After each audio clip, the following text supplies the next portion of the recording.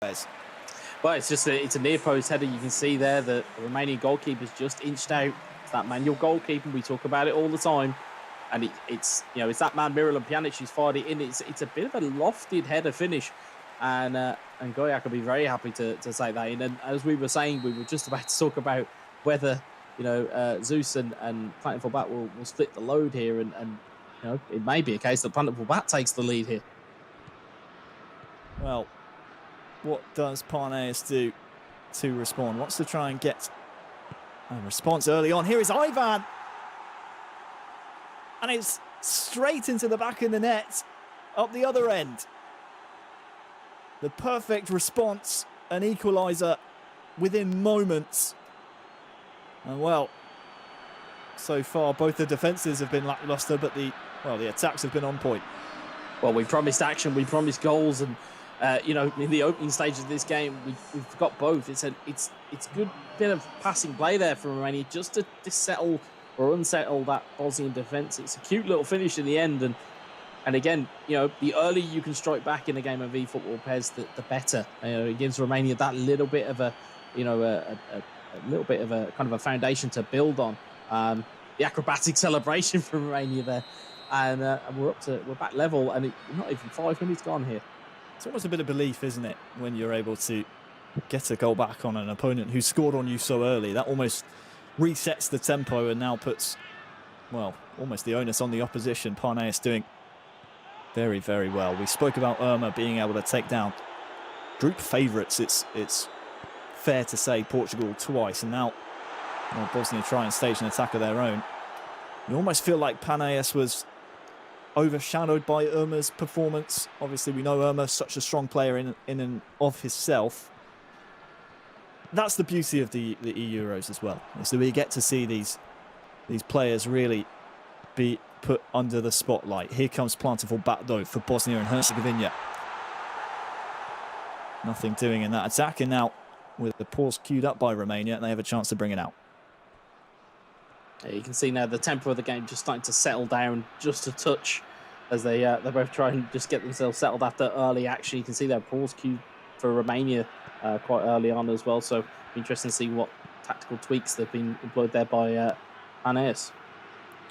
Kolasinac willing to let that one run, but that was a bit of a mistake. Now a chance for Parnaeus maybe for Romania to get something going, but dealt with well. Watch out for Dzeko holding the ball up really well. Gojak, the goal scorer. Krunic on that far side. Oh, a chance to poke it through there. Didn't quite come off. Bosnia and Herzegovina retain possession. Here is Kodro.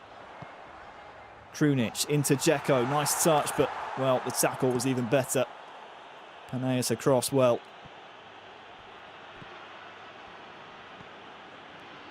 Let's see what Parnaeus can do in terms of building an attack here. This pause has been queued up for, well, since he scored the goal, essentially. Clearly not happy with something so far, whether he's wanting to change some tactics, maybe some personnel, or maybe just has a bit of an itchy nose. We'll have to see. I was going to say, it may be a case that he's looking maybe to switch his formation to a more attacking option, seeing that he may have had a bit more momentum. Or might just slide all the way through there, but, well, it's improvised defending. Works well, though, for Bosnia.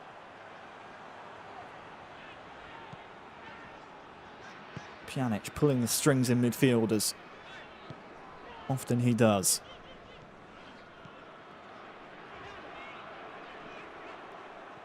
Reminder, Bosnia back in Group C, undefeated campaign for them. 6 wins, 2 draws. They've gotten off there this campaign, though, as an early strike comes in with a loss. Good attack there, though.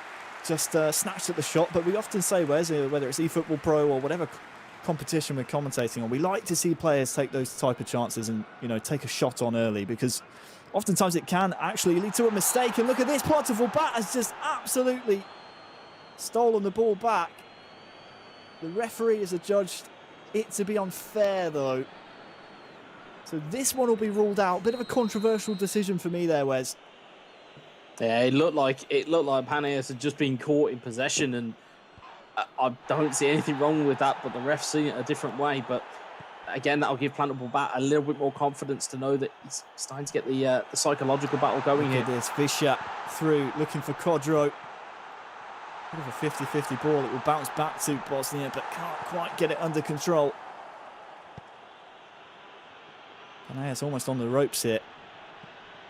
Pushas into the feet of Ivan, tries a nice bit of combination inside the box. Doesn't come off for him though.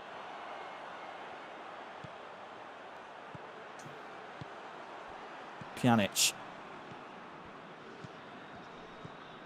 Dzeko and Kodro combining really well.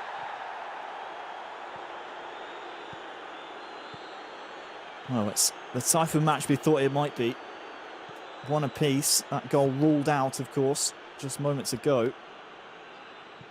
It's been physical and it's been attritional so far. Pjanic trying to find Kodro.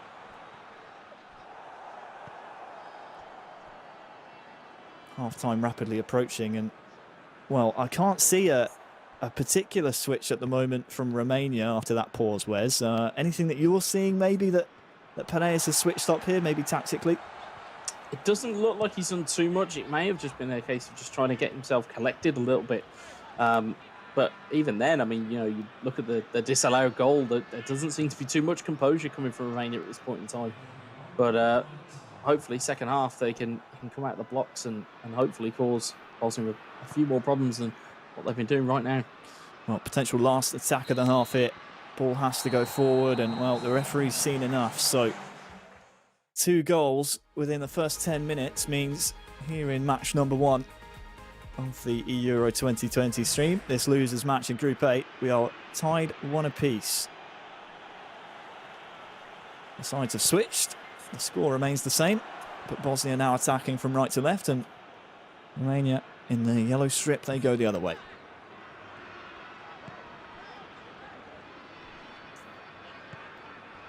Krunic charged down very well.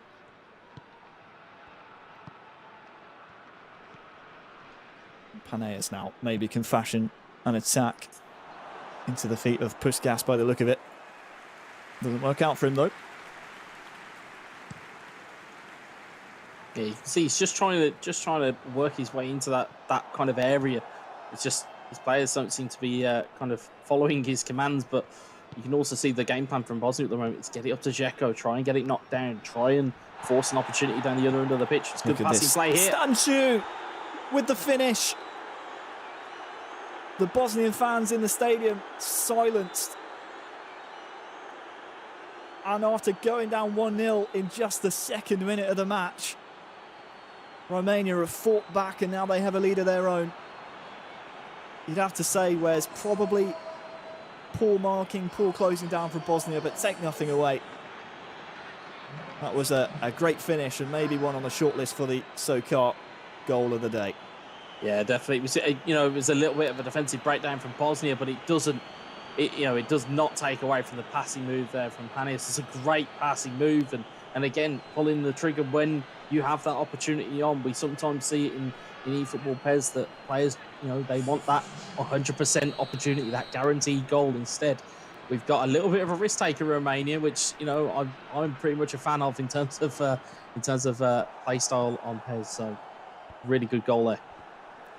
So pressure now on to Bosnia and Herzegovina. Reminder, we play 2 games of PES and it's an aggregate score, no away goals. It might come all the way through to Dzeko here. Won't get to it before Pantilimon does, but the good thing for Bosnia and Plentiful Bat obviously is that there is still another game of PES to come after this, so not all doom and gloom just yet, but can't really afford to concede any more. Here is Ivan. Marin tries to feed in Hadji, but well defended by Bosnia. And, well, the man's hacked down. The referee's played a good advantage, though, as well. That's an intentional one. Bosnia attempted to go forward, but this is one where if you're Romania, you just take the intentional foul, don't you? And you get bodies behind the ball. Yeah, and that's the thing. You're giving your team an opportunity to reset. These will be kind of you know, professional fouls, so to speak, but not ones that will gain you red cards. And it just allows that Romanian shell to kind of form up at the back. And I don't think Panias is going to be in any rush here to really press this game for a third goal. Be interesting to see as well the personnel switches. We of course have in the wings waiting for both these nations extra players in the squad. Panias though might go for 3. And it's now a 2-goal cushion. It's Ivan again. 2 goals for him. 3-1 to Romania. Another well-worked goal. It's not just one candidate for SoCar goal of the day. There's 2. Really good passing move and found a bit of a free man in the middle in Ivan. And again, it was just a slot across the box. And it's a wonderful finish. And Romania kind of throwing my prediction well out the window here and upsetting the apple cart, so to speak. Well, you almost argue if you're Zusinho waiting in the wings maybe to play this second leg for Bosnia. You're asking Plantival back maybe to just try and get one back and make his task a little bit easier. So that might just be the micro goal set at the moment for Bosnia and Herzegovina. But so far in this second half, they've really struggled to fashion any type of opportunity. And Romania, they come forward once again. Romania really seem to have grown into the game in this second half, and that confidence of Panias, as Irma kind of alluded to, you know, he's a very good player in his own right, and he's showcasing it here. He may not be known to many people at home, but he's certainly making himself announced here. One back though by Bosnia. Edin Dzeko. Kodro. This is a bit more promising now. Some real estate to gallop into here for Bosnia, but once again, just a little bit lackluster. They will retain possession, but chance may be gone. They'll have to fashion another one. Dzeko on the chase, but he won't get there. 88th minute. Excuse me, 78th minute. So far, Romania and Panias has absolutely bossed this opening game of the stream. Obviously, they've already played one in this group, but so far, Panias has stepped up to the plate. Here comes Romania once again. Trickles all the way through to the keeper, though. And so far, where's Bosnia in attack of, well, since the first half, really, haven't really shown up. And now, look at this, Maxim. Just overplayed there once again by Romania, but we just haven't seen enough attacking-wise out of Bosnia and Herzegovina. Yeah, you've got to feel that the game plan needs to shift. I mean, you know, they have Visca on the wings, they have Miralem Pjanic in midfield. You'd look to say that they really need to look at using these players and getting them into more profitable, you know, places. I mean, even though as an overlapping, you know, left back, you've got Kolasinac who, you know, plays his trade for Arsenal. So there are players and there are weapons to use, but it's largely been nullified by this Romanian defensive display almost in the second half. They've gone ahead, they've got their goals, and you know, Panias is very, very happy to just keep the ball at the moment. Well, he's lost it here. Here is Visca. Looking to feed Dzeko, but you can see his stamina in the bottom right is, well, he's on his last legs. We're into the first of 2 minutes added on. Chance for a late goal here. Swung in from the corner, straight into the hands of the keeper, and well, it's disappointing really for Bosnia and Herzegovina. Romania will be the winners in a 3-1 fashion of this first leg, and not what we were expecting to see out of the Group C champions. No, not at all. It seems like the performance has kind of left them, and Romania have just taken over that game. It's quite a shock at this scoreline. It'll be interesting to see how Bosnia regroup here in this second game, really. It's, you know, and you've got to leave everything on the line, because if you're Bosnia, you lose this game, you are completely out. There is no coming back. So you're going to have to leave everything on the line here. Romania, though, they can at least tuck up and go, okay, well, we've got a 3-1 victory. We can relax, and we then take it into the tie break. But it's up for grabs here. It really is. We'll take a look at some of the best bits from our first match of the stream, and it started off, Wes, with a second-minute header replied immediately up the other end by Romania. But really, since the second half kicked off, we didn't see enough attacking output out of Bosnia and Herzegovina. No, we really didn't, and it was this type of move here, and it was again, that was kind of the calling card of Romania in this game. It was that ability to be able to find those cute passes in space, find the right players at the right time, and to apply the finish as well. It's one thing getting into that position, but to have the composure to finish it as well. You know, it was there in spades for Romania. Yeah, it really was, and it's an interesting point that you raise, in that Bosnia need to step up to the plate very, very soon, purely based on the fact that this is a loser's match. And a reminder for everyone at home, the group formats that we have as we look through Romania's third goal. If you lose 2, you drop down, and you drop out of the entire tournament. So it's not like a traditional football tournament. It's not, you play everyone in the group. It's a mini bracket style tournament. So these groups really can be cutthroat. Bosnia, they just have to turn it around here, Wes, don't they? Yeah, they're gonna have to change some type of tactic. They're gonna have to change their game plan, because it's certainly was very largely ineffective for large portions of that game.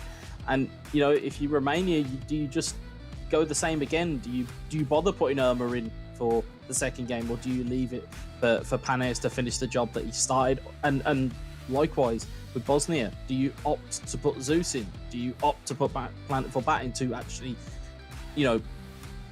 right the wrongs of that first game? Almost, I think it's there's so many little kind of pieces of narrative in this that it's going to be fascinating watch for the second game. Well, this is the amazing thing about eFootball. Some people might just think, these guys are just sat there playing at home, not taking it very seriously.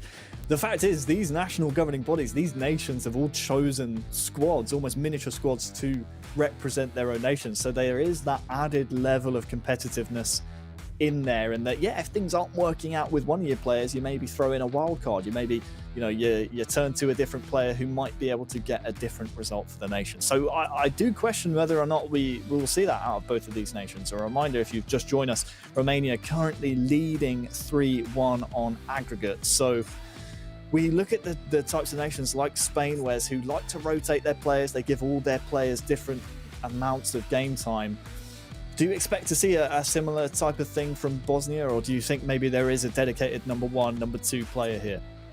Well, I think they're going to need to rotate it. I think the play of Planet for Bat wasn't at the standard that he's used to, and I certainly feel that they're going to need to meet this Romania team head on. But whether they make that change, I'm just an analyst. It's luckily it's not a job for me to choose, and I wouldn't like to be in that scenario either. Well, it's easy for us to judge here sitting with cold blood. Let's take a look at some of the match stats delivered to you by FedEx. 57% possession for Romania, but the one that sticks out for me there is 3 shots, 3 goals by Romania. So very clinical, and most of that possession percentage would have come towards the latter stages of the game as well, Wes. Yeah, the possession stat would probably be a lot closer than what people would actually think. I mean, if you have your possession and you keep it in that latter half, of course your percentage is going to go up. And I think the key stat there is the shot accuracy. It's the fact that every shot from a Romanian striker was a Romanian goal. There was no waste. Although I don't really remember very many opportunities for Bosnia apart from the goal. So I think it's going to need a bit of a sharper eye on it for Bosnia in the second game. And Romania, it's as you were. I think they could just come and play a defensive-minded game and then go from there. I think it's Romania are in the box seat. There's no two ways about it. If they can get themselves through to the tiebreaker, they might find themselves getting through. I'm going to ask you a difficult question here, because just thinking back and casting my mind's eye back to that game that we just watched, it seemed to me ever since the disallowed goal by Bosnia and Herzegovina, where the referee brought it back for a foul, do you think that maybe played on the minds of Plantiful Bat there? Maybe a mental block that he couldn't overcome? Because really, after that, I can't think of too many chances that we saw. Yeah, I think it kind of probably it's a kind of a double whammy almost. It's it's a psychological blow for planted for bat, who would have thought he'd have taken the lead, probably could have gone and secured the game. And then on the flip side for Romania, it's I've got away from a very bad mistake, and I've managed to come away with it without conceding the goal. So, and it kind of gives them an extra life almost. For a gaming analogy, it gives them an extra life, and I think that's what it served as. It served as a boost for Romania to say, okay, we need to sharpen up here, and sharpen up they did. Well, Game 2 is just about ready to go. A reminder for you all that you can vote on the results of each of our matches today. Just head on over to euro2020.com/poll. Romania then leading 3-1 over Bosnia and Herzegovina. This is a losers match, so an elimination match. The loser of this game will be going out of the tournament here in the group stages. And I suppose we couldn't call either of these nations Wes favourites to win the group when you consider the two other nations in this group, Spain and Germany. But certainly not the result that either of these nations would have wanted. They would have at least wanted to give them a fighting chance in that next round where either Spain or Germany will be facing elimination alongside them. Yeah, you want to give yourselves the best opportunity to get through. And no sooner do we say that, we see two personnel switches. Irma's in for Romania, Zeus is in for Bosnia. So, I mean, you can see how much this is going to mean to the two of these guys. And it won't have been the first time that they'll be playing against each other. Oh, chance there for Puskas. And Romania now playing in front of their home fans. As the side switch, it's another early goal. And it's, I counted about 4 passes there, whereas could have been even less, straight from what was essentially a kick from the goalkeeper into the back of the net. Yeah, it's very much Route 1 football. An offside call down one end, it presents you with an opportunity to put it into a dangerous area. And you win the flick down, you win the knockdown, and an opportunity can present itself. And again, Irma was not taking any chances there, sticks it home, and again puts Romania in even more of a controlling position of this series. Yeah, Irma really looks to be pushing the pace here, goes for a chip into that far post area. Some comments from our other analysts here, maybe suggesting there's a bit of a soft centre to the defence of Bosnia and Herzegovina. Almost every goal going straight down the middle. So 4-1 now to Romania after that first game ended 3-1. Real work for Zeusinho to do here. Just, again, cannot seem to get anything going. Now a potential counter here. Here is the goal scorer.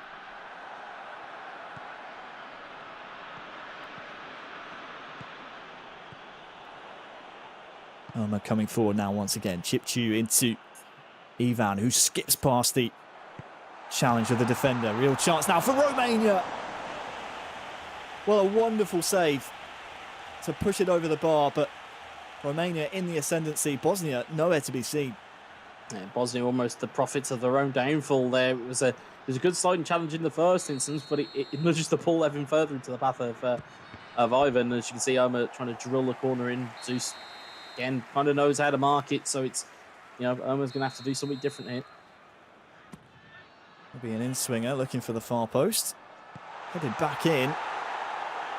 Oh, there's a collision there in the box, but the referee, I don't think, has seen anything wrong with it. I think he'll bring it back now. I think Ivan there just coming in slightly too strong, but I have to lean on your experience here, Wes, and ask you the question, how do you come back from such a big deficit? 4-1 down. Do you have to just look for a goal and a foothold early on in the match, or do you maybe try something different, maybe switch up your tactics? I think you need to switch up your tactics. As Zeus tries to pressure the goalkeeper, you're going to have to change up your tactics, because you can see the kind of the game plan that Romania are employing here. It's going to be a case of keep the ball, possession is king, and Zeus is going to have to make some type of alteration, maybe get a goal early doors, and then who knows what happens from there. But oh, look at this. Puskás has a real chance here to make it 5, and it's in. 5-1. Irma is on fire. I mean, it was a deflection off to the centre-back, and, well, Zeusinho has tried to gamble one way with the manual goalkeeping, But Irma has just struck it into the back of the net on the other side. Well, that type of ball from Romania, it's what I like to call out of hope rather than expectation. You know, you hope to try and get it through the line. You hope to try and maybe get a nudge off a defender, and it was a poor control from that centre half, which allows Romania to come in. And again, they've really taken hold of this game, and it's a real surprise to me. It probably isn't a surprise to somebody who knows what they're talking about, but it's certainly a surprise to me. Bosnia in deep, deep water, facing elimination, unless they get themselves some goals very soon. Gojak now into Pjanic, and it's these really ambitious balls that seem to be coming off for Romania more than they are for Bosnia at the moment. Just want to see Zusinho maybe work this into a bit of a better position. Here's a chance though. Cordro through one-on-one. Goalkeeper coming very early. And well, I'm going to have to see that one again. It was a good rush by the goalie really, but was there contact? We'll come back to that in just a moment. Puskas in through to Ivan. It's 6. 6-1 now. And just as there was a chance up the other end, Irma slams the door shut with another goal. It's 3-0, it's 6-1. Is it game, set and match? I think so from here. I think Romania are absolutely on fire here. And you can see it's the defining trait of this Romania side has been how clinical they've been in front of goal. Every chance Irma is seizing on, he's scoring. Every chance that Paneas has been seizing on, he's scored. So it's a dangerous side, this Romania team, and they'll have to be very careful. We see a one-touch passing from Irma, just trying to just disable that Bosnian defence. It's a fantastic goal. Oh, I called it too early. It was so well played there from Irma. It only missed the finish, Wes.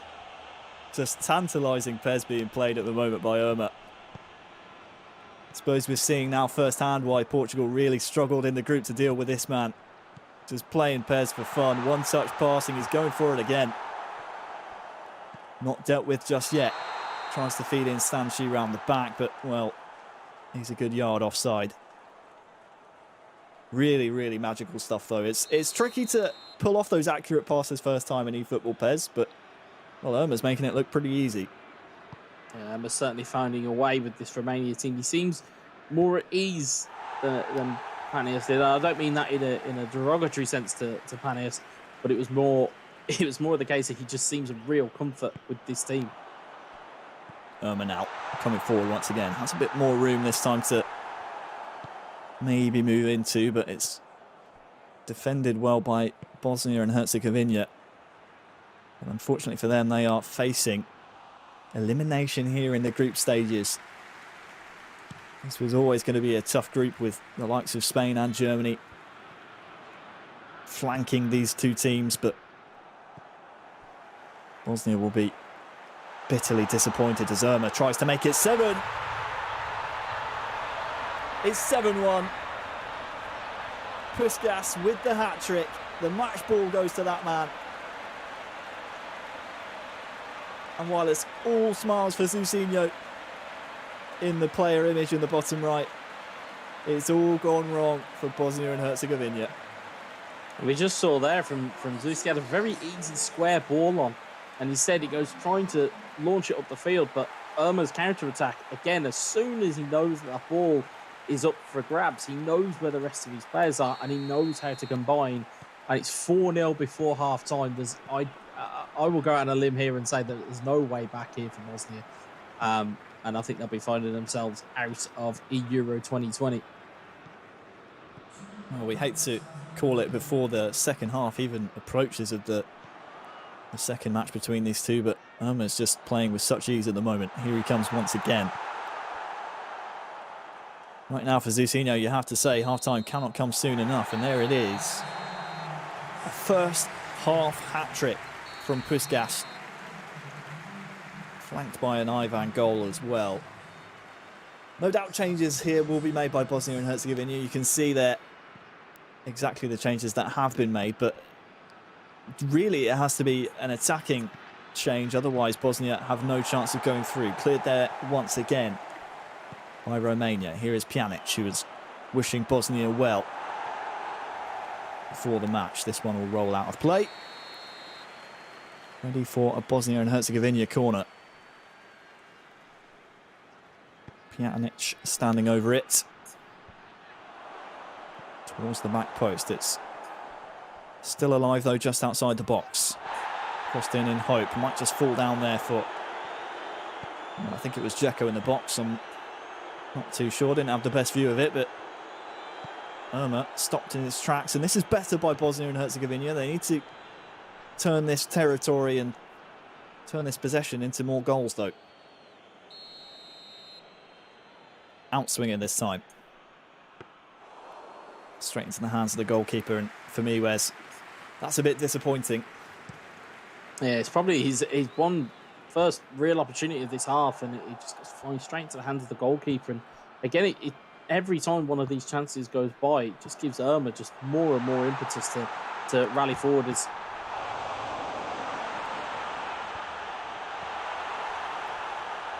Well, another chance there for Romania. Zusinho really living dangerously here. It's finally brought back for, well, an offside decision, but this is getting tricky for Bosnia really to come back from. I mean, it was tricky before half-time, but with the time slowly ticking away from them, it's really it's becoming an uphill struggle for them, and Irma's coming forward once again. Look at the Romanian bodies here. Chipchu looking for the back heel. Unfortunately, it didn't target the player that he wanted it to, and well, that's going to leave him exposed at the back. Look at Vischer now on this near side. For Zusinho, has a man over on the far side as well, finds him. But, well, he was decisive, but it was the wrong decision in the end. And the chance here was just has slipped away. Yeah, you can just see there, it's just Zeus can see men open, but he just can't seem to find the final pass as he tries again here. There's just nothing doing, is there? It's that final touch that he's lacking at this point in time. And Irma will be very happy to just kind of see this out at the moment. And again, it's not the most glamorous way to play eFootball PES, but it is effective. It is effective. Stanciu gets a lucky ricochet there, Irma, and well, that's going to further compound the frustrations of Zusinho. Look at this, Chipchu in once again. It's not fortunate enough to come away with the ball this time, though. Kodro now. Just was waiting for a man to make a run. It never happened for him, and now you can see some of the frustrations start to trickle through. Irma just shielding possession here, trying to wrestle his way through, somehow comes away with it. And yet more frustrations, but Romania still have the ball here. Chance for Chipchu, fake shot, has been brought down. Ball is bouncing everywhere here for Romania. Zeus finally gets it away.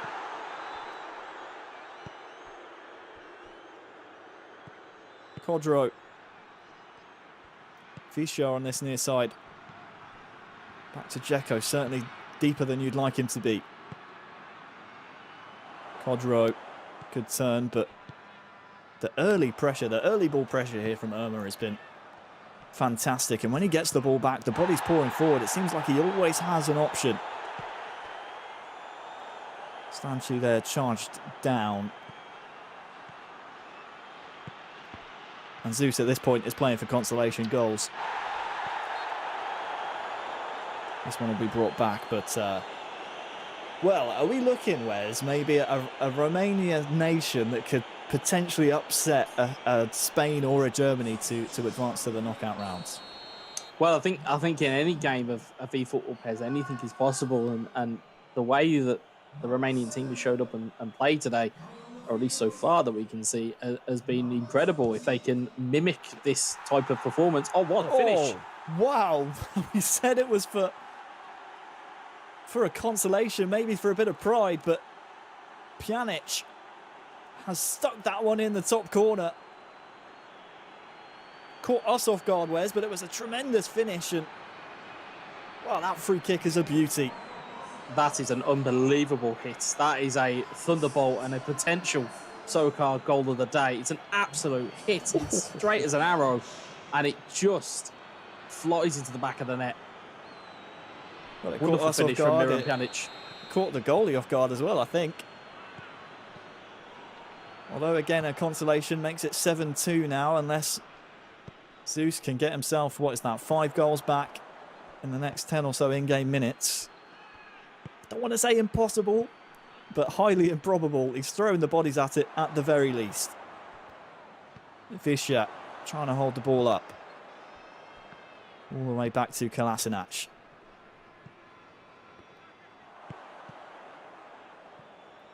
Though winning the ball high up the pitch might just spell trouble for Zeus's hopes of further consolations. You can see him trying to stop the play with these horror tackles. Ivan with the lovely turn. Chance here maybe for another goal. Palmed into the floor by the goalie.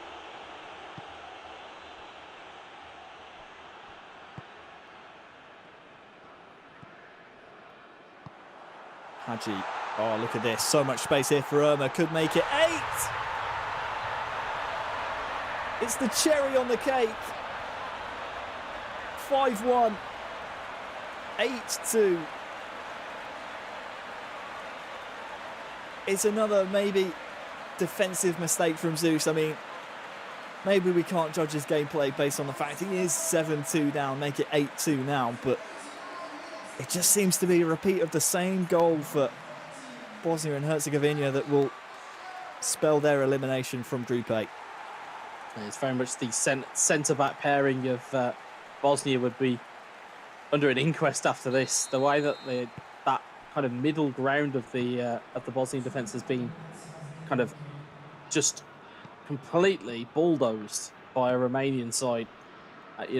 Questions have to be asked with the tactical setup. Questions have to be asked with the game plan, but they'll have plenty of time to talk about that because they won't be a part of Euro 2020 for much longer.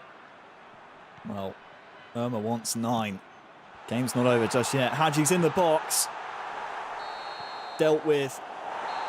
But unfortunately for Bosnia and Herzegovina, they've been dealt with. Romania win 8-2 to keep their dreams alive here in Group 8.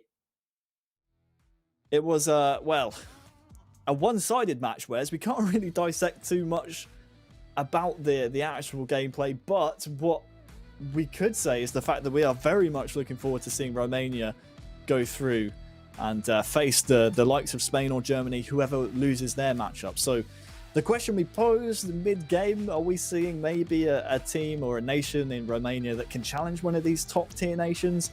I mean, we're going to get the answer to that question. Yeah, I mean, the strength of what they've shown there, if that's anything to go by, they're definitely a very much a dark horse leading into that game. I wouldn't want to be Spain or Germany in one of those, in their shoes. It's going to be interesting to see who comes out on top. I mean, what's crazy to me is the fact that scoreline happens after the first leg it finished 3-1. So Zeus had a good chance. He was, within 2 goals of Romania, but Irma just took that 2-goal lead and just ran away with it, as we see some of the many goals that we saw there in that second leg. But it was within Zeus's reach at kickoff. He just seemed to collapse a little bit. Yeah, I mean, that first goal, it came from an offside call from the opening passage of play. You can see there's a dreadful mistake from the Bosnian defender. And again, you don't want to give the player the like of Irma to that type of chance because he will convert them. And you can see there just great passing moves, lovely finish into the corner. And it was all Romania. It was all Romania here. And, some of the passing moves that we've seen from Romania have been brilliant. Even some of the ones that we saw that didn't result in goals, but I'd say this is the pick of the bunch. This is a fantastic finish from Pjanic. It's a beauty, wasn't it? And you can't say fair of that. Even if it is a consolation goal, we're still going to remember that. Just look at that in the slow-mo. Just a little bit of reverse swing and just goes flying into the top corner. Wonderful finish. But again, it was just punctured by these Romanian goals. It was Irma who was just running riot, left, right and centre. And ultimately took the game by the scruff of the neck. I mean, it's footballing defence one-on-one, isn't it, Wes? You have to be strong down the middle and make them go wide. Right there, we didn't see anything of the sort from Bosnia and Herzegovina. Commiserations to them, of course. It's never nice when we knock a nation out of a tournament like this, but only the strong can survive, and Romania stay alive for now. But yeah, a lot of defensive mistakes in the middle of the pitch will ultimately lead to clinical players like Irma and like Parneas that we saw in the first leg, result in goals. They're going to take those chances, and the clinical nature, I should say, of those players means we saw a lot of goals over those 2 legs. Yeah, well, as the old saying goes, defense wins championships, and the way that Bosnia defended it was never going to be a profitable side of things for them. And like I said, you give players like Irma and Parneas the opportunity to run riot. They were going to. I mean, you can see there the stats brought up here. As you can see, possession was quite even, but the shots, it was just raining on that goal from Romania. The only shot was Bosnia's free kick. That in itself tells a lot of the story. Yeah, it really does. I mean, 10 shots is just not a statistic that you want going against you, especially when you enter the second leg, being down 2 goals. So really, really clinical. I suppose you could say from Bosnia and Herzegovina, considering, they scored 100% of their shots, but when you're only taking 1 shot, it will only result in 1 goal. I'm very, very excited and I'm anticipating the next round in Group A. We'll get to see that a little bit later on today, but Romania and in Irma particularly, for me, has shown that they are a nation that shouldn't be looked over. And I almost feel like entering today, Wes, we were just overlooking them a little bit, but we have to remind ourselves this is a team that qualified straight for the Euro 2020 group stages in a group with Portugal. They were the reason that Portugal didn't qualify for Euro 2020. They forced them to go through the playoff bracket, and in the playoff groups they weren't able to secure qualification there. But Romania reminding us after that performance, I think, that they deserve to be here among the very best. Yeah, most definitely. I know I picked Bosnia to just shade it in the kind of the intro, but oh yeah, I forgot about that. Completely blown out of the water, and I humbly apologise to Romania because that performance was out of this world. And to have those guys, and to have that ability within them, they've really brought it to the party. And all of a sudden now, I think if you're one of the other 15 nations around this tournament, you're not going to want to come up against Romania. Certainly not. Obviously, they have to get out of this group first. Let's talk a little bit about the landscape elsewhere in Group A. Obviously, Spain and Germany join Romania in this group. They have yet to play their winners match, so the loser of their winners match will then go on to play Romania for the second spot to get out of this group. I would have to ask you right now, Wes, for a prediction of Spain-Germany. I'm going to put you on the spot. I know you were wrong about Bosnia and Herzegovina. But Spain and Germany is 2 real elite tier nations in the world of eFootball pairs. It's really tricky to call, but I'm going to have to try and push you for maybe a prediction there. Yeah, I mean, if you look at the makeup of those 2 sides, you've got Bayern Munich's, kind of Spanish trio, and you've got Barcelona's kind of wonder kid almost in the Palma. I think you've got versus the experience of Schalke's German contingent. I mean, you're gonna have trouble picking your winner. It's going to be on the who's on the matchups, really. I mean, they've both got 4 players. It's going to be interesting to see who goes in. I'd probably say pick maybe Germany to nick it just because of the physicality element of their side. They're a lot bigger, a lot tougher than the Spanish guys, but the skill of Spain can still show through as well. So I would say Germany just to edge it. It will be an interesting one to watch. Obviously, we'll get to that a little bit later on today. We have to get all of our losers matches out the way first so we can try and let the bracket catch up. But interesting note that you picked Germany over Spain. We have to talk about the Germany squad themselves. Schalke 04 eFootball Pro players. We obviously have goal Matthias Winkler, who recently won the eFootball Pro friendly series in the 1-versus-1 format. So we always talk about them struggling in the eFootball Pro, which is a 3-versus-3 competition. Euro 2020 is 1-versus-1. This is solo, and they are very, very strong solo players. Yeah, it seems to be that when they come together as a trio, it doesn't quite work, but 1v1, they've got a lot of experience, they've got a lot of know-how, and they'll know ways through the Spanish team. And likewise, Spain's representatives are well versed in 1v1 as well. So that's what makes that tie so intriguing. So we'll be returning to Group A later on today to see that matchup that we were just talking about. But now it's over to Group B. We have another set of commentators for you. It is Adam and Lee. Lee, take it away. Yes, thank you very much, and hello, welcome. Hello. What a absolutely dominated performance for the first game, Adam. Yeah, it was an incredible performance from Romania. We, of course, said goodbye to Bosnia and Herzegovina, but we got a possible SOCAR goal of the day along the way with that. Well, we'll see. It was a pretty cracking free kick, there's no doubt about it. A crunching tackle before it happened.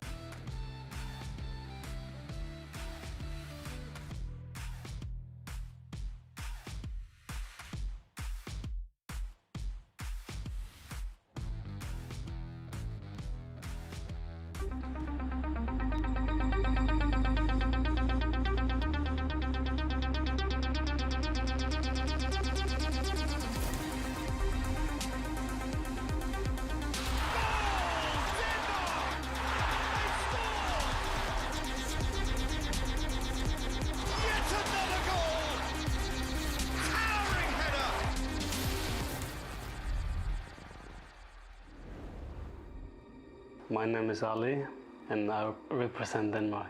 I have been competing in esports since 2013. My name is Rune. My game tag is Goldboy DK. It's a great honor and pleasure to play on the Danish national esports team. Ali is a very good partner. First of all, he's a very, very good player. You can always count on him to play good games. We were supporting each other before the match and after the match. He's a really amazing player. It's a goal! So we have a great understanding of each other's strength and weakness. That's very important, I think. The first match I played in the tournament was against Netherlands. I was down 3-0 in the first half and I told myself to not give up. So I won the match 4-3, and that match taught me to not to give up. Some of the highlights from our tournament is the match against Sweden, and also in the playoff it was the match against Turkey. We won these matches, so that was a great highlight for us. We made it to here, so now we have a bigger dream to win the whole tournament. It will be a huge surprise. We will be very, very proud if we win. Nothing is impossible.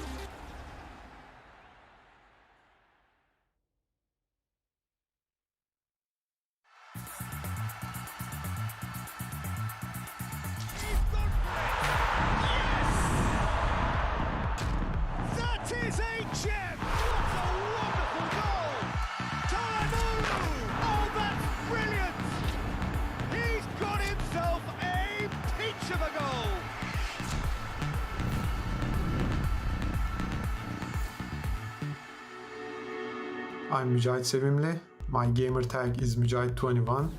Hi everyone, I'm Doğan. My nickname is Godless Turtles and I'm representing the Turkish national team. I'm playing PES since I was 6-7 years old, but I'm playing competitively since PES 18.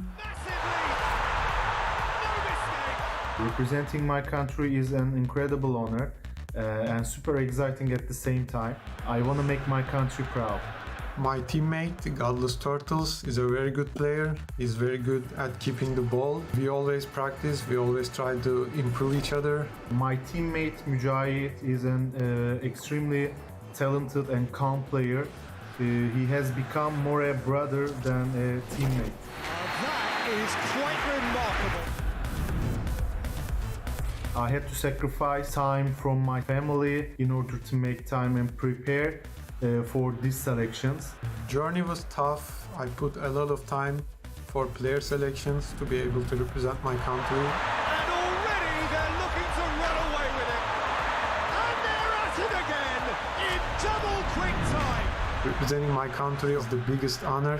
We will do our best to become Europe's best. Oh, that's brilliant! I want this more than anything, and as a team, I know we have the power to achieve this.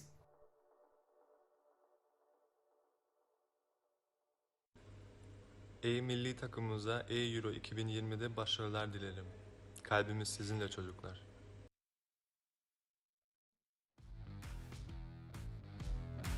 So, welcome back, ladies and gentlemen. Apologies for the small technical glitch there, as we sort of we were static frozen screens. Musical statues.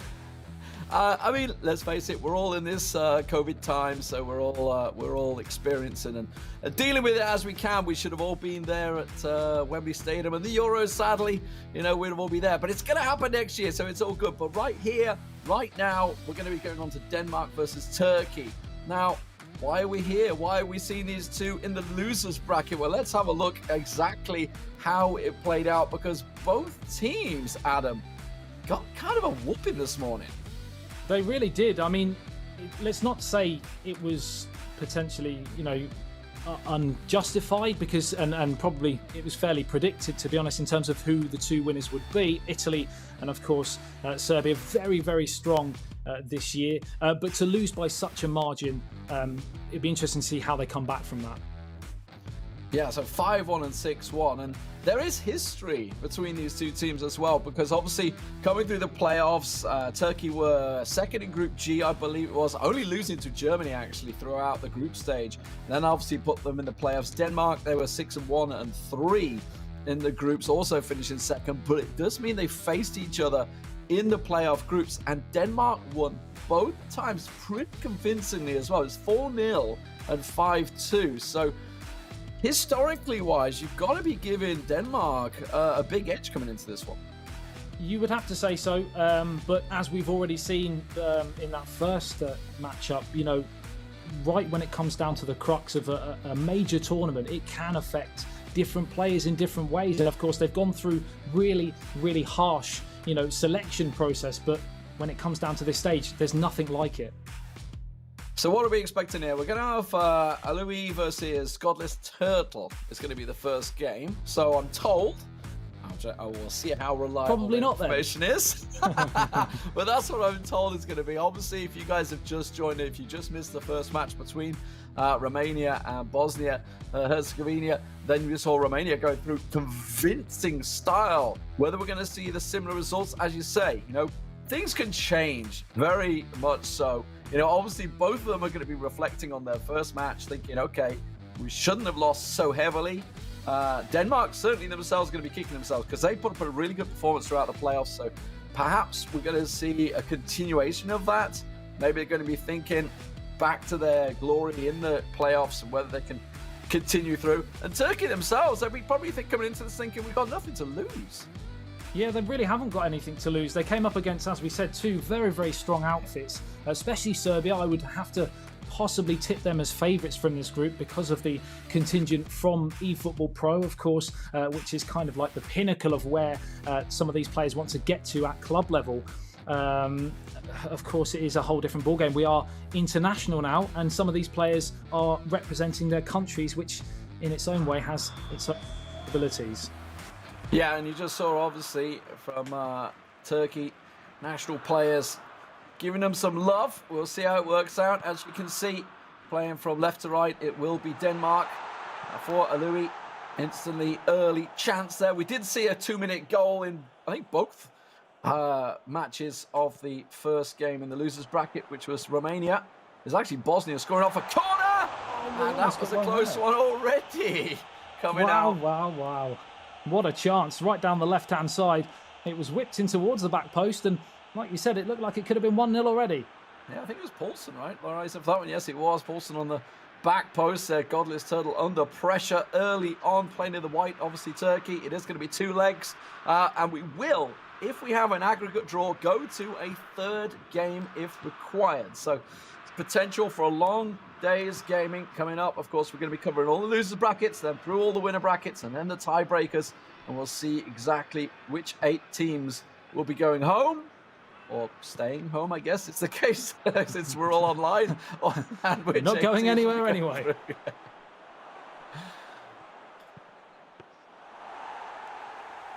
Early chance there for Godless Turtle. Quickly cut out. Now counter chance straight away. Hopier looking for a good through ball. It wasn't the power maybe he was looking for Eriksson, but there's a chance down the left wing. Vass puts it through. It's a great slide ball, but was kind of misread by Hopier there. Didn't quite follow it through. And instead now, Kjaer's going to have to step up and clear things out. Paulson through. Chance cut out, though. And now, Godless Turtle on the break. Not quite as open as the game we've seen previous. A pretty cagey affair. Other than that one big chance right at the start. 12 minutes gone. I'm still waiting to see a real pattern of play here. Possibly a chance. Down the right-hand side. We almost have the first goal. We do. What a finish. Oh, through the legs of the keeper, I believe, as well. That is just a calamity in the defence. We'll have to have a look at that. It looks like it bounced off the defender, perhaps. I'm not too sure exactly how it worked out, but it looked like they had it clear and done, but instead it wriggled free through the keeper's legs, and Turkey, well, I would say against the run of play, because it's very early days there, find themselves their first chance on goal. Let's have a look at it and see exactly how it worked out, because I swear to God, that was a nutmeg. It was as scrappy as the game has started. So straight through. Oh, it's just the rebound. He couldn't get it clear. And yeah, through the legs. That's not what you want to see from your keeper in the first match of the day. Really, really not. Now, obviously, quite important now is how Denmark are able to respond from this, because they have already lost today, so the nerves will be jangling. Louis, plenty of match time to go, though, and instantly on the attack from the kickoff. Eriksson out wide to Larsen. Larsen, that's a mislaid ball, but it's gone for a corner. Defender unable to clear his lines. Possession starts pretty even, as you'd expect this early on. Paulson, nice ball across, but just a flat line of Turkish defenders ready and waiting to receive that one, but it looks like it's staying in the Turkish half. Again, we're seeing Aloui on the... That's okay. That's a heavy tackle to get the ball back with 2 foot there, but it works out. 18 minutes gone, still just the 1-0 to Turkey, and it's pretty much the same passage of play as we've seen throughout the whole of the opening 20 minutes or so. It's been wave after wave of dominant possession for Denmark, but they're not really able to break this stubborn Turkish defence down. Close to just sneaking through, though. Anderson will find the ball. Eriksson, obviously the pivotal player in this Danish side, running things in the midfield. He's got his Turtle, looks to work it down the wing, but cut out once again is Braithwaite. Now on the ball, plays it out to Brun Larsen. Back in once again to Brun Larsen. Big chance for an opener here for Denmark, but he just let it run too deep and off his line as quick as you can. Yeah, it's a real shame. A very heavy touch right at the end there after a lovely passage of play. Intricate one-touch football, and unfortunately on this occasion it's not to be. Paulson very close to stealing the ball away there, but again, well, that one's launched at the Danish player, so it will be a Turkish throw. Got this Turtle. Just the one chance, but that's all he needed so far. Will it be a cagey affair? Goal to start things off, but it's cut out once again. Yeah, on a counter. Tries to launch it down to Brun Larsen, but cut out pretty easily. And now Turkey on the counter, try and slide it through. They got runners, one on the left, one on the right, goes through to the middle and just about scrambles clear. Have a chance there, comes and goes for Turkey. They've not had too many, but they've taken the one that counts on the counter-attack. The other side, though, is Denmark just can't quite find the killer touch again. Great strength from the defender there to just muscle Paulson off that one, because it looked like he was going to come out on top. He's a big unit, that's for sure. That's a great ball, though, for Eriksson. Back through to Paulson. Able to get a foot in it again. The keeper brave to come out to meet that one. Wave after wave of Danish pressure, and you feel that they need to capitalise while they're on top, because we've seen this style of game happen so many times in the past. If you don't take your chances or your dominance isn't justified, then the other team can go down the other end and make you pay. Yeah, we just saw with Bosnia, I mean, they had 100% goal ratio, shots on goal, but you know what? They just didn't have many shots. It's as simple as that. They went out. This is true. So Denmark back on the ball. Paulson over to Vass. Vass through to Braithwaite. Braithwaite with a chance of an opener here. Brun Larsen didn't fancy pulling the trigger. Tried to set it back up in the middle. We saw a lot of goals coming down the middle for Romania. It doesn't look like it's going to work out that way, but Turkey unable to clear the lines. It is just going to be a throw-in, though, once again for Turkey. Close game. There's a lot of numbers in the box when they get into that attacking third. They might have to possibly look to use the flanks more because it's very congested every time they get the ball. Yeah, it seems that Turkey are trying to spray it wider.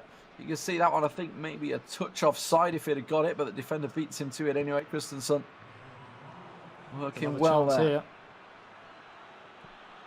Chance building. Is it going to be picked up? Yes, it was. A nice little back heel. Sets up for a potential shot. Oh, tackle in the box. Surely. That looked like clumsy. And the ball couldn't be cleared. Looking for a handball potentially. But the referee was on move. There was a penalty shout for twice. Dragged down in the box and a potential handball. But like you said, nothing doing. Referee having none of it. We're back up the other end now. Chance for Turkey instantly. And he slots it home. And just like that, all the pressure that Denmark have laid on, undone once again. I hate to say I told you so, but we did say at the start of the first half that if you don't take your chances, you will be punished at the highest level. And that's exactly what's happened here. Lethal finish at the end of a flowing counter-attacking move there. Stunning play from Turkey. What a through ball, though. That's a beautiful, I mean, route one, but from the halfway line, through ball, just needed a single touch control and drives it home. Beautiful finish. Godless Turtle taking his chances when he needs them. Now, well, Aloui's going to be kicking himself for that, that's for sure. Two simple chances, and now the break is on once again, but Denmark will get the tackle in. Short passing game, working well for Denmark. Now there's a chance, a big chance, but again, as has been the story of the game so far, it runs just a little too far. I know that's the first time I think I've seen Goldberg up front there. I'm not sure if he just changed him at half-time.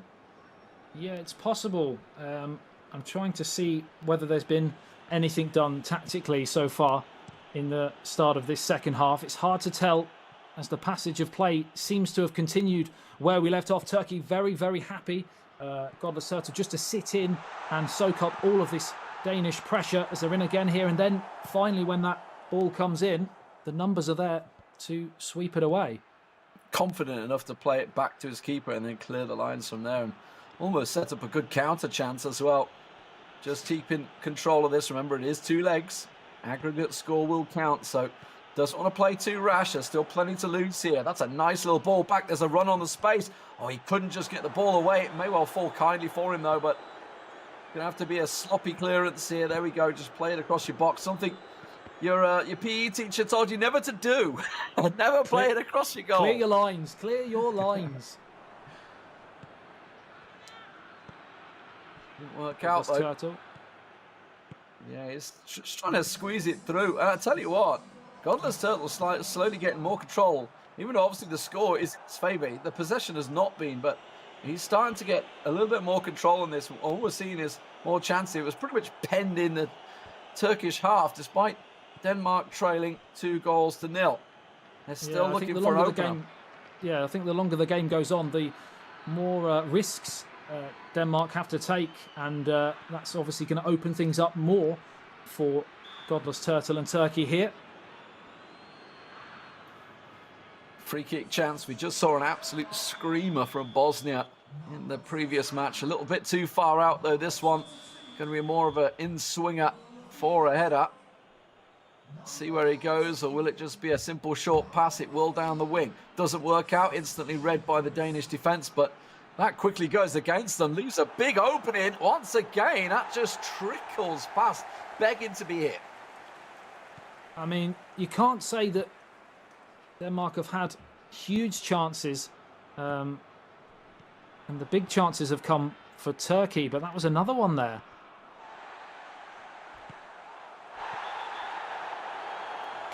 Rash tackle finally coming out here. Larson brought down heavily. Oof, crunches into Mali as well. So now for a chance for a build-up here for Denmark. Looks like he's going to try and play it into the centre, but it was well read by Godless Turtle, looking for an onside player on. That is just a mislaid pass, and that's maybe the story of the game for Denmark so far. Just unable to convert in the final third, and I'm hard pressed, honestly, Adam, to think of an actual shot for Denmark. They've had so many chances that stumbled in the box, but never actually had a shot in anger. Well, this is it. They've had so much possession, so much territory, but they've not actually been able to deliver in the final third, whether that be the final pass or finish. And as a result, they look pretty toothless right now. And the longer the game goes on, as I said, it's going to open it up. And I can see potentially a third for Turkey on the counter-attack as Godless Turtles comes down the left-hand side and plays it back towards the halfway line. And he's just going to be more than happy to hold possession and not give anything away sloppily, because this game is as good as done right now. Yeah, just 15 minutes remaining in regulation time with a second leg to follow. Denmark really could do with a goal here just to get a little something on the board. Bearing in mind this is their home leg effectively. As Godless Turtle flicks it through, not going to happen. It's going to let as you run mentioned, in, though, quite importantly, second leg to come. He's not going to want to attack. That's not even a term. Over attack. He's not going to want to do too much here, because if he concedes a third goal, then it could be curtains for that second leg. 2-0. He's still just about hanging on in there. Overflow. See where it goes. Can he try and push it through? No. Again, well read, well cut out. The Turkish defence has been solid so far. They have absolutely dominated in terms of goals chances. Denmark again, they cut it out. Now's a chance for a counter here. That's a good through ball. There's going to be a chance for Brun Larsen. He's got the pace. Can he get it to cut across? No, he can't. And that's what I'm talking about. The Turkish defence has been on point.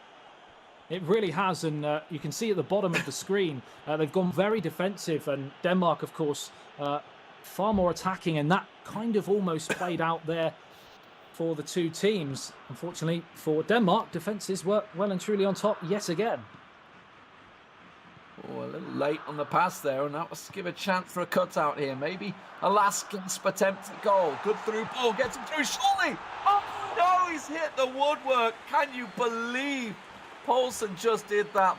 You're not going to get a bigger chance than that. What a time to score right at the death to make it 2-1. It would have blown the second leg wide open, and unfortunately for Denmark, story of the day, it's just a whisker wide off the post and remains 2-0 to Godless Turtles and Turkey. I feel like it's going to stay that way. One last chance here. Through ball cut out instantly. Brun Larsen might run it back, and he does, but it's judged to be unfair. And well, what do you believe? Very professional from Turkey, you have to say. Solid performance, honestly, overall. Like, considering the first goal was basically against the run of play, and the second goal, Route 1 stuff from the kickoff. No nonsense. Beautiful through ball, by the way. And now we're seeing Godless Turtle just running the clock down, as you'd expect. So 2-0 in the first leg. A solid result to take with you. And there we go, just launches it to finish things off. Just 1 minute remaining in this game. It's going to have to be a yeehaw attempt from Denmark, and he's already given the ball away. Yep, final minute they've added on time. The fourth official, just the 3 minutes with the board, and has finished here at the end of the first game between Denmark and Turkey. 2-0 to the latter, and you'd have to say, Lee, thoroughly deserved. Absolutely. And like I was saying, I'll be interested to see exactly how the stats will play out for this one, because I am hard-pressed, other than the chance right at the end there from Poulsen for Denmark, I'm hard-pressed to think of too many shots. They had a lot of chances that fell into the box, but I just don't remember them having many shots because the keeper was there, quick as you like. Yeah, the keeper, was utilised very well. Some manual goalkeeping in there, bringing them out, very quickly to those attacks. But most importantly for me was the final pass just seemed to be a little bit overhit, a little bit too excited possibly to get that killer pass away, and it just didn't quite happen for them in that final third. And of course they went down to a real sucker of an opening goal through the goalkeeper's legs. Not nice to happen. And this was the penalty confusion. It looked like two big shouts for a penalty. The referee unmoved, of course, Lee. I mean, his legs were clean taken from under him, it seemed like it, but not having any of it there. What a through ball that is. Yeah. What a through ball. Absolute dinger. And a great finish as well, but look at that. From the halfway line, on a button. That is just about perfect. Barely needed any touch to control it and finish it. And that leaves Turkey a fantastic 2-0 lead. Possible skill of the day. We'll see whether it makes it into the Hisense skill of the day or not. But that one at the end, that definitely won't make it into the skill of the day. It will not. It will not. Just going back to that second goal, the through ball over the top from Godless Turtles was almost like watching turtles from their eggs hatch and race into the sea. Is that good? No, terrible. I'm not really sure on that one. That was a tenuous link at best, but there's the stats. As I say, couldn't remember too many shots for Denmark. They had 3 in the end apparently, but look at that, 33% shot accuracy says it all. Was only 4 shots for Turkey. They were up against it, but in the end, they had the most possession. That was all about the second half. They started to take control of that second half. Again, not too many fouls, and only the one corner as well, and pass accuracy, which is why the possession started to stack in Turkey's favour, despite the early dominance from Denmark. Yep, I'm pretty sure that those FedEx match stats sum it up, as you said. You know, there's not too much to take from it other than the fact that Turkey were fairly clinical. And, I mean, shot accuracy for Denmark, you know, a third is not really what you need at this level. No, you've got to be higher than that. I think in Romania they were 70%. Bosnia were 100%, but it didn't matter. They only had a couple of shots. But even still, he's going to be kicking himself. He's left a lot for his teammates to do. It's going to be Gold Boy coming in for Denmark now to see what he can do. But he's going to be up against Mujay at 21, I believe. So a tough match for him as well. Yeah, I mean, there are no easy games, but I was thoroughly impressed from a Turkish point of view with the professionalism of the performance. You know, we looked at Romania in that first game, how exuberant and energetic and effervescent and great going forwards. We got a different performance from Turkey, but I would say possibly even more, you know, impressive to some extent. Yeah, and I just wonder, obviously, you know, looking at the results from previous times, the playoffs, you know, Denmark won 5-2 and 4-0. The question is, who got the goals? Was it Alohi that got the goals for Denmark? If so, serious problems for Denmark. Or was it Goldboy? Was Goldboy the one, the hero, the saviour of Denmark? I guess we'll find out in a few moments when the match gets underway. Obviously, you know, looking at the other teams from this group, Serbia and Italy, they have been dominant throughout, so not too surprised to see those two going through in the winner bracket. But here we go, match 2 underway. Denmark trailing 2-0 to Turkey after game 1. Yeah, let's not forget, this isn't over. There's still a long way to go. 2-0 is a salvageable result from that first leg. Certainly if they were to concede a third, then it could be well and truly cut and dried. Well, we'll see whether Mujit is the man. Reportedly the better player as well for Turkey. Worrying. So coming in, yeah, very worrying for the Danes, who themselves had a really tough run here. They had such a tight game with Sweden in the playoffs to be here in the first place. Oh my word, that was a bit messy to start things off. Wow. Well, Denmark need a gold-style performance from Gold Boy K. Another really bad pun, I apologise, but they're on the attack here, and it's a left-foot shot, and what a finish! We were told that he was potentially the better Turkish player, and well, if that's anything to go by, we're not wrong. Yeah, that was solid, absolutely solid. Turkey playing in the red this time, of course, and that is a beautiful hit straight away. No messing, and they step up where they just left off. 3-0 now on aggregate. Mujit getting himself a great hit to start things off. Look at that finish. Poor old Schmeichel. No chance for him this time. Ruthless from Turkey, and the new man who is playing, of course, Nurka hit with a stunning run and finish there on the left foot. 4 minutes gone, and we said how crucial the opening 10 minutes were going to be of this second leg, and to not concede from a Denmark point of view. Well, Lee, that's exactly what's happened. Yeah, we're going to see whether Goldboy can step it up here. The man of experience, the veteran, he's got a lot of work to do. I'd like to see the Silver Foxes in action. always gives us a glimmer of hope as the older generation of casters. Oh, it's almost exactly the same goal that we've just seen. I'll tell you what, I'm a little fearful for Denmark here, judging by the start of this first 10 minutes, because this may well be a lottery, as we just saw from the Romania game against Bosnia. That was also very one-sided in the second leg. Yeah, the worrying thing from a Denmark point of view is they're going to be chasing right from the start. So, you know, we've seen towards the back end of the first game how Turkey were growing into the match. Even though they were winning, they were growing into possession and territory and chances. Well, this 90 minutes could be a complete free-for-all on the counter-attack for them because they have that 3-goal cushion. Oh boy, needs to keep his cool here, knowing he's got so much to do. Got to just sit and hoping he can work it, but it does look like Mujahid's going to just absorb the pressure and sucker punch him on the counter. That is a beautiful through ball. Tries to go for the top left corner there, but he was cut out well by the defence this time for Denmark, and now they've got to counter themselves. Does look like they managed to work it, but he's lost the ball on the wing, and Turkey is straight back at him.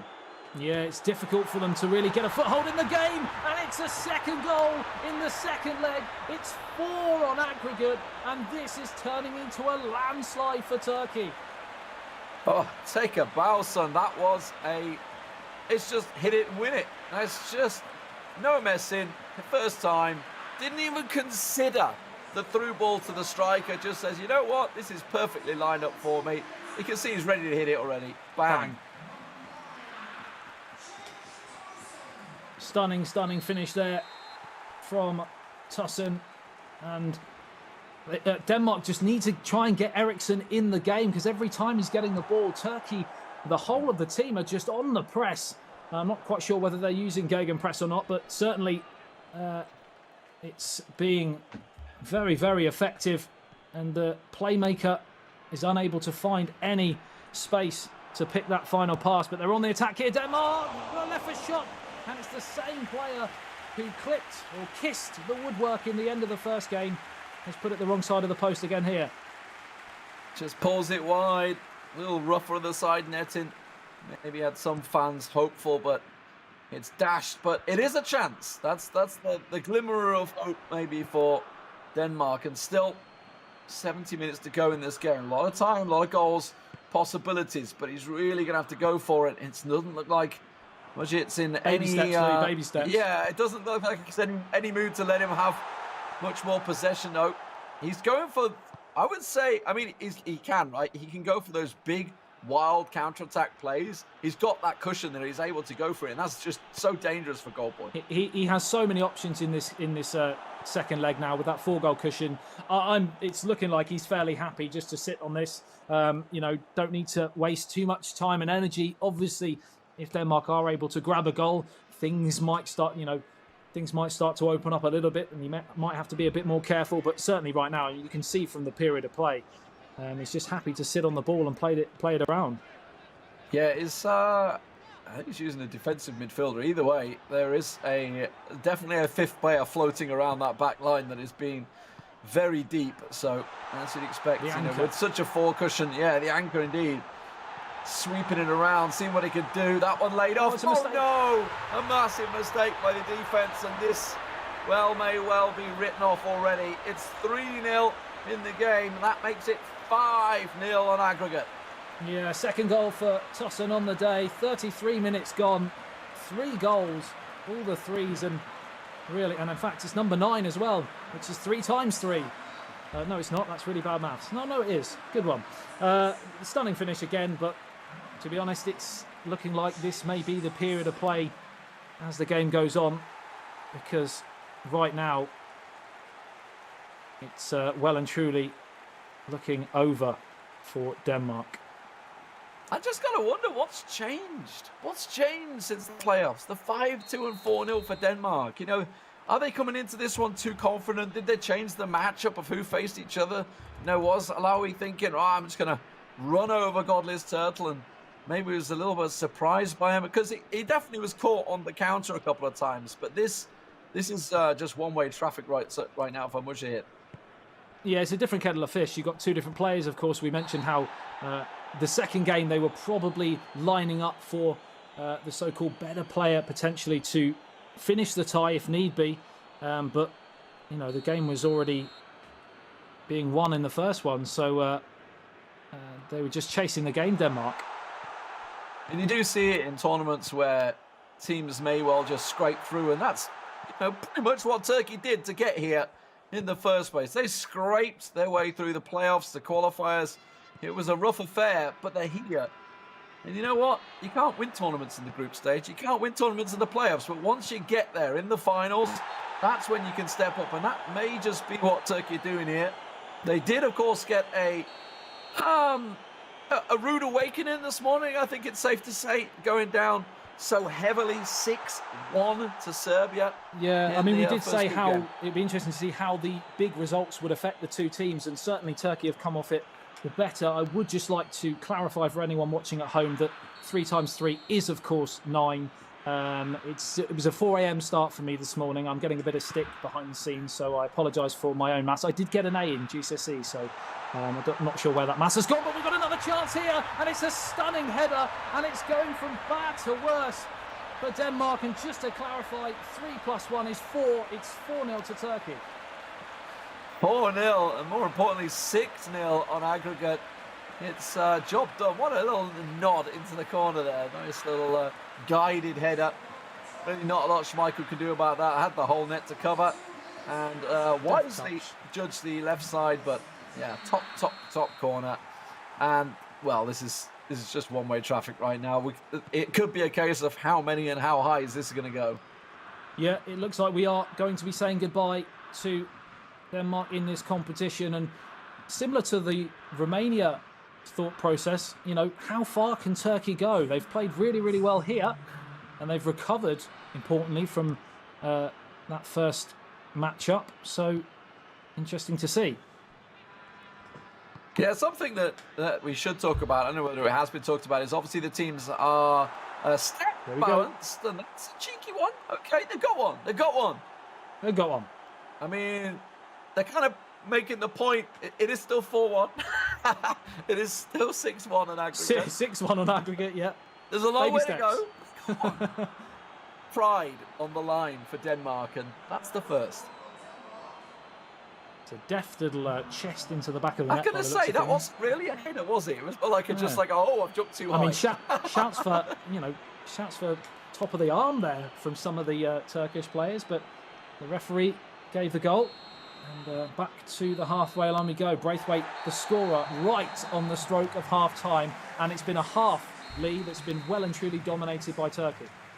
Yeah, one to forget for Goldboy there in the opener, especially coming into it so tight. But you could argue when he's coming into the game chasing, we don't know what he's done with the tactics. We didn't get to see the tactics at the start. Maybe he's kind of left himself a little bit too exposed in chasing the game. I mean, even if tactically you're not doing anything, from a mentality point of view, you know you've got to chase the game. So straight away, like you said, it's going to be more difficult and you're going to leave yourself more open. Yeah, and to let that goal in, I think it was, 5 minutes, the first goal as well. Yeah. Mujahid definitely stepping up from what I'm told. Harry's telling me, obviously this is a case of Mujahid stepping it up from his performance throughout the playoffs. That's got to be offside. Yes, it will be. So a little sigh of relief there. 2 of them a mile off. Just having a jog. But still, long way to go here. 40 minutes to play for Goldboy to step up and do something. If he's going to get scoring goals, it's got to be now. Some of the guys, but there's a chance here. He's through. He's onside. The goalkeeper comes but doesn't get anywhere near it. It's another goal for Turkey, and they are putting in one performance here. Well, I mean, talk about a simple through ball. The defence was just nowhere to be seen there. Left hanging in the wind. Like stepped up, checked up. Yeah, tried to check his run and see if he could cut the ball out. And that was just, the nail in the coffin. As simple as that. 7-1 on aggregate now. We're going similar to the Romania game. And a very one-sided performance here.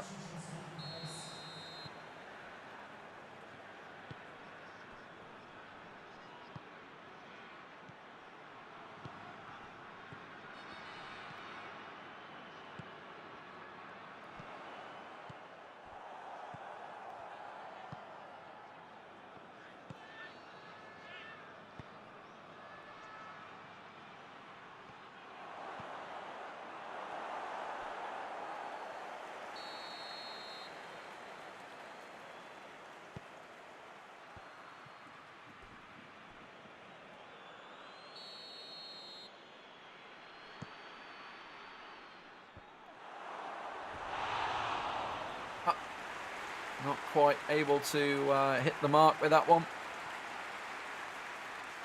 And I think that's perhaps the story of the day.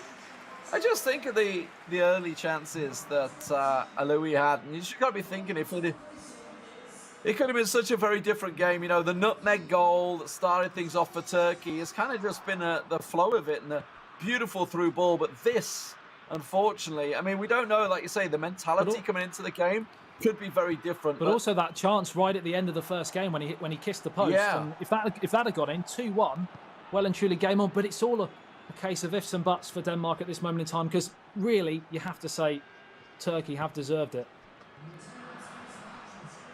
Could say they're delightful. 60 minutes gone here. 5-1 in the second game, 7-1 on aggregate. And can Christian Eriksen spark some kind of lifeline here? Down the left-hand side it goes. Cleared away. It's food and drink for that man. Just, well, 30 minutes to go. That's a scything tackle just to try and stop it going off the pitch there.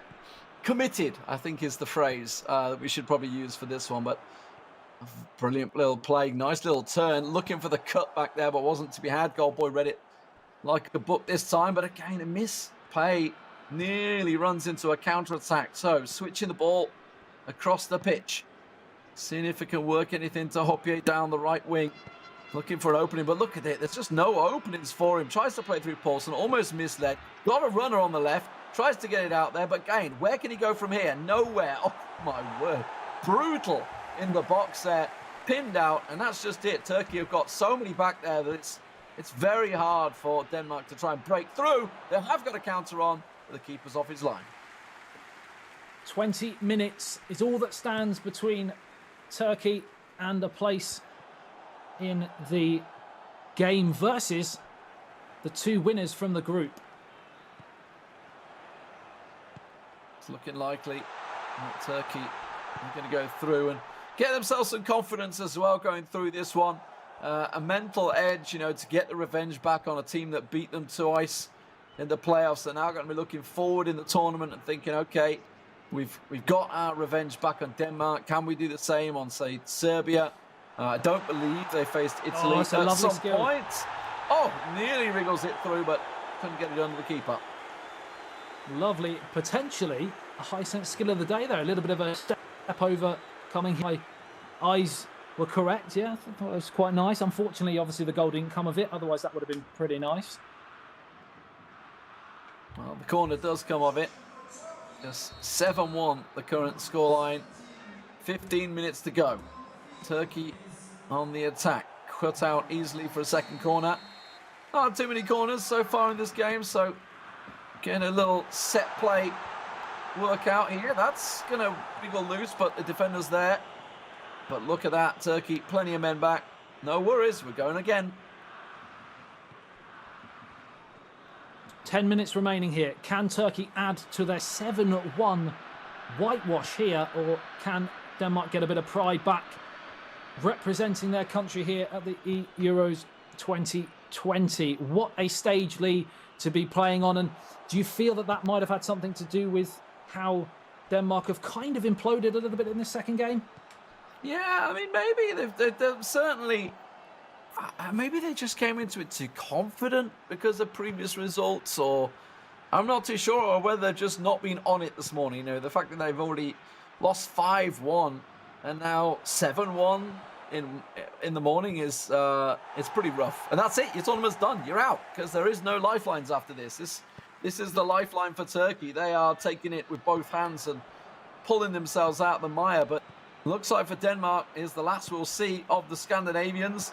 They did, of course, take down Sweden. He can't even get the rebound. Oh, he still managed to get the play. Oh, beautiful finish. Where's that been? Where's that been for the last 180 minutes? Well, they've gone hell for leather to try and get something from this match. It was a very, very tidy finish as he cut onto his favourite right foot and just caressed the ball into the far corner after a stunning stop, you have to say, from the Turkish number one. But it's going to be far too little too late as far as their qualification goes, unfortunately.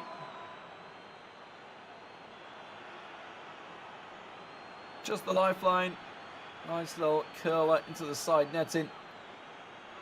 Kasper Dolberg there, nicely done. But celebrate as you will, mate. 7-2 is the scoreline. You know, goal boy, he's got the 2 goals. Unfortunately, it does come against 5 that Muzit has managed to get here. Yeah, he came out of the blocks right from the start and pretty much killed the game in the opening half an hour or so. And it's been a real uphill climb for Denmark ever since, as the ball gets played across to the left-hand side. Another chance here to whip it into the danger area, but that's easy claim there for Schmeichel.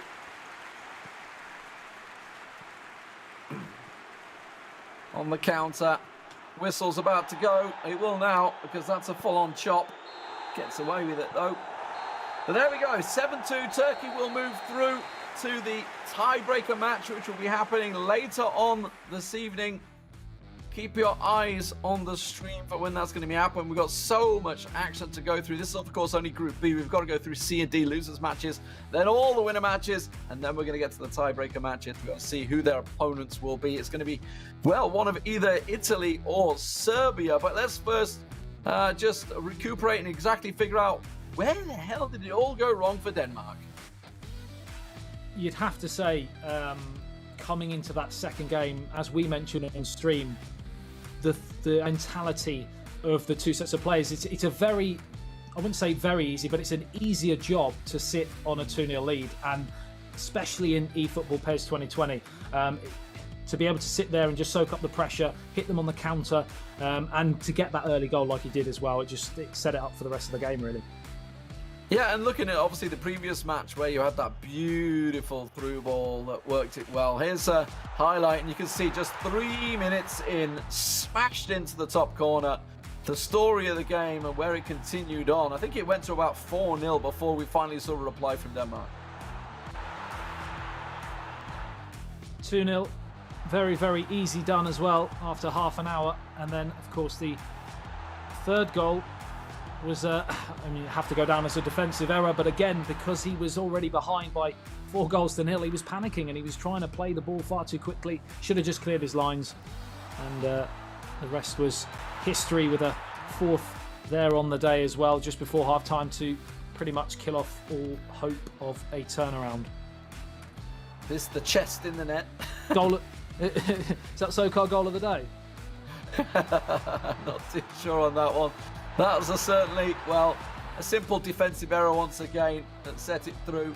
They did manage to get a goal here. This was a nice goal, nice little curler from a tight angle into the corner of the net there, the far post. But as you can see, the FedEx stats does match up. 46% possession. Turkey didn't have the possession, but they don't need to when they have 9 shots at near 78% accuracy. And while 5 of them found the net, unfortunately for Denmark, doesn't matter how good the stats are. The fact is, the scoreline didn't go your way. It certainly did not, and like you said, they didn't need the possession, to be honest, as they went into that game, especially after that opening goal. To be 3-0 up with only less than a game to go, they could just sit there, soak it up, hit on the counter, and that's pretty much what they did. Very, very ruthless. Yeah, solid performance. Obviously, coming up, we're going to have Group C and Group D. Obviously, we've got to see how they're playing out. Some big matches going to be going through. We're covering all the loser bracket matches today. That is to say, it's all the teams that have lost their first opening game within the group. All the opening games are being played out right now as they happen.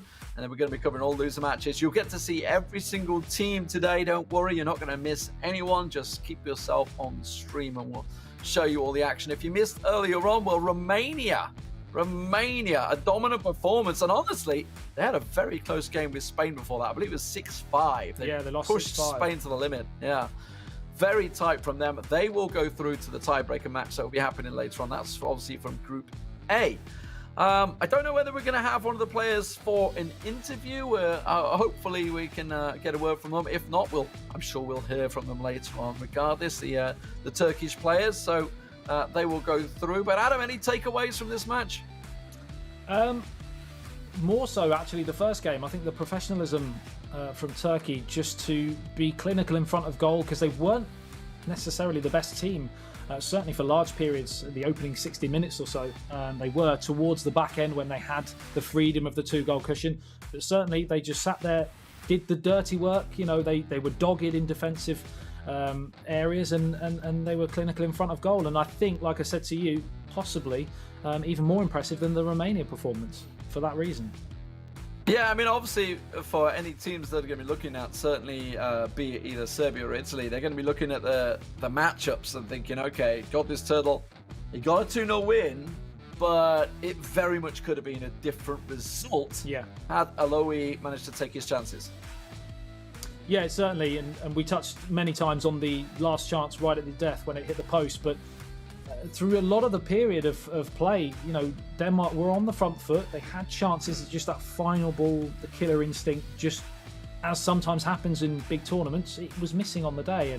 And so, yeah, I'd certainly look at the matchups going forwards for Turkey, because the second game, I feel, was possibly the better performance from a Turkish point of view. Yeah, and of course, obviously, looking towards Mujahid, fantastic, solid performance. Out the gate from the start, 3 minutes in, gets himself the goal. The dream start for Turkish fans. I know there's a lot of you out there in the chats as well. There's a lot of Turkish fans backing your team, so they will go through, which is great for you guys. Obviously, not so good for Scandinavia, because I think that's Scandinavia done, right? I think they're all out now. Sorry, say that again.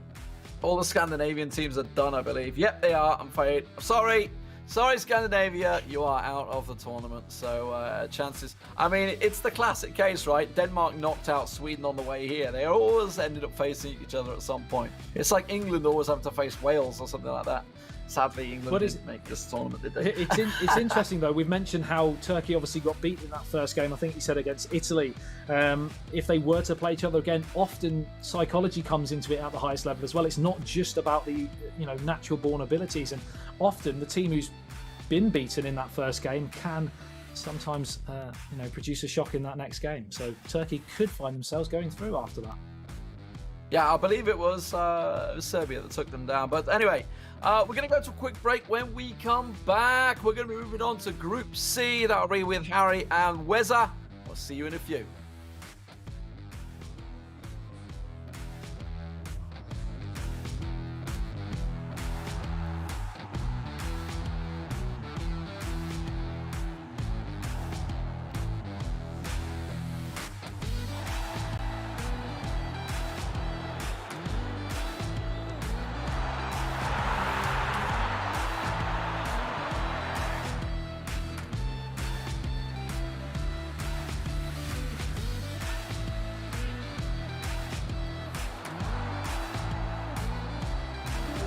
Players, many of them friends, some foes during the league season, now united for a single cause as they carry the hopes and expectations of a nation, the most unbearable, thrilling of emotional roller coasters.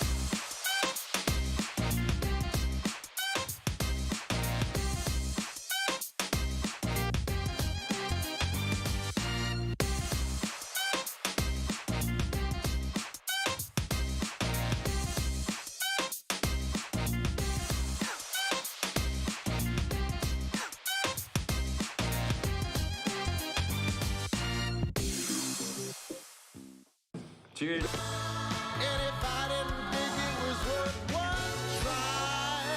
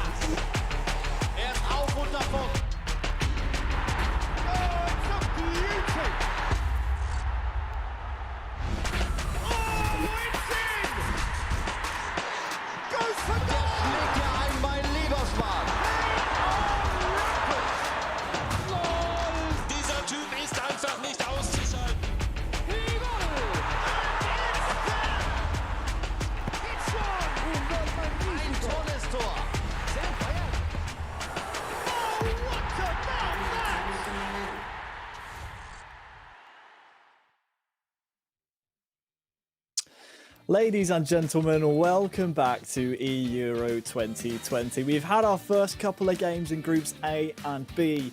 Now it's time to move over to Groups C and D. My name is Harry Shannon. Thank you so much for joining me wherever you are in the world. You can, of course, be watching on the UEFA YouTube channel. You can be watching on facebook.com/Euro 2020. Joining me is Stuart Wesley, aka Wezza, and here are our next set of games. We're going to be kicking things off in Group C with Luxembourg versus Croatia, and then later on moving to Group D with Israel taking on Greece. Both of those nations went through qualification undefeated. So, Wes, we turn our attentions now to Group C.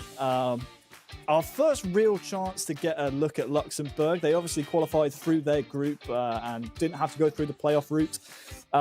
We can see how things have matured so far here in Group C. Obviously, Croatia coming up against Netherlands, who are definitely favourites to come out of this group as well, with a 3-2 scoreline. We saw them best Portugal and edge out Portugal in the playoff groups.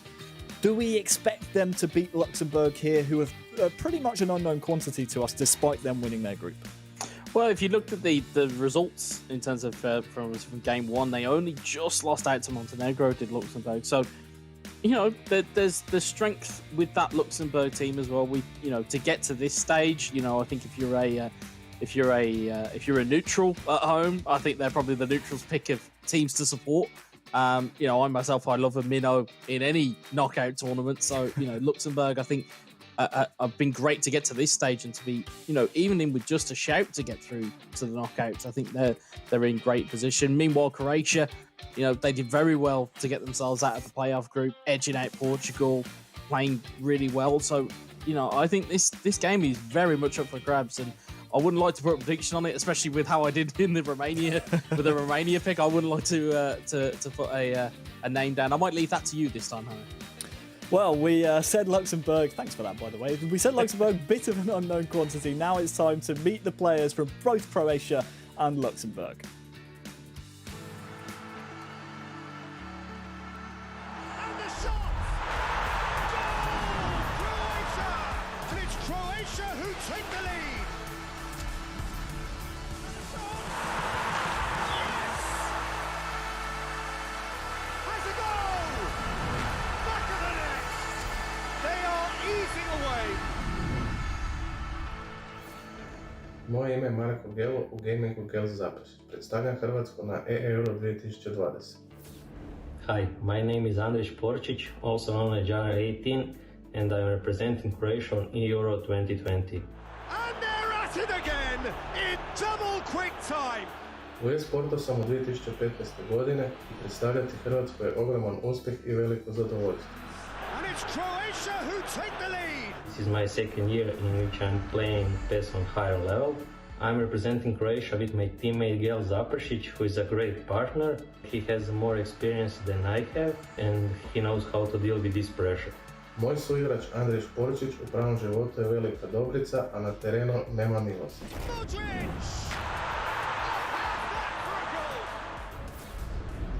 Put do finala bio je težak i neizvjestan do samoga kraja.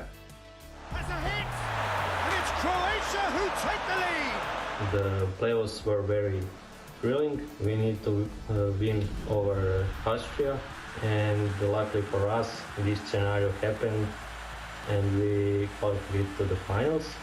I'm looking forward for the Euro, and I think if we show our best game, that we can win a title. Naša pobjeda na e-Euro bila bi ogroman uspjeh i skrenula pozornost na e-sport u Hrvatskoj.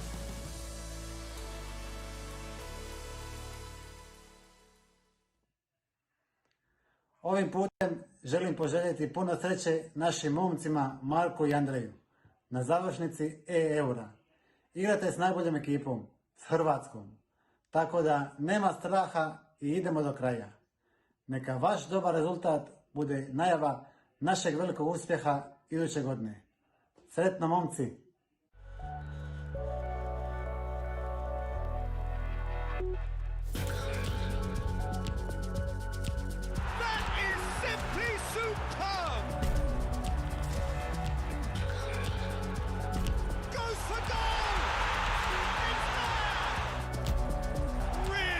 Taken goal. Je m'appelle Gianluca Di Marco, connu sous le pseudo de Golf Racer dans le monde PES. Je compète depuis 2 ans et demi dans le monde des sports et maintenant je suis fier de pouvoir représenter le Luxembourg dans une compétition aussi importante.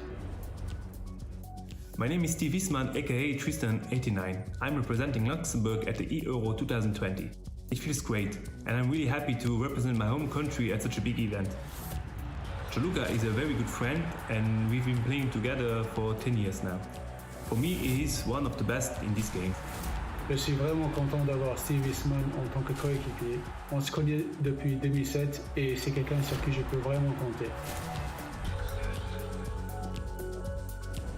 We didn't know what to expect on the first match day, but I think that we managed it very well. I keep in mind some beautiful goals that we scored. Notre but à la 96e minute contre le Kosovo a été mon moment fort de la compétition.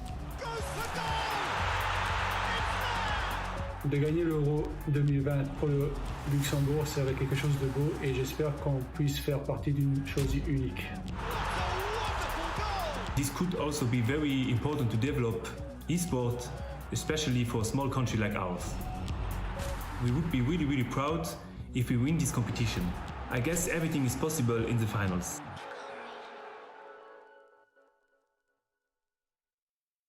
Good luck for our two e-gamer, Golf Racer and Tristan for the E-Euro 2020 final. You can do this.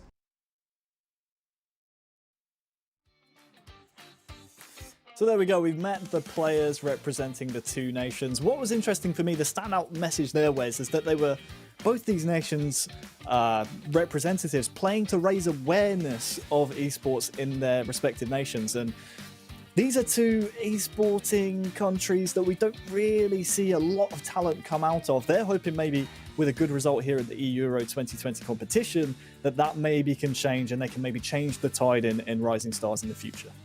Yeah, definitely. You look at the kind of the growth of esports as a whole, kind of in the last couple of years. It really has kind of come on leaps and bounds. And for countries like Croatia and countries like Luxembourg, tournaments such as this, they can be, very much a beacon to kind of really kind of, improve that visibility on a kind of a world and European level, most definitely.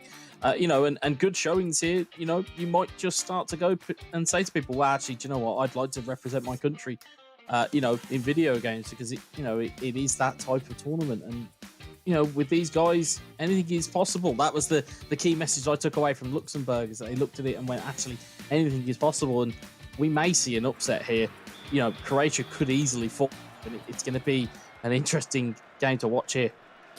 Well, let's kick things off then. It's going to be Croatia taking on Luxembourg. Croatia attacking from left to right, represented by Jana, who we just saw.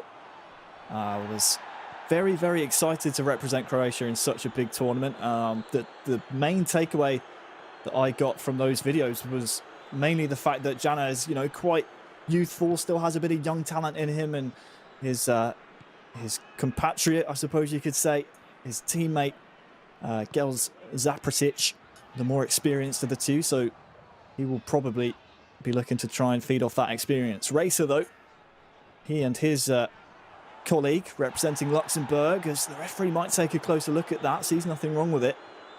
Been playing together for 10 years. That's, it's almost youth and experience combined on the Croatia side versus lots of playing time together. And on the Luxembourg side, sometimes, steel sharpens steel, I should say, as the ball will roll out.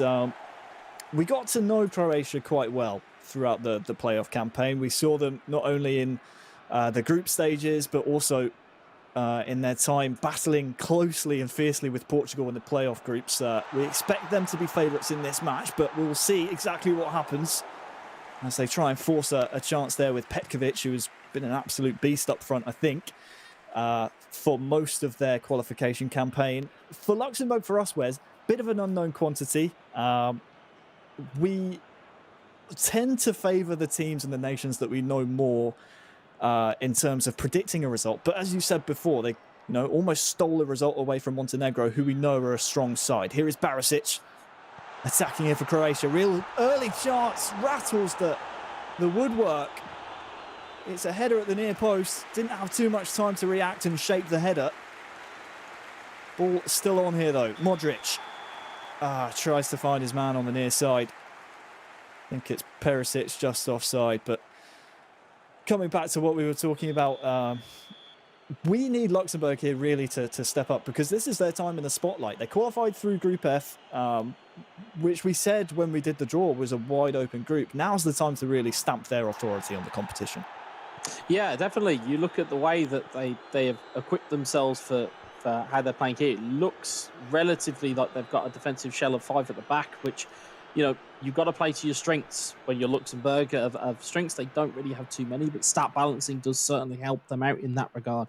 So they'll know this team inside out, and they'll know what to use. And, you know, with Luxembourg, yeah, it is these types of games, you know, that are kind of putting them in the spotlight, and hopefully they kind of live up to their billing as group winners coming out of the qualification process.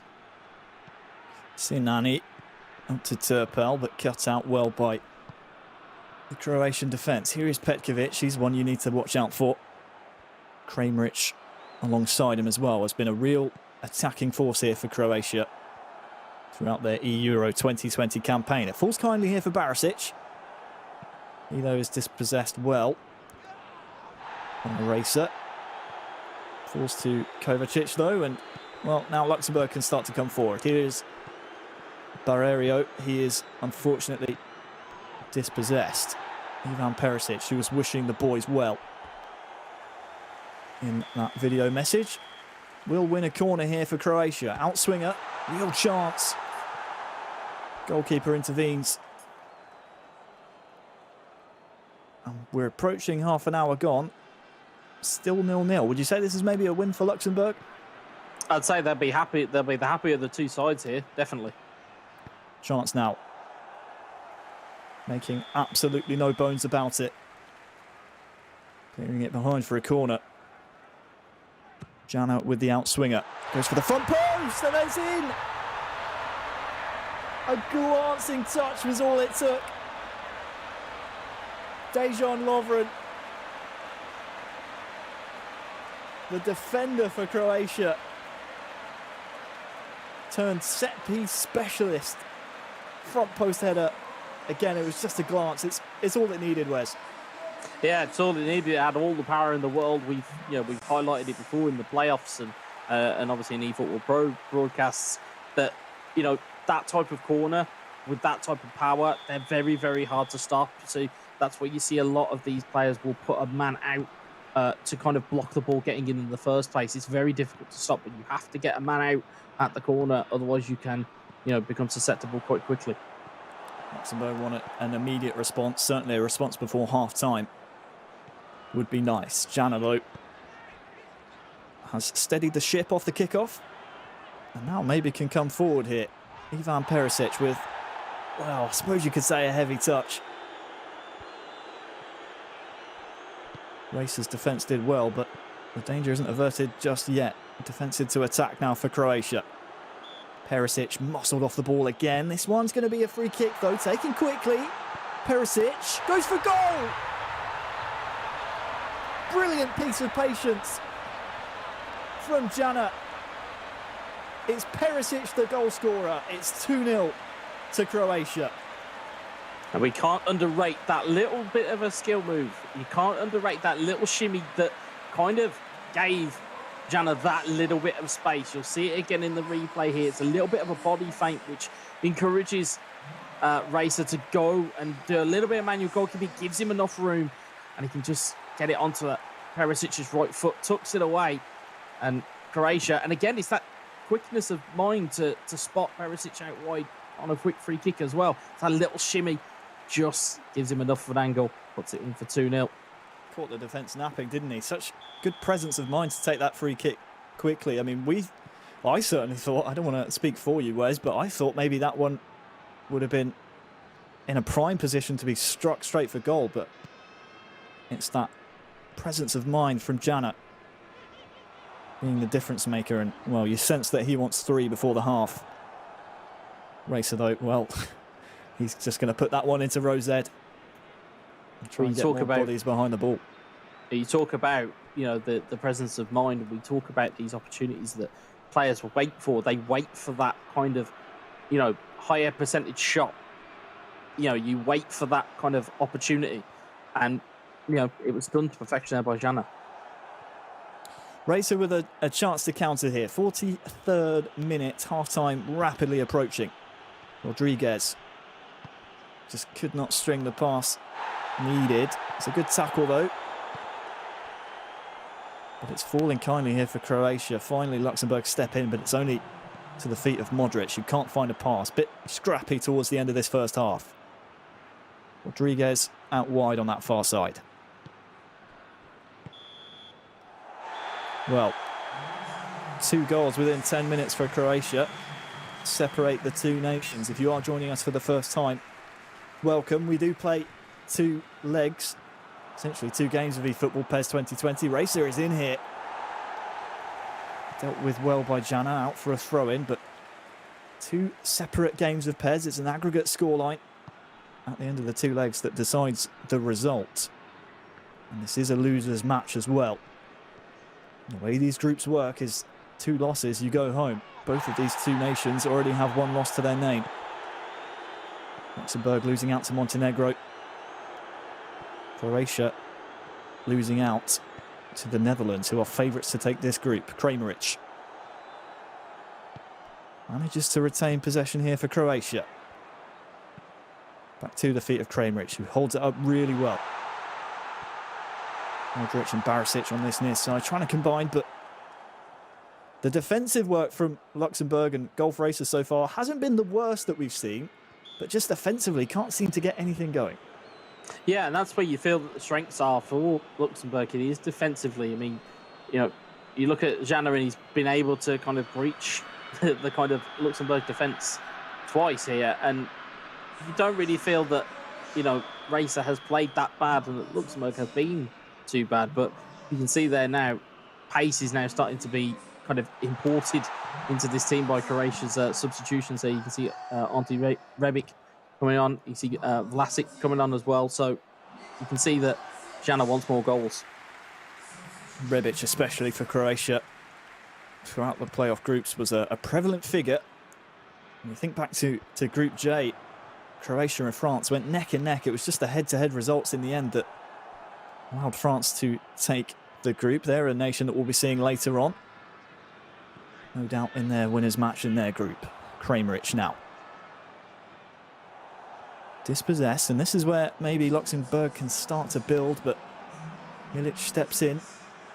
It just seems the rub of the green at the moment going Croatia's way. Barreiro out to Deville. There was a man free there in the centre. Not sure if going back was the right option. And that maybe is a bit of frustration there, Wes, and it will be rewarded with a yellow card. Yeah, it's a little bit of frustration just boiling over. You can see there as well, Croatia just slightly buying that free kick, turning at the right time, and allowing the tackle challenge to come in. You can see as well, Croatia have kind of moved to a slightly more defensive setup. You can see at the bottom of your screens there, the light blue bar. Oh, chance here for Vlasic! Oh, it's a thunderbolt of an effort. Really? No sooner do he struck his foot straight through it, and it's pure power, Wes. No sooner do I say they've moved to a more defensive style of play than Croatia go and put a chance in on Luxembourg's goal. But you can see on the flip side, Luxembourg trying to push the issue, gone to a more attacking-minded setup. But I'm not sure whether that's going to be enough here. Corner in. Oh, almost went straight for goal. The goalkeeper called into action. Will be another outswinger by Modric. Might he go for goal once again? Keep an eye on the trajectory of this ball. There are 2 men on the edge as well. Wide open. Vlasic back out to Modric. Lovely turn. Tries to feed Perisic, who was waiting. Luxembourg bit pinned in at the moment. Trying to get the ball back, but unfortunately it's at the expense of a Croatia throw. Vlasic into Rebic. Tackled well. And now Phil can maybe think about spraying this one out wide. Bensi. Deville dispossessed. And just nothing seems to be going Racer's way. Nice turn from Rebic. He's been an assassin for Croatia. Looking for Perisic. Looks like Kramaric will be the one to maybe feed it back to Ivan Perisic. Gone a bit wide, but maintains possession. Too many passes maybe here from Croatia. You're just looking for someone to grab the ball by the horns. In the end, chance gone, and Luxembourg, they come away with it. Yeah, you can see just the tired legs starting to creep in for that Luxembourg defence. It's providing more gaps and opportunities for Jana to really kind of take the game and finish it off in the first leg here. Still 2-0 though, still chances on. It's another chance maybe for Croatia, dealt with by the Luxembourg defence. And, well, as the ball goes back to the Croatian goalkeeper at 2-0, you know, when you consider how much in an attacking sense Jana has been threatening, as a free kick will be coming in here for a terrible foul. Do you maybe take 2-0 going into the second leg if you're Luxembourg? Yes, you're down. Yes, you don't want to be in this position in the first place, but all things considered, it could have been a lot more than 2. Yeah, I think all things considered, it could have been more than 2. And I don't really feel there's been a lot of opportunities for Luxembourg. And I think ultimately, you're kind of looking to consolidate just a touch going into this second game. If they can potentially get a goal in the last 10 here, it could make for interesting viewing. But it certainly looks at the moment Croatia with their abilities. Kramaric with the third. And we said they might be happy with 2. They won't be happy with 3. Croatia certainly will be. Kramaric with his first goal in the first leg gives Jana and Croatia some breathing room going into the second leg. Yeah, you could see, you know, as we were saying, if they could come away with a goal, Luxembourg would be happy, but they're not going to be happy with their defence being breached once more. Kramaric, again, finding space. Jana being able to work the space as well. You'll see it here. Even though there is 5 at the back, it's that ball back into the centre of midfield, opens up the gap. And again, if you're Luxembourg and you're putting too much pressure on the ball carrier, that's where that space opens up, because Kramaric has pulled off. He's able to just get into space. He's got plenty of time and pops the finish in with a plump. Well, maybe some lower skilled PES players might have been trying to feed Kramaric straight away, but Jana with the presence of mind cropping up once again, knowing that he's got that one extra pass just to make the through ball certain. Sets up the 3rd goal for Croatia here in Group C. He might just smell blood here. That will be a foul, certainly. And tired legs certainly have been a factor here for Racer and Luxembourg. We still have a second leg to come, of course, where all the players will be refreshed from their fatigue, but you just seem again to see a little bit of a lack of imagination maybe from the attacking sense of Luxembourg. Hopefully we'll see that change in the second leg. Here comes Jana on this near side, trying to find Rebic, who's been a super sub for Croatia. Kramaric might just get there first. He does not, and this one will be brought back for a foul on a Luxembourg man.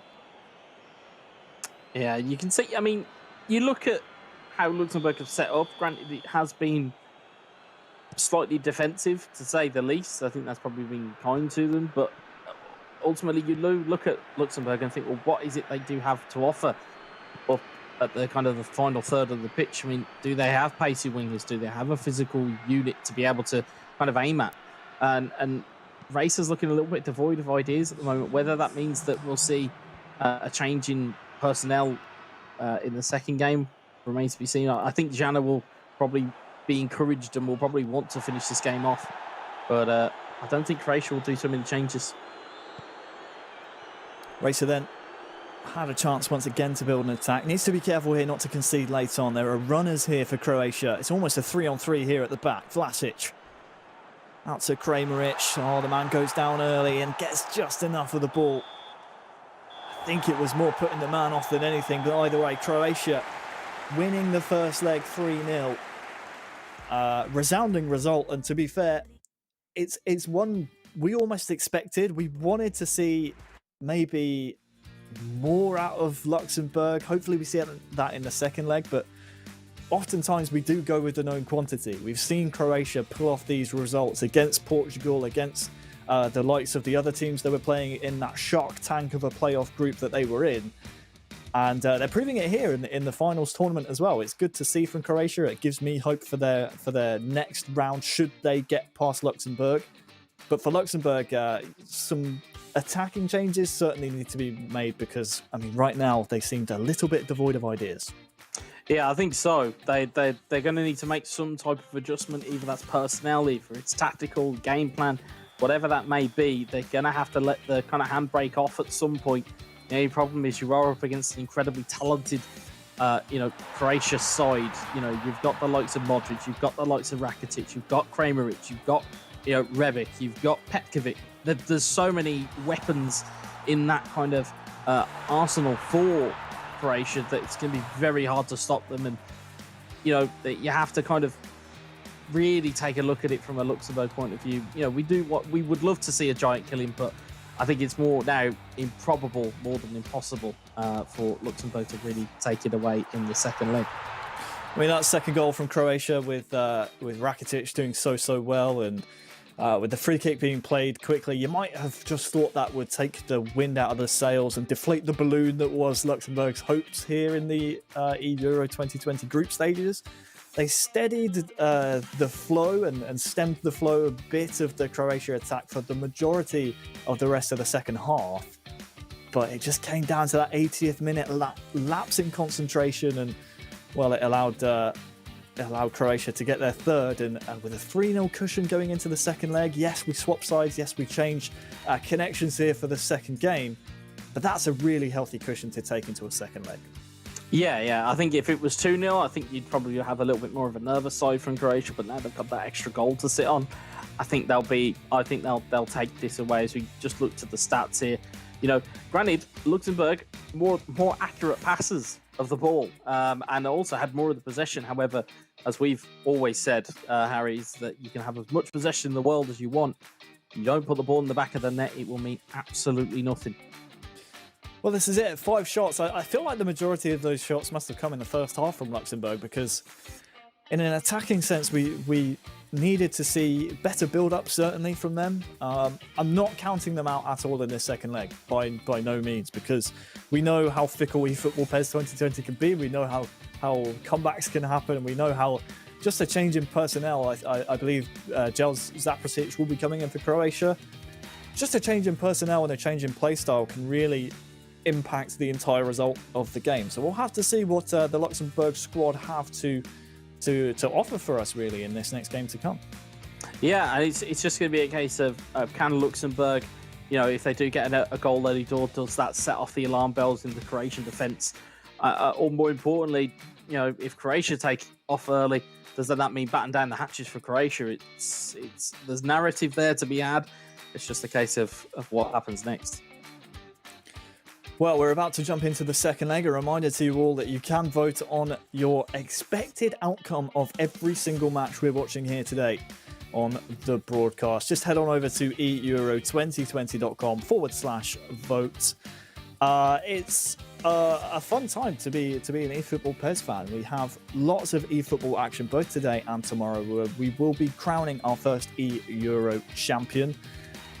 It's going to be a fun day's action. It's going to be a fun Sunday's action as well. And what's fun as well is the amount of people that have been, contacting me and saying that they've been watching this around the world. I had someone from Indonesia earlier on just say, hey, you're on TV in Indonesia. I was like, hey, that's cool. That's really cool. So wherever you are in the world watching us, make sure you communicate with the hashtag eEuro2020. You can, of course, go on to euro2020.com to see where all the nations are stacking up in their groups. Currently, Luxembourg versus Croatia, though. It's a 3-0 aggregate score for Croatia. Tristan, 89, has so much to do here for Luxembourg. Jelz Zaprasic, we've seen him close out results many a time for Croatia throughout the qualifying rounds to make it to the finals here. We expect much of the same here, don't we, Wes? Yeah, I mean, you look at how Croatia set up now, it's going to be slightly different. But again, I feel like it's going to be more of the same here. Yeah, watch out for Perisic here. Fresh set of legs. And, well, he tried to find his striker in the middle. Believe it was Rebic who's actually starting now for Croatia. So not the super sub we often see Jano use. Couldn't get it to go, though. Ivan Perisic here on the ball once again. Turns his man really well. Uses the strength to shield the ball as well. But Hall will come across. Shepherd the ball back. And now we get to see our first glimpses of what Luxembourg can do on the attack. And while the first touch really teed it up nicely for him, Tristan just reminding Croatia here that yes, they're 3-0 on aggregate, but he can be very clinical on the counter, just narrowly wide that time. Yeah, you can tell that Croatian defender just did enough to put Tristan off there. However, I think Seprasic is going to have to be on guard here because it's still very open at 0-0. I think that first goal is going to be absolutely vital. Whichever way it goes, it's going to really set the tone for this game. Well, it's a big cliche, probably the biggest cliche in the sport, but you're not wrong. Goal for Croatia would make it 4. You can't see Luxembourg getting those 4 back. But we'll see. Kramaric now. Rebic and Kramaric combining so well. Oh, he's blasted it off the bar. Brilliant, mesmerising 1-2. The finish. Well, I think it's just landed in my back garden. It's the second time that we've seen a really good passing move not have the goal or finish that it actually deserves. That was fantastic play from Seprasic. Just could not get the finish. And again, if you're Tristan, it's a let off, and it can give you a bit of an impetus to go forward here. Here he is coming forward now. Turpel off to Phil, has a strike. That's 2 big chances now for Luxembourg, which have just gone wanting of that deft touch at the end. Brilliant move, though. Signs of life. Yeah, it was just that tiny bit of composure that was needed. Phil just launching that one past the post. But again, it was good build-up from Luxembourg. Again, there's still time in this. It's going to be a case of how Seprasic will get himself to the end of this game. If there's a mistake here, though, he comes out of it luckily there, but he needs to be careful with this passing game of his. 4 men forward here for Croatia. Seprasic might try and capitalise. Kramaric now, well, adjudged by the referee to have been dispossessed fairly. That might just set Tristan on his way. Here is Turpel. Sinani might be through 1-on-1. It's the first goal for Luxembourg here against Croatia. And that might just put the pressure on Jel Seprasic here. 3-1 on aggregate, still has to get 2 back. But there is certainly time on his side. And that goal might just set the narrative for the rest of this game. You listen in the distance, you can hear the fire alarms and the burger alarms that are going off in that Croatian defence right now. Luxembourg find themselves a goal up, and all of a sudden the complexion of this tie really changes. The narrative now goes to, can Luxembourg really build on this game? I mean, there's certainly time, there's certainly weapons there for them to use, and they've found a way through this Croatian defence.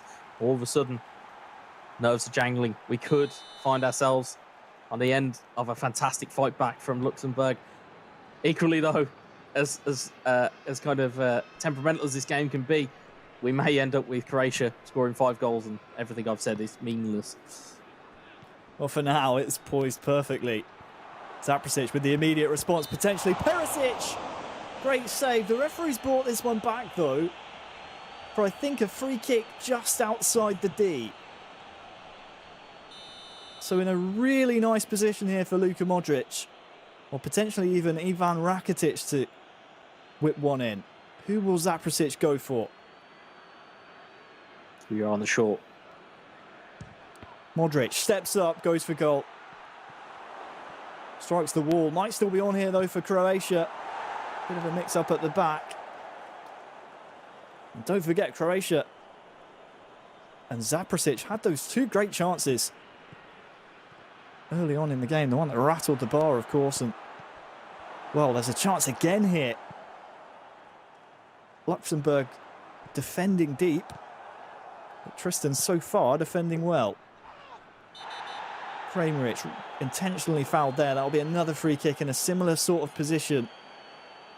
A little bit further out this time though, Wes. Yeah, you really don't want to be giving Croatia too many opportunities from here. It's prime real estate for the likes of Luka Modric, as we said before. First attempt hit the wall. Will they find this up and over the wall though? Modric steps up, strikes it.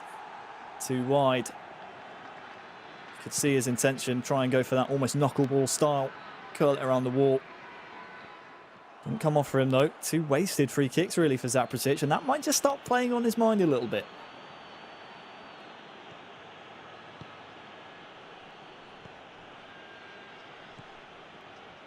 Well, since the Luxembourg goal, it's been the majority of the ball being in Croatia's favour. Here is Luxembourg though, and Thil. 2 men to aim for, but that's another defensive mistake here from Croatia. Just a little bit nervy here at the back.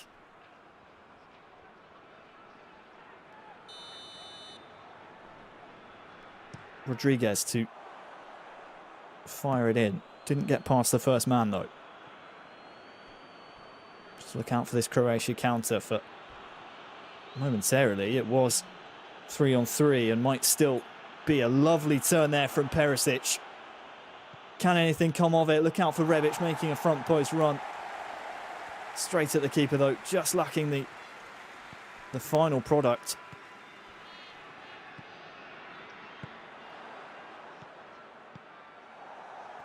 And Croatia winning the ball on the halfway line once again. Comes back to Luxembourg though.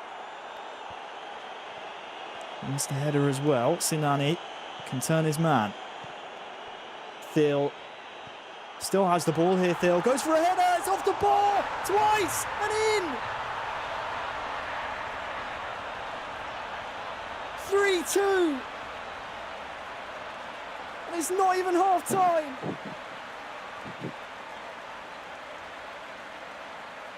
On the 3rd time of asking, it finally nestles in the net. And boy, do we have a game on our hands. Like we said, the tide has turned in this side. All of a sudden now, Luxembourg in the driver's seat. They only need 1 goal to bring it back level. I mean, it was a bit of a scrambled finish, but Luxembourg are not going to care. Bounces off the bar, off the goalkeeper, back off the bar. It's a diving header from Turpel, and all of a sudden, Luxembourg are well back in this. Turpel like a salmon leaping for that diving header. And Zaprasic is well and truly in Nerve City right now. Half-time cannot come quickly enough. Tristan maybe trying to push the pace here. That tackle's a nice one. Bit physical, but a classic challenge there. Half-time rapidly approaching, and, well, Tristan might just have one more bite of the cherry. Here is Rodriguez. Meant to aim for in the centre. More of a hit and hope, really, and that will signal half-time here in the second leg. 2-0 so far. 3-2 still Luxembourg trail on aggregate.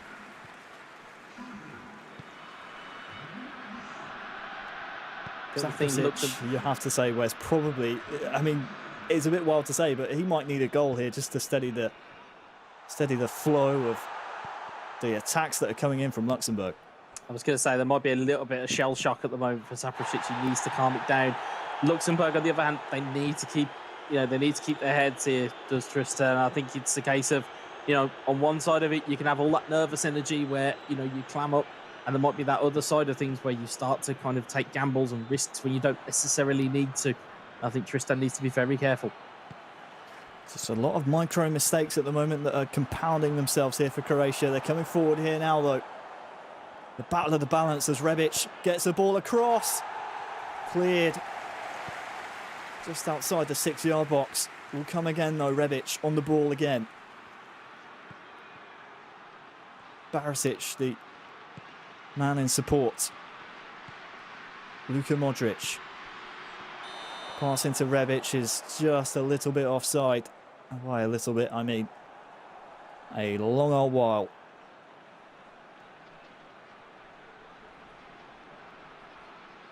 Pull back for a booking there on Maglet.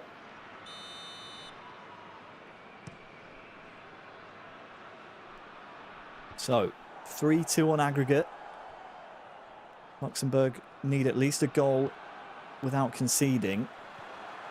And here comes Tristan on that far side. He'll win himself a corner, but the longer this second half of this second leg ticks on, Wes, the more maybe the nerves start to shift over to the Luxembourg side. Yeah, I mean, it can very much work either way here. As Tristan's going for the acrobatic, and it causes a bit of a counter-attack opportunity here that needs to be very, very careful of. Dealt with well. Kramerich was the man trying to dispossess. He does actually, in the end, get a hold of the ball. Beats his man as well. Chance here. Corner will be the result. Outswinger. Fired into the front post. And it's in. Saprasic gets his goal. Is Milic the scorer? Luxembourg hearts just dropped out of their chests. 4-2 now for Croatia. Is that the end of the comeback? It's that well-versed set piece that we've seen so many times from so many nations. And it's Milic this time that gets up and beats the defender. I mean, he's running back for the ball. I don't think he's realised what that means for the tie, that he probably should just leave the ball in the net. But again, that looks like it's a real body blow for Luxembourg. They're going to need a little bit of resilience here as the ball goes in. Yep, Sinani has a chance maybe to lay it off, and it's an immediate reply. Back within one, within seconds. Deville has reset the storyline. It's as you were. 4-3. The Luxembourg fans in the stadium loving what they're seeing, but they still need one more. I'll tell you something, even if they don't get through here, Luxembourg will have left their imprint on this competition. Again, it was a body blow to concede, but they dish one straight back into the heart of that Croatian defence. And Saprasic looking really vulnerable when it gets even to, even for a team like Luxembourg who don't necessarily have that type of capability up front. You've got to wonder if they do get through to the latter ends of this group stage, and they do get through to the latter ends of these competitions.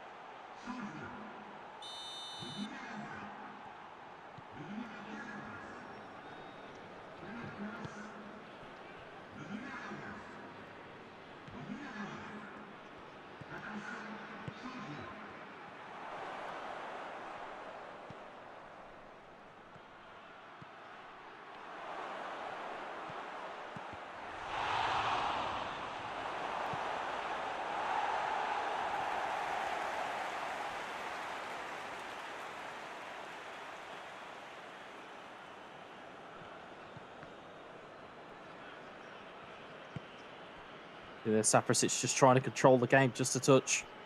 Barisic now. Saprasic, like you said, wants to try and control this game. Still 20 in-game minutes to play. Barisic maybe to whip one in. This game poised on a knife edge. Fresh sets of legs after that last goal for both nations. So just look out for the pace on the counter. That one's a little bit too ambitious for my liking. Now time is ticking down. What? I just can't call this, Wes. I mean, it's the game we all hoped it would be. Croatia, though, come forward. But once again are denied by Tristan and by Luxembourg. Damota. Denied by Croatia this time. Vlasic now can come forward. It's just back and forth. It's a classic game of Pez.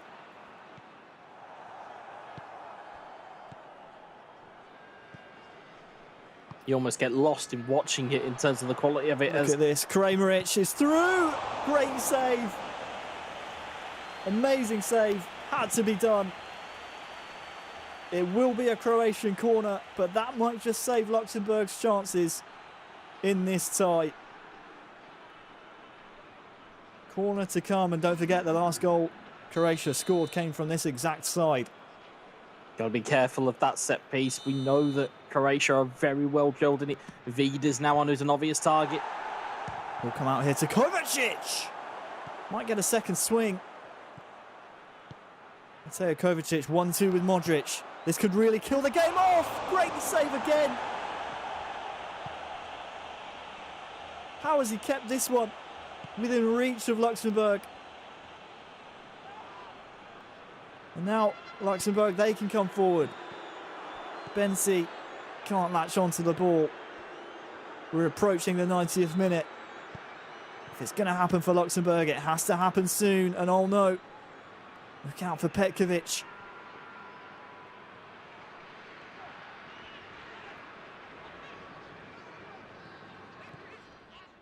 See, Luxembourg, they can see and they can sense there's one final chance in this. Tristan trying his absolute best to work this ball up the field. Looks like there could be an opportunity. Deville, real chance here. Zaprasic blasts it away. 89th minute. Phil has to swing one in. Was that the chance? Will he get another chance? I'm not too sure. The header's just gone over Wes, and it's agonising for Luxembourg. They were so close. I still have my head in my hands here. It looked like it was for all the marbles for Luxembourg. They just couldn't keep the header down as Perisic is hauled down, and again gives time for Zaprasic to get his house in order. But there'll be some real inquests with this Croatian side. Luxembourg with, have done incredibly well to get this far and to get this close, and they should be incredibly proud of themselves. But it's going to be Croatia, I feel, that are just going to close this out as the ball goes long. Last attack for Luxembourg. Last chance saloon. Gives the ball away though. And for Tristan and for Luxembourg, you feel that that's the end of the road here in the Euro finals. Kramaric has the... Oh, there was just too much to ask for there for Luxembourg. It's 5-3 to Croatia. 3-2 in the second leg. That is done and dusted. Yeah, you can see what had happened there. Luxembourg had gone all out attacking the hunt for that final goal to get themselves level, and instead they've conceded and they've gone down. They've played fantastically well, have Luxembourg, but credit to Zaprasic for, again, just steadying himself enough to get himself through into the tiebreaker game, and Croatia will be very happy with that as a performance, although not in that second leg. It got very jittery as soon as Luxembourg were there, and there is the final whistle. Well, that makes it official. 5-3 it ends between Luxembourg and Croatia. That was our first chance to see Luxembourg throughout this entire campaign, and well, they did not disappoint even in the slightest. I think there were a lot of people's fan favourites coming into the finals. I suppose you could say a minnow nation. No one really expected them to get this far. They almost produced the shock of the tournament should they have pushed it to that game 3. You think about that chance at 4-3.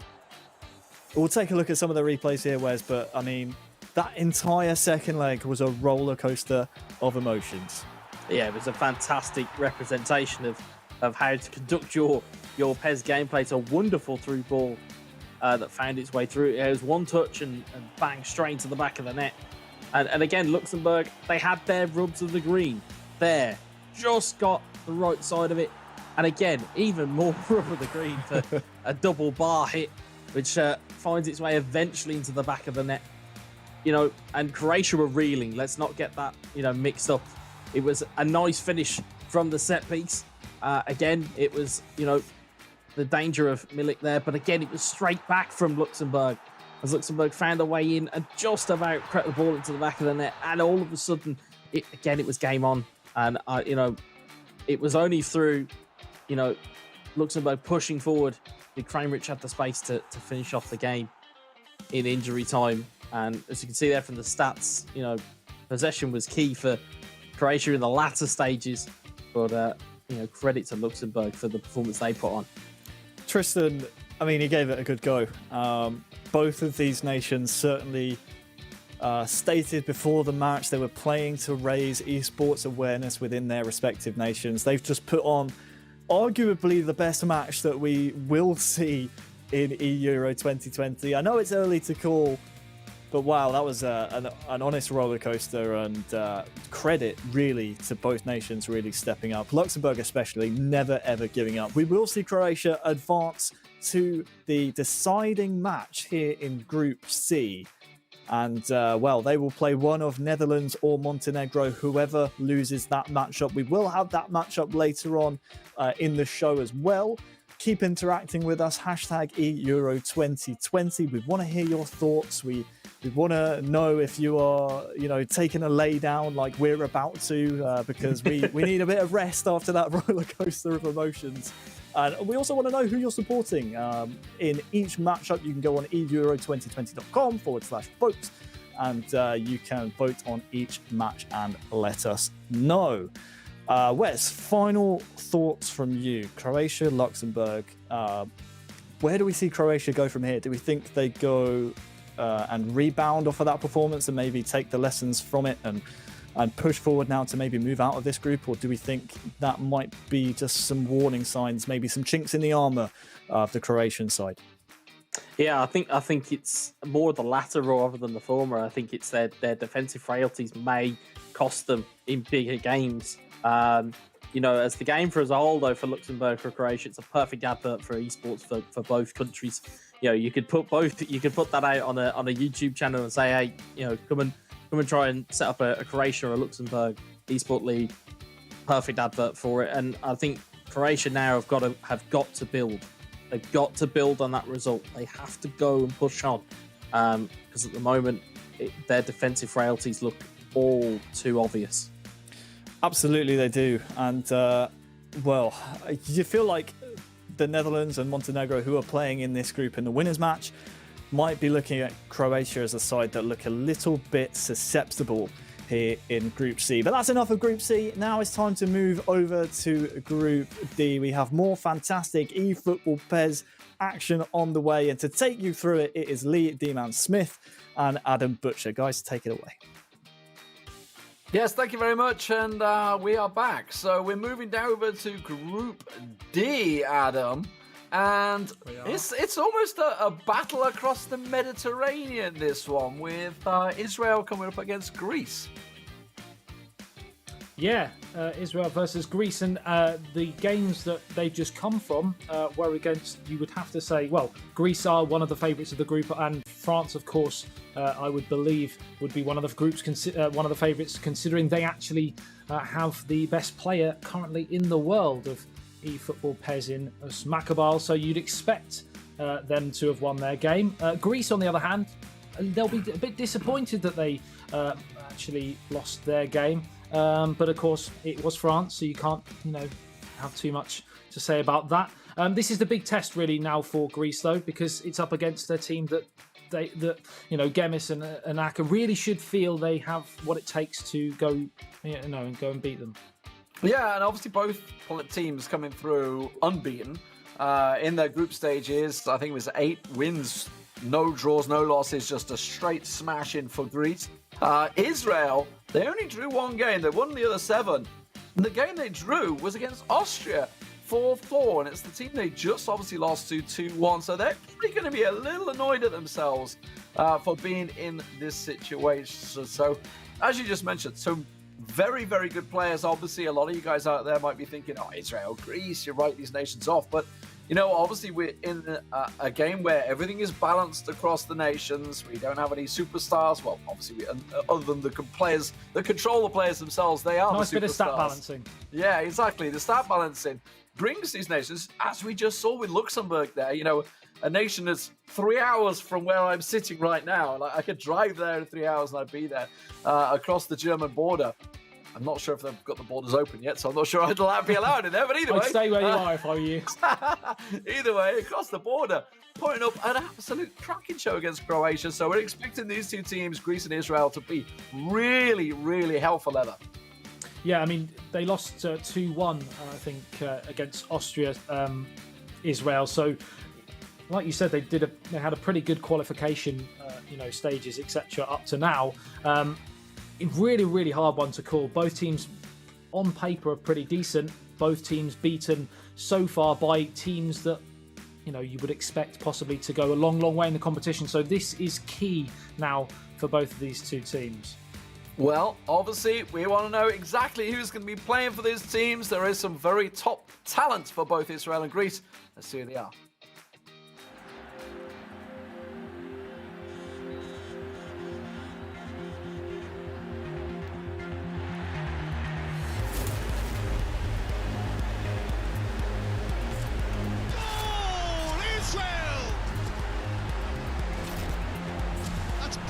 Play all round. And that is about as cool as they come. My name is Michael Astman and I'm playing for Israel. I won an offline tournament in Israel in order to represent my country, and we qualified for the group stage of Euro 2020. My name is Orel Daniel and I'm playing for Israel. I'm competing in eSport for the last 4 years. Orel is the best player in Israel, and it's an honor for me to play and train with him every day. It's an honor to play with such great and talented player like Michael. My highlight was a winning goal against Russia at stoppage time that gave us the qualification to the Euro tournament.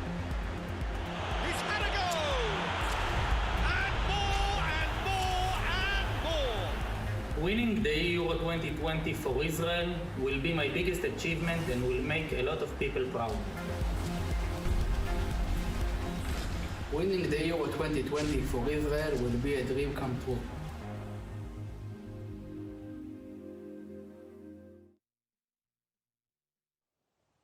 מי אמר שיורו 2020 לא יתקיים? נבחרת הגיימינג שלנו העפילה לאליפות אירופה שתתקיים בשבוע הבא.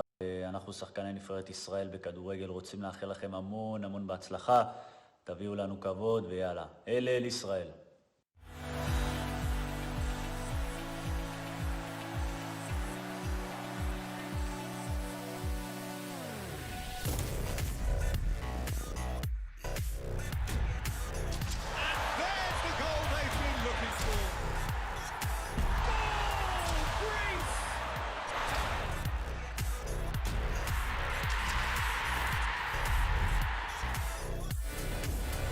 My name is Konstantinos Gemidzoglou. My PS ID is Gemis86GR and I represent Greece in the final round in Euro 2020. My name is Dimitris Kefalidis. My PSN ID is DamonKev789. I've been playing professionally esports since 2010. I've won many tournaments. It feels great and I'm really happy that I represent Greece at such a huge tournament.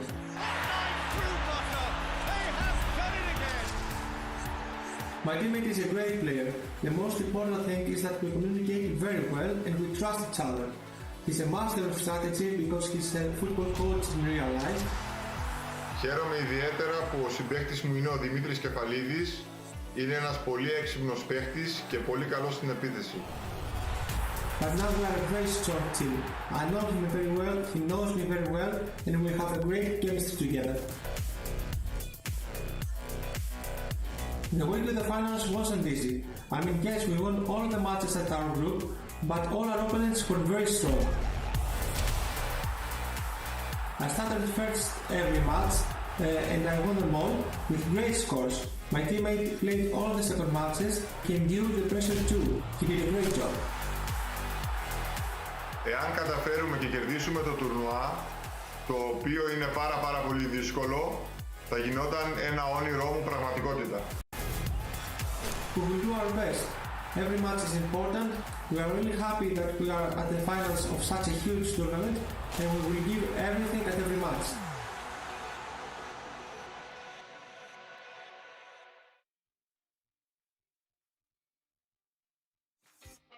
Well, there are the players, absolute experts in the PES world, so expecting some explosive football this time around, and a pretty even game we're expecting here.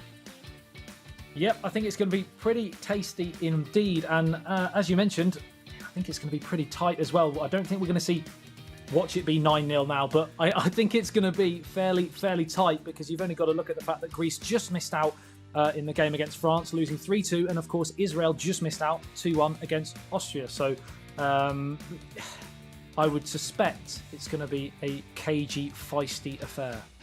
I mean, both teams kind of alluded to it, that they did have relatively safe groups through to get here in the first place, which they did both. You know, at the end of the day, doesn't matter how good your group is. If you top it, you top it. It doesn't matter what you're against. You know, they both had some solid performances to get here. But, as they kind of alluded to, we are yet to face some proper top opposition. Well, they've just done that in the first round, and they find themselves in the loser bracket, which I don't think either of them are going to be very happy about. No, I don't think they'll be necessarily massively happy about that. You'd have to say that possibly on paper, Greece would feel a little bit more relaxed about it, because losing to France is no mean feat. They are probably one of, if not the favourites for the whole competition. But let's see how things proceed as we go into the first of the two allotted games between the two nations, Greece and Israel.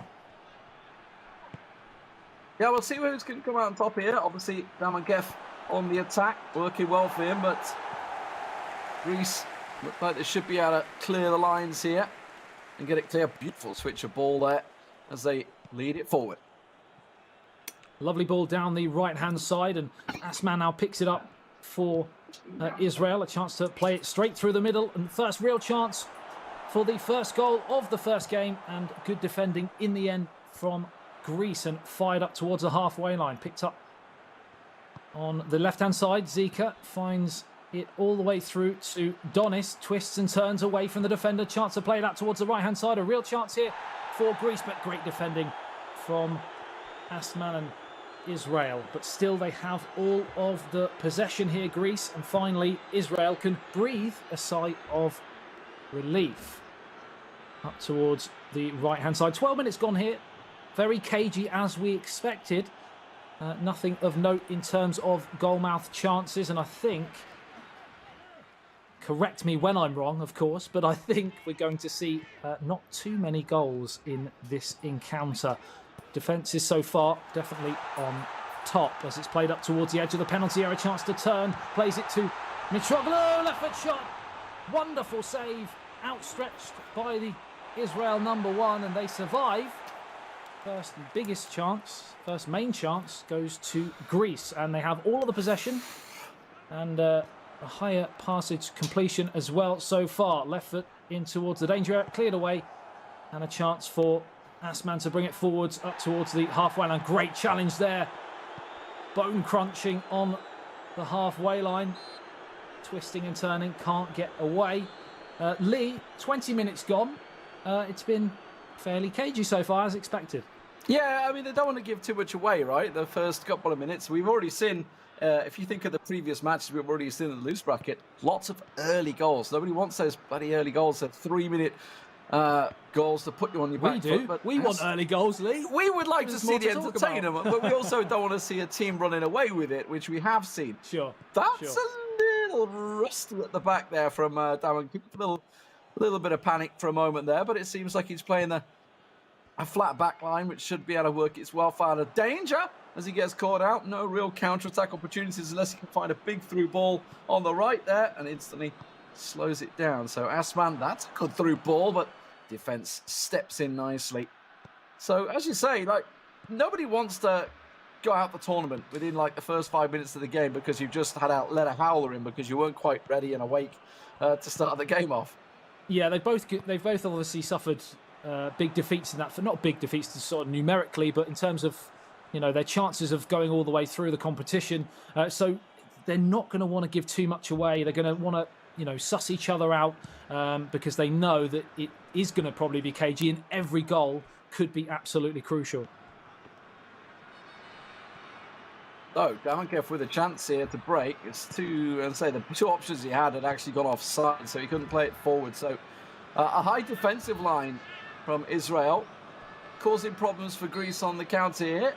That's going to be judged to be a foul, and then maybe a quickly taken free kick could work something here if he goes to the right wing, and he does. Finds himself a player through the middle. Good skip over it. Finds a chance. There's a chance for a shot here. They're stepping away.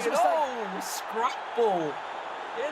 That was a loose ball that should never have happened. The defender just misjudging it. Yeah, it was the first real chance for Aka 7, and in the end, the goalkeeper did the smothering that was required, but certainly first real chance for Greece, and now Israel back on the attack. Cleared away. Just can't get out now. Camped inside the edge of the penalty area. Oh, it's ricocheted through, and it's an easy save in the end, but Lee, that could have gone anywhere. Almost 5 at the back there for Greece. They're making sure they certainly cover this one off.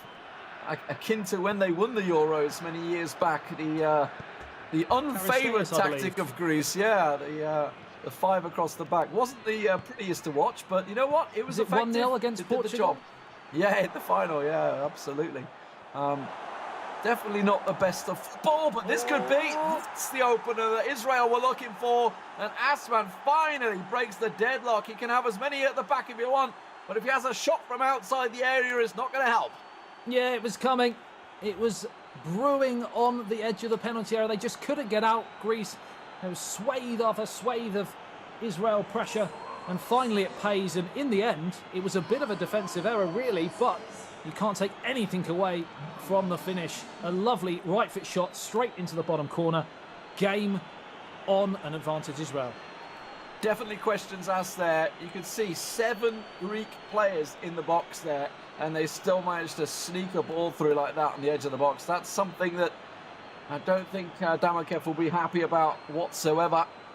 But as you said, it was a defensive error. He had the ball, lost it on the edge of the box, and you just, at this level, that can't happen because you're almost certainly going to get punished for it. What a time to score as well, Lee. Right at the stroke of half-time. That will give Israel and Asman so much confidence here going into that second half. The goal scored by D. Saba right on the 44th stroke of half-time. And now we're back underway. Straight away, no changes in the second half. Now, a bit of a rash pass, but he gets away with it. Trying to see if he could work something early on, maybe from the kickoff. Big opening down the left wing, and he finds it. Manages to get the through ball, plays it back inside. Looking for his player, though. In the end, has to return it back to the box, and that was a poor pass. There was no pressure on it whatsoever. So we're seeing clearly the intensity of this match that's putting a bit of pressure on the two players. 49 minutes gone here, and possession has largely been with Greece at the start of this second half. They do need, of course, to make inroads, but they don't want to, they don't want to overdo it in this second half. If they can keep the score remotely close going into that second leg, they'll be, pretty happy so far. But there's a mistake here as Asman pickpockets and wins it back. Damankev down the right wing. Loves to play that overhead cross. It's not really working out well for him, though. Now he's got space down the left wing. That's a good break here. He tries to work it inside. There's a player available. If you can cut it back in again, there's plenty in the box. Tries deep, near post, flick on header. Beautiful goal there from Greece. That was so well worked. We've got our equalising goal, just 56 minutes. And we said they don't need to overdo it because the chances will come if they're patient. It came. It was a near post header, and he made absolutely no mistake. Greece won, Israel won. Just what the doctor ordered there for Greece. Absolutely needed that. They were starting to just look a little lackluster, if anything, but such a well-worked goal down the left wing. You thought maybe his options had gone away from him, but then the runner was available again. The little flick in and that near post header, well, the keeper had no chance on that one. Beautifully placed. Yeah, I mean, what you often see when the games are so cagey, a lot of play tends to be, of course, in and around the D, the edge of the area, straight through the middle where a lot of people get a lot of joy from. But when the games are like that, what's the best thing to do? It sounds obvious, but some players just don't quite know when to use it. He went wide, the cross was inch perfect, and it's 1-1. Yeah, stretch the play out. If it doesn't work, just recycle the ball and keep trying until you pull somebody out of position, and that's exactly what they needed there. And now they win it back in pretty physical style within the middle. It's what we expect from these two teams. Very physical game coming out from the Greece, just laying the ball once again. Oh, that was a miss pass, that one. Tried to spread the ball wide, but there's a big through ball opportunity. Oh, he tries to flick the keeper. The defender should be able to clear it off the line. He does. Nobody there for the rebound, and Greece get away with it. Wow, heart in the mouth moment there. Just when it looked like the ball was trickling over the line after the ricochet off the goalkeeper. Good save, of course. In the end, it went down as, but cleared off the line, and Greece now come away. If they were to score now, it would be a real spanner in the works, but cleared away finally.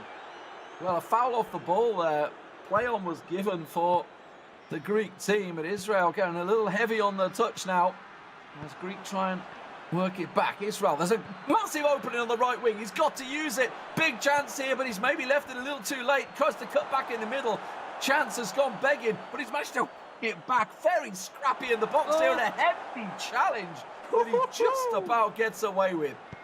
Wow, wow, wow. Heart in the mouth moments indeed there. All eyes on the referee as the lunge came in. It looked like possible contact, but he waved it away, and they managed to clear their line. 72 minutes gone, and we've only seen 2 goals, but it's been enthralling for different reasons from what we've seen so far today. This is a fascinating tactical battle between Asman and Aka 7.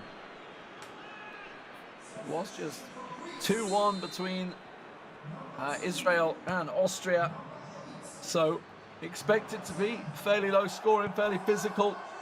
They scored a hell of a lot of goals, both teams, throughout the group stages, topping out their groups in fairly convincing style, in all fairness. So we expected this to be a tight game, and it's absolutely proving that way as Greece try to build something through the middle of the park. That's a stray pass that's going to find its way straight back at them there. Counter-attack opportunities are a little lacking, though. It's the Greek midfield will wrestle it back. I mean, I hate to say we are experts of the game lead, but we did predict a cagey affair, but he's in here. Oh, a chance to get the shot away, just picked off the end of his toe, but they still can't get out here. It's wave after wave of Greece pressure. Oh, it looked like for all the world to see that was going to nestle into the back of the onion bag, but tipped away in the end by the goalkeeper. Wow, a photographer's starting save. to really kick off now in the last 10 minutes.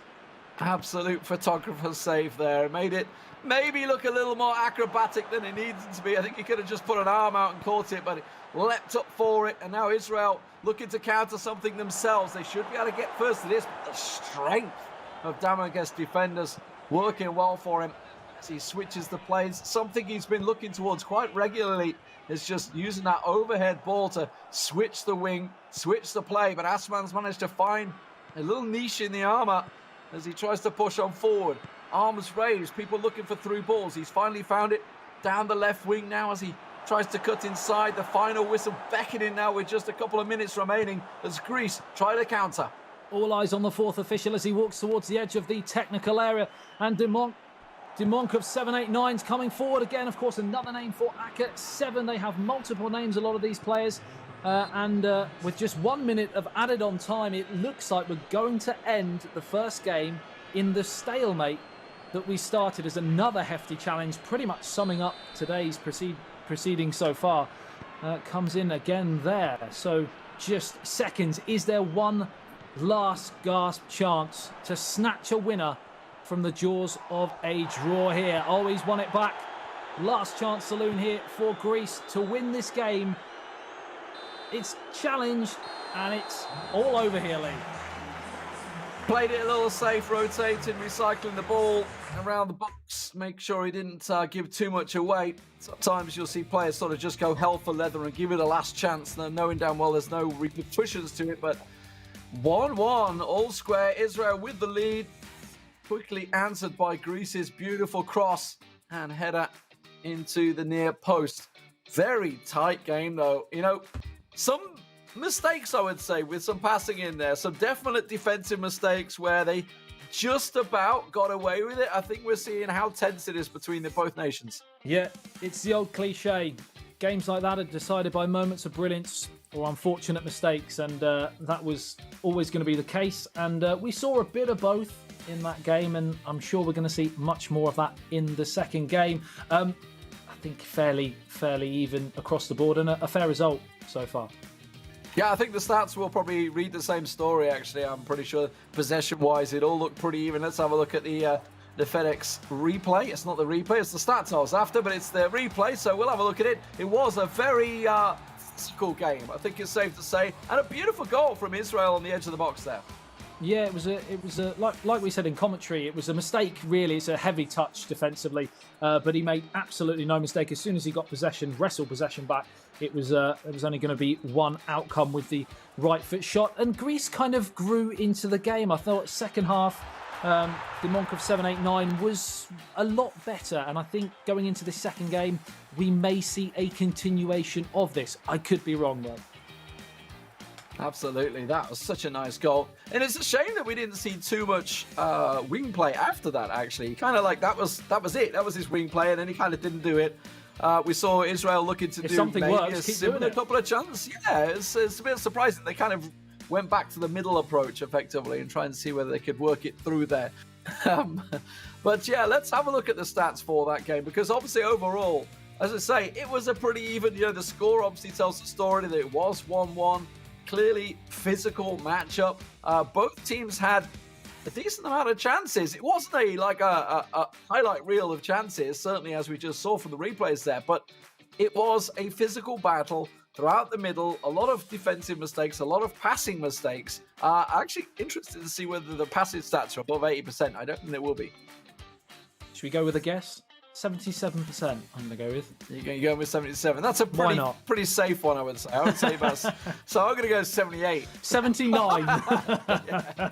Not more, any more. But no. Yeah, well, let's have a look. Okay, or not. We're just going to go straight to the next match. I think we're having no stats. We're just saying the stats. You know what? You guys are on the money. So that's we won't what it bother is. With the stats, because Greece was 77 and Israel was 78. How about that? That was it. That's it. We'll call it evens. Okay. So let's get the second game underway. This is going to be Gemis. Not too sure who's up against for Israel. We just saw there, but Gemis coming into us, and also a very strong player, right, for Greece. Say it again. Sorry. Gemis also a very strong player for Greece. Yeah. Again, in qualifying, both players were utilised, and certainly right up there in terms of qualities between the two of them. Like we said, we're just checking to see. Yeah, we have got changes by the looks of things on both teams. So Gemis comes in, and it looks like Oriel Daniel will be playing for Israel. So completely different players. So it may be, Lee, a completely different game. We'll have to wait and see.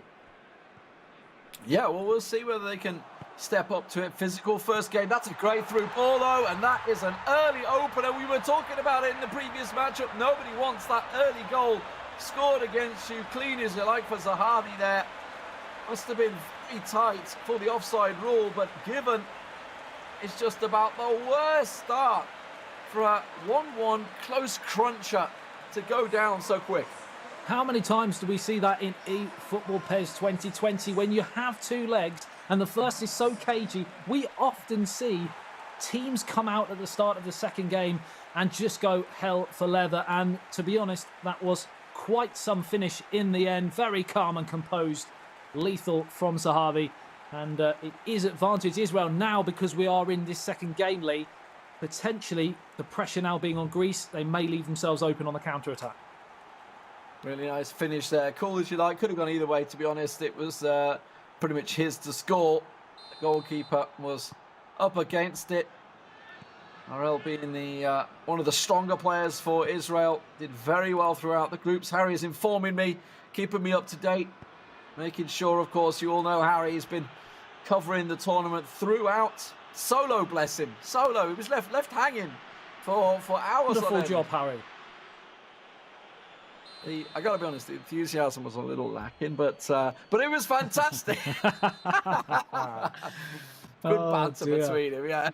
A lot of the you mentioned about the quality of the players. A lot of the teams I've noticed so far today are utilising their perhaps bigger named player in that second game if it's a crucial game. So we may see that going through. That the actual quality might step up slightly in this game as well.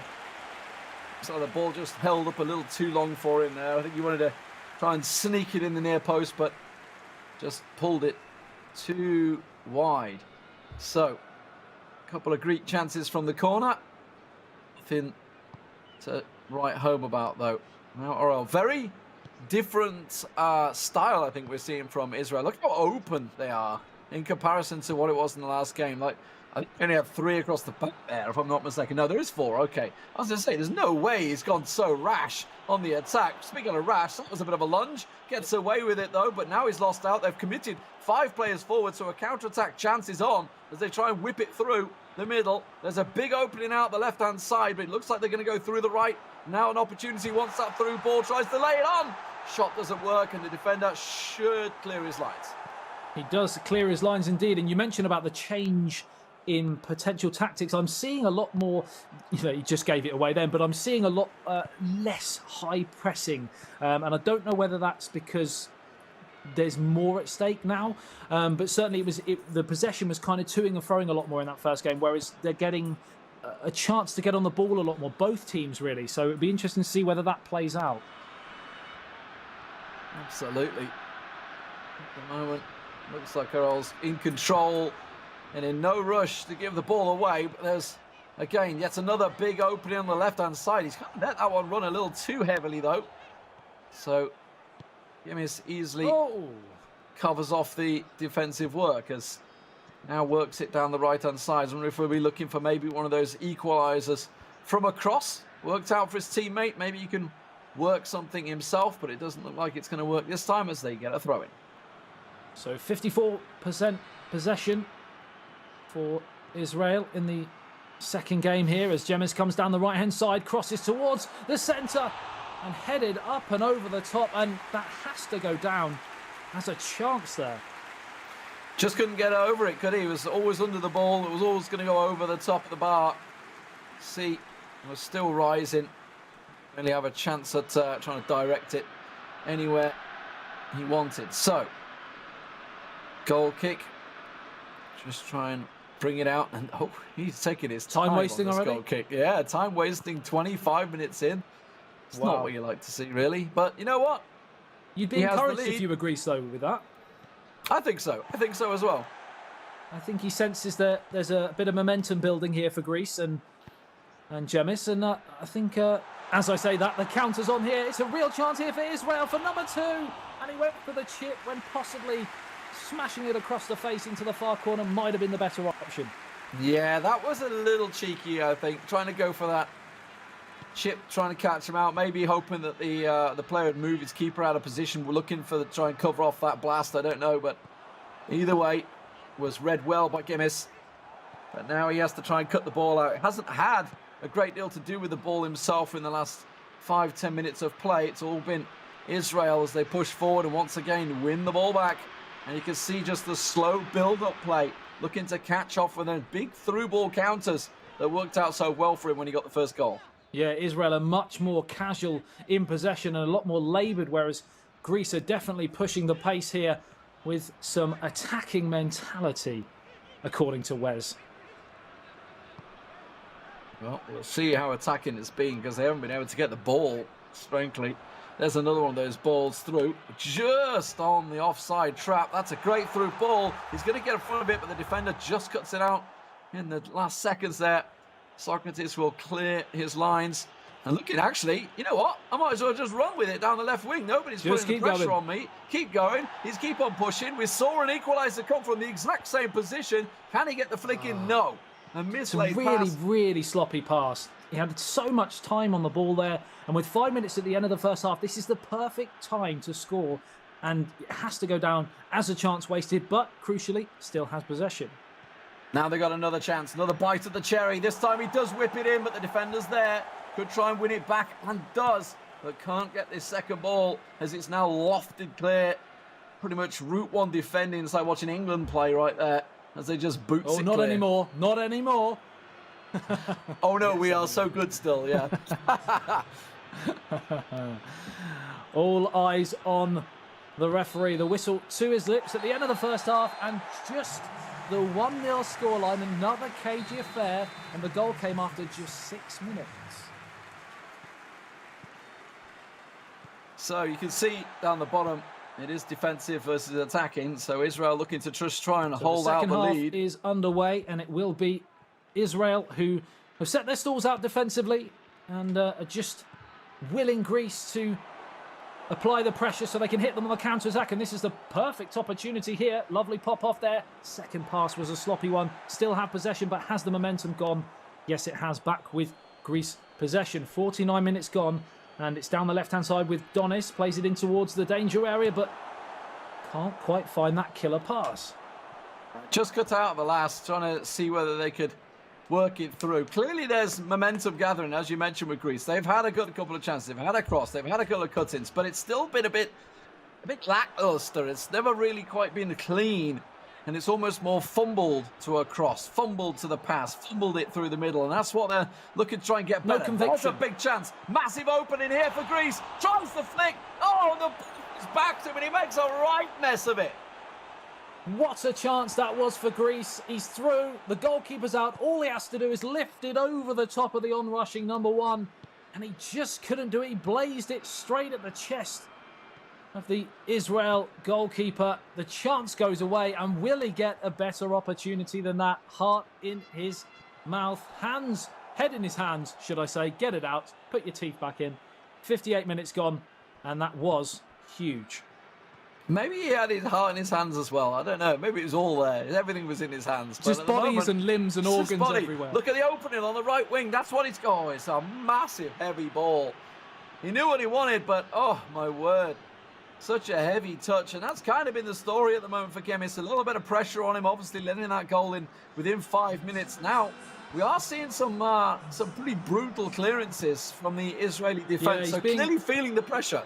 Yeah, he's being rushed into it because of the press from Greece is so strong now, and it may produce another chance. Anywhere will do right now. All hands on deck for Israel, because they can sense that this next 15 minutes is going to make or break their Euro 2020 tournament. Just saw a change there, actually. You can see he's not defensive anymore, Aurel. So Israel looking to try and work the way out of this one. Maybe feeling he's putting too much pressure on himself, just being the defensive mentality. I say that, he goes straight back to defensive. Straight back defensive. You know what? I thought he maybe was going to try and work his way out of it, but straight back into the defenses. And it's a chance here for Israel to bring the ball forwards. A second goal would, of course, kill the game off. And he's in. He's gone down. Referee. Oh, he's given absolutely nothing. And the Israel fans around the stadium were incensed and convinced that that was a penalty. Somewhat would have been fortunate, I feel, but the counter-attack is on here for Greece. It needs to be. Put your laces through it. Oh, he's put it wide. Just shoot. The defender clears it. Another chance to shoot. Puts it into the middle. It's just a calamity in the box. And finally gets cleared by Israel. But it's not done yet. They're still pending their own half. Pinball around the 18-yard box. 20 minutes remaining. Can Greece find the breakthrough to take this potentially to a third and decisive game? Because right now Israel are going through by 2-1, but we have had end-to-end stuff. The goals on the tally sheet up on the top left-hand side do not represent the action we've seen, because it has been enthralling. Is there another chance here? Cleared away surely by Israel. They lost 3-2 to France earlier on. France coming into this, the tournament favourites. So if they manage to get 2 goals against France, we know they can score goals. But at the moment, they're not showing it. There's just a lack of ambition in the final third. There's been some scrappy chances for the Greek fans to try and feed off. That's just a hopeful attempt from Israel to try and feed off. And this is the story of Israel. Israel are under pressure here. They're under severe pressure now. If they are to be able to get through this, then it's some defensive performance at the death. But really, well and truly, it should be 1-1 because they had a chance about that 10-minute ago chance when he went through on goal. And all he had to do, as you said, put your laces through it. It's 1-1. It's game on. And he just tried to be too intricate. He tried to pass the ball into the back of the net. Can they finally put their laces through it? Just hit the ball. And he can't do it. He just doesn't want to shoot. He just keeps passing it. What's he think he's Arsenal? What are going on in there? I don't know what's happening. I think the pressure at this level is really starting to get to him because he knows that he's not going to have too many more opportunities. Oh, he's not. He's not. His time is running out. He's got about 10 match minutes left. That's at best right now. You've got to put your foot through the ball and just have a chance. Instead, he keeps trying this intricate passing and it's just not working for him because Israel are starting to stack the box out.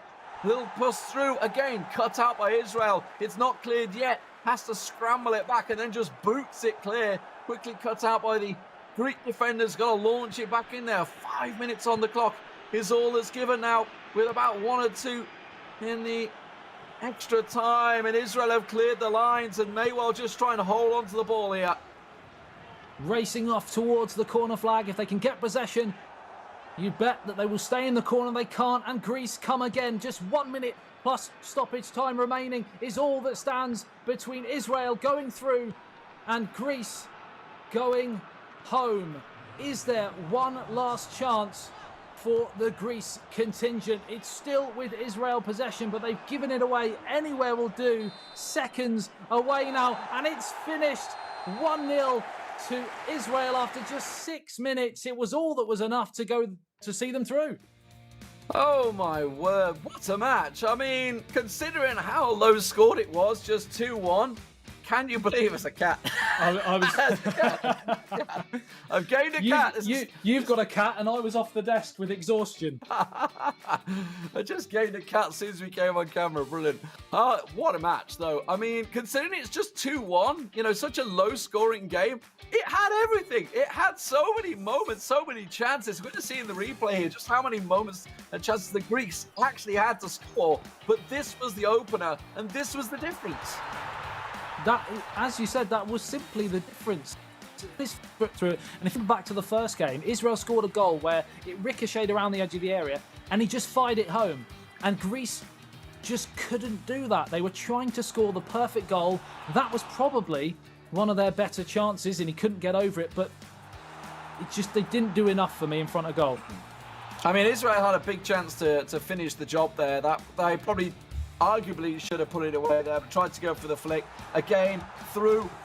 Was it a penalty? We don't know. It wasn't given. Defender certainly got it, but look at the clearance. I'd like to see it again. So many chances within the box. He just wants to find a moment, but look at how many players Israel are stacked in there. Everything they could throw at it. And, well, you can see Israel, 100% shot accuracy. There was only 3 shots apiece. And, well, FedEx certainly delivering with these stats because that was a tight match. This time, though, you saw the passing accuracy. Greece were on the passing. Israel were just clearing the lines every chance they got. One stat that stands out to me there is no fouls apiece. That's mad. Considering it was such a tight game, you'd expect more. A physical game as well. Yeah, it was such a physical matchup, so... I'm all lather after that match. That was a pretty warm one. That's what a fantastic performance overall, though.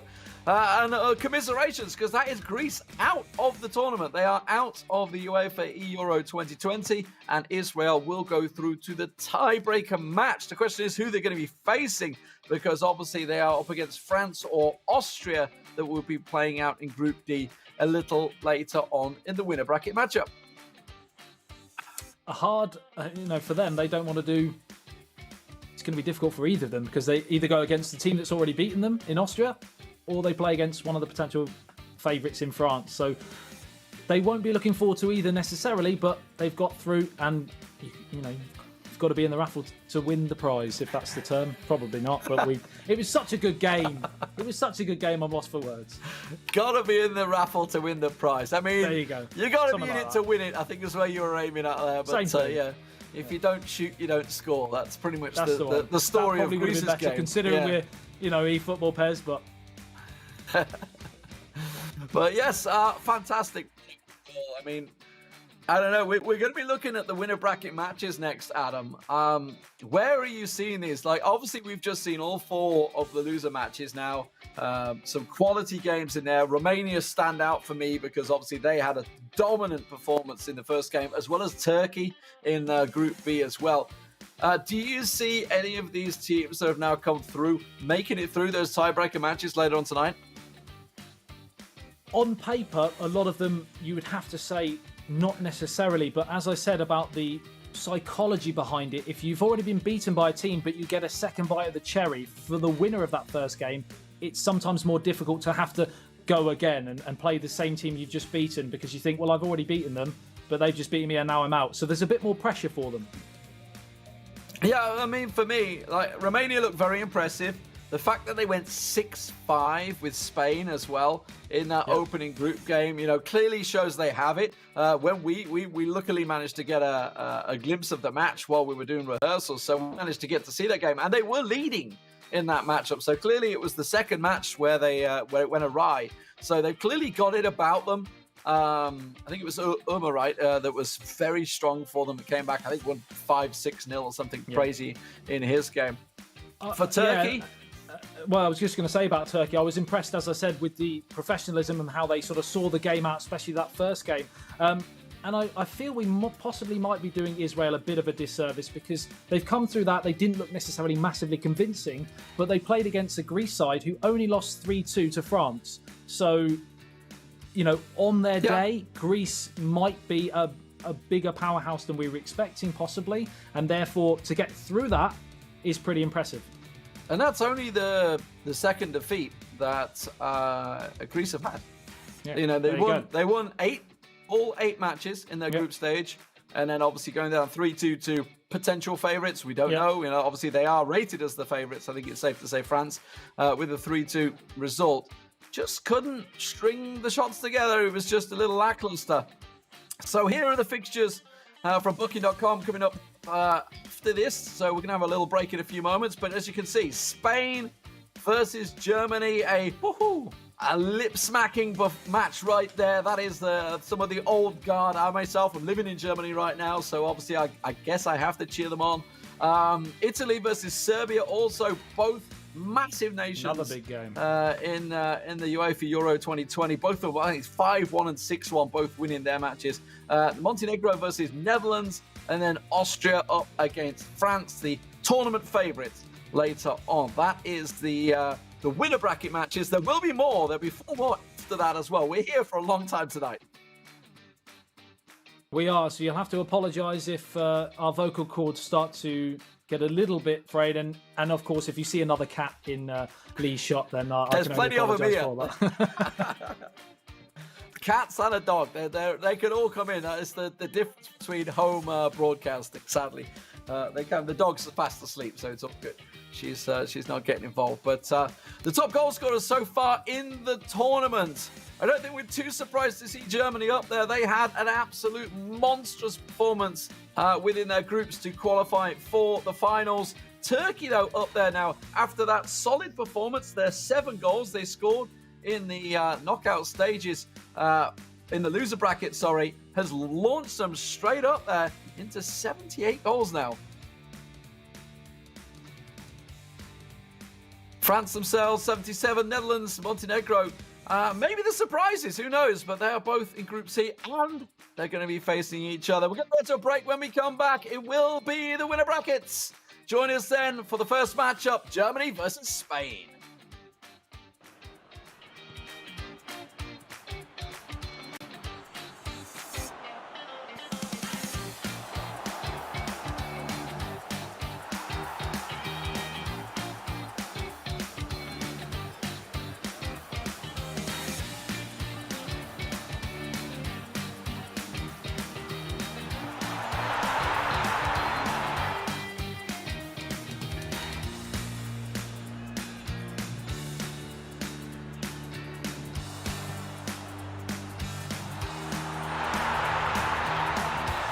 11 players, many of them friends, some foes during the league season, now united for a single cause as they carry the hopes and expectations of a nation, the most unbearable, thrilling of emotional roller coasters.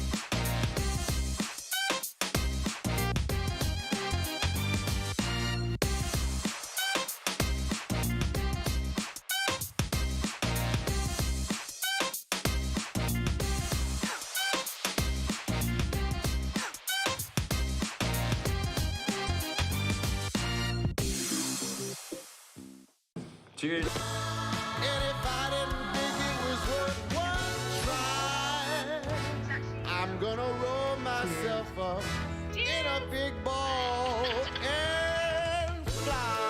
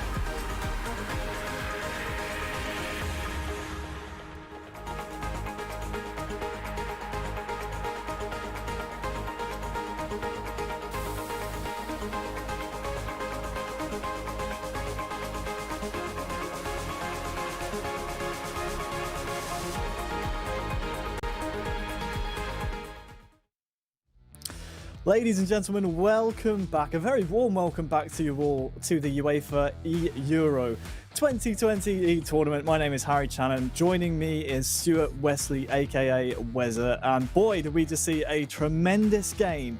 Israel taking down Greece, and very, very shortly we'll have a interview with one of the Israel players. It was a tremendous game, Wes, and I think it's only fair that we bring in our player from Israel. We should have on the line now Orel123. Orel, can you hear me, my friend? Yes, I can hear you. Well, very well played. Congratulations on surviving in the group so far. I have to ask, what does it feel like representing your country in such a big tournament like this? That feel amazing. I always played in the competitions. I represented myself. Now I represent my country. It's a very good feeling.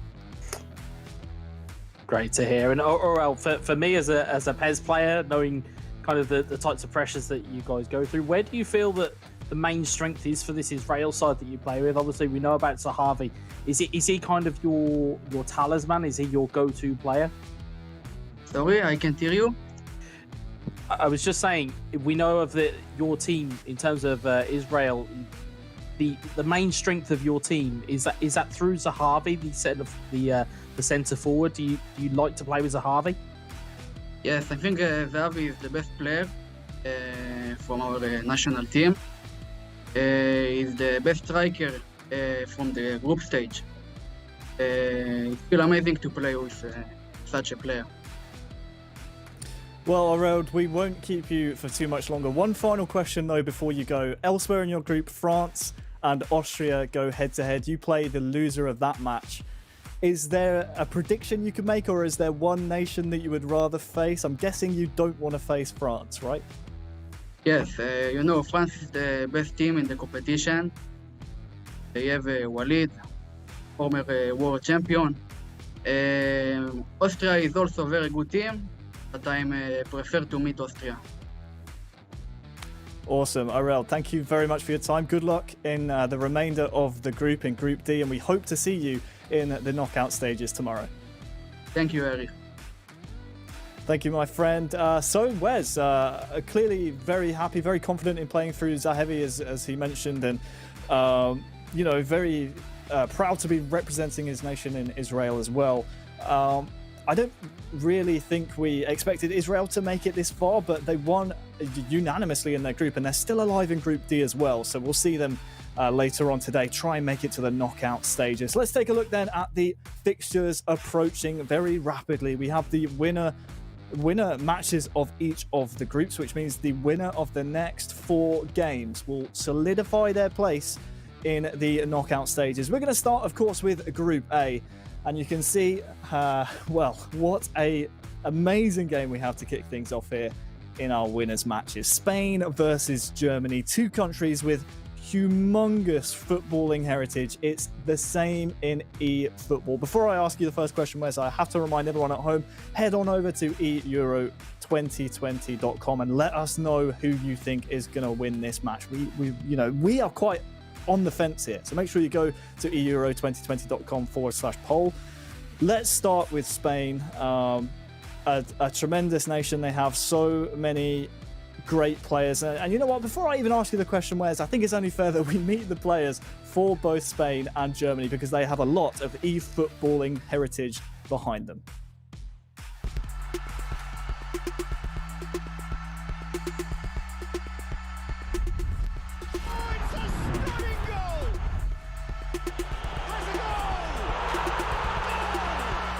And it's Spain who take the lead. Isco! He's got himself a peach of a goal. Hi all, my name is Miguel, also known as Mestre, and I'm one of the 4 players that will be playing the Euro 2020 finals. Hola, mi nombre es Saúl Chávez, mi ID es de /Palma 2 y juego por la selección española. Hi all, I'm Alex Alguacil and I'm playing for the Spanish national team. My name is Jose and I'm playing for Spain at this Euro 2020. The Spanish national team squad, we are the best 4 player possible selected. Jose or Alex, they have played a lot of competition, very important competitions, Mis compañeros de equipo son muy majos, siempre intentan animarte antes de los partidos, darte consejos para que no te pongas nervioso y son increíbles. The other country has to be scared about us because we have the chance now to select a player, depends the game style of the opponent. We finished second. It was a really tough group. We did an amazing performance, but we were unlucky against Serbia. I think we deserved the first place. Then in the playoff we were really solid, close to win every round.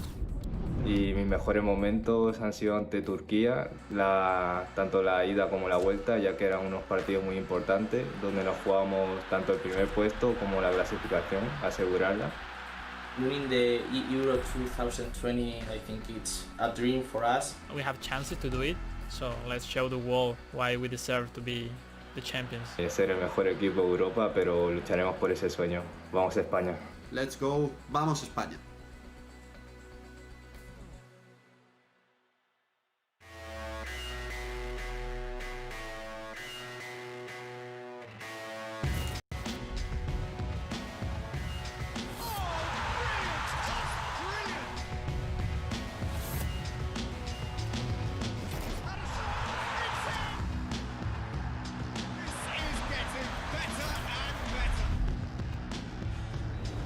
My name is Matthias Winkler, also known as Goal, and I'm playing for Germany. I'm playing PES since 1995.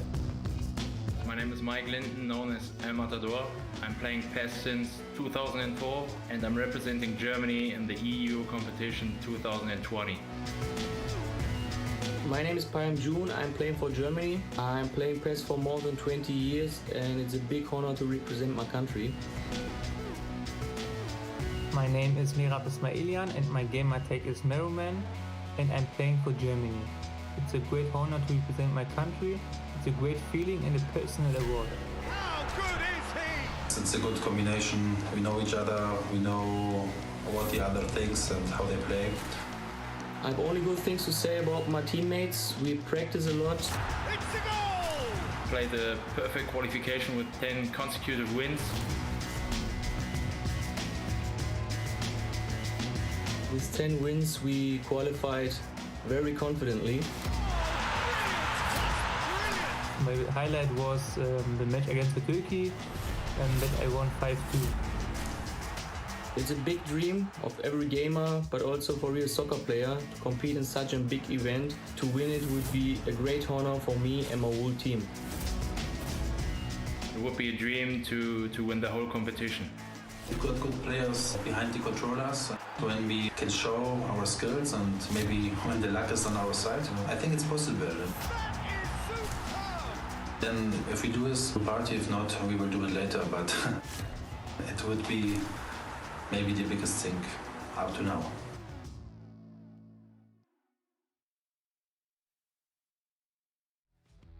Great to hear from the two nations there, Wes. We said two real juggernaut nations and two that we could easily see in the latter stages of the knockouts of the entire Euro 2020 competition. They meet here though in the groups. Win and you go through to the knockouts, of course. So much on the line here. And it's just a star-studded game. You almost question who's going to be starting for each nation, because there is so much talent across the board between these two nations. Yeah, it's far too close to call, even though I alluded to it earlier that I feel that Germany have the physical edge on Spain. Spain have shown that they've got great talent, great squad and depth. It's going to be one of those heavyweight clashes that you really want from a European tournament, and this is no different. We're almost blessed that we get to see it so early on in the competition, and again, we alluded to it. We may well see it in the knockout stages as well. So this might not be our only chance to see these two nations go head-to-head, but it will be Spain taking on Germany. We are just moments from kickoff, and there you can see the two men selected, arguably the two strongest from both nations. Alex Alguacil for Spain and Merriman for Germany, and it's Spain starting off here strongly. And the Germans, well, in co-op gameplay, not doing so great, but in 1 versus 1, it's a different story. Here comes Alex Alguacil with an early chance, second bite of the cherry. And it's a dream start for the Spaniards, who failed to qualify through the groups, had to go into the playoff groups. Well, that's a great start to maybe qualify for the knockout stages here at the finals. But I'll tell you something, the way that, you know, we thought that things were kind of going to pan out, we thought, you know, when we first were talking about these types of matchups, who was going to start for Spain, and we all thought, or we started to feel that it was going to be Jose. It's Alex who's came out of the box, and all of a sudden 3 minutes in, and he's got himself 1-0 up against the Germans. I mean, you know, Germany are going to have to really work their way back into this, but interesting they're going with Merriman to start off Germany. They're really interested. Gundogan now. Merriman. Well, he would have liked to have got the immediate response. It will be Alex Alguacil coming forward here once again. Attacking from left to right. We are still within the first 10 minutes of this game of eFootball PES 2020. Merriman, though, is no slouch. The German representative, of course, a member of Schalke 04 in the eFootball Pro League. Going up against Alex Alguacil, who represents, I suppose you could say, national rivals.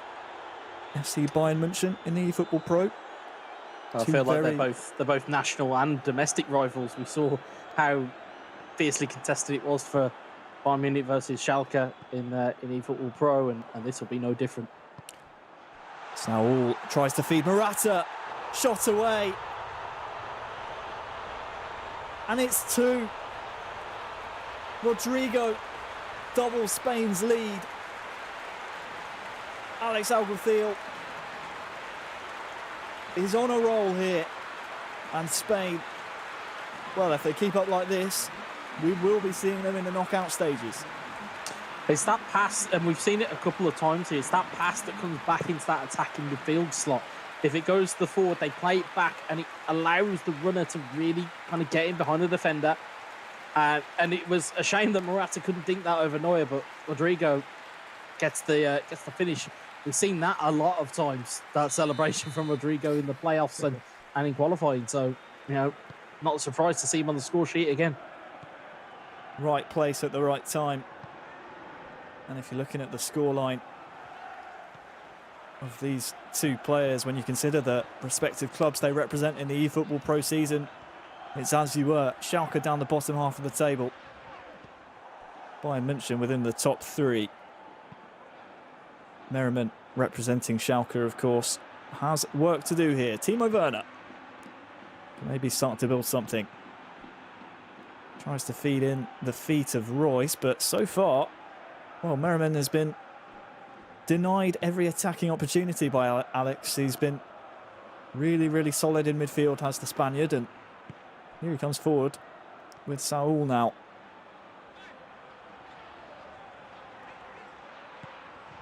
The Germans, of course, very proficient in the 1 versus 1 discipline of eFootball PES.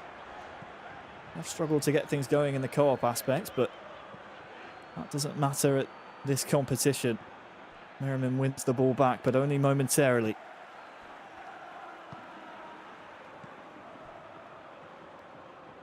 Isco somehow keeps the ball. It's laid off to him. Morata here, really good chance. And it's 3. 3 goals in 30 minutes for Spain. And well, what is happening here? Merriman's falling apart. And although we play 2 legs of PES, it may be over before the first one is. Yeah, it's wonderful passing play again from Alex. Again, finds Morata, who roofs it into the top of the net. And Spain are looking like they're going just out of sight before the game's even got off and really running here. It's what, 27 minutes gone, 3-0 down. Germany have not tasted defeat. They haven't even dropped a point in the Euro qualification process so far. So a little bit of a culture shock, a little bit of a kind of a frightener going right into Germany at the moment. They're going to have to summon some powers of recovery here.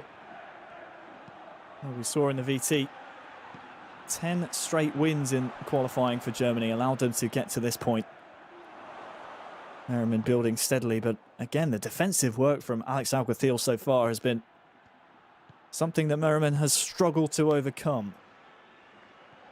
And you think to the rest of the Germany squad waiting in the wings, the likes of Matthias Winkler, who recently was the champion of the eFootball Pro Friendly 1v1 series. Here comes Sane, though. Wonderful defensive work again by Spain. And, well, Merriman cannot catch a break. It will be a Spain throw. Morata the target, but, well, Morata chasing the ball down.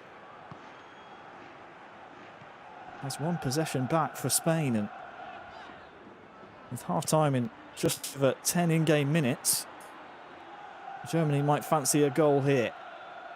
It's just nothing doing. Just seems, again, just a little bit lackluster, a bit lethargic from Merriman. Seems like he's planning his attacks a couple of steps ahead of time, Wes, but Alex is almost an extra step ahead every time. Yeah, I mean, we've spoken at length about how good Alex Alguacil is as a co-op player. I think people do sometimes forget just how good of a player he was, or is even, as a 1v1 player, and he's certainly proving it here and now. Seems to have all the control and all the time in the world here to just play at will. Of course, was in the World Finals against Eterito a couple of years previous, wasn't he? So I think you're right. People forget the pedigree he has behind him. Look at this. Saul in behind. Might have a man to pick out in the box, but defended well by Germany. Spain come forward once again as half-time looms. Chance maybe for one more attack. The referee, however, has other ideas. And it's Spain 3, Germany 0. Yeah, it's kind of very much looking like a canter at the moment for Spain and for Alex. And Merriman hasn't really looked like really doing any real damage to Spain at the moment, and kind of goes completely at odds. And I may just stop making predictions at this point, but it goes completely at odds with the way that I thought this game was going to go. I thought Germany would use that physicality. They would, they'd try and bully Spain a little bit, and instead it's kind of gone completely the other way. It's been the skill, it's been the passing, and it's been the precision of Spain that has kind of won the day so far. Well, you'd be forgiven, Wes, if you were looking at this matchup on paper, the way that these two nations qualified for this tournament. Obviously, Spain in groups, bested by Serbia, had to go through the playoffs. Germany, though, winning 10 in a row, topping their group undefeated. You'd have to say this scoreline is very much unprecedented when you look at it that way. But I think the previous point you bring up about Alex Alguacil being a really solid 1v1 player is one to fall back on here. It's certainly a very prominent point, and it's almost like he's rubbing it in our faces. Rodrigo. Yeah. Chance for build-up. What a pass there. Morata might just get onto the end of it. Manuel Neuer, luckily, out quickly. But what does Merriman change here, Wes? He just seems devoid of ideas almost. Well, you've got to do something. You've got to, I mean, you can see all of his advanced tactics or advanced instructions are all in use.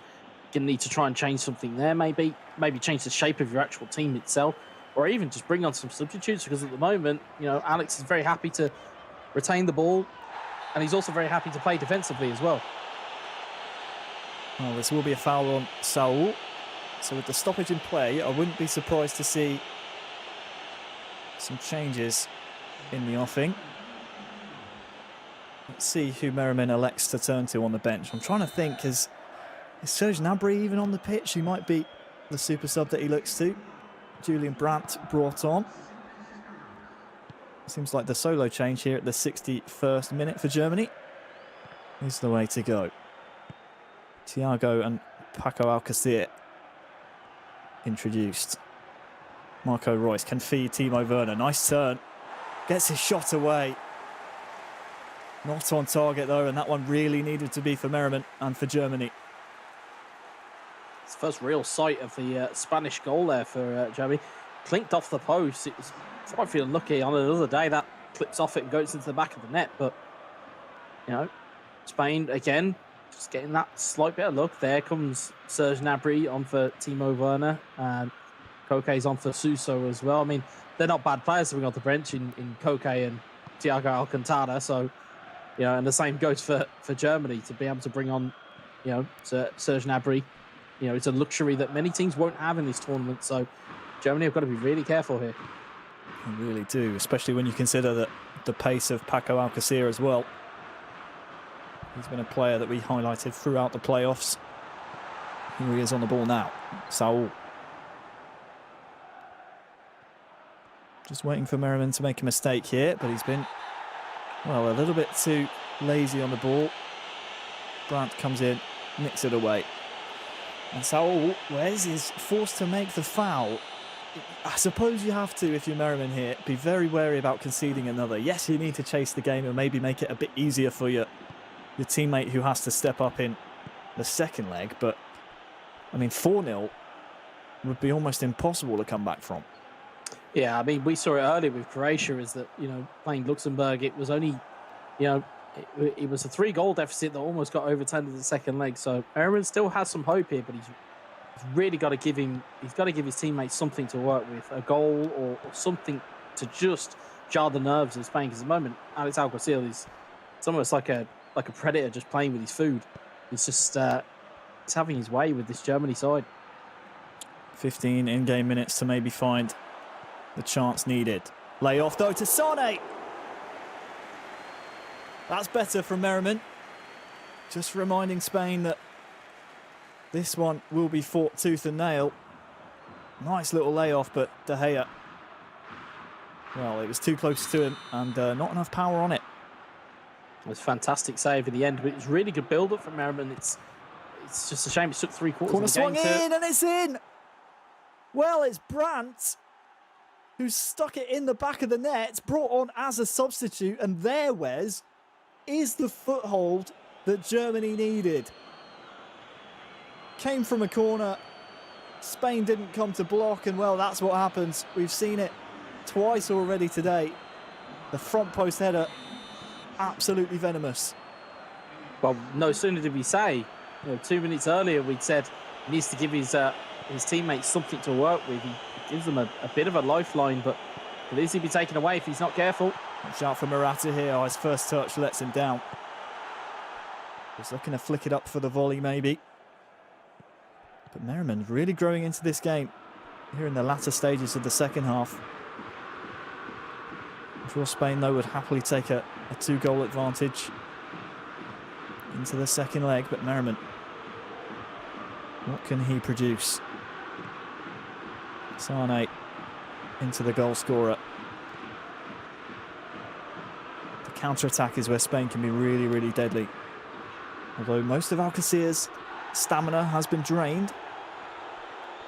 And you can see Morata, he's out on his feet, trying to find Morata there, but Stark comes across to cover.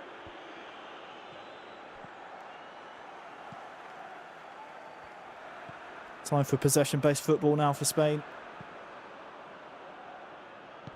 Yeah, Alex doesn't need to take too many risks here. Merriman, on the other hand, though, might get a bit of a lucky opportunity here. This. Serge Gnabry with the turn, lays it off to Brandt. Will he take the shot? Back to Gnabry. Brandt again! Wonderful tackle. A goal-saving challenge. And that might be worthy of one of the skills of the day, to be honest with you, Wes, because that surely saved a goal. The timing on that was superb. Absolutely superb.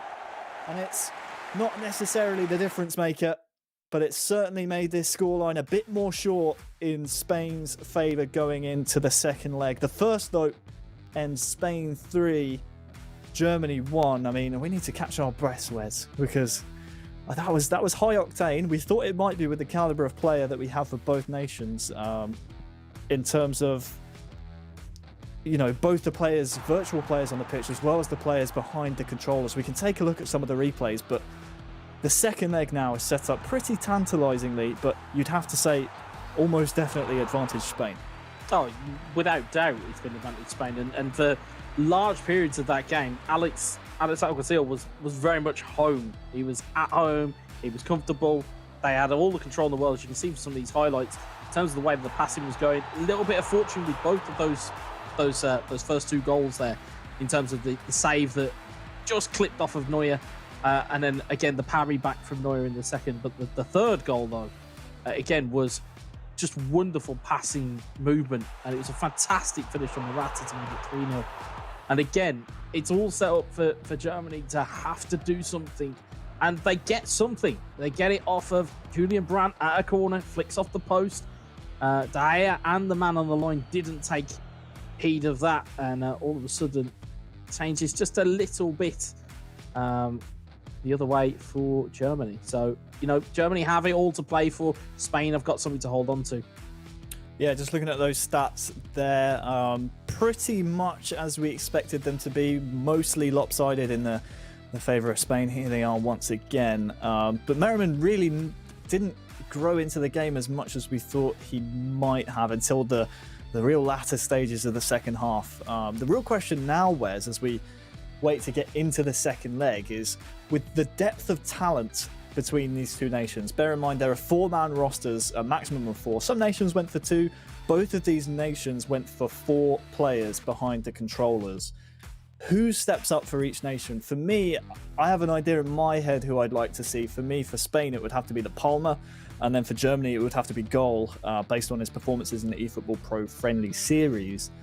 But this is the next big question. If we sort of wait and see now to see who's going to be the man to step up for both nations, who do they call on to see out big games like this? You can see your favourites at home. 57% of you think Spain will take the victory. Well, so far, you look pretty good for your money. 3-1 aggregate score is a decent one to take into a second leg. Where do you put your bets, Wes? Who do you pick if you're either nation here? I think the way that this will probably go, and I'm just thinking in terms of the type of players that each of the players are on each of those teams, I think you're probably going to look to El Matador, and I think I've just had it confirmed in our ear there. It's going to be Mestre, who it would have looked to have probably been Mestre, as he's the more defensive of the 4 that's there. El Matador's the more aggressive and the more attacking of the 4 for Germany, so it's kind of almost, it's very much a winner takes all here. And I think Spain are in the box seat. I really think that they will see this home, but let's not forget Mike Linden or El Matador is a quality 1v1 player. So again, predictions are kind of out the window, because we're with these types of caliber of players, they can make anything happen at any given time on the pitch.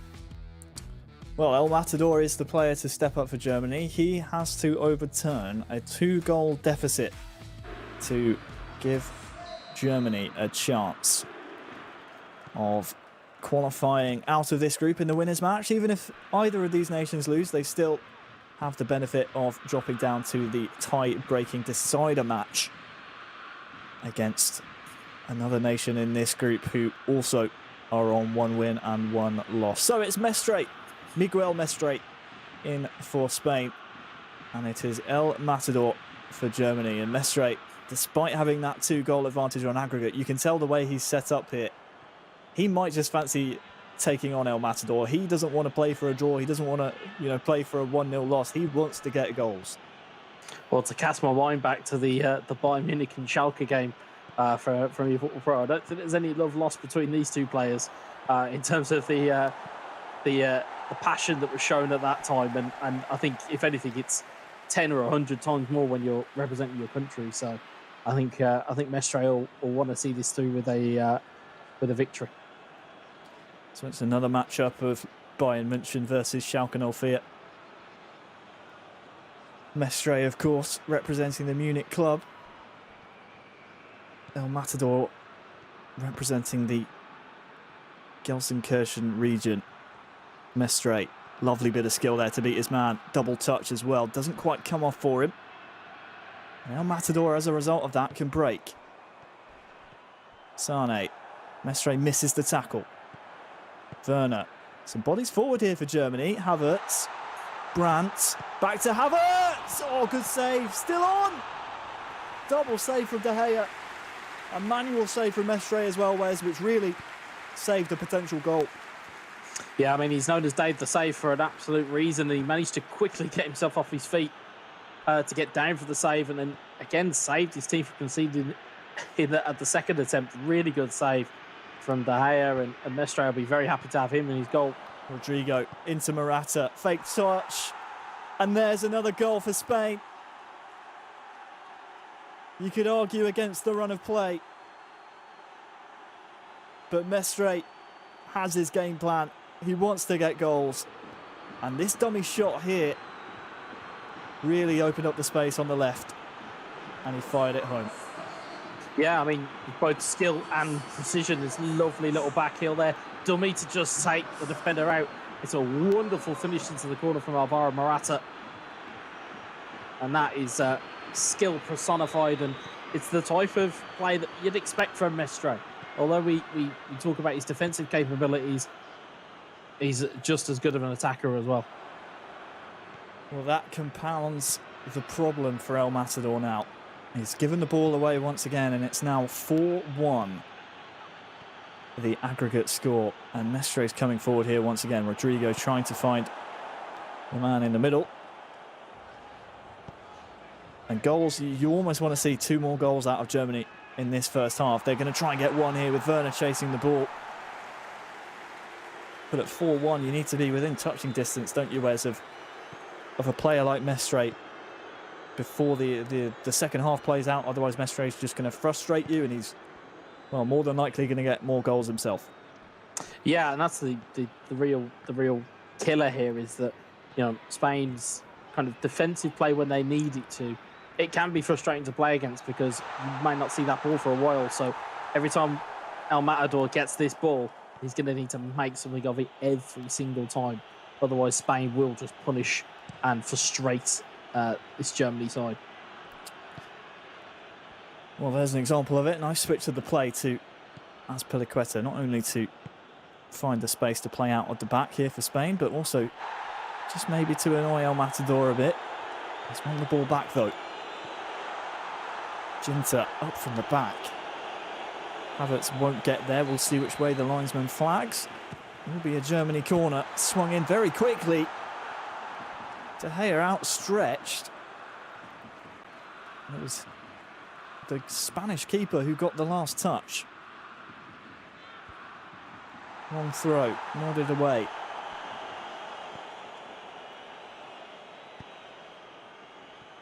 Rodrigo somehow finds the feet of Morata. Maybe Tar was caught sleeping there. Isco into Rodrigo. Really nice feet, but defensive work even better. That was naughty. That's a naughty one on Schultz. Will be going in the referee's book, no doubt here. Bit of frustration there maybe from Rodrigo. No card given, Wes. It's interesting. Very interesting to see that happen, but normally that would be a booking on most days. But you can see the confidence level of Mestre. You can see the skill moves starting to come out. You can see double touches starting to appear, you know, in and around his gameplay. It's almost like he's trying to almost embarrass El Matador, which is not really a game plan I would go with. It's the last type of person you really want to irritate, because when he gets going, El Matador will score goals in bags. So it's got to be very careful as Mestre. Mestre under a bit of pressure here, but the ability to play out at the back from both Mestre and Alex Alguacil is surely something that Spain have worked on. And not only are they representing their nation, they're representing their nation's style of football as well. And we see it so often in the eFootball Pro League, but now they're showcasing it on the international stage as well. Just as I'm bigging him up though, Wes, he wants the ball out of play. Well, I was just going to say, in terms of, you talk about player ID, in terms of with video games, you talk about team ID and team ethos, and that's exactly what Spain are bringing to the table. They've been known about, you know, they've been known for their tiki-taka style of play for years, and you know, it's just an extension of that. You know, if you play in the way that a team is designed to play, you will 9 times out of 10 win at a football game. So, you know, Mestre is taking one out of the book. Certainly Alex Alguacil and the rest of the Spanish guys will as well, but got to be careful here. This second half, it's going to go by quickly. And if El Matador gets a foothold, I think we're in for a grandstand finish. So Mestre kicks off the second half. It is 4-1, the aggregate score. And Mestre, he wants to make qualification certain. A reminder of the winner of this match will be advancing to the knockout stages. So a lot at stake. Sane. Lovely ball to Havertz. Is he onside? Can't get the finish away. We'll come back to Sane. Toni Kroos. Havertz just too far away from the ball. Busquets does so well. And those are the type of chances that if you are El Matador, well, you've got to be taking them. Definitely. I think as well, what's interesting about the squad selection, both from Merriman and from El Matador, is that they've gone with Havertz. I know he's a highly rated kind of central midfielder, but in terms of for eFootball PES, it's a bit on the tall side for an attacking midfielder. Probably not somebody you want. You want somebody with a little bit of trickery. You'd probably want a Nabri or potentially even a Bellarabi. You want somebody like that in your kind of central areas to at least give yourself a bit of freedom to move. Ball's breaking kindly here just momentarily for El Matador. And Germany. Sane tries to find Brandt, and it might still fall here. Has a man over in the middle as well. It's Werner! Well, there's one. They've got one back. It's Timo Werner. Have Germany left it too late? They've got one though, Wes. Well, we talked about if El Matador gets one opportunity and he scores, that it might set up a grand slam finish. It's now, again, it's almost got that air of the Luxembourg game. It's the air of one goal back. Does that now mean that it's going to kind of set off a domino effect? Is it going to set off the butterfly effect and all of a sudden Germany really get back into this game? Or is Mestre going to show a little bit of maturity here, and is he going to really kind of cement this down? As you can see, Royce brought on for Havertz. You see Gundogan brought on for Toni Kroos. You can see Sol's been brought on for Isco. So changes have been ringing, isn't it, Wes? On the Germany side, Havertz taken off, and Royce, that little bit of trickery maybe that you're looking for here for El Matador. We'll see if it is the difference maker. Here's Brandt with plenty of time and space. Ginter into Werner, back to Werner. Can't get the shot through. Mestre surviving for now. It will be another case of German possession. Royce fresh on the pitch. Into the feet of Werner. Wonderful hold-up play. Ginter, great feet. Werner, Sane. Mestre clears. Good spell of pressure here for Germany, but now it's Mestre and Rodri on that far side. Maybe just relieving a bit of pressure on the Spanish back line. One back by El Matador. Julian Brandt now. Maybe can run into that pocket of space ahead of him. We'll lay it off to Marco Royce. Went for the ball in behind, but that was a bit of an ambitious one. But recycling of the attack here is wasted. And El Mestre can maybe just catch a breather and try and take the ball out.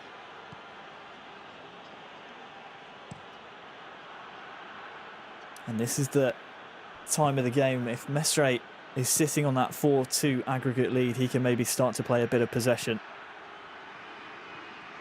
Saul down to the corner flag. Dispossessed very quickly by El Matador.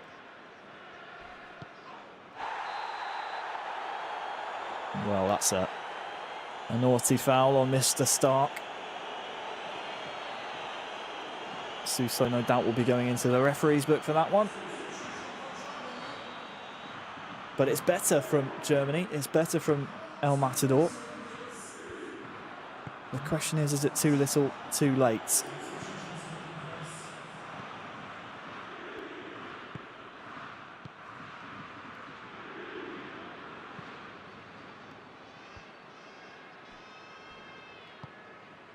Koke. Alcacer now introduced. He's been kept rather quiet, to be fair, by the German defence. He gave a lot of the playoff teams nightmares. Here is Werner, though. Great save by Mestre. You could see as soon as that ball goes back to the feet of Werner, De Gea straight across to cover that corner. It's a big save there from Mestre. And again, for those watching at home, you would have saw a bit of manual goalkeeping. It's when it's at its best, and when it's at its worst, you will concede in those types of scenarios. Corner swung in, headed away though by Spain. 10 in-game minutes to get 2 goals here, Germany. Royce looking for Sane. What a save! Well, the pressure is relieved, but this save might be the pick of the bunch. We've had brilliant saves all day from De Gea. Got down low, stopped it with the left hand, and well, that sums up Germany's match. It's a huge save from De Gea again. I think if Spain do come out of this one and have got through to the latter stages, they will undoubtedly have David De Gea to thank for it. Not only have they scored 4 goals over the course of the 2 legs so far, but De Gea, as we said, has pulled off some fantastic stops. Well, Mestre in Spain are very, very close. Just minutes, in-game minutes away from the knockout stages here in the Euro 2020 competition. They would be the first team qualified for the knockout stages, exactly how they would have wanted it. And well, Germany, they will have to qualify via a different route. They still have one more chance. But boy, has this gotten interesting. Well, I think if memory serves me correctly, this will now mean it will be Germany versus Croatia in the tiebreaker, I believe. So that'll be a monstrous game later on. Lovely double touch, feeds Rodrigo. El Matador might get across, and has the referee brought this one back? He has, for a foul on Klosterman. For me, Rodrigo there gets the ball. Rodrigo will go into the book, but Spain, they will not care. They are the first nation to qualify for the Euro 2020 finals. 1-1 in the second leg, but 4-2 on aggregate. Congratulations to Spain. And as they would say, vamos!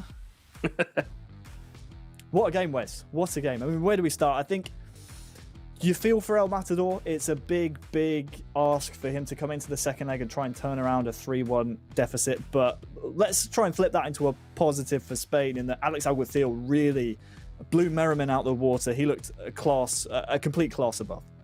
Yeah, I think it was a complete mismatch. You know, if I'm being truthful as an observer, I think it was a complete mismatch. I think if you were looking for experience, you maybe go with goal in the first game against Alex. You know, again, would have been a wily veteran against, well, it would have been veteran versus veteran. But... I mean, you think about Goal's recent form as well in the eFootball Pro Friendly Series, winning that out of pretty much nowhere. Yeah. I mean, they've got options and they've got all sorts. So it's, I think that's where it was won or lost. And I know that it looks like we may have an interview queued up with one of the Spain players. Yeah, we'll get to that very, very shortly. But again, it comes down to an almost impossible task for El Matador. He made himself some chances, but unfortunately, it was just too much because of Alex Alguacil's fantastic work. And if I'm completely correct, I do believe Alex is on the line. Alex, my friend, can you hear me? Yeah, fantastically. Thank you so much. It's been awesome, everything today.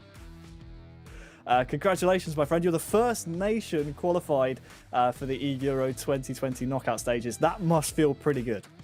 Yeah, it is. After coming for the playoff route, it's been really difficult, but we still believe in one to each other. The good thing that we fought more than ready for our games. And I don't know, it's very difficult to select who can play each game, but pretty sure it's very awesome be first of the group. We had in front Romania and Germany, which they were really, really cool. So, well, super happy, super happy. Obviously, very happy. Sorry to cut you off there, Wes, but we are a little bit short on time. So, Alex, I'm going to ask you one final question. Is there a particular nation that maybe you're licking your lips and might want to try and take on in the knockout stages? No doubt we're going to see the likes of Germany, who you just played, and France being in the latter stages of the knockout phases. But is there a particular nation that you might fancy taking on in the knockout phases? I'm not focusing on no one. The thing is that we want to face the best players in the world, so why not? To face France in the final will be the dream final. But well, we have to fight step by step. Tomorrow quarterfinals, and then try to do our best and passing the rounds like that. But focus on tomorrow morning. Will be a huge day for us and for my parents too. Thank you so much for everything you are doing, guys. Awesome, Alex. Congratulations, my friend. Take the rest of the day off and try and compose yourself and celebrate with your family. Congratulations, my friend, on a fantastic victory. And yes, vamos, Spain. I don't know much Spanish, but they've taught me that much for their time in the eFootball Pro League. I think we're just about ready in a few moments' time, Wes, to jump over to our next winners match in Group B. But before we do, let's talk about Germany very, very quickly. Where do they go from here? Do they maybe switch up some personnel in terms of who's in charge of the sticks, or was it a case of them just facing a very, very strong Spanish team? I mean, I wouldn't be surprised to see goal in the tiebreaker, and I wouldn't be surprised to see them maybe switch out some of their personnel. You saw in that game for El Matador that Royce was better in that centre midfield spot, and that Germany side seemed to come alive when he was there, as opposed to playing with Havertz. I don't think that's the be-all and end-all of their problems, but it might be a start to get them through. Awesome words, thank you very much, and congratulations to Spain. They are the first team qualified for the knockout stages. Let's find out our second team now in our Group B winners match with Lee and Adam. Take it away, guys. Yes, thank you very much. What a fantastic first set of games. Unfortunately for me, the Germans went bowing out. Down to the tiebreaker. They're not done and dusted just yet. They're going to be playing Turkey later on tonight. Adam, we move on to Group B, and the next match is going to be Serbia versus Italy, two absolute powerhouses in the E-Euros. Yeah, absolutely huge teams in the world of esports and eFootball PES 2020. Serbia, possibly on paper with the players they've got in their contingent, you would have to say would be favourites, but Italy have shown in the qualification to get here that they've been pretty electric as well. Not quite the names that we expect possibly from Italy from past tournaments, but nevertheless, like I said, it's going to be interesting. I just said they played Turkey. They're not. They're in a completely different group. I let it slide, mate. I let it slide. You could have stepped on it. I'm fine with that. But the reason I say that was because Serbia beat Turkey, obviously 6-1. They are within this group. Turkey are the team that are waiting in Group B to decide who they're going to play. The winner of this will go through and join Spain tomorrow in the final round of 8 or quarterfinals, whichever you prefer to call it. And of course, it does mean that Turkey will play the loser of this game. But yeah, 5-1 and 6-1, two solid starts for these teams in the morning. Both teams, I believe, have 4 players, if I'm not mistaken. So we're going to yet to see who is actually going to be playing. Is it 4 for Serbia? I thought it was 3. I may be wrong. It's definitely 4 for Italy. Let me just double check. You're probably got 4, yeah. So that's one of them, maybe a coach, Roska, and just looking. Baskovic. Yeah. So, big. They are big. Like I said, they're big names in the world of eFootball PES 2020, and I'm expecting a big performance here because they know they're within touching distance and they would like to claim their crown, I think. Well, obviously we know who the players are. Let's introduce them to you guys at home. Here are the players for both Italy and Serbia.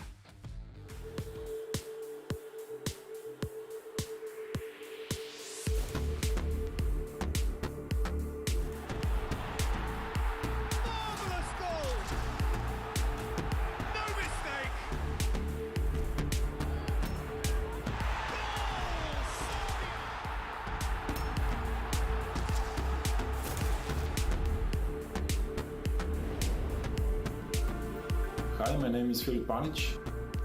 My PSN username is Baskovac. I'm playing for the Serbian national team. My name is Marko Roksic. My game tag is Roxac22. Ćao, ja sam Rema Raka. U Taci imamo igrače sa velikim iskustvom, pored toga sjajni su prijatelji I funkcionišemo odlično kao tim. My name is Stefan, nickname in PES Kepa, and I'm playing for Serbian national team. It's a big pleasure for me I think it's good opportunity for me, for my team to show what we can do. We have two pros in the team, which makes us very strong. We are confident, we know each other for a very long time, and there's a great connection between us. Our group was a group of death. Before starting qualification, we think about finishing the first two places, but we want to finish first. Spain was our biggest rival here. Win and a draw with them secured the first place in the group. We managed to win this group without loss, so yeah, that was a fantastic result for us. Osvojiti evropsko prvenstvo je san svakog igrača, a za mene bi značilo vrhunac svega što sam postigao u PES-u. People in the Serbia believe in us, so I hope we can win. It means a lot just to represent my country in this event, but winning it would be the greatest. Our goal is to win trophy. I believe in my team.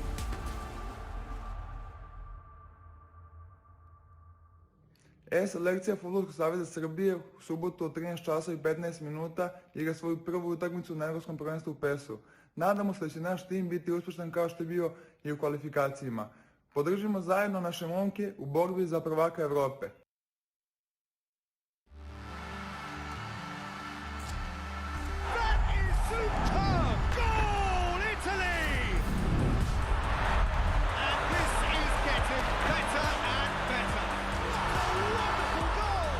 The lightness of step, the sharpness of movement, the certainty of finish.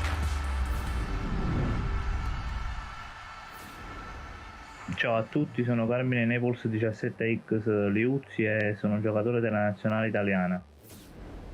Hi everybody, my name is Alfonso Alonso Grifox Mereo and I'm an official player of First Italian in national team. My name is Nicola Lillo, Akan Galdan and play for Italy. I have been competing in eSport for 12 years. Hello, my name is Rosario Enrique Accurso and I play for Italy. I'm a competitive player since 2019 and I'm feeling proud to represent my country. My teammates are very solid people. They are all from Naples, a city that I love. My teammates in national team are excellent players. They work hard in training, where a good friendship was also born. I miei compagni di squadra sono veramente in gamba e oltre che essere bravi giocatori sono veramente persone eccezionali. Abbiamo legato fin da subito. The journey was hard. The toughest spot was against Montenegro, where we lost a crucial match, but we had the mentality to get on and achieve the first place. Spero di poterli rincontrare nella fase finale per prenderci una rivincita. My most important moment was victory against Ukraine with the result of 8-2-0. Win Euro 2020 sure would be a thing to be very proud of. Winning for me would mean realizing my dream started a long time ago. Per me sarebbe motivo di grande orgoglio e una gioia difficilmente descrivibile. Winning Euro 2020 will be the crowning of our dream. It will mean that every effort and sacrifice will pay off. Un grande in bocca al lupo alla nazionale che nel weekend disputerà la fase finale di UEFA Euro 2020. Faremo il tifo per i nostri 4 giocatori in maglia azzurra impegnati nella sfida su PlayStation. Fatevi onore e Forza Italia. Ciao! Well, no pressure, but the Italian national manager is watching and backing you. That's it's a bit of pressure, but some pros on both of these teams, Adam. We're expecting them probably to play here because it is the winner bracket and the winner is through till tomorrow, so get your best players out there.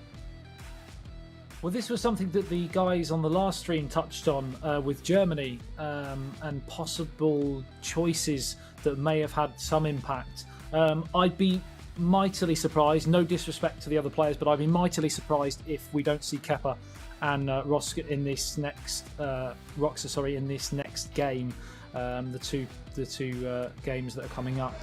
For Italy, it's a bit more of a free-for-all because they're all got a fair bit of experience, but there's no real standout necessarily in terms of, you know, big tournaments experience. So we'll have to wait and see. Well, here we go, straight to it. It is going to be Kepa. He's up against Alonso Greyfox, so we'll see how this works out. Serbia, of course, playing in the red, Italy in the blue. You guys know that. No colour clashes this time around, so we are going to get straight down to business and see whether we get any early goals or whether we see, because both of these had high-scoring rounds, both of these have high-scoring groups, so we're expecting to see certainly something. Serbia, of course, topping the group that had England in it, dominating that group, unfortunately, for with Spain for as well. Yeah, very impressive in the group stages. I must say, my heart goes with Alonso Greyfox in this one because I've got a few silver hairs myself, to be honest. So if he is the Greyfox, then we'll go with that. He doesn't look that great by his picture, I'm not going to lie. Maybe, I don't know. Maybe he's like, it's a title I'm going to work my way into. Yeah.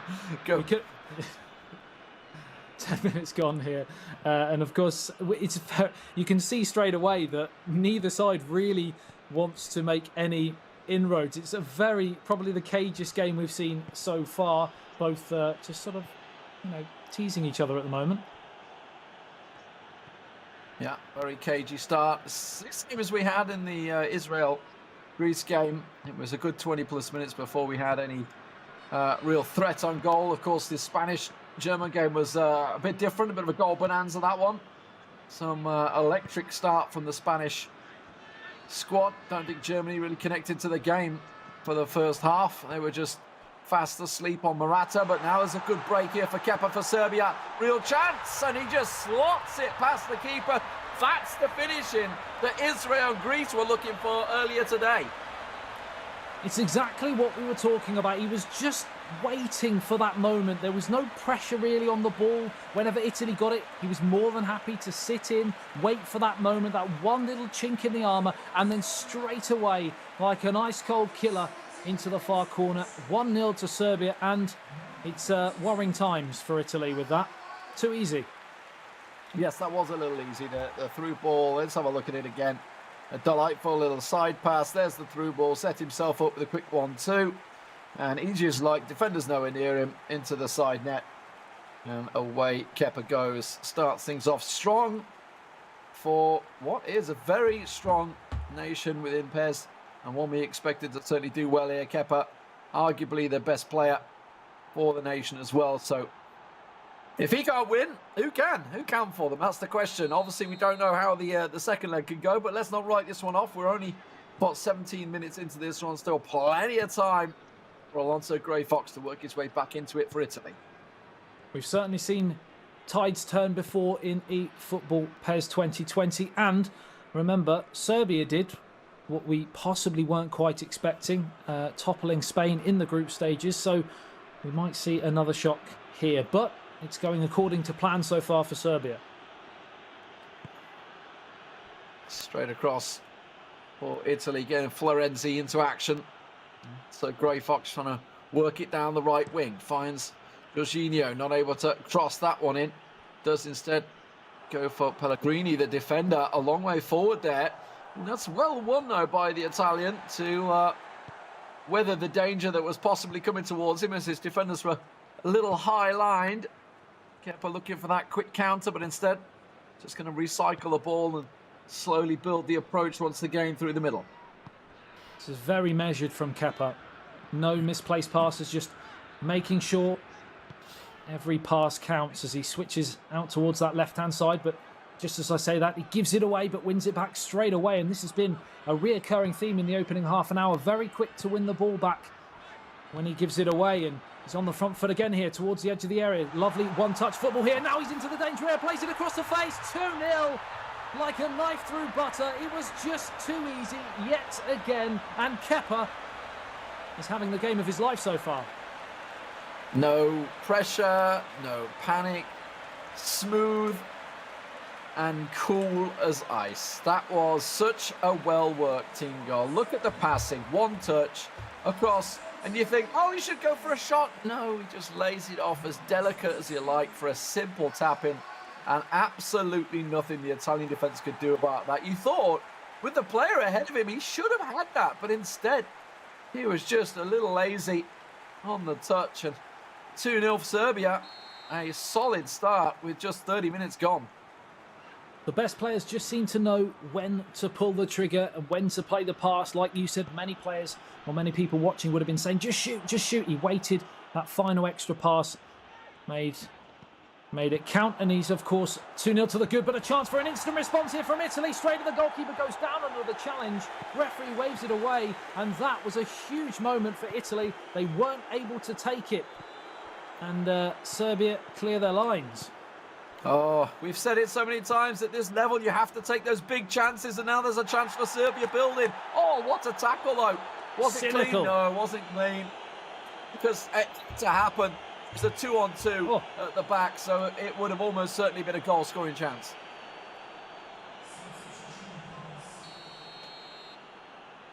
It's a caution. Yep, we've got one. 57% possession for Italy, 35 minutes gone, but they haven't been able to make it count so far. Just the one big chance wasted. Serbia, of course, having two chances and taking both. It's in towards the near post again. Can't get the head on. Counter chance. Italy can counter. He's got to go fast, though. And yeah, I think he's realised the players weren't forward. Doesn't have it on attacking mentality, so they're not going to break fast. They're both neutral at the moment. Playing standard football. Long ball through, not going to work its way, and that's coming straight back at him. And almost dangerously as well, because Kepa is keeping very clean passing at the moment as he looks to work it down the right. Holds it back up, across the centre, space on the left. Just works it back to the defender and then back down the left-hand side. I like it. It's safe play. He's not looking for any of those rash through balls, and why does he need to? 2-0 up, as clean as you like. Another through ball chance this time should be easily cleared and will be by Alonso. But he needs to get it turning. It's about to approach half-time. And really, other than that one big chance that's gone begging, there hasn't been too much hope for Italy so far. Wonderful first half performance from Kepa. The 3 C's, calm, composed and clinical, come to mind. Weren't the 3 C's I'd have gone with? I thought cool, calm and collective was the standard, but... I thought I'd throw it out there. I thought I'd mix things up a little. You're definitely mixing it up. Yeah, I like it. He was clinical. 2 shots, remember. Oh, and, it's an instant response from Italy. 2-1. And we were just praising Kepa for how composed and effective he'd been. And, 2 minutes in and it's game on. Just switched off a little bit at half-time, maybe. Had a quick kick-off and straight through. Another nice through ball. Look at that. Completely does the midfield straight through. 2 of them were there, actually. Could have been either of them. Maybe take it to the right and pass the keeper. Maybe our words of praise got to him a little bit, Kepa. Maybe he took his foot off the gas. You never know. Maybe he was thinking of another C. What he could have been. I don't know. Maybe he was thinking of the 4C. Creative. Creative, indeed. Well, he's going to have to be creative now because 2-1. The deadlock broken. And Italy with a glimmer of hope. One that they didn't really have from the first half, in fairness. So Kepa maybe going to be a little angry with that one. There's a big option over to the left-hand side. Just couldn't wrestle past the defender. And a smooth pass back there was what was required. But there's a massive opening. The keeper's quick out and he's offside. Yeah, it was good defending in the end there as the ball broke through and the offside trap worked wonders there. But yeah, Serbia looking for an instant response to get that 2-goal cushion back. But Italy, a lot of possession. If they can carve another couple of chances, we could see this game swing right on its head. Well, Kepa back in control, as we saw throughout the first half, looking to work those openings, and there's a lot of through ball opportunities I'm seeing here for him every time he gets the ball. But Italy have managed to win it back here as Alonso Grey Fox tries to push it through. Very physical in the midfield there, and in the end,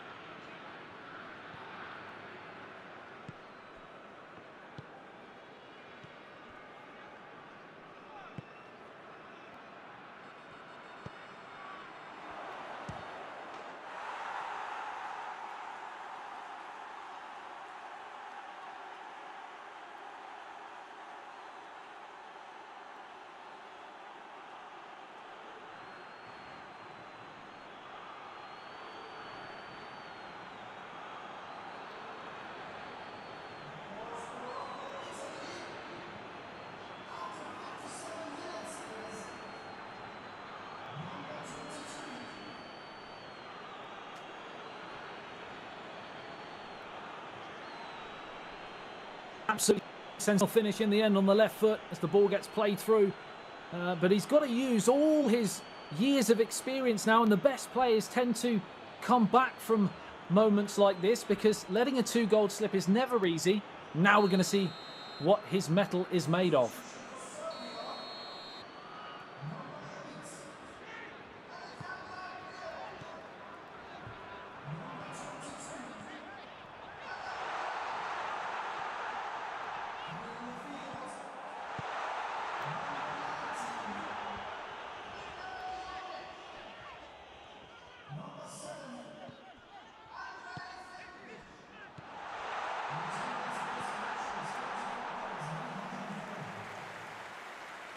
He doesn't want to go and rush things though, Kepa, because he'll be well aware that he's let a 2-goal slip and he'll be trying to push and trying to get this advantage back. But if he were to concede again, and this whole momentum swing could really affect the second leg, he's got to go back to thinking just 0-0. Let's go again. Let's try and just build and possibly nick one, because at the end of the day, at this moment in time, he's on the back foot. Italy are in again here, near post. It's 3-2. What a turnaround from the Italians.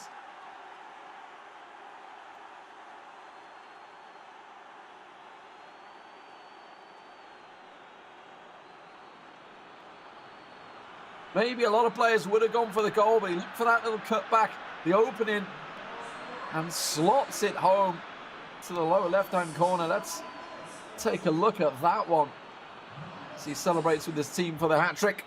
Italy 3-2 up now, and have Serbia with a 2-0 lead. What's going on mentally right now? This is going to be hurting. You've got to say, in this second half, the Italians have been the 3 Cs. Unclinical. And I've forgotten what the other C was, to be honest. No, it's been a tremendous maybe, turnaround. I'm not sure. So, well, it's all gone wrong for Serbia in the second half when they looked so in control in that first half. But there is a second leg. Still plenty of time as well in this matchup. It is only the 65th minute, so plenty more goals to come, I feel. Both of these teams, of course, 5-1 and 6-1 in the first group stage, scoring stacks of goals in the groups and the playoffs to get here. Serbia, of course, topping out their group. Italy also doing fantastic within theirs. But now we see Serbia up against it.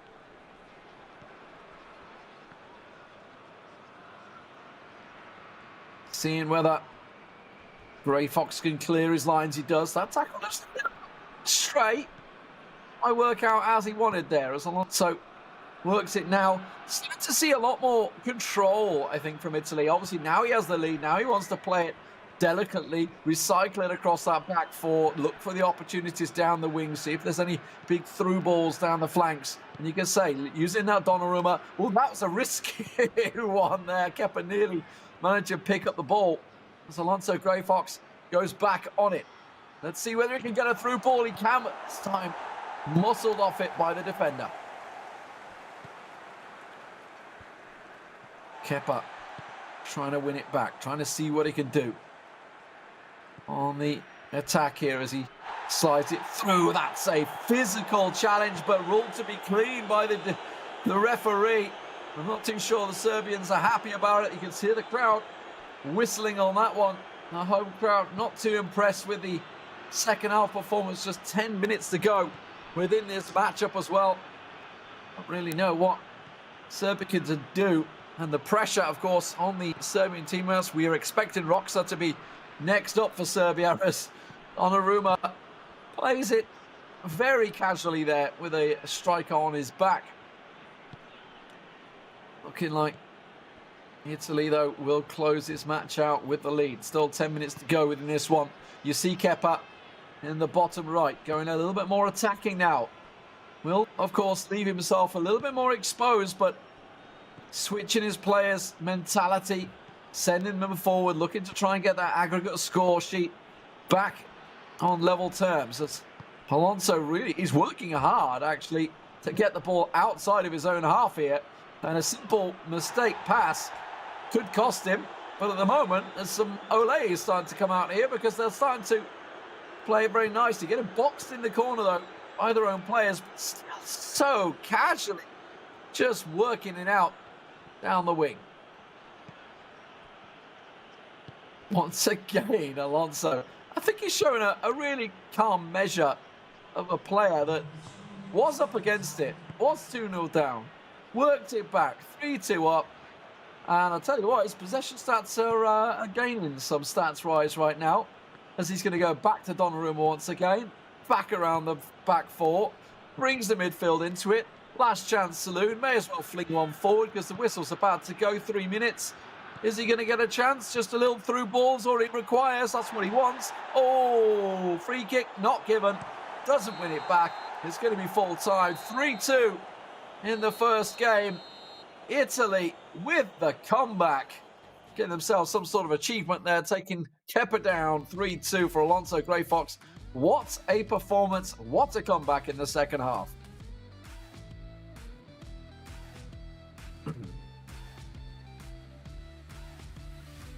Fantastic result. We'll see whether the stats are, and have a look at some of those goals, because it started off so cleanly, Adam, for Kepa. He was looking like the man to beat. The man would take down Italy with ease, but it just didn't work out that way. I don't know what happened, what changed in the second half, but Alonso Grey Fox turned it on. And here's some of the replays of those goals.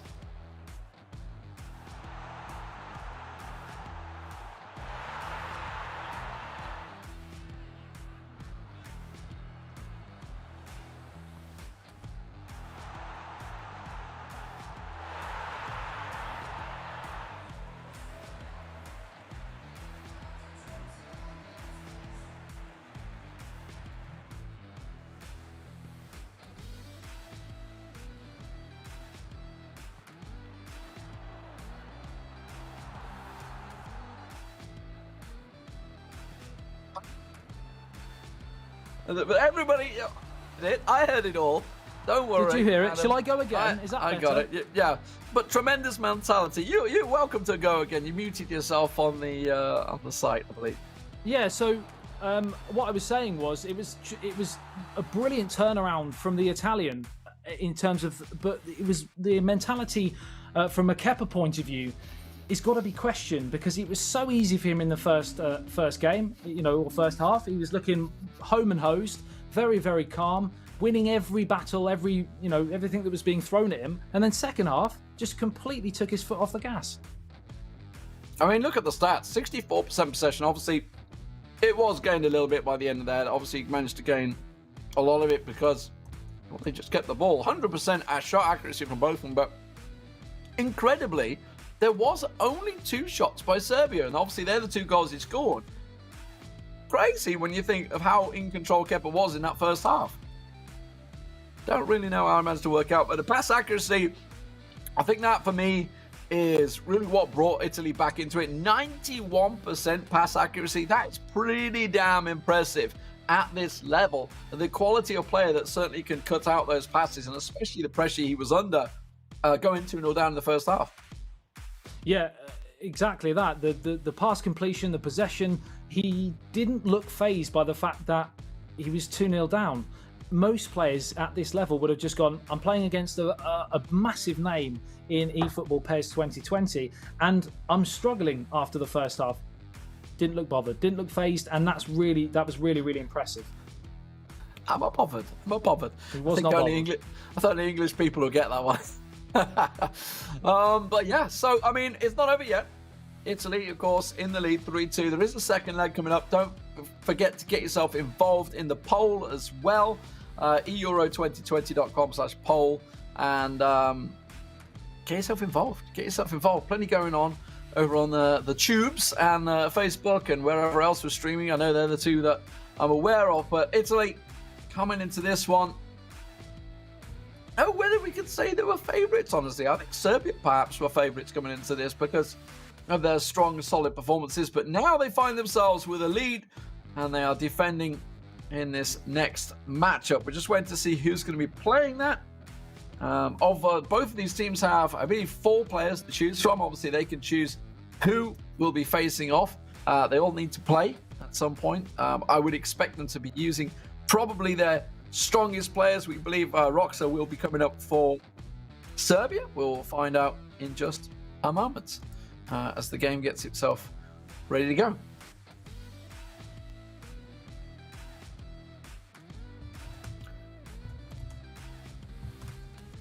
just went in to see the match. Hopefully things will be going in a second as Adam works through his little tech gremlins. I've just got echoes going off left, right, and centre. I can hear half of the world talking at the moment. It's great. That's nice. That's nice. You hear me multiple times. My inner demons from a nightmare.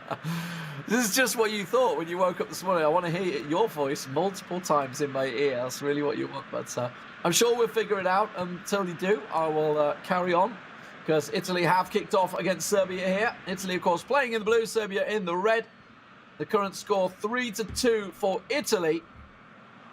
As we do see, obviously, Roxa is playing for Serbia as we expected.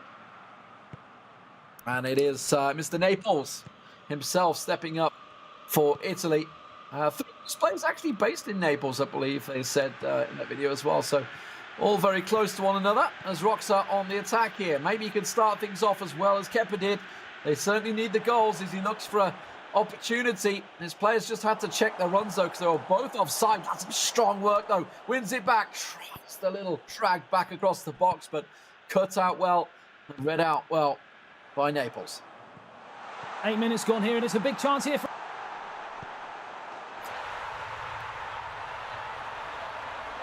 4-2 in front over the two legs. They soaked up all of the possession and pressure that Serbia had to throw at them, and Roxa came in. He tried to get an instant foothold in the game, but he's been denied, and it's the Italians who have gone straight down the other end with a clinical counter-attack, and it's 4-2. Unbelievable. A hair's width, I think, there to see that run. So well timed on the pass, so well executed. What a goal to start things off. Roxa now up against it, finds himself 2 goals down on aggregate with it all to do, but of course just 2 goals is all he needs to tie things up. It's certainly possible with still 80 minutes to go in this game, but he's got to be careful he doesn't let it slide away. Going defensive as well, so it's within his chances to try and go for it as Italy do switch out. They were defensive minded for a moment there, maybe a teammate in his ear saying no, don't sit back, because he will invite pressure, and Roxa is certainly a player that can thrive on that pressure that he can apply to the Italians. Now they're going to have to work their attack once again. I'll be pleased to say that the gremlins in the machine that was making me hear your wonderful tones twice have now gone, so I can actually come into a sentence after you without you butting in again. But yeah, it's I don't know whether you managed to catch hold of that clinical counter-attack. It was some goal. Yeah, no, it's absolutely fantastic. Apparently I died off as well. It's wonderful. So the little gremlins, they keep attacking us. We are obviously working from home, just like everybody else is in the world. Obviously, Italy were hit severe for that. Glad to hear that they are slowly coming out of the COVID, as we are here in Germany. But you guys in the UK are still very much deep in the trenches. But that's the world's problems. Right now, we want to talk about football. And, well, while it's not coming home, it may be for one of these nations. It's not certainly for England, because we didn't make it through to the finals that should have been taking place within England's sunny shores. Instead, we are here on the internet to you guys at home, and Italy lead 4-2, looking to be the second team to book their place into the quarterfinals alongside Spain, who dominated their match against Germany in Group A. Many people's eyebrows were raised when Eterito and Luca Tubelli, of course, didn't make the selection for the Italian squad for Euro 2020. But to be honest, looking at the 2 games so far, the 4 players who have been put in have really done their job so far, as Roxa tries his luck from the near post there, and time running out, 4-2 the score. Chances still keep coming though, so it's not like he's wanting for chances. Just needs to get a little clearer of them. Maybe from this corner. Let's see. We don't get too many. You don't write him off. It in. Yeah, that's for sure. It's a good chance. The keeper though, quick on it.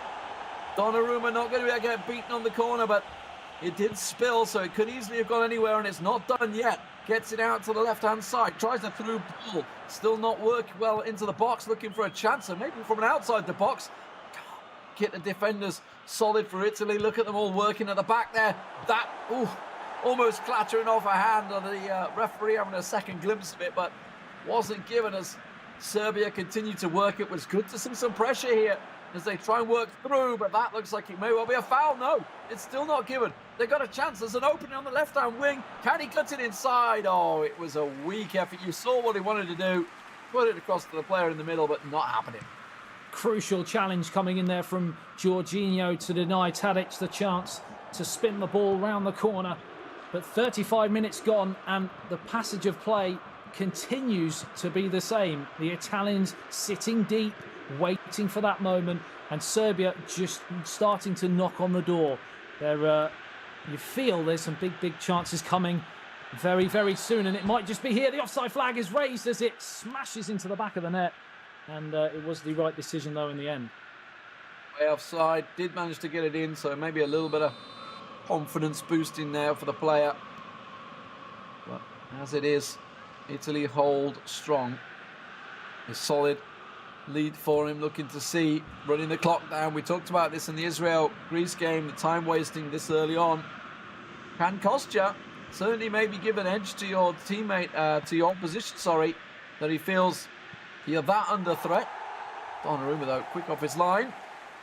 I'll clear it. You can see they're pretty much boxed in at the moment, Italy. Serbia really applying the pressure with just 5 minutes to go. Excuse the cliche, but next goal is all crucial, because if Serbia were to get it, the tails will be up, and you can see another turnaround. But if the Italians were to get it, then it might just be all over here. It's a chance on the counter-attack. The right foot cross, deflected up and through to the goalkeeper and fired back down over the halfway line.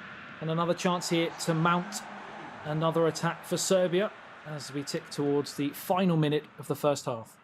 Crucial intercept there. That almost certainly would have been a clear-cut chance for Italy to make it 5. Just a little flick. Didn't quite work out. Still, second half underway. As you see, the little changes coming out here. So Gegenpress for, was it Italy? No, that was Serbia, actually. Serbia, I think, that switched to it. So trying to put some pressure on Italy. Doesn't look like it's working out too well as that ball flicked off the back heel of Naples' players. The key thing to think about that with the Gegenpress, if he needs this to be quite successful in the opening period of the second half, because if it gets to 20, 30 minutes into the second half, then fatigue will set in, and then he could be very susceptible to the counter-attack. So he needs a goal here. Got to try and get one early. 4-2 down on aggregate. Chance here as he rocks it through the middle. There's an opening on the right, there's an opening on the left. Which way can he go? Doesn't matter, he gets a quick foul, but now tries to take it quickly. The shot, it's almost a toe poke across goal. I don't know, the keeper got a house. Was that a save? What a save that was, if it was. I think there's a faintest of touches. The big Milan keeper. I was wrong. No, I thought Donnarumma. Honestly, I felt Donnarumma had a hand on that as well, but apparently not. The superstar in the making for Italy. He's got, of course, a legend to live up to as an Italian goalkeeper. Got a bit of work to do there. So unfortunately, but you know what? He's young enough that he may well be able to go on into his 40s like his counterpart. 55 minutes gone here. We're into a crucial 20-minute period, and Serbia need a big performance. And it's a chance to break through the middle. Good block, though. And out towards this left-hand side with Chiellini. And into Jorginho. Up over the halfway line. Good interception and a chance for Serbia to come again here. Oh, he slipped all the way through. He's in. Oh, it's got to be a card. Surely the last man there. And he was outside the box. That may well be a red for Chiellini there. Chiellini. Brought down, almost certainly was on for goal. And just a booking, just a yellow. Well I mean, he did have another defender with him. That could be the argument, but that's a chance. Oh, it's Woodwork, the rebound. It's in. They've managed to get one back at last. By hook or by crook.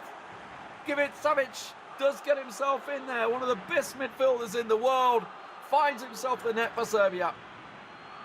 You've got a feel for the goalkeeper. I thought he just pulled off one of the greatest saves we've seen today. It's just crept in though. And it's a real lifeline here for Serbia. And momentum now is key. It's huge at this level in the tournament. We could quite easily see now Roxa turn it on. Well, he needed that. 4-3 on aggregate. The score now. Serbia level things up within this game, but they've still got one to go in the aggregate scoreline. Just 30 minutes to go. And you talked about that gegenpress earlier on. Did have attack mentality on at the same time, but he switched that off now. So back to normality. Calm things down for a couple of minutes. Oh no, that's not what he needed. Instant reply from Italy and Naples, and they get themselves the important 2-goal cushion once. It's almost like Italy are toying with Serbia here. They allowed them back into the match, and they went straight down the other end into the near post, calm and collected. And once again, Roxa has it all to do. Well, he just thought he got himself back into it with plenty of time to work the next goal, but now it's do or die. Yeah, all out offensive. You can see he's gone for it. All out attack, nothing to lose. Get yourself in there. All out defense as well for it. So we may well see a barrage come in from Serbia.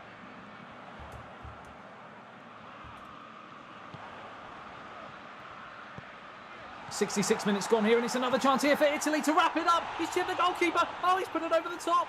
A simple side-foot finish, and it might just have been all over. Has he been too elaborate there, Lee? Oh, was it a flourish too much? I don't know. He absolutely side that one. My God, if we see a comeback, he is going to be thinking, why did I do that? Why did I go for the style points? Why did I not just simply put it in the net? Long way to go still. He's eased things down. Attacking play required for Serbia. 2-1 up. Trying to work it through. You can see his players are forward. A great little through ball. It's not cleared yet. Still on the edge of the box. Just a little slide ball through. Can he cut it back? No, he can't. It's up in the air. Is the keeper going to get a hand to it? He will. Is there a rebound chance? It's gone well wide, and that will go for the corner, I think. It will indeed, and it's a really, really important couple of minutes now for Serbia once again. I think it will be a corner to be taken on the near touchline with just 19 minutes plus stoppage time remaining. In towards the near post. Oh, it's easy there. And a chance to counter here for Italy. They could put this game to bed here, but that's a poor pass downfield. And back in dangerous territory here. Out towards the left-hand side. Chance to cross it in. He twists and turns. Back onto his right foot. Now he has the chance to play it on towards Kolarov. Chance to whip it in. He's pulled it back to the edge of the area. Surely a chance. Oh, what a finish. And Serbia have levelled it up on the day. And they're now just one goal behind on aggregate. They're back in with a chance with, I believe, just 10 minutes to go. It was nice work this time down that left wing.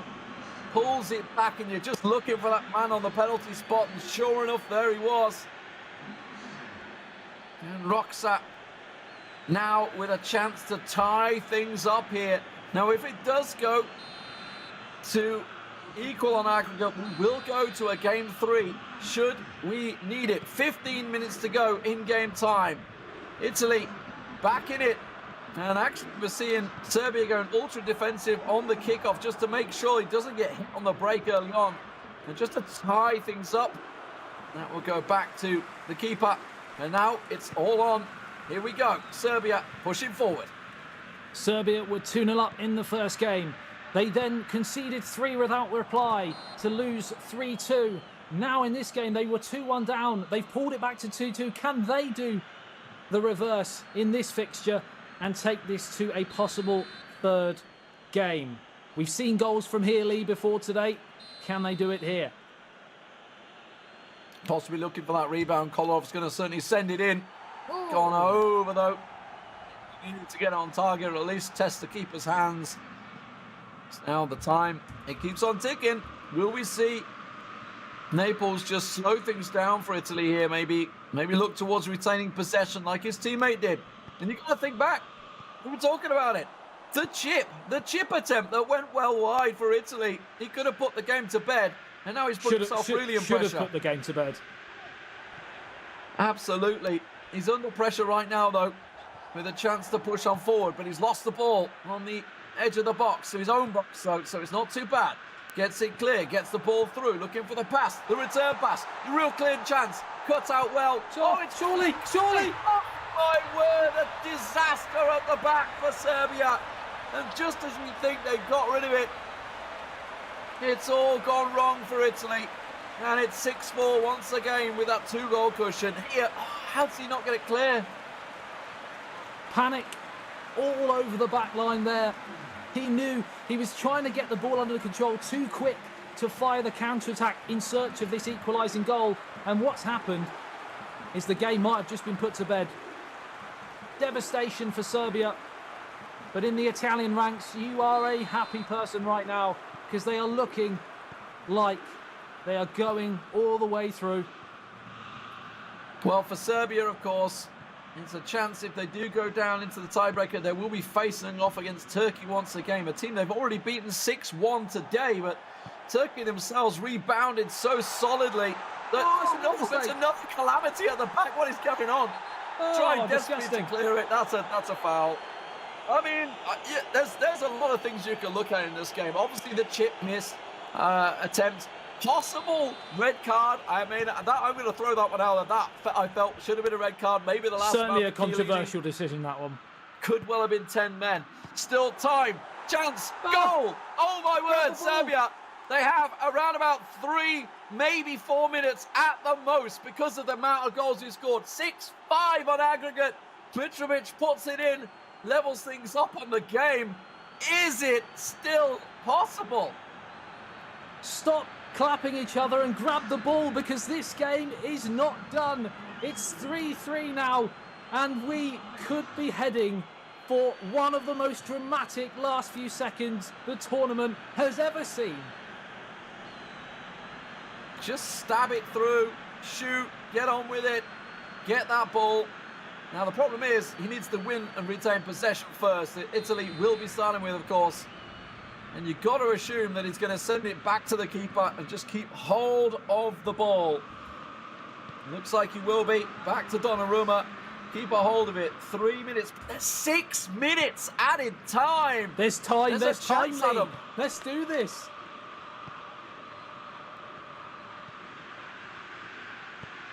Italy minutes on the attack. Okay. Oh, that's not good. That's not good. He committed too many forward. He's gone all-out attack. He's got to go and win it back. Another chance, Gone to the corner.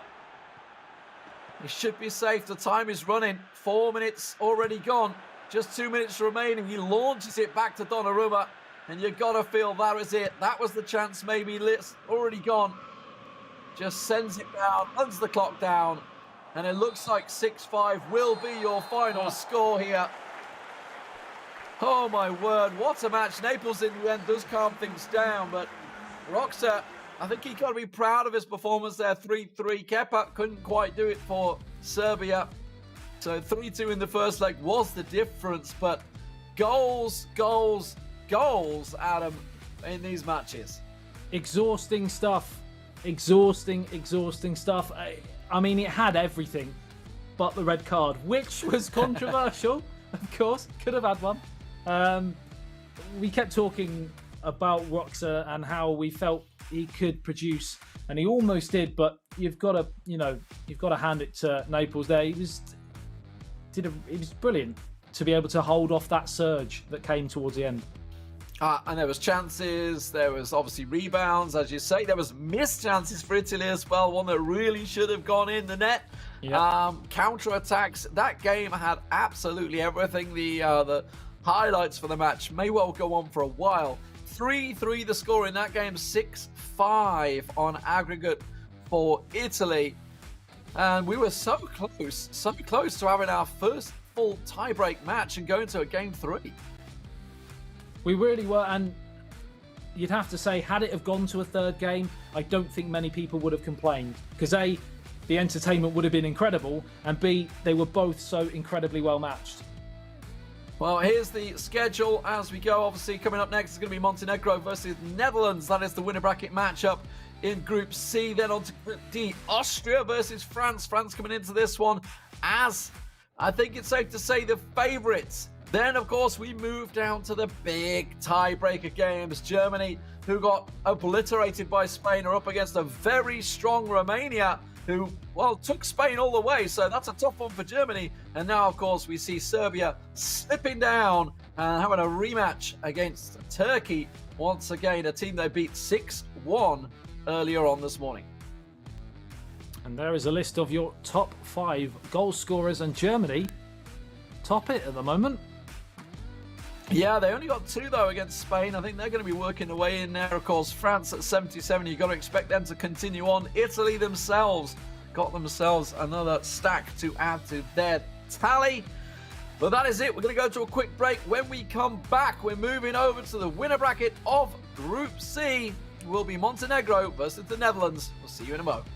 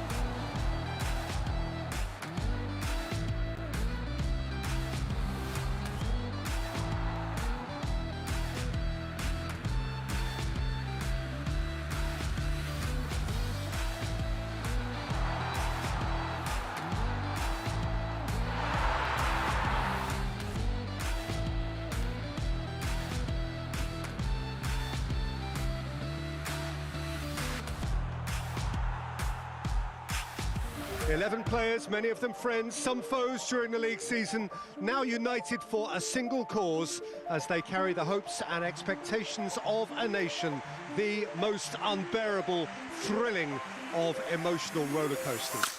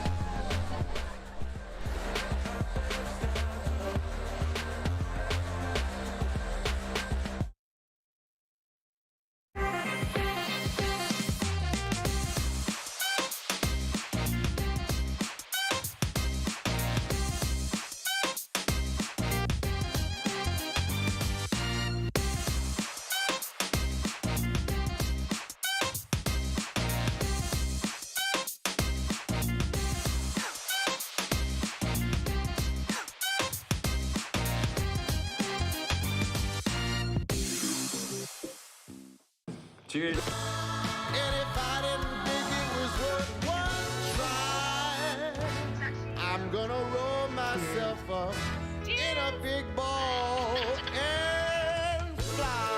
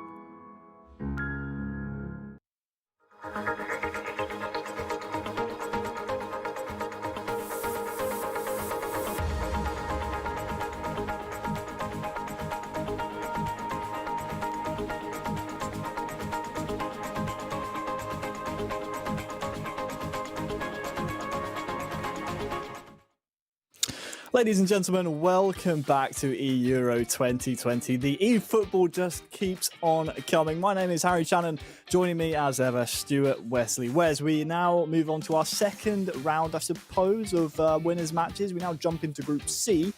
And, well, it was a tremendous game of Euro 2020 eFootball action. 2 rounds, I should say, of great games. You know what? All the games today have been absolutely tremendous. And if you've been loving it so much, you can head on over to euro2020.com and pick yourself up some pretty cool swag. Check out this. It's a nice little hoodie for when it gets a bit colder. It's a bit warm for me to be wearing it currently, but of course, this is a lovely little snug number that you can pick up at home if you do so desire. Just head on over to euro2020.com. Right, so let's move on then, Wes, to our Group C winners match. It's going to be a fun one. If I remember correctly, it's Netherlands versus Montenegro. Correct me if I'm wrong.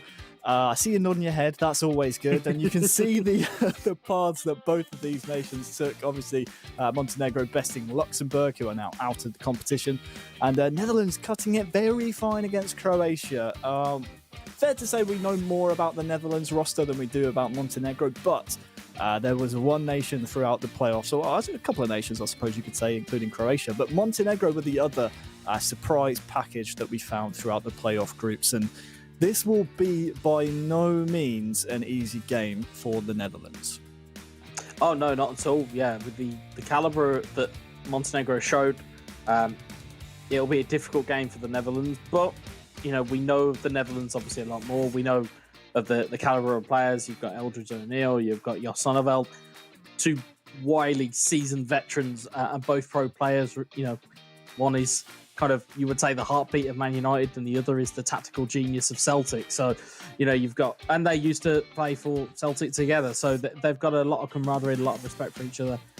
I can only see this going the one way to the Netherlands, but, you know, stranger things have happened over the course of today. We've seen many different shocks, many different comebacks, so you never quite know what's going to happen. Netherlands, another footballing nation with such a great heritage. There's a similar feat in eFootball PES 2020 as well, as we are ready to kick off the Netherlands taking on Montenegro. It will be in Dominator up first, representing the Netherlands, and then for Montenegro we have Ramovic Oak, who we didn't get to see the most out of throughout the playoff groups. So with you having to use your entire 2-man or 4-man squad throughout these games, it will be almost the most of the pressure in terms of the pressure coming onto the Montenegrin side, going onto Ramovic Oak. We know what RTPG can do. What can his squad mate do here? He's attacking from left to right, and he's taking on, well, probably one of the favourites to go all the way in the competition. It's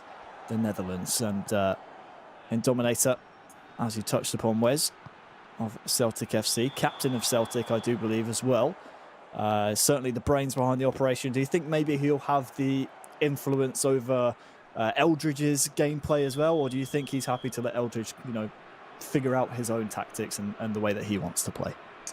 Well, no doubt, I would imagine there've been discussions as to, you know, the best type of teams you can put together for the Netherlands. But I think you'll see 2 independent game styles. You'll see kind of, I think, probably a more of attacking mindset from Eldridge. I think Jos or Dominator will probably opt for a little bit more possession-based type of game. But as for Montenegro, I think they'll want to try and keep the score low. If they can take the first game 1-0, they'll be happy with that. So. But you can see them looking to try and use some of the players they've got at their disposal. They have Stefan Jovetic. They've got, I think it's Djordjevic, who was also the main kind of focal point in the playoffs as well. So, you know, they'll know what they need to do here, Montenegro, as well. Jovetic with a snatching strike. Caught everyone off guard, including myself there, really. And that's the one thing that we did like about Montenegro throughout their playoff campaign. We didn't get to see them as much throughout the regular groups, but the way they were able to take risks and take long-distance shots is not something we often see at the top level of PES, and it's something that we constantly want to see more of because it does produce some astounding results more often than not. And Dominator, though, no doubt would have done his research and will know that That's the way that Montenegro like to play. He's brought this one back for a yellow. I was wondering there, Wes, whether or not there was a counter on here for the Netherlands, and maybe the referee could have played a bit of an advantage. Yeah, I mean, that's the thing. You know, with hindsight, I think the ref probably blew up just a touch early. I think he'll be slightly annoyed with that decision, but so will Indominator at this point. But still has possession of the ball. See what he can do with it. Berghuis into Luke de Jong. It's in.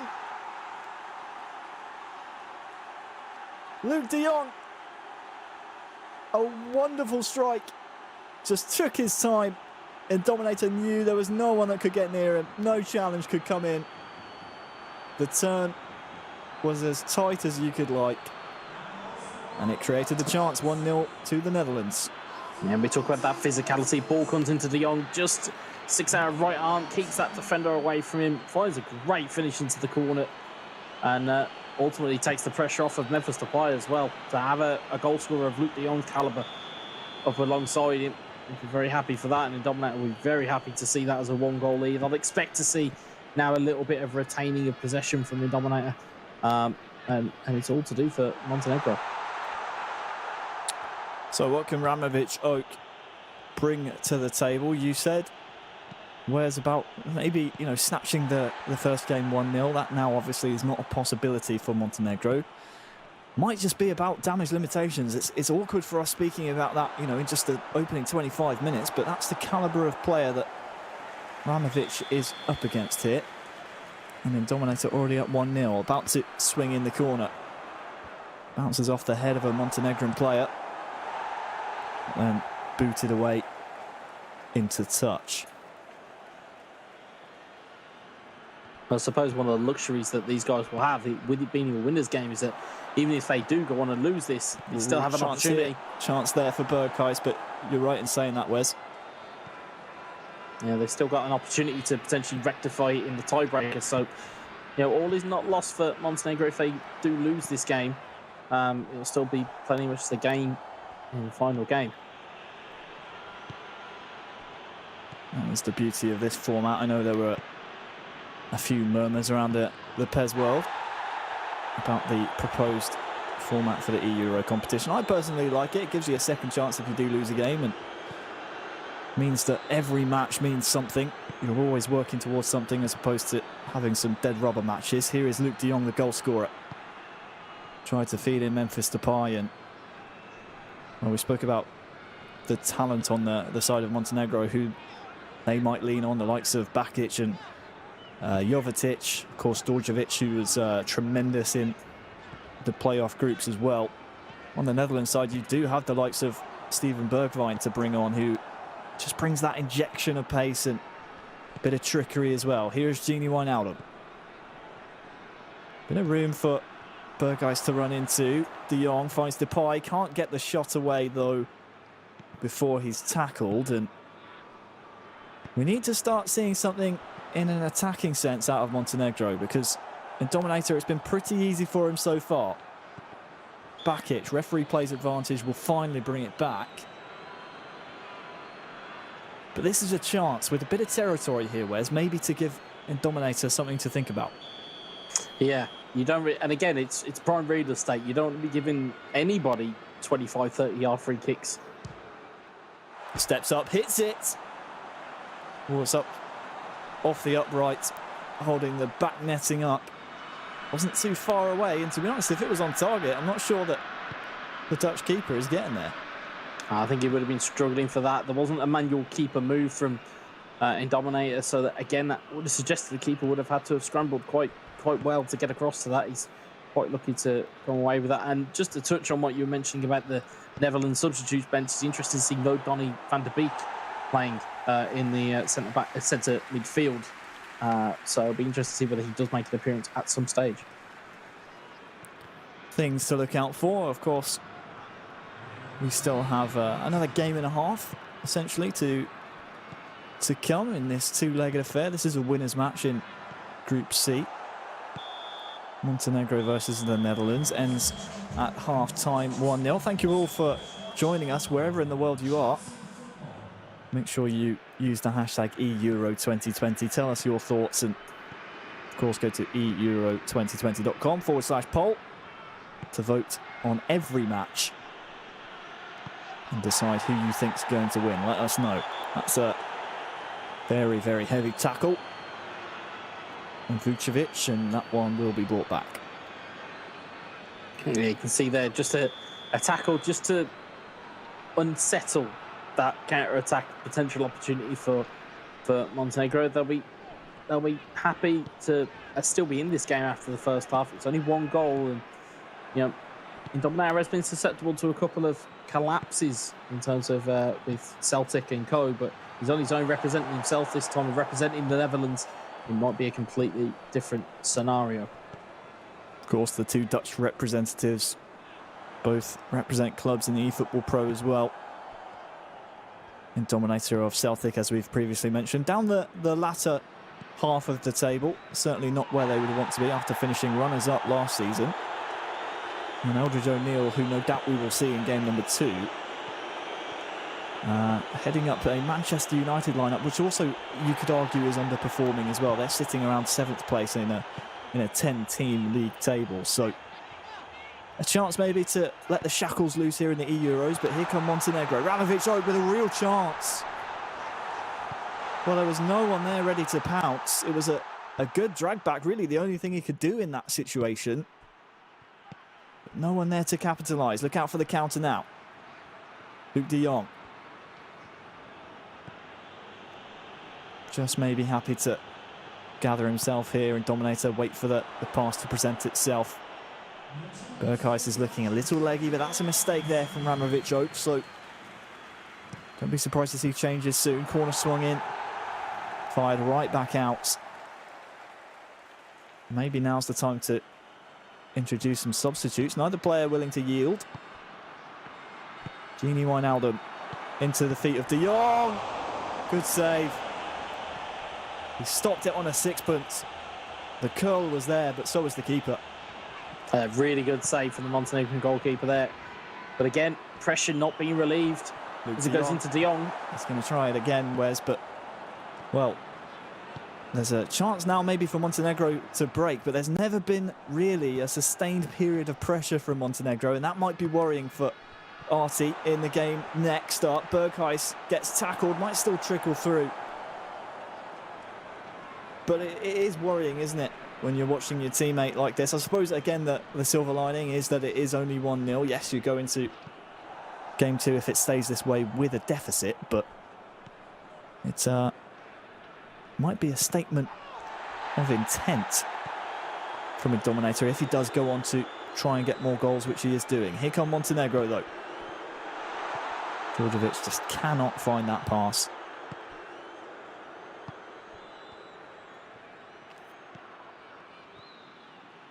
De Jong, he's looked a promising starlet for the Netherlands so far. I think what the interesting thing here is, we're looking at two of the, highest goal scorers in the Euro 2020 and the playoffs, and also the qualification, and yet we're still sat here with a 1-0 currently with 15 minutes after the first leg. You're kind of almost waiting for this to kind of explode into life, really. De Roon looks to find de Jong. Does so. Lays it off to Dumfries. Back to De Roon. Berghuis cannot get through. And still no subs made. We're approaching the 80th minute now. You just feel like this tie in this first leg is just screaming for some fresh legs. Kosovic.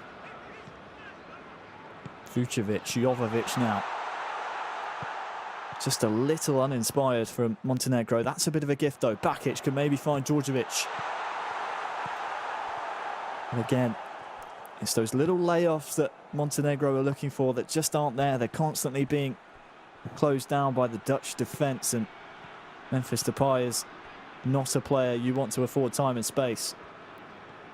No, to be honest, the way that this game has kind of gone, it almost feels like Montenegro have kind of come out and have been happy to kind of take the loss here. That's the kind of feeling you're generally getting from, or that I'm generally getting from this game, is that they seem to be happy with it at the moment. Virgil van Dijk, he's had quite a quiet day himself, hasn't had too much to deal with, steps in there, and here is Memphis Depay. Tries to maze his way around a Montenegrin defence, which has been fairly stout, it has to be said. It might just break for them here as well. Djordjevic has a man over on that left-hand side. Can he find him? Chance may be gone. Marusic. Well, I thought it might have been a corner, but the first leg will finish 1-0. About as cagey an affair as we thought it might be, Wes. An ideal first leg score, I suppose, for Montenegro, considering the strength of the Netherlands and how we were pretty much expecting them to come out and win this group. Being down by only 1 is probably the best result, considering how early they conceded in the first half, that they maybe could have planned for. Yeah, I mean, looking at it, there seemed to be more fouls in that game than there were shots on goal. It didn't really live up to the billing of it being two high-scoring teams that were coming in to try and secure their foothold in this tie and therefore get themselves through with the least amount of games played today. You would have thought that, given the way that the day is set up, given that the length of time you're going to be playing, you'd want to get through as early as possible. You want to try and get as least amount of games possible, so that way then when you get through to tomorrow, you then it's less games on the body, it's less games on the brain. You can at least kind of just get going, and instead there just wasn't really that kind of impetus to really kind of press forward and take the game by the scruff of the neck. Yeah, we'll see if the desire is there in Game 2. No doubt RT and Eldridge will be stepping in. But you're right. I mean, especially when you consider both of these squads, I do believe, are two-man squads. You do want it. You're right. You're absolutely right. You want to try and get yourself qualified as soon as possible. We spoke to Alex Alguacil, obviously, earlier, and he was happy to relax and celebrate with his family before, the big final push tomorrow. There didn't seem that desire. I mean, we never really saw the attacking gameplay that we thought we might from the Netherlands, considering how easily they breezed through their group qualification campaign. Here are the match stats delivered by FedEx, and only 6 shots between the two teams. Montenegro not even challenging the Dutch goal in the end, Wes, and that pretty much sums up the entire game for them. Yeah, I mean, you can see there, at least, with those shots, Indominator was kind of resourceful. They were on target with the Montenegrin shots. We had that very early chance where they took it on as kind of a first-time shot, just trickled wide. There wasn't really too much more from Montenegro. Hopefully we'll see something different out of Arti, but again, we'll probably see something different out of the Netherlands as well, what with Eldridge potentially coming in and kind of taking up the kind of final leg, as it were. Yes, it will be interesting. I mean, Indominator certainly more strategical minded. He has a game plan he wants to try and set to it. For me, the way I see it, Eldridge way more aggressive, will be a lot more clinical and will try and push the pace, knowing that he is only up by the 1 goal. So Montenegro then versus the Netherlands. This is to advance to the knockout stages. Advantage Netherlands so far, after a 1-0 scoreline. A Luc de Jong goal in the 20th minute is all that separates these two nations. And yes, it's a low-scoring affair in the first leg, but that just sets up the second leg absolutely perfectly. It's all to do here for Montenegro. So we're ready to go. It's the anticipated substitutes in terms of personnel. Eldridge O'Neill of Manchester United steps in for the Netherlands, and RTPG, who produced some tremendous results in the playoff groups, steps in for Montenegro. The classic orange strip of the Netherlands donned by Eldridge, attacking from left to right, and then Arti in the all-white strip of Montenegro. Eldridge winning the ball up the pitch in the final third. This could spell danger for Arti. We saw a lot of attacking gameplay from Arti, and to be honest with you, some stout defensive work as well, Wes, throughout the playoff groups. He was a player that really impressed us. Yeah, he kind of, and again, we talk about nations that aren't necessarily known about, or at least the players aren't necessarily kind of, household names within, the PES circle of things. But, Arti really showed a lot of mettle, showed a lot of aggression, showed a lot of kind of goal scoring ability. As you can see, he was getting Look to at the this. box. Yeah, Dorjevic goes for the far post. Tricky angle when your body is shaped that way to try and get it back inside that far post. But just as you were saying, Wes, he is a player that can produce this sort of attacking gameplay. Yeah, and you can see that he's making changes all the time. He's still trying to figure out kind of where to go with this Montenegro team. Meanwhile, Eldridge, you can see there, he's got set to swarm the box as one of his advanced instructions. That essentially puts all of your defenders kind of into the middle of the goal or into the middle of the penalty box. So you're trying to cover that middle ground. And maybe he's seen some of the games from earlier on today. Maybe he's seen some of the lackluster defensive displays, which has then resulted in him maybe changing his mindset, because at the moment it looks like he's very happy to just keep the ball rather than try and venture forward, which is a little bit un-Eldridge-like, if I don't mind saying.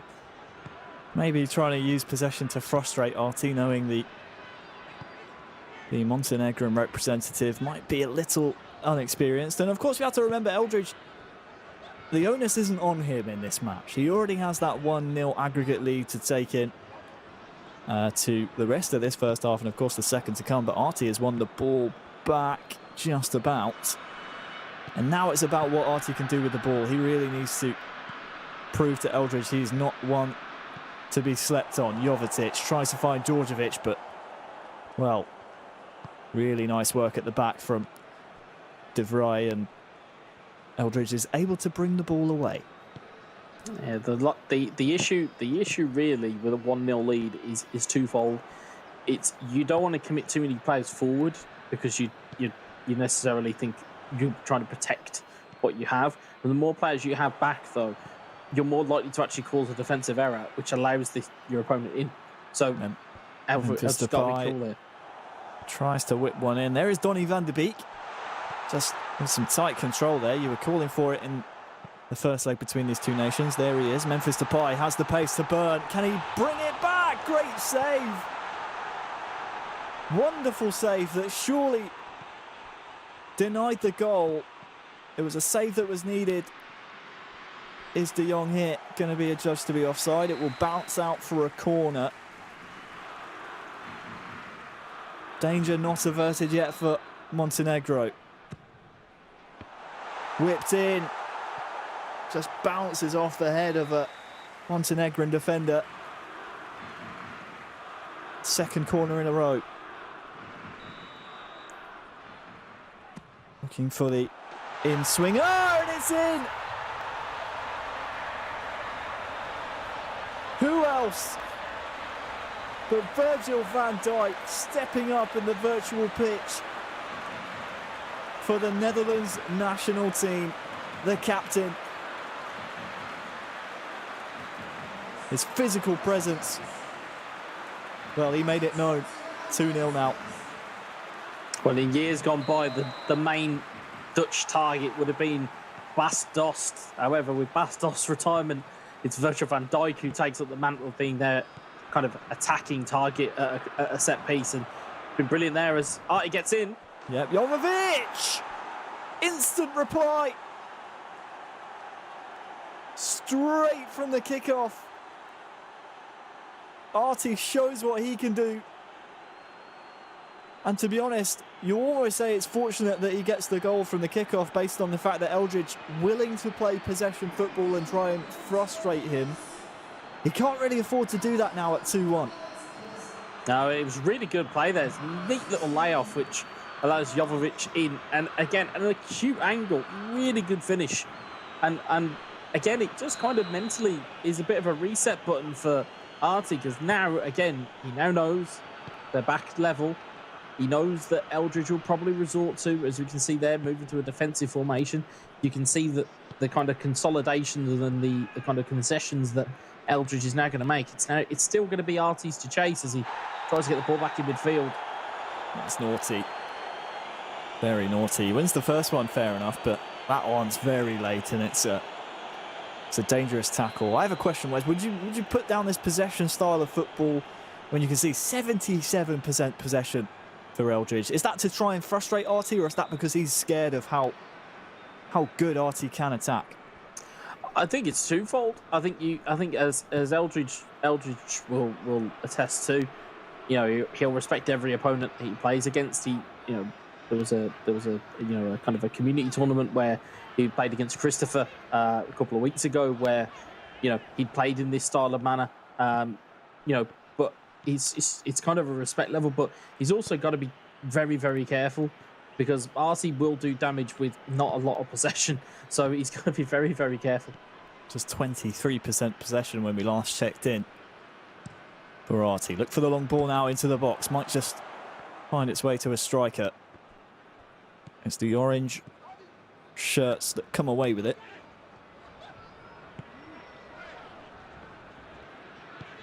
Now back to this possession style of game from Eldridge. Again, he is so wary of what Artie can do. Artie just has to remain patient and, of course, remain focused as well. Nice switch to the plate, potentially here to Depay. What's very interesting is that if you look at his advanced tactics, he has defensive set on both of his fullbacks, which means they stay back. So he's very much hoping that both of those players, as well as that back four, stay well in line. And that way then it's going to give him a defensive base to actually keep that ball. Well, 1-1 at the break, 2-1 advantage Netherlands on aggregate, thanks to a 1-0 victory by Dominator in the first game. But it's interesting that you point that out. They're clearly worried about the counter-attack of Artie and the weapons that Montenegro have at their disposal. But if you saw there, just for that, from that passage of play there, you can see that Eldridge has got a tactic that's set up to be incredibly defensive, to the point where there wasn't a man in the middle third of the pitch. So that seems to be his go-to tactic for trying to just hold the game and consolidate. So I think for him, I think he's just happy to just keep the ball and just try and attack as and when, rather than try and push it too much. You can see there, just keeps flicking between those formations. So I'm guessing he's got a formation for possession, he's got a formation to attack, and he'll have a formation to defend. So he knows what to do with what he's got. It's just a case of he's got to go out and execute. Strootman playing all the way back. The back line now pushed a little bit further up, almost at the halfway line. So we'll see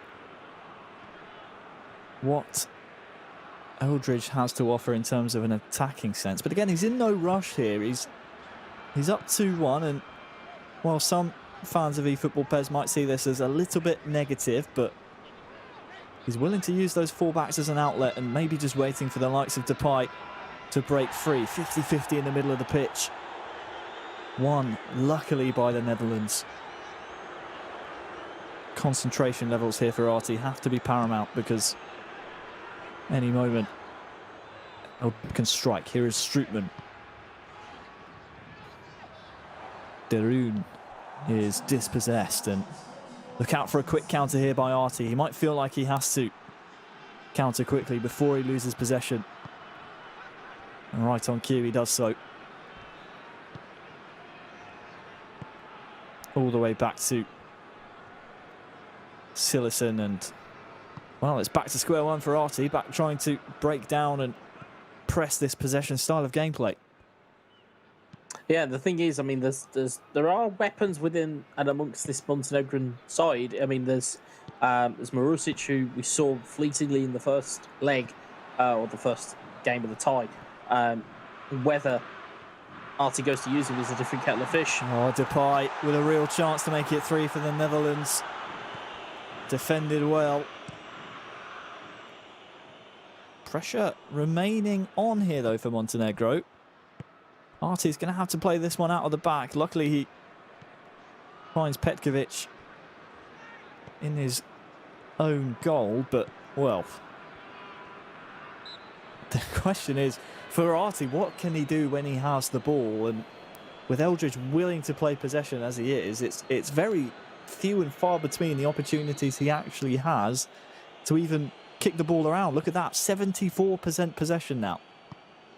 Well, that's the thing. I mean, it's, that formation that we saw very briefly from Eldridge was 11 men behind the ball. So that's going to be hard to come past first and foremost. But again, when you get that ball, you need to retain it, because Eldridge is kind of suffocating you by not allowing you the ball. You know, it is one thing to get the ball, it's another thing to actually do something good with it. And I think Eldridge at the moment is very happy to just, you know, keep it safe, don't do anything stupid, and he's just trying to eke out the time. Now, you know, some people may say, oh, that's a bit unfashionable, but if it gets them through to the latter stages, and it means that there's one less bout of games they've got to play, I don't think the Dutch will care at this point. Make no bones about it. Qualification by any means necessary. Here is Ryan Babel on the ball, introduced off the bench. Up to another man recently introduced, Gini Wijnaldum.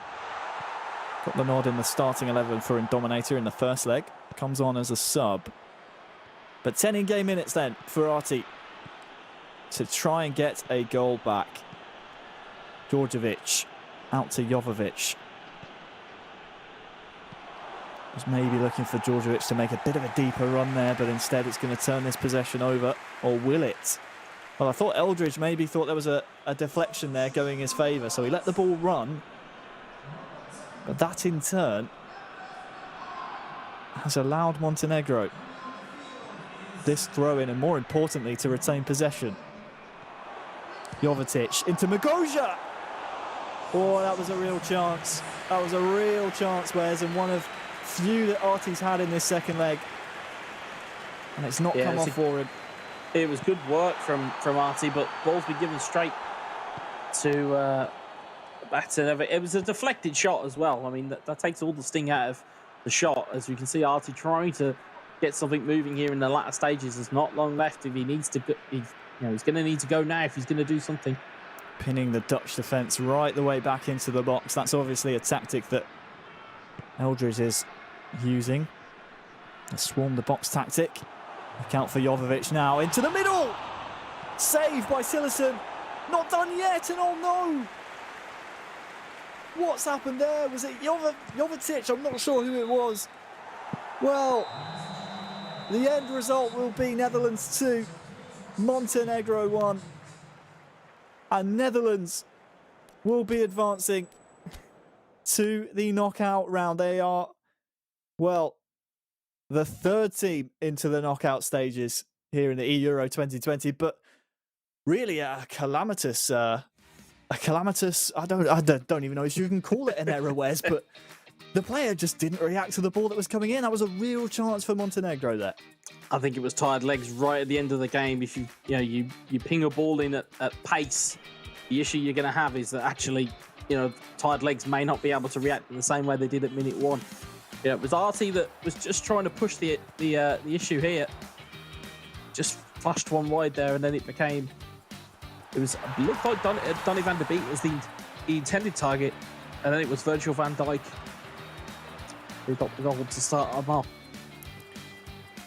Well, it was a hard-fought victory by Eldridge in the end, and the possession stats, when we got to see them, really told the entire story. I mean, 77%, 74% were the two times that we saw the possession stats in the favour of the Netherlands, and 74% possession, whereas in the 70th minute of the match.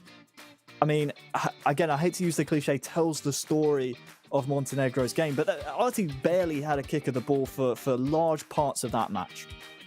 Yeah, and that's the thing. If you have possession of the ball, you're stopping people from playing, and Arti had proved through all of qualification, through all of playoff games and things of that nature, that he was dangerous. And all Eldridge done was just took the ability of being able to play, just took it away from him, and as a result, Arti was kind of left not really with a plan B.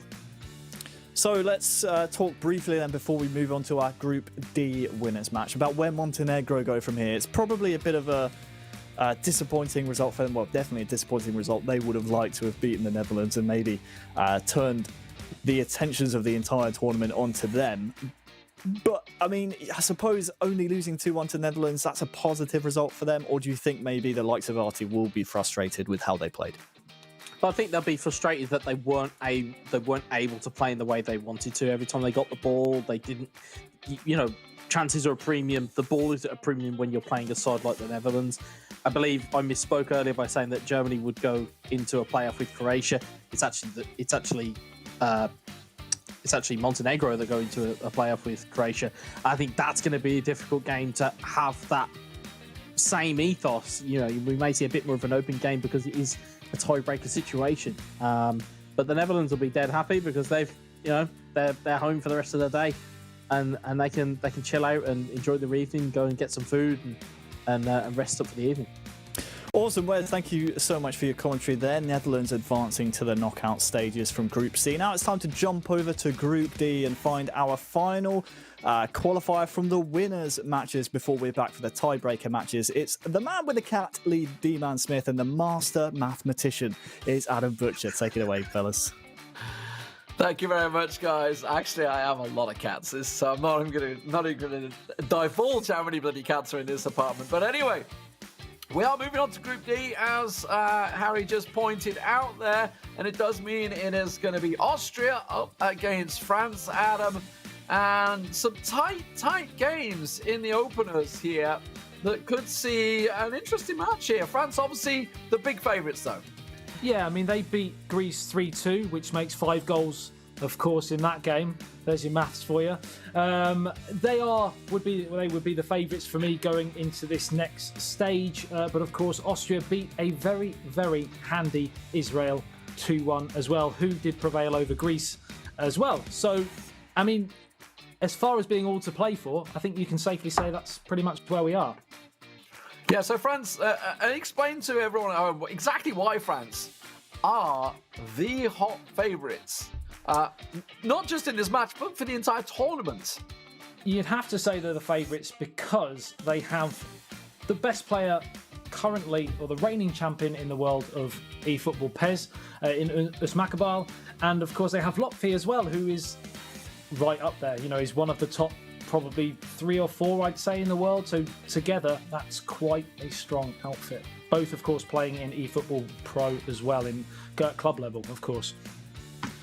Yeah, so they're coming into this one up against Austria themselves, who overcame their demon effectively, which was Israel. They finished second in the group behind Israel, and she lost them twice throughout those groups, but in this time turned out on top 2-1 over Israel in the first match this morning. Israel themselves have gone through to the tiebreaker matchup, as you just saw there, beating Greece, a very tough match against Greece earlier on today. That means the loser of this match will be facing off against Israel for a last chance to reach through. The winner will join the likes of Spain, etc., that have all gone through. Obviously, we just saw Holland going through, and of course, we had the match earlier on today. But now, kicking off, Austria are going to be in the red, and of course, France are in the French blue. And it is going to be Usmakabal starting things off for France. Is there going to be goals, goals, goals? Yeah, so he's starting off for France, probably you'd have to say club captain, really, in terms of ability. But the club captain for Austria, you would imagine, is playing second because he's not playing in this game. That is, of course, straight ahead. This task, of course, is anything but straight ahead. We've got Through 1991, who's playing here against the current reigning world PES champion. And it is France who are looking to get off the mark there, but good defending from Austria.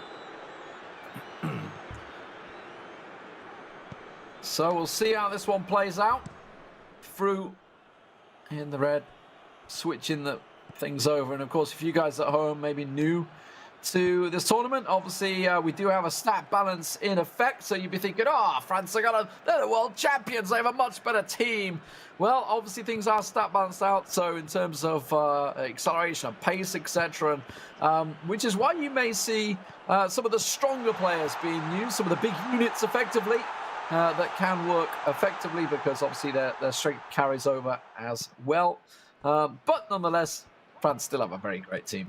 Yeah, it's only physicality really that can be differentiated between different squads, and that is why you said, as you said, certain players are utilised that possibly you may not see in real football because due to that physicality. But yeah, stats are pretty much the same across the board. Outside of that, 30 minutes gone. Not really seeing too much in the attacking sense from either side so far. Again, pretty much most games we've seen, Lee, have been fairly cagey at the start. Yeah, other than the epic previous matchup, Italy versus Serbia, with I think a 6-5 that ended up with a last-ditch effort and a possible last few moments, but it was Italy that went through, with Serbia going down into the tiebreaker matchup later today.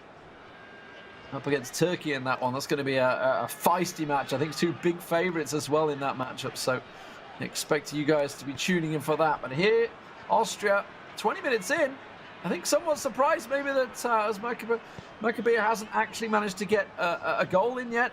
France themselves, they won all 10 matches in the group stage, 74 goals throughout that as well. Some teams have scored that many after playing about 14, 15 games. They did it in 10. So just shows how dominant they have been, which is why they're coming into this one as hot favourites. But it ain't over till it's over, and they've got a lot of work still to do here. They certainly do. And I've been impressed so far with Austria in their ability to contain Smackabil in France, because he generally starts very, very quickly. Of course, this might be one route to producing some form of stalemate, certainly in the first half. We'll see if that plays out. Yeah, I mean, in terms of play style, you can see that the Austria are playing full defensive, whereas Smackabil's pretty offensive right now. So they're both it's kind of as we stand. So I think that's pretty much how the match is going to go. Just a shade offside there for Austria, but as you can see, just the 3 in the French half, everybody else behind the ball, everybody back, and that's probably going to be the tail of this. Just try and close France down as much as you can, try and strangle possession out of them, and strangle their efforts. However, chance. Big chance already, but a good save from the keeper. It was indeed, because just as you were saying, how what a good job they were doing at stifling the French attack, it just suddenly popped its way through. And one of those camera saves, as you mentioned earlier, Lee, as he pushed it wide of the target. Yeah, very tight one. That's a decent ball in. Going to get deflected out, though. Does mean it's getting strangled out again. Fru's going to get it clear. Let's see where he can go with this one. Tries to wriggle it through, but quickly Kimpembe wins it back. The big defensive midfielder working wonders, but Austria now on the counter. Sabitzer could well be the key man for Austria. We'll see how he works out for this one. Baumgartlin gets it forward over the top. Natovic trying to work something in, but Rafael Varane, the big Real Madrid man there, clearing his lines.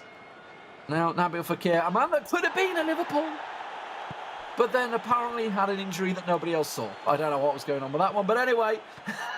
One of the wonderful mysteries of transfer. As it's a chance here for Fru, 1991, and what a save from the French number 1. I think that might be Hugo Lloris. I didn't check before the game kicked off, as Lamar comes forwards and now plays it out towards Fekir, who you mentioned previously, and the attack just fizzles away yet again due to the rearguard action from Austria. Impressive. We'll see how much David Alaba can play into this one. Obviously, the veteran in the Bundesliga for Bayern for many years now. A person that I've actually commentated with, by the way. That was an interesting one, because he barely spoke English and my German's rusty at best. So basically like casting with me then? Well, it's not quite so much of a struggle, but it was definitely easy. A big chance here, but that's going to be the keeper off his lines. That's a long run, because if he had not quite made that, that would have been a certain goal for Austria just before half-time. Just 1 minute remaining here, and that is the added-on time, and France have made absolutely no inroads in this stubborn Austria defence, and it seems to be a reoccurring theme so far that Smackabil just hasn't quite got going just yet. Fru's doing a great job of just stifling him effectively, and you could argue, other than that one chance for Smackabil, I would say Austria probably had the better chances. We are still seeing him in ultra-defensive setup, so it's expected that it will be a bit of a quiet affair. We'll see whether that deadlock can be broken. Last minute ditch clearance, and it was a bit of a rash clearance, just a hit and hope, if anything. As you can see, it didn't get out of their own half. It's still coming right back at them for France.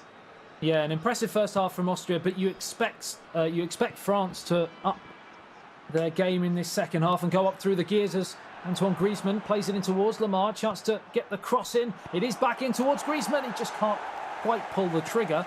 Good defending again. They're just hitting this brick wall on the edge of the area every time. Well, it's gone out for a throw. Let's see. France. See, pass complete. It's just where it goes to show. Like, France not even got the pass complete at the moment. Trying to go a bit more direct. That's a big chance and a big save for Austria there. Really a big chance. As Maccabeel's going to be kicking himself for not scoring there. Huge opportunity, and someone of, I believe that was Mbappe, someone of his talent really should be doing better.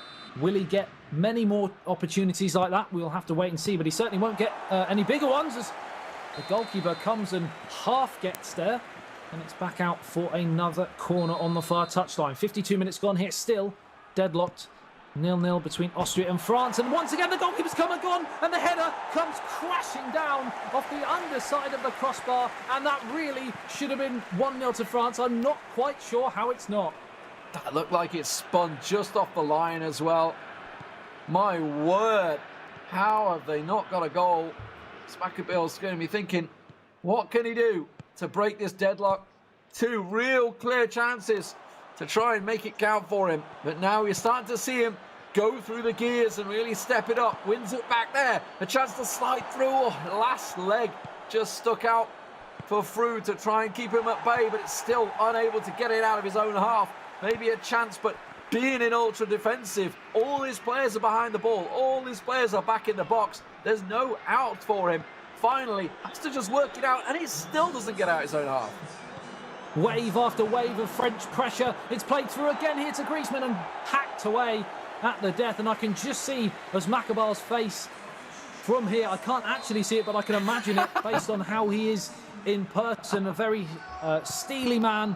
And of course, seeing that come back off the underside of the crossbar, I'm sure he would have had a look of pure distaste as the ball gets fired across, tipped away by Hugo Lloris. A stunning stop again there. It's actually not Hugo Lloris, of course, it's the Austrian number one. My mistake, but you get the idea. It was a stunning save and 63 minutes gone, and Austria hanging on here.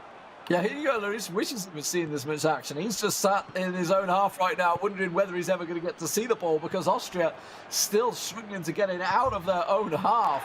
As once again, a late tackle there, nothing given, let it play on, but it's a rash pass once again. This time up and over the top through. Finally clears it out of his own half, but it's pretty sure that's coming straight back at him.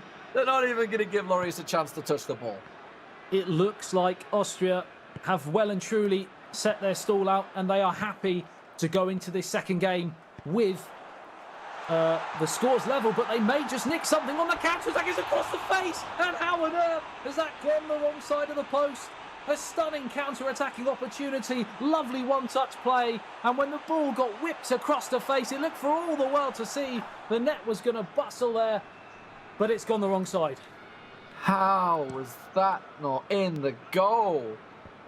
In a match that certainly a single goal could be a big difference, when they've had nothing the entire game really, other than a single chance in the first half. Yeah, that's, oh my word. That's simply a case of he's crossed the ball and he's not dragged it back to get the goal on target. Oh, he's going to be kicking himself for it. Another last-minute through ball, another last-minute clearance for Austria. But they are starting to buy themselves a little bit of freedom at last, it seems, with just 15 minutes to go. Through 1991 was inches away from taking the lead in the 73rd minute against the current reigning world champion, US Maccabeel. As things stand, we are still level, and this would still be a hell of a result for Austria, don't get me wrong right now. It'd be interesting to see, of course, who they choose. Would it be level going into the second game, France? Because they may have played their trump card if they were to switch things over and go with Lotfi. We'll have to wait and see, because this game is not over yet, and Austria could actually take the lead again here. It's through. Oh, great defending again this time from Kimpepe. Oh, he read it well. You could see he was trying to try and fake the shot and drag it back into the middle for a clear chance on goal, but just almost sold the dummy to himself. But it was well read by Özmakabi, and now he's on the attack once again. It's cleared out. Austria starting to really get into this. Is it a little too late, though? With just 10 minutes to go in the match. They are slowly working their way out of their own half, but that's a stray pass in the middle of the park. And now France on the attack once again. You'd have to say game plan has worked brilliantly so far for Austria, soaking absolutely everything up. And as you said, the game is just starting to open up at the minute. And if there were to be a goal, I'm not quite sure which way it would go, because Austria have had their fair share of counter-attacking opportunities, as they have got one again here through the middle. He's onside here. It's a chance for Arnautovic. Great defending again. And it's Kempembe again, who's been brilliant in the last few minutes or so to keep Austria at bay. But Lee, this is a real turn-up for the books. Yeah, to stifle him out. I mean, clearly, obviously, if he wasn't on ultra-defensive, he would get a chance to have players up with him. That's why he's having these single-player runs. So he's not getting the support he needs. But also, he maybe wouldn't be in this situation if he wasn't in ultra-defensive, because maybe it still wouldn't be 0-0. He's hanging on with just a minute to go in this game. And as you say, like, despite the fact, you know, France scored 74 goals in groups. And it was only a 3-2 win over Greece, but clearly it seems that there is a targeted tactic just for Özmakabi, and it's worked. It simply worked. You know, ultra-defensive, block everything, keep everyone at the back. 0-0 first half. Austria will take that. The best player for France has been nullified. Absolutely, and I think looking at the two-leg situation, you'd have to say France would be favourites, but in a one-game shootout, which is what we have now, it's anyone's game, and it's a brilliant first performance from Austria. Yeah, and it makes the game a simple best of one, which is exactly what they wanted. I think that they are going to be absolutely delighted. Almost celebrating a win, I think, taking a 0-0 there against Özmakabi. But now, as you say, it's far from over. We still have another very good player. As you mentioned, probably arguably one of the third best in the world. Top 3, could argue top 5, who knows. But either way, fantastic player. We'll see how it works out for Numo. Of course, the second matchup, it is aggregate scoreline if we do continue at 0-0. Would that be a shock if we don't get any goals? We need goals, Lee. We could go game 3. I mean, I expect to see goals for a team that scored that many in group stage alone. But Austria clearly have come with a solid game plan here. They've had, they played their first match sometime way this morning, so they've clearly had a lot of time to figure out a game plan of what they're going to do with France. They knew, obviously, from the outset, coming into the finals, that they were going to be in the group of France, so there was a strong possibility they'd be playing them at some point. So they've clearly worked with a coach on exactly how to beat them. They have indeed, and it's worked really, really well so far. Of course, they had that one glaring opportunity right at the end of that first game. They could actually be going into this game and in the first half as well. Aggregate scoreline. They had that big chance in the first half as well. There was a real opening, but here we are back into the second matchup, as you said. So this time it is going to be Dorad versus Semi. We'll see whether this time we have a change. And again, it's 3 minutes in. France will break the deadlock. I was about to say, same game plan once again. Attacking mentality for France, defensive for Austria. But when the deadlock breaks in 3 minutes, that game plan is gone. It's amazing what a new game brings, because for 90 minutes, Austria were absolutely resolute, and it's only taken 3 minutes for Kylian Mbappe to pounce on a through ball and just completely against what we'd seen in that first game. And it is Lotfi who's got the goal for France. Yeah, not the game plan that Austria wanted there. They were coming into this one more of the same, thanks. Close it down, just get a couple of chances. They're happy with 2 or 3 shots in the game, maybe make one of them count. But now we see them both going defensive. This could get interesting, Adam. It really, really could, because Lotfi is, from my experience with his Monaco days, very, very good at defending a lead. One of the best in the world. So to get anything from this game, even a goal, could be very, very difficult for Austria now, as he's away again here in towards Griezmann on the turn. Oh, he's hacked down there, surely. Yeah, free kick in a very dangerous opportunity. Not too close to the edge of the penalty area. We had an absolute blistering goal from Bosnia earlier on today, free kick. That one palmed out by Dragovic, no problem there. Just managed to keep his arm on it. Flicked in the inside post, near post header, not going to happen. So Lotfi is back to the drawing board. Keeping possession out from a corner, which can be important. You can get caught on the counter very easily from those if you just commit too much forward. And that may well be what happens here, but it's cut out nicely. And Semi now on the break. 40 minutes gone here. Just a 1 goal to Lotfi from France. A great finish in Kylian Mbappe, of course, but Austria just started a little bit of momentum inside the French half as it finds its way out left-hand side and just can't quite get the cross away. Good, strong defending again from Zuma, and a corner to be taken by Austria. France, of course, bossing large parts of possession here with 59%. Tem across, chance punched. Hugo Lloris just delighted he's got a touch of the ball this game. Frankly, I didn't get to see much of it in the previous matchup, but finally we're going to get to see Austria having a chance here. They've no longer defensive, wanting men behind the ball, starting to make some pressure maybe on Lotfi, but Lotfi himself on the counter. A little lucky to get the ball there, and it's maybe made an opportunity open up for him, but looks like problems there. Krudel, I should say, is there to put him off the ball.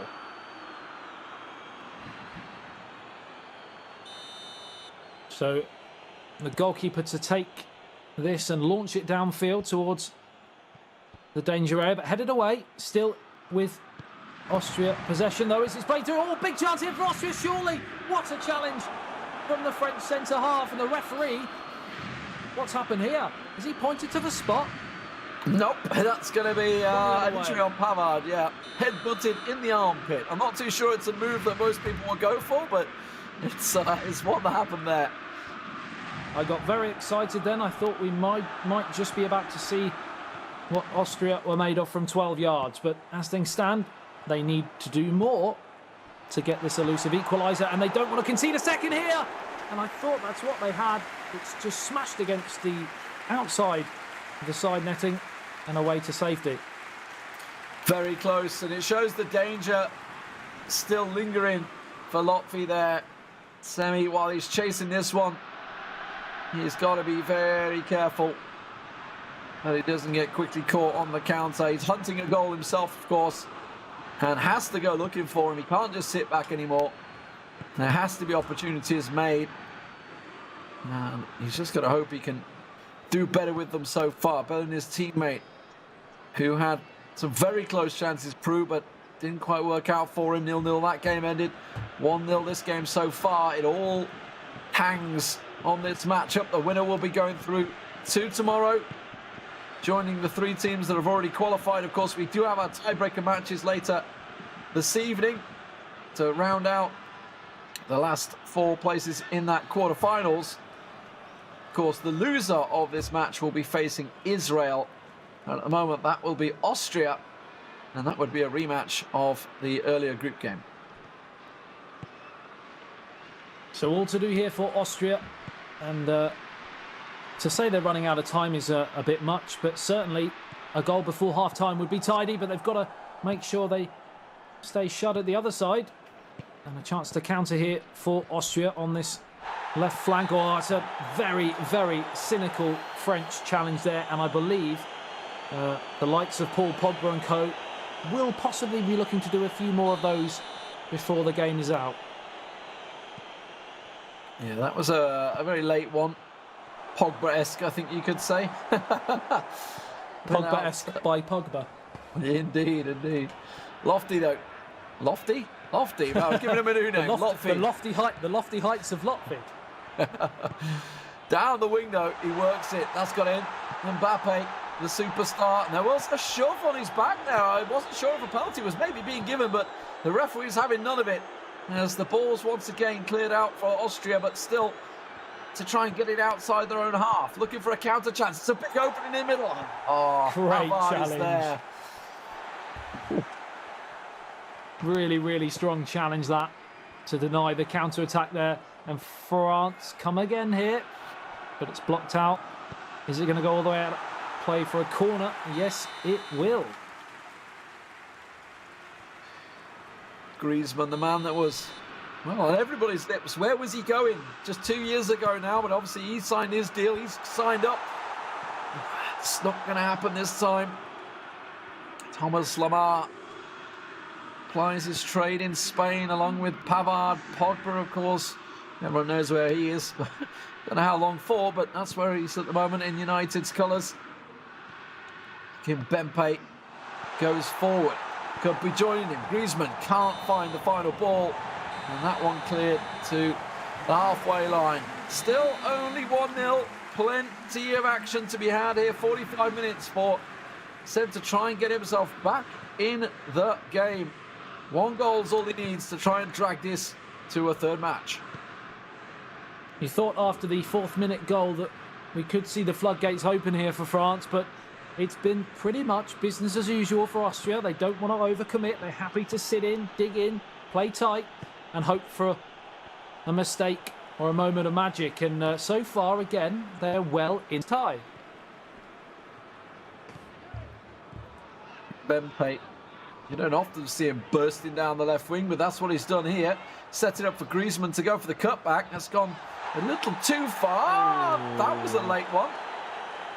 Naughty challenge. Oh. I felt it was Lemar. It's Lemar. I thought it was Pogba again, but it's Lemar. So yellow card for Lemar, as you'd expect from that one. Just a little bit too late to the ball.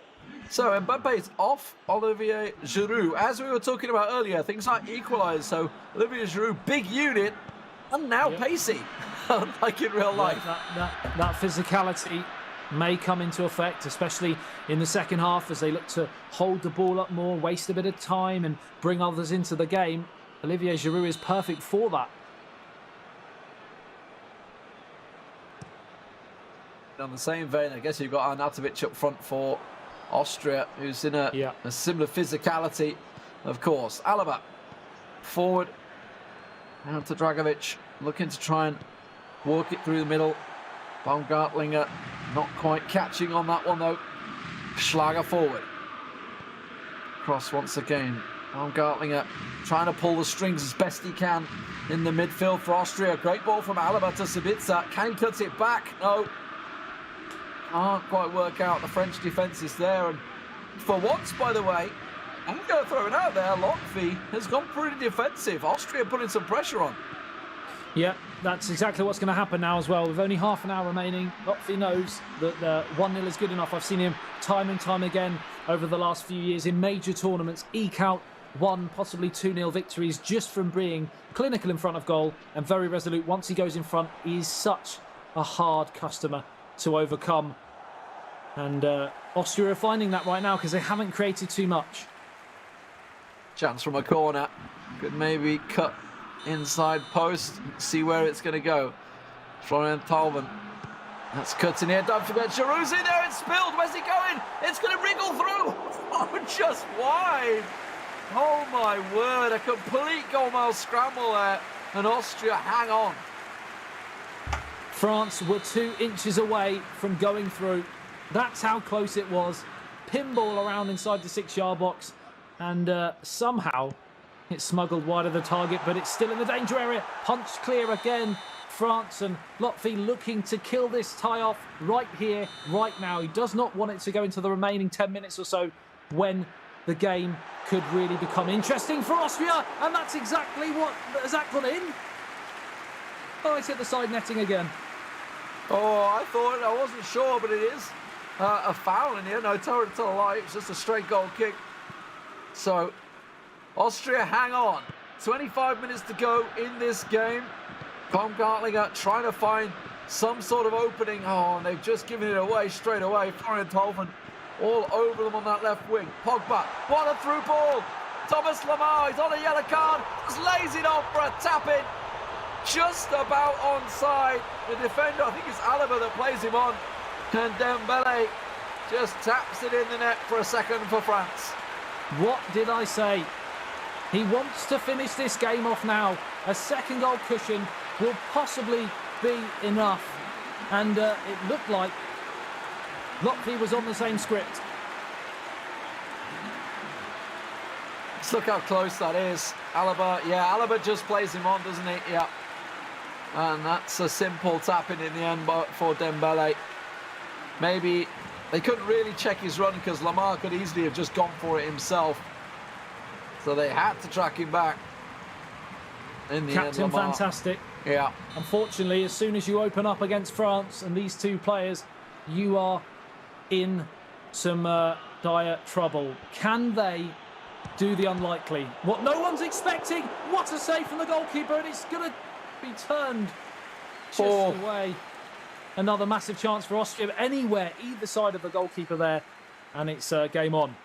Oh, Gregorich with a massive chance. Straight down the keeper's throat, though. Hugo Lloris finally getting called into action. Is it Lloris or is it Lafont? I don't even think it is, you know, after all of this. It's Lafont, isn't it? It's Lafont that's in the net, I can see. I think it's... Oh, no, it's Aria. It's neither of them. Neither of them. So Hugo still wants to get a touch. Well, 20 minutes to go. Big chance. It's cut back. Straight at the defender. This is what we were talking about, the difference in players, though. Sometimes players will just snatch at it. Sometimes will be cool as a cucumber and just play it around and slot it in. And it looks like it's got to the point where Semi's just snatching at any chance he gets for Austria and try and bring something back. I feel it's maybe time to start going attacking. I don't know, because you can see Lotfi's just gone back defensive and he's happy to just keep possession and play it around. And that, well, the referee let that one slide. That looked a bit rough. Yeah, it did indeed. But as you said, Lotfi now just keeping the ball. I would not be surprised if he tries to see this game out here, right now, and just keep playing this sort of football, keeping possession, not taking any risks whatsoever. Because with only 13 minutes remaining, as you said, if Austria do get a chance, they possibly might snatch at it anyway. Yeah, and you can see it looks like the last 10 minutes of this game, just like we saw with Italy, I believe, against Serbia in their first match against Kepa. We saw Alfonso just keeping possession around his back four, retaining it, and then looking for one of those counter-attacking moments, and that may be what Lotfi's just found here.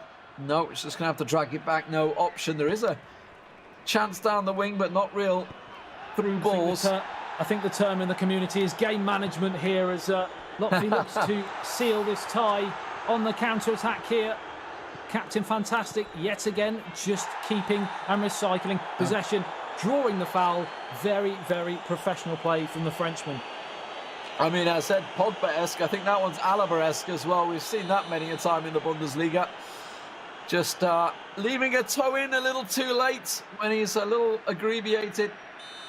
That's a bit... Certainly a little bit frustrated there. So, chance to... just going to play it short. I reckon this is even going to go back to his own half, you know.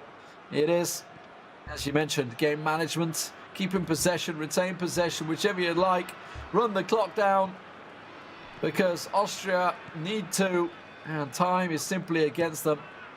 And why not give your keeper a little run out and just send it forward? We could have done better with that. He's only come out with the ball. He's only got to come out with the ball. He's not going to get a goal from this one, surely. Lotfi, in the end, checks his run. I think he could have certainly had a pop at it there, but just going to keep the ball instead. Deep into added on time, and France are sailing through to the next stage with a 2-0 victory by the looks of things. Unless there's anything in the last few seconds, another clumsy, frustrated and tired challenge coming in from Austria, who have given absolutely everything and have really impressed on the day. But unfortunately, it's looking like they may just come up short here. Just going to nod it forward. Time, as you say, is against them. Maybe a last-ditch saloon. Doesn't look like it's going to happen. Well, whereas Maccabeo couldn't do it, Lotfi will. And it's going to be a 2-0 score.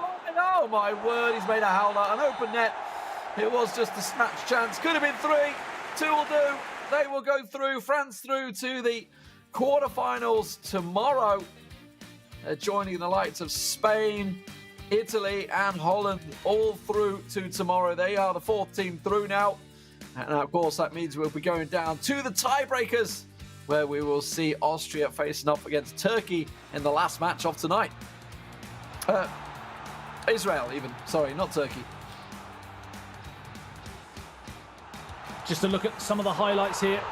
And that was the moment where Mbappe made some slack defending pay and set Lotfi and France on their merry way to a 2-0 victory. And there wasn't too much in it, to be honest, throughout, but just those key moments, the 2 key moments made all the difference. And I think Austria had possibly 1 or 2 big chances that they weren't able to take, and that was the story of the day. This was the second goal.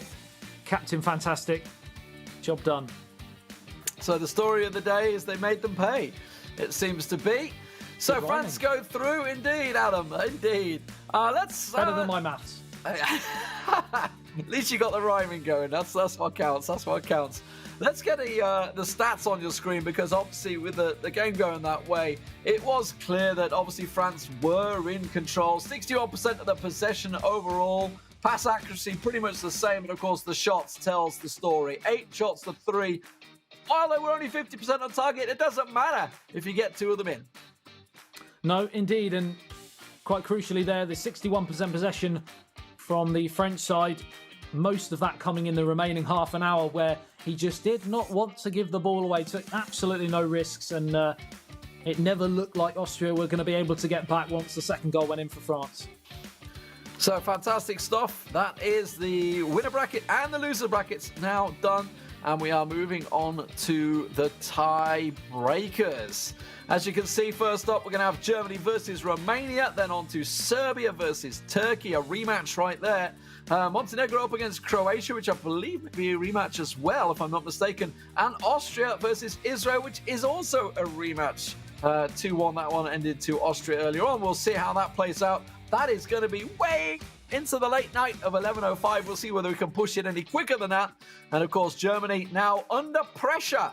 Not only are they under pressure from going out of the tournament in the tiebreaker, France are hot on their heels with 79 goals, and Turkey up to 78. I wonder whether Italy and the Netherlands continue their chase as we go. We're going to go to a break. When we come back, we'll be rocking and rolling into the tiebreakers. See you in a moment.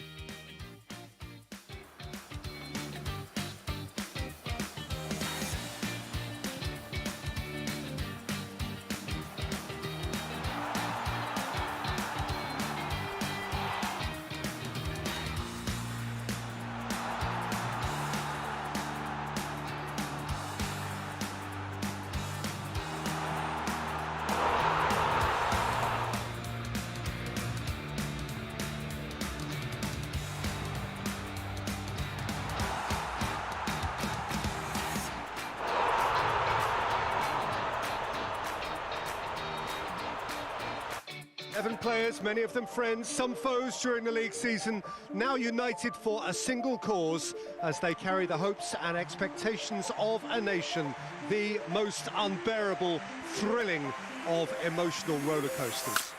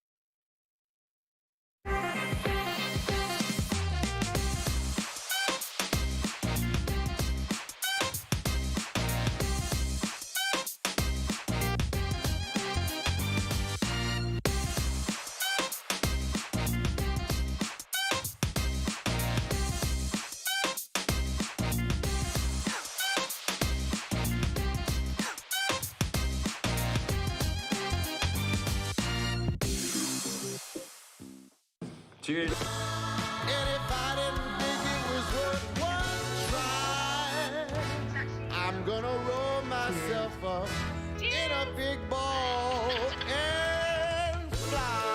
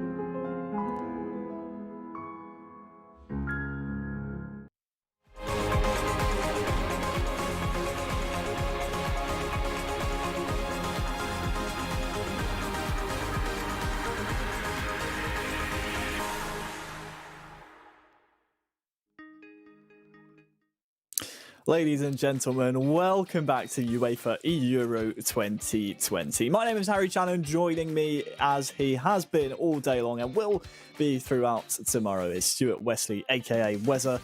Wes, we are now on to the tiebreaker matches. We go back through the groups. We're circling back around now to Group A to decide who will be the second team out of each group. Both of these two teams have survived one loss so far. And you can see Germany falling to Spain in the winners match. Romania surviving, well, I was going to say surviving a scare against Bosnia and Herzegovina. It ended 8-2.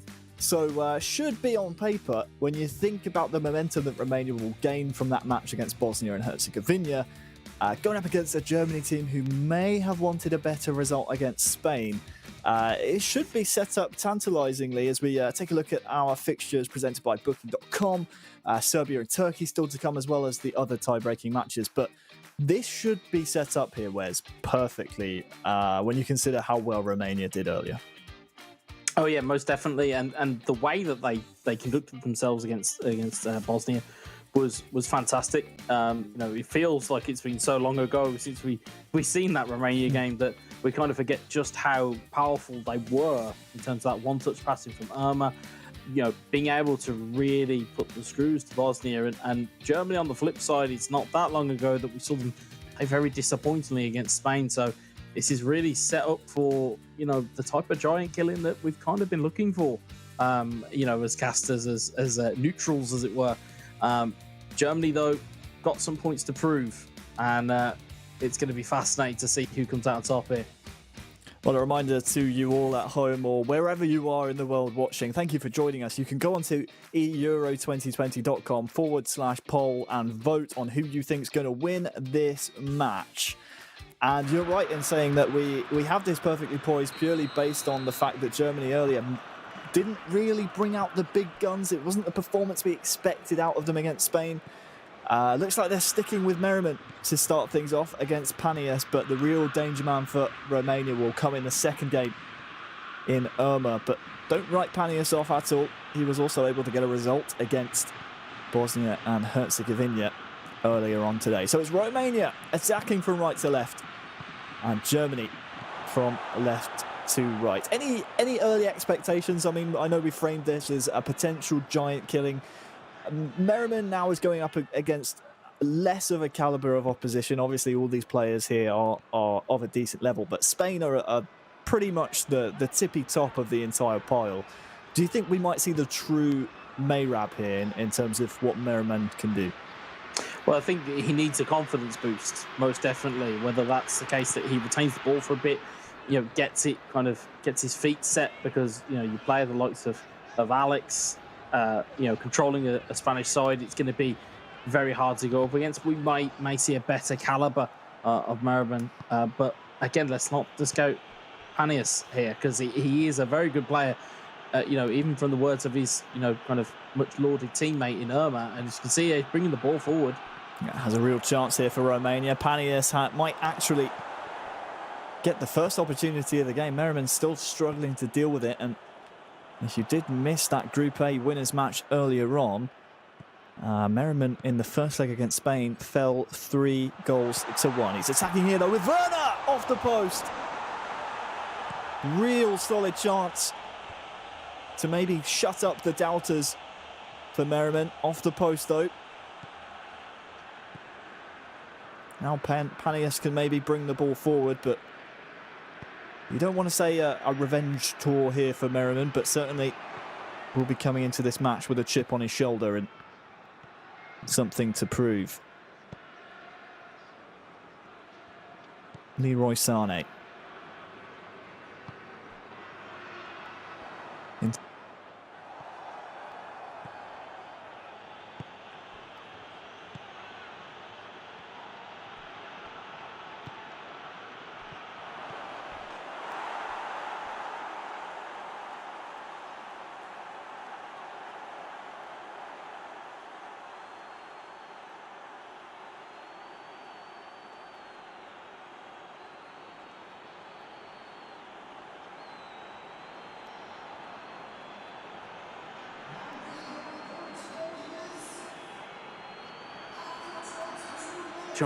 Wonderful ball, and as you mentioned, Harry, as well, that late run into the box, and lo and behold, there's a Romanian foot on the end of it, and Romania take a shot lead. Well, we said it was poised for the giant killing that we might have been looking for as neutrals. Panias, 88 for Romania, has just taken a giant step in maybe securing that as a real possibility. Merriman has not looked himself today.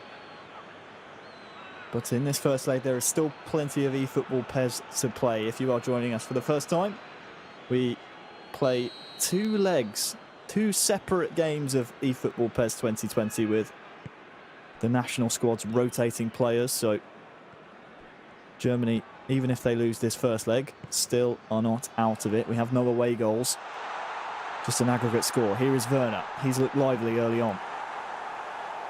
Corner for Germany.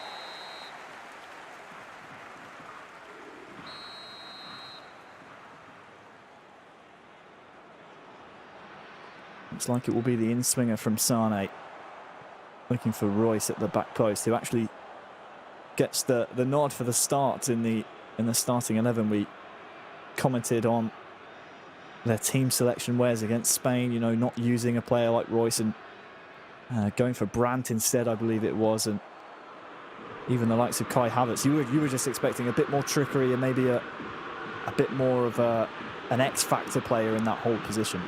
Yeah, I mean, if you've got mobility, you know, which the German players do possess, and you do have the likes of Sané, Gnabry, you do have the likes of Marco Reus, you'd expect them to use those weapons and maybe not try and be as stagnant with the ball, especially with the likes of Werner as well, being so quick up front. You'd look to try and give him the ball as quick as possible, and with how quickly this ball can move in PES, you'd really want to use that to your advantage, and I think the Germans at the moment just struggling to find that rhythm and need to find it very, very quickly here. Werner out to Sané. Players arriving for Germany. Gundogan looks for a searching ball, trying to slice open the Romanian back line. Only results in a corner though. No doubt he'll put Sané on this once again for the in-swinger.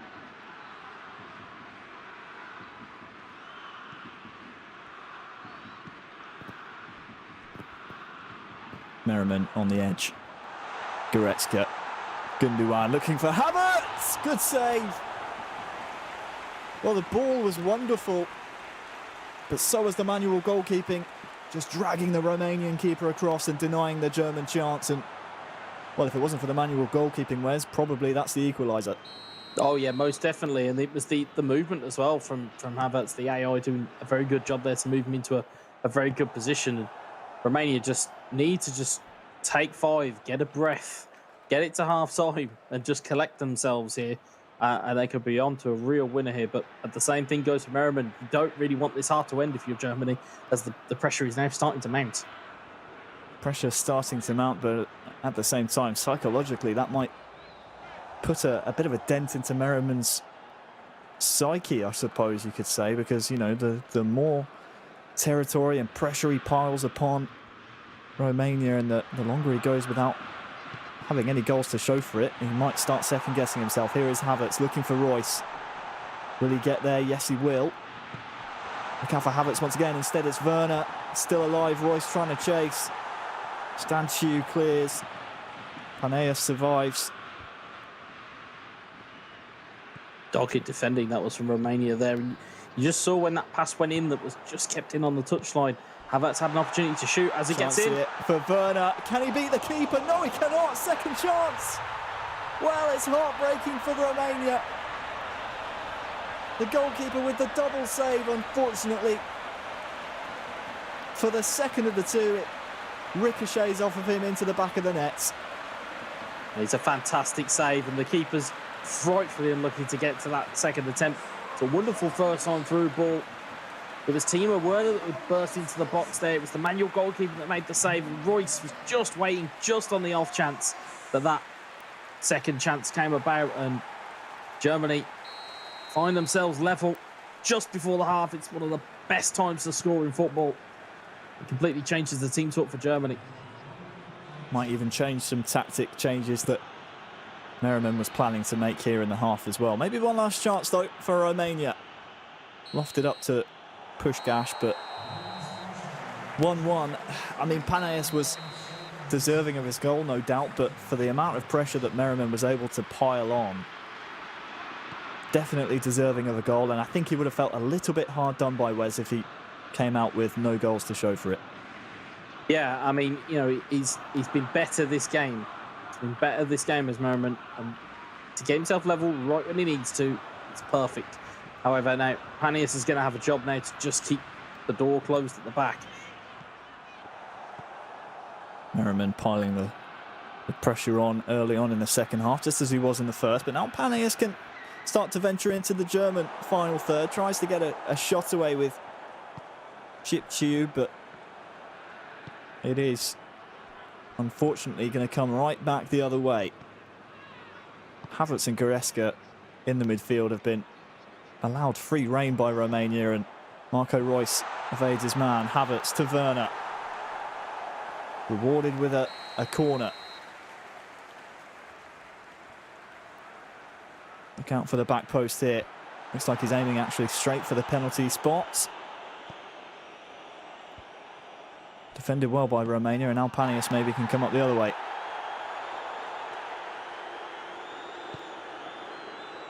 Slowing the game down here, Wes, probably the wise decision, but well, he's given the ball away. Sane now through one-on-one. Does he go for the pass? No.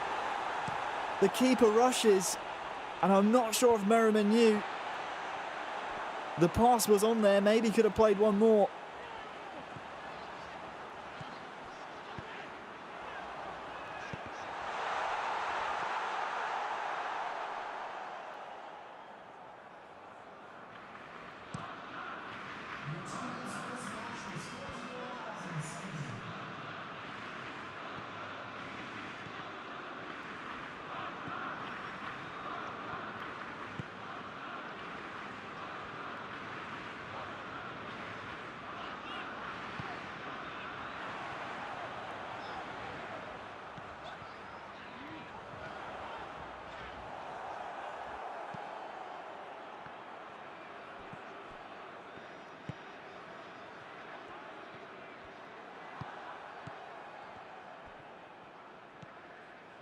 You see there, Paneas just trying to find a way through.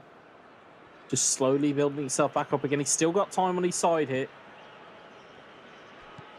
But he needs to start being a little bit more industrious with the ball. He keeps Merriman giving it now. away in the midfield. He does, and well, this might bounce kindly here. Sane has Royce to aim for here as well. The pass just not accurate enough, just nowhere near where it needed to be for Royce. Needed to be right into his feet. Merriman now, well, gives the ball away. Ivan Puskás. Was there a foul here on a Romanian player? I do believe so. Looks like there was. So a chance in the latter stages here of the second half, in quite a promising position for Paneas, for Romania. to steal maybe a shock result away from the favourites, Germany. Strikes up. Oh, great save, but he's pushed it onto the post. And it's in by Romania. Panius with the goal that puts them 2-1 up. And that's a potential goal of the day. We saw it against Romania in the first match. Well, Romania have got one back. Look at the spin on that, Wes. I mean, it's fantastic. You couldn't put it anywhere else. It's a fantastic hit.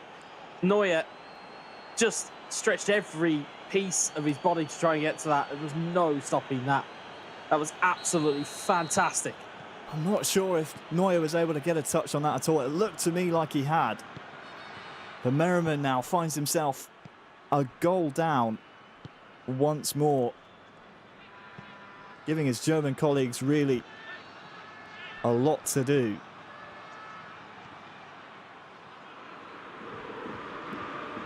What a strike. I thought Neuer was getting across to that, and well, he stretched every part of his body, every limb that he possibly could to get anything on it.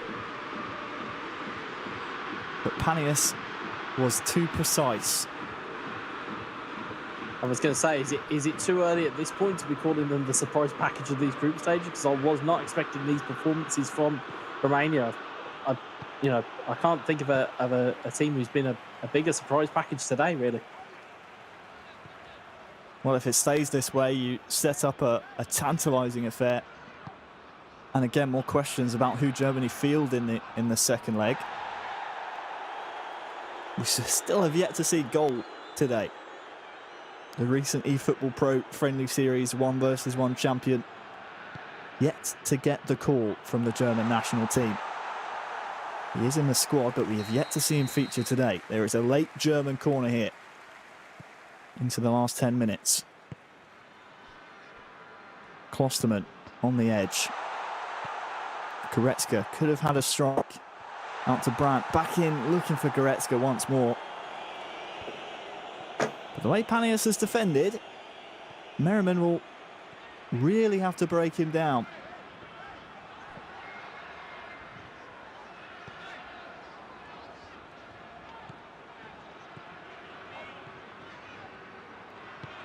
'86th minute now, 87th. Gnabry. Brandt tried to turn, but again the pressure from the Romanian back line has been too much for Merriman to handle. Royce looking for Gnabry, but once more it just finds a player in yellow socks, in yellow shorts and yellow shirts. Marco Royce wrestled off the ball. It just seems the Romanians want this result more. Given away for a third time in a row. Into the second of 2 minutes added on now. Royce lets it run. Was that the right choice? The referee will bring this back. Maybe time to throw the kitchen sink at this first leg. I mean, we're into the final kicks of the first leg. Played short to Brandt. Royce gets the shot away. But once more, it's the yellow wall that prevents any forward momentum. Romania in the first leg take away a 1-goal advantage. It's 2-1. What a performance from Panius. We were bigging up Irma, Wes. We keep speaking about Irma being the star of this national squad. Panius has just stepped up with a humongous result right there. Yeah, it's a fantastic result for Romania. And again, Germany got more questions than answers at this point in time. Lovely bit of skill there as well, just to clip it off his own heel and just into his path. Wonderful finish for the first goal, and of course the second goal, pretty much, well, it's very much a highly rated contender for SOCAR goal of the day. Wonderful strike from Mirita. Brilliant finish, and it sets up for a grandstand finish. Germany have 90 minutes to turn around their Euro hopes, or they'll find themselves out of tomorrow's proceedings and very much in a disappointing result for a national side. But Romania have still got to go out there and do a job. This is it. Still more eFootball PES to play, but as it stands, as we look over some of the highlights of the first leg, which we just witnessed, it's tricky, really, when you envisioned today, before seeing the results that Romania have put up, to see any other result than Spain and Germany going through this group. And right now, it's Romania looking at maybe pipping the Germans to the post. Yeah, I mean, we spoke about it kind of before broadcast when we were talking about the potential who's going to get through and how this day is going to play out. But you can't legislate for skill like that. To be able to curl that free kick in, even with a goalkeeper move. I would love to see it in super slow-mo, just to see if Manuel Neuer was able to get any kind of fingertip on it. For me, it looked like he did. But I think he tipped it onto the post, which it's even more demoralising for Germany if you're seeing your goalkeeper parry it onto the post and it rolls into the back of the net. It's just a pure strike, and when it's put on a sixpence like that, it's very, very tricky to avoid picking it up out of the net afterwards. We'll take a look at the post-match statistics. 57% possession for Merriment and Germany. Only 43 needed for Panias to clear out the result. Is there anything after that first leg, stats-wise? I mean, I know we just watched it. If you're looking at those stats on paper, Wes, what are you picking out there? Maybe the fact that Germany had 5 corners and got 0 goals? I think it's more to do with Adam's 3 C's that he's related to. It's the clinical nature of Romania's play. We saw it in their earlier group games that we've seen, and they've been scoring goals for fun. And to be able to go into a hotly contested game with Germany and to come out with 100% of your shots being on target and all of your shots being goals, you've got to give them credit. They've taken their chances when they've needed to. It's kind of been what is lacking from some nations today, where they've just not taken every opportunity, and that's the standout for that first game. You can imagine it. Now it's going to be Irma that's going to come in for Romania. I'm not too sure who's going to come in for Germany, but it'll be very interesting to see who they pick to come in. Maybe a squad rotation system that we saw similarly previous, and it will be once again Mike Linden, also known as El Matador, stepping in. So a similar rotation that we saw against Spain earlier on today. And I wonder whether or not that's maybe a preset tactic for Germany, maybe overlooking their opponents in this group and maybe keeping Goal and Payamoon on the sidelines, keeping them fresh. But they forgot about Romania, and they certainly forgot about Irma, who's attacking from left to right here early on. Big ask here for El Matador, Wes. Yeah, and it's a similar scenario as well. Comes into a game where his team are trailing. He's been expected to be the guy that kind of brings them back from the proverbial dead here. But you're going up against the likes of Irma, who we've seen already can put away goals for fun. And it's going to be an interesting ask here. It's even going to be more interesting to see how this all plays out. Well, Romania then with the 2-1 aggregate lead. A reminder, the aggregate victor of this tie will be advancing to the knockout stages tomorrow. We will see them again. The loser of this 2-legged affair will be out of Euro 2020 in the groups. That's something El Matador absolutely wants to avoid. He doesn't want to be a big name sitting at home watching tomorrow. But watch out for Irma. El Ivan is through and he has support as well. What can he do here? Irma straight at Neuer. Just a glimpse, though, of what Irma can do on the counter, and something for El Matador to think about. He moves the ball very quickly, and again, he had an option on. Whether that covering defender was going to take him out or not remains a mystery now that is compiled to history, but seems that Irma's looking to try and deliver a killer blow. Neuer called into action once again. Referee's going to pull this one back, but one thing that I liked out of the play that we saw from Irma earlier on today against Bosnia and Herzegovina was the tremendous one-touch build-up play. And it's something that, especially when you're playing online, if you don't have those lightning-fast reflexes and the concentration levels aren't at the very, very maximum, it's something that can cost you goals. And it's something that El Matador here, representing Germany, will have to be aware of and have to be concentrating at all times when he doesn't have the ball. Yeah, I mean, that's the focus you've got to go with here. You've got to be switched on. You've got to be switched on to exactly what's going on around you.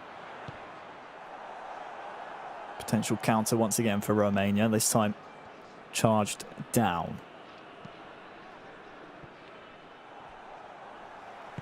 This might get very nervy as the tie goes on. Germany know they need goals. Erman knows he just needs to keep a clean sheet to see his home nation through to the knockout stages in the most unlikely of fashions. Sane tries to find Werner, but reminder that Romania found themselves in a group with Portugal in the qualification campaign. They came out on top, didn't have to go through the playoffs, and look at this. Puskas is here through for Romania, has a man to find in the centre as well. What can Irma do? Tackled by El Matador. Just put the pressure on at the vital moment. And now Germany can clear.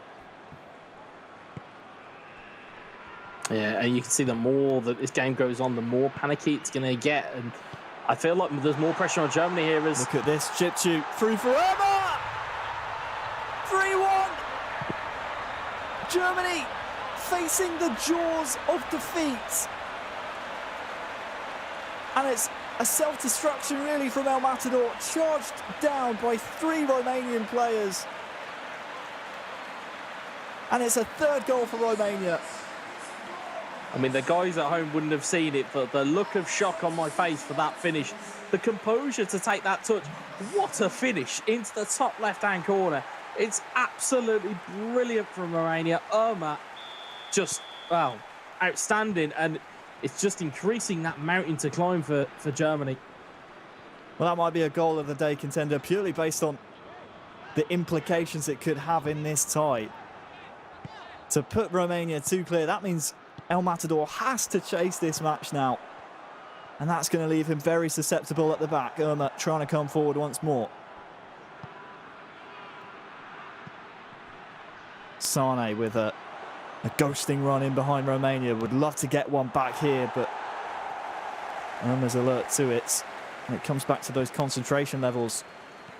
May have just lapsed there for El Matador. Has a chance though. Nice reverse pass. Werner does not get there first. And half-time is, well, just over 10 in-game minutes away. And Irma, look at this. Ivan with a chance to maybe make it 4. Bounces back to him. Still a chance maybe for Romania. Finally, the ball comes up the other way. And time really to breathe now for El Matador. He's the one that needs half-time. Yeah, it's so delicately poised here. This, and I know we've heard this cliche all day. This next goal is crucial to the tie. I mean, you know, if it goes the way of Romania, you could be thinking it could be game over, but Germany's still dangerous here. Look out for Sane! Side netting. El Matador would have loved that one to be inside of the post. And unfortunately, just asking too much of his German virtual teammate, Leroy Sane. Every ball that goes forward, Romania are going to be dead happy to not see it come back. Kai Havertz. You can tell that Germany, they want a goal before half-time. What you want and what you get, Harry, of 2 very different things. You're not wrong there. El Matador just, again, being suffocated by yellow shirts, and really, you might be having nightmares tonight if this result stays the same. 1 minute of added time left in the first half of this second leg, and the referee's seen enough. So a big half of eFootball PES 2020 for these 2 nations and these 2 players. Irma up 3-1. El Matador with it all to do, Wes. Yeah, you've got to think it's not only the pressure of the game situation, you've got to think of the efforts, obviously, that Germany have gone to in terms of their preparation, in terms of their team selection. They went through a training camp and things like that, and to potentially be out in the group stage, I think that could potentially be a real disaster. I mean, 4 players playing in the eFootball Pro League. I know we haven't seen Payamoon in the eFootball Pro season so far. Once that resumes, that, well, might be a different story, but he is signed for Schalke 04, I do believe. He is, yep. So to see 4 professional PES players fail to make it. Look at this again, Ivan trying to get in behind. I think Neuer might have just had the legs and had the jump on him there. But to see them potentially not qualify for the knockout stages, to be out in the groups would be, well, a devastating result for them. Yeah, I think without doubt. I mean, the game is not over by any stretch. You know, for all we know, there could be 2 goals from El Matador and it goes to a draw. We just don't know. Of course, with Serge Gnabry now on the pitch as well, you constantly have to be on the lookout for those, again, ghosting runs, those runs that you just only notice at the last second. Here he is trying to steal the ball back, but it's Irma's closing down in the midfield that has really befuzzled, I want to use that word, the German squad. It's the pressure off the ball. Look at this though. Werner, will it go through? Not quite. You were saying, Wes. I was just about to say it's the off-ball pressure. It's the being able to cut out the potential passes. He's able to read play very, very well. It's some of the best PES that I've seen this year. 60th minute. A third of the match left to play. Irma hanging on to this 2-goal aggregate cushion. Yeah, he's been playing a few of the dark arts there. Marin diving in. But, like we said before, if it costs you a booking, you'll allow your team to form up. You'll allow yourself to get back into shape. And again, it just slows that game down ever so slightly. Werner manages to get away with the ball. Here is Marco Reus, and annoyingly and really, really unfortunately for Germany, Reus is returning from an offside position. And the more those chances slip away for El Matador, the more Germany look likely to face elimination.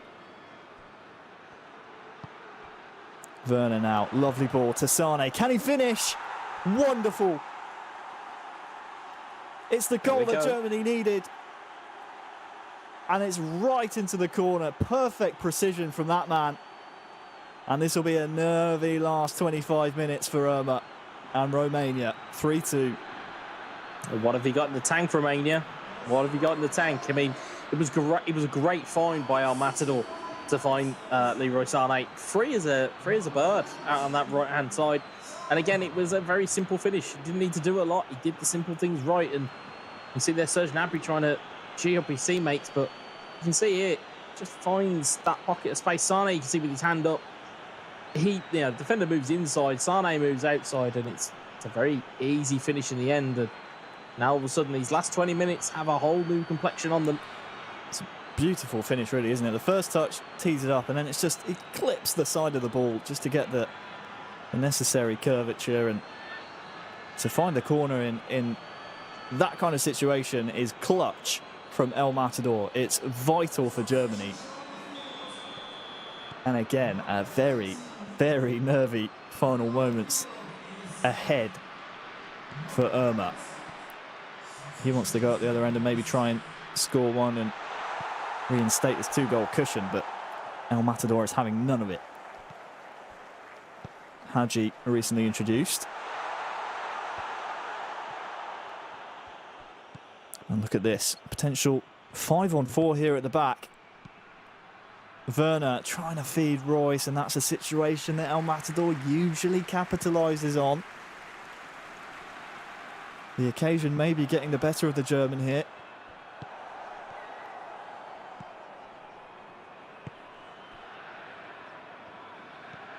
Reus, nice turn. Werner just suffocated by the Romanian midfield.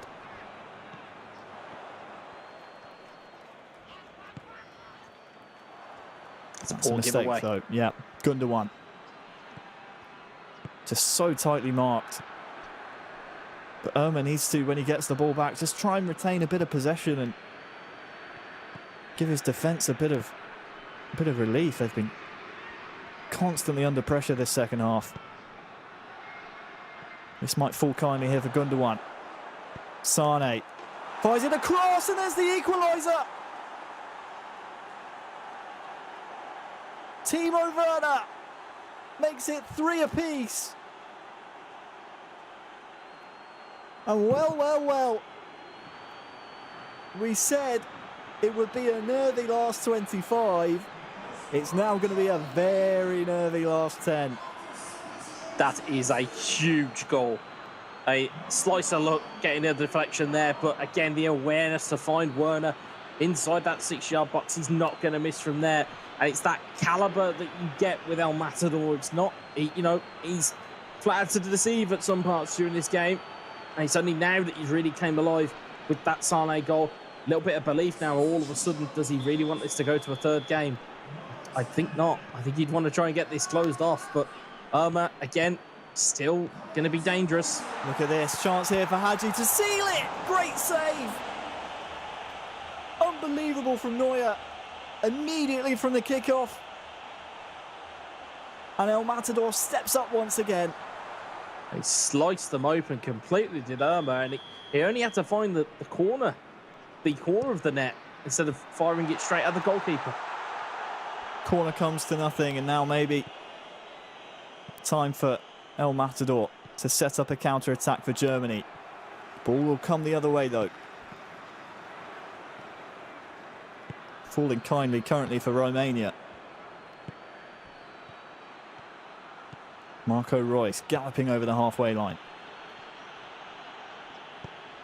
Sane feeds Reus. Is this the winner for Germany? Plays it off to Werner! Oh, it's wide!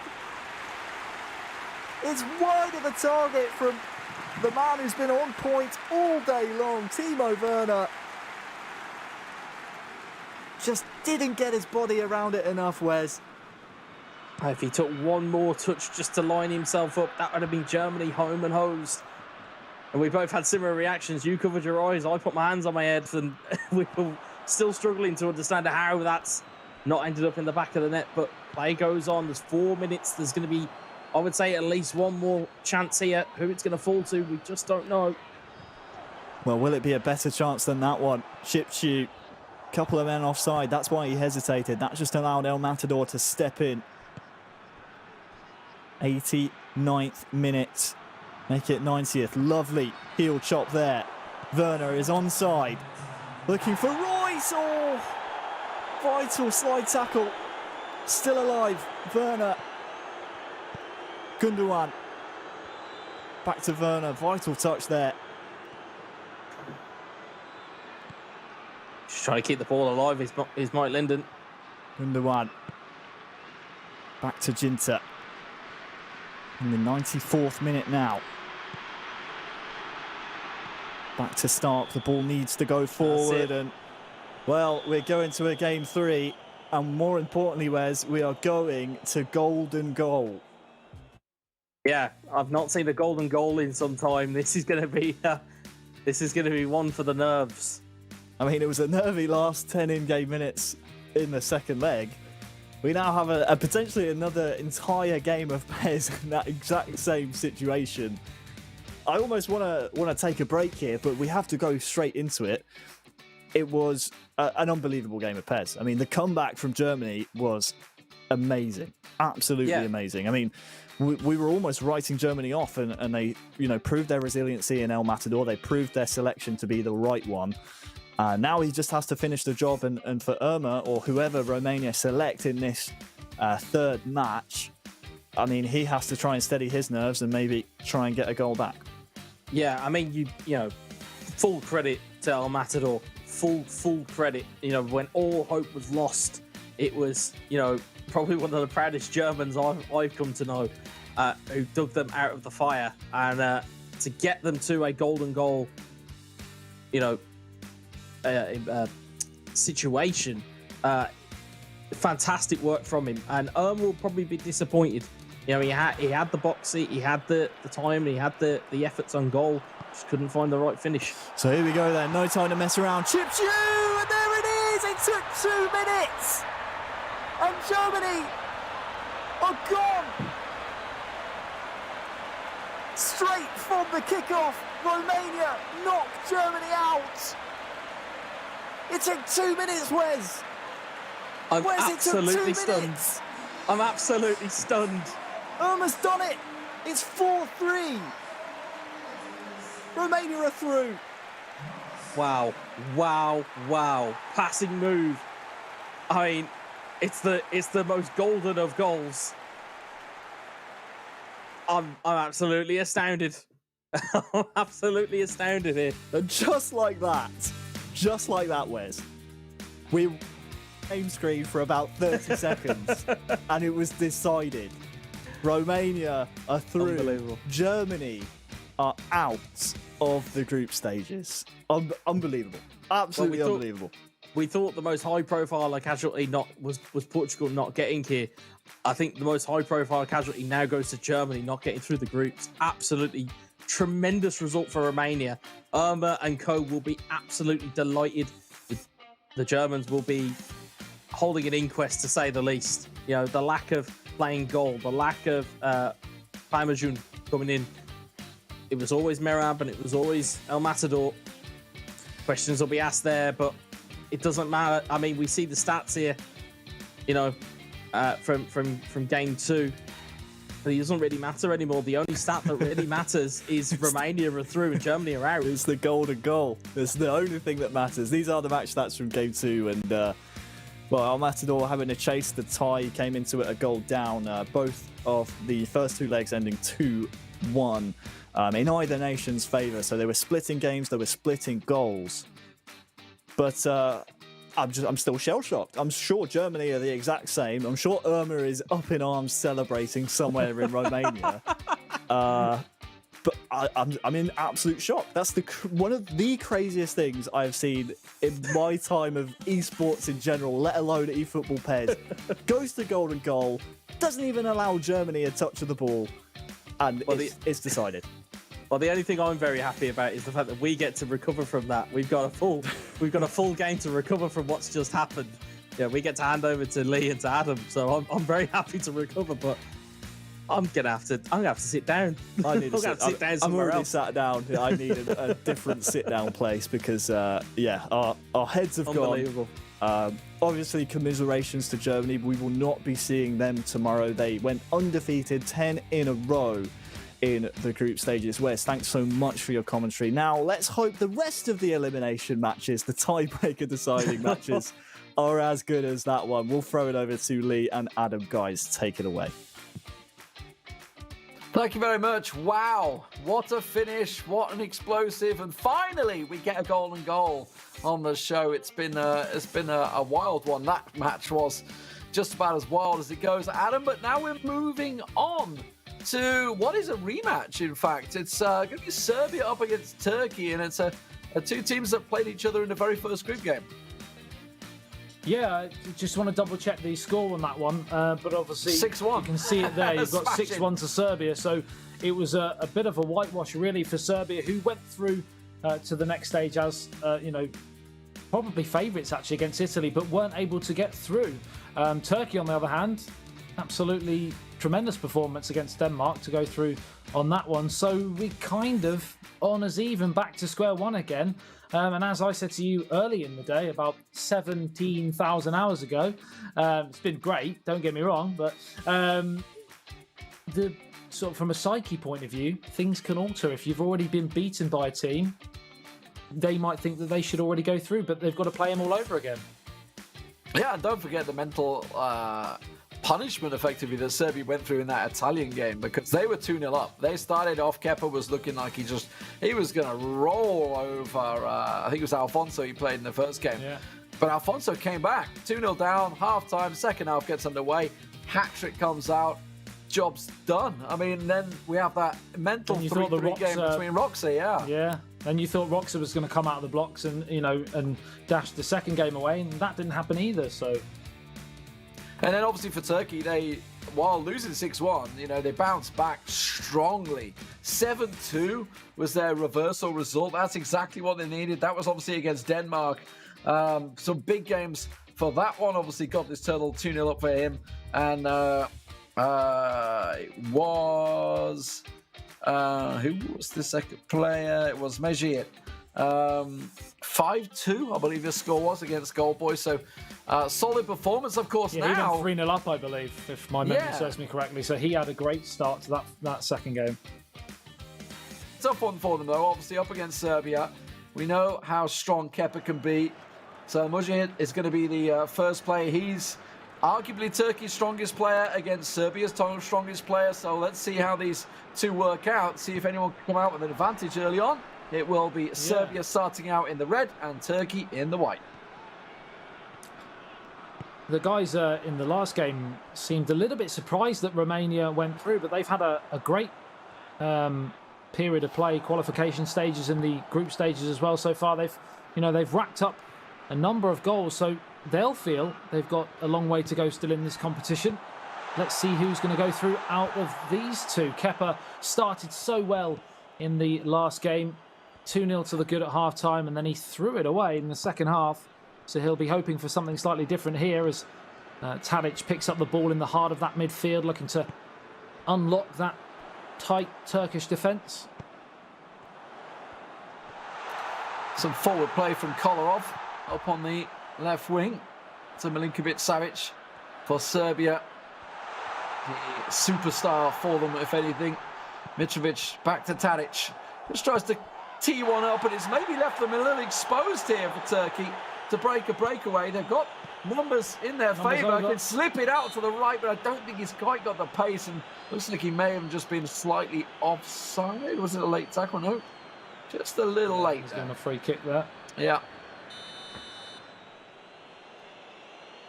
So 10 minutes gone, just over, and a free kick on the halfway line. They're going to go long, right in towards the penalty spot, headed away, and a chance for, once again, that man, number 10, Santadic. They bring it away for Kepa, but it's a poor part, really sloppy from him, actually.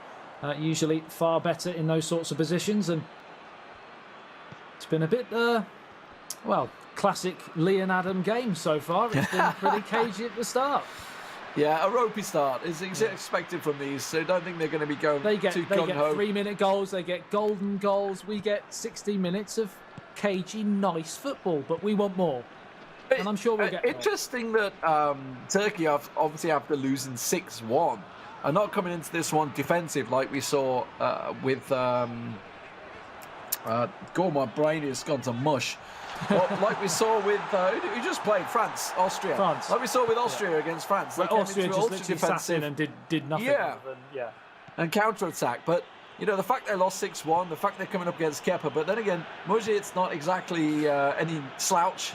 But sometimes these players, though, they know their game inside out and they're confident in their own ability, and they refuse almost to play another way if they have had success over the last couple of years, which most of these players have. Yeah, and they feel they know how to play against a certain player, etc., and the style that they're working. Yeah. Throw in for Mujahid. Turkey in the white on the attack. 25 minutes gone. Tosses it way down on the left wing. Caught the cameraman off guard there, in fact. It went that far deep, but Kepa will clear it. No problem for Serbia as they try to work it through the midfield, but a quickly overlap to run off it there. Lacic not able to hold on to it. A bit of a rash tackle coming in, but advantage given as they try and run it through. Chance to just lay it off through the middle. Not going to work out. Kepa read it well. Yeah, he did indeed, and now it's a chance for him to bring it forwards. It's a long ball over the top. He's utilised that quite well so far, headed down, but the final pass once again was missing. It goes all the way through to the goalkeeper, but they still have possession here up towards the danger area here. A chance to play it in towards Mitrovic. He gets the right foot shot. It's past the goalkeeper, and it's first blood to the Serbians. Wasn't sure whether the linesman was going to give it, but it looks like it just about counted. Mitrovic looks like he held his run perfectly. Let's have another look at that and see how close it is. So just checks his run there. This is where we see him coming through. Oh, it was actually the right winger, I think, that played him on. So the right wing just plays him through. If you have a look again, it is, yeah, it's the right wing, not the left wing, that plays him just onside, and he just manages to slot it. Yeah, past it was a real striker's finish there. So 1-0, Kepa starts as he did in the Italian match, but gave 2 goals away, and that's going to be probably in the back of his mind. And make sure he doesn't give a goal away. Just like that from the kickoff. Turkey right back in it. It's an instant response from Turkey, straight down the other end. Ball up towards the big man. Flicks it round the corner. Gets it back. Lovely 1-2. First time shot. We've seen that time and time again today. Players that are dwelling on the ball. The chance goes away. He takes it first time and just smashes it ruthlessly into that near post. And 1-1. Lovely little drag back there to set up the goal. You do often see players going defensive from the kickoff just to prevent that happening, and that's exactly what's happened now. Look, you can see Turkey gone full defensive, ultra defensive, just for the first couple of moments after the kickoff to make sure the players are in position and not charging forward. And I'm not too sure. I didn't actually catch a glimpse whether Kepa had done that. I don't think he did, but it looks like he's got a chance offside. Given just fractionally off. Well, a bit more than fractional there, to be fair. So, all square, 35 minutes gone. 1-1 between Serbia and Turkey for a place in the next round. And, I mean, for both of these two teams, they'll be very, very happy with the day's work if they are able to get through, because it's been a tough ask to get here. It's another chance here for Kepa. Cleared that away. Was a strong shoulder barge in the box there to make sure indeed. They come out on top, but Turkey do wrestle the ball away, and there's a counter-attack opportunity. Look at this bounce of space on the left here. Mujit into the middle. Got a pen pass. Give it a pen. Is that not given? I mean, the only one thing you can say is the referees have been consistent today. I've seen a few. I mean, he made no attempt at the ball there. The only thing I can think of as a defender possibly got his foot to the ball before the keeper decided to wipe the player out, but nonetheless, we're coming up to half-time, and Turkey are going to be thinking, how was that? Not a chance, but there may be another one here. Chance for the return ball. The 1-2 comes in. Can't quite clip it through the middle. The keeper all clear. His lines for Serbia as they're hanging on right now. Kepa, strong player, but up against it. He wriggled in his favour. It's still not cleared yet, as we have 1 minute just before half-time. There we go. So, all square at the first half. Kepa coming into this one. He has the stronger player, but Mujit just matching him all the way. Yeah, I mean, we saw pretty much what we saw in the previous games. Kepa a little bit inconsistent, some moments of brilliance, and then some things that we don't expect to see, and mistakes creeping into his game that aren't usually there. Whereas Turkey kind of just following on from their great performance in the last game, where they managed to rack up a few goals, and they were impressive because they have been only 1 goal, of course, but they have been pretty impressive on the front foot. Shouldn't discount the fact that Roxa is also obviously a very good player, along with Godless Turtle. They're going to be playing each other after this matchup. As it stands, 10 minutes gone in the second half. I thought he was going to kick it straight in his face then for a moment. That's a bit close. Checking his run. The 1-2 is not going to work this time. That's a stray pass. It will mean Serbia can go on the attack. That's really well read, but cut out simply by the defence. Just tries to launch one back up there. Very high line being played by Serbia here, and it's giving Turkey a chance to try and wrestle the ball through the middle, but coming straight back again as it cuts out. The midfield battle currently where the challenge is being fought between two teams. Another chance for Mirhit on the counter-attack, but it's broken down, and Kepa comes again. Half an hour remaining. This is a very crucial period in the match, and you often see a few substitutions, a few tactical tweaks to try and wrestle some impetus in the remaining third of the match. But we are honours even, and we have been pretty much right through the game in terms of possession, territory. physicality, everything, you name it. It's been very, very, very even. Are we destined, Lee? Very early days, of course, but are we destined for another golden goal? That's the question. Well, we will see. Have to go a long way to meet the dramatics of the Romania-Germany game, that's for sure. Turkey. Could be like a London bus. They all come at once, indeed. Turkey, chance. Cut out there. I think it was offside anyway. Yes, it was. Quite clearly for Serbia there. I think two of them offside, in fact. So, free kick given. Turkey will send it upfield. Some changes coming through. So, Milinkovic snatch off. Did not see that one coming on. Of course, we could see some big units. Luka Jovic coming on. So, speaking of big units right there. Çalhanoğlu as well, also coming up for Turkey. So, a couple of changes going through. Of course, you know, stats-wise has been equalised. So, physicality certainly could be a big part of it, which what we're seeing. Luka Jovic going to be a lot faster than he is in real life in this version. Yeah, of course, Godless Turtles will be the second player for Turkey in the next game. We're assuming that it's going to be Roxa for Serbia as the chance comes in, right for shot. Oh, how on earth has that gone wide of the target? What a great effort that was. Well, trying to set up for a goal of the tournament maybe there. Just a little flick up and hits it on the volley. Sensational. Just needed a little curl, that's all. Just come on the pitch, I think, as well. No, that's Lalic. He's been there the whole time. Yeah, just jumping back to what I was saying, we are assuming, based on the first games that we've seen, that Roxa's going to be taking the next game, but they have two other players, of course, Serbia, so we'll have to wait and see on that one. That is true. That is true. He did very well, though, in the Italian game, 3-3. So maybe feeling hot in the form. Turkey, a misplay there. Almost giving the ball back to Serbia on the attack. Can't clear it so far. Gets a little lucky with the intercept there. And now a counter chance on. Just trying to hold his run at the moment. Can't see who it was for Turkey, but that's going to be a rash tackle. Possibly the first yellow of the game.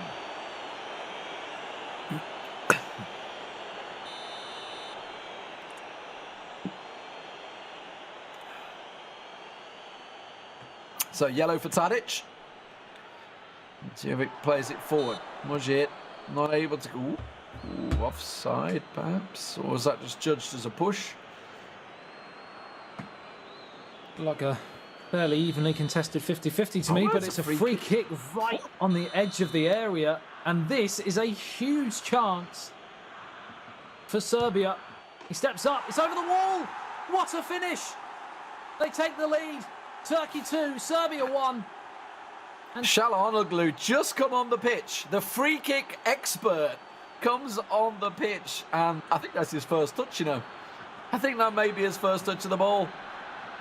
Still, that's some first questionable touch. Free kick. A questionable free kick on the edge of the box.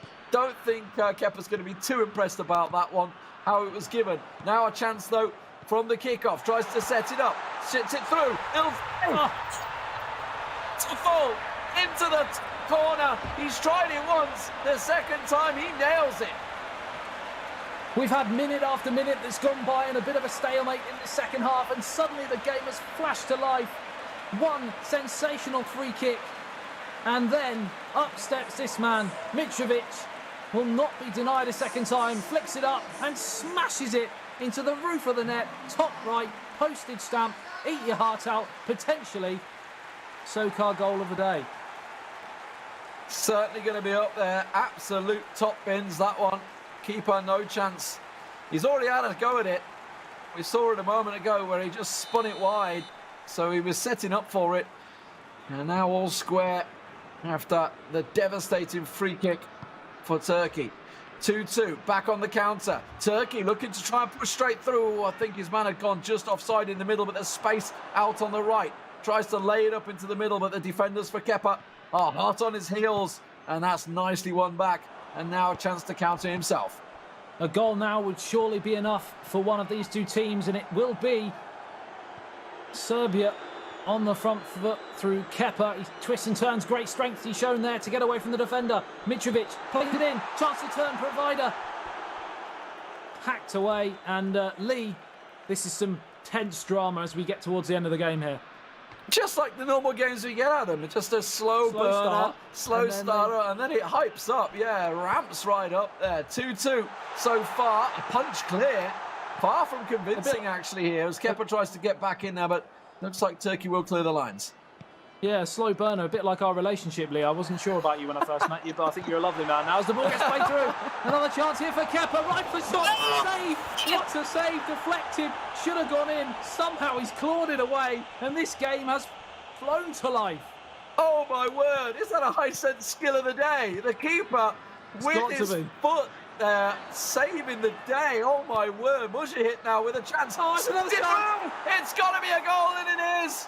3-2, Turkey regain the lead, and this game has got some late drama in it. I can't believe what I'm seeing, because it should have been 3-2 to Serbia. The goalkeeper pulls off one of the most majestic deflected saves I've ever seen, and then straight down the other end, Turkey go and score, and that could be a killer goal in this tie. Beautiful through ball as well. Çalhanoğlu just on the pitch, and he's done. I think he's touched the ball twice. He's got 2 goals. I just love to see the stats on him really at the end of this one, because I don't feel he's done much else other than just stand up the front there and tip it in the net. Fantastic stuff. But now Kepa trying to pull it equal once again. Last dying moments. You can see 4 minutes added time for him to try and draw something from this one, but he doesn't have the ball. And you've got to feel the Mujahid's not going to let him have it either. Anything you can do, Romania and Germany, we can do better, is what Serbia and Turkey are saying right now, as the ball gets smashed long towards Tosin. Chance to possibly hold it up in the corner, and that's exactly what he's done. He's forced a bit of time, and looking like now Turkey are going to win this first game. What a game. And well, obviously these teams are fighting for their tournament lives. You'd expect it to go that way, but Kepa will fall 3-2 to Mujahid, as we now obviously look towards the second matches. But highlights-wise, plenty of action from that game, Adam. It was a slow burner. It took a while to get going. I think we were just at 1 at half time, if I'm not mistaken. But either way, that one certainly ramped up at the end.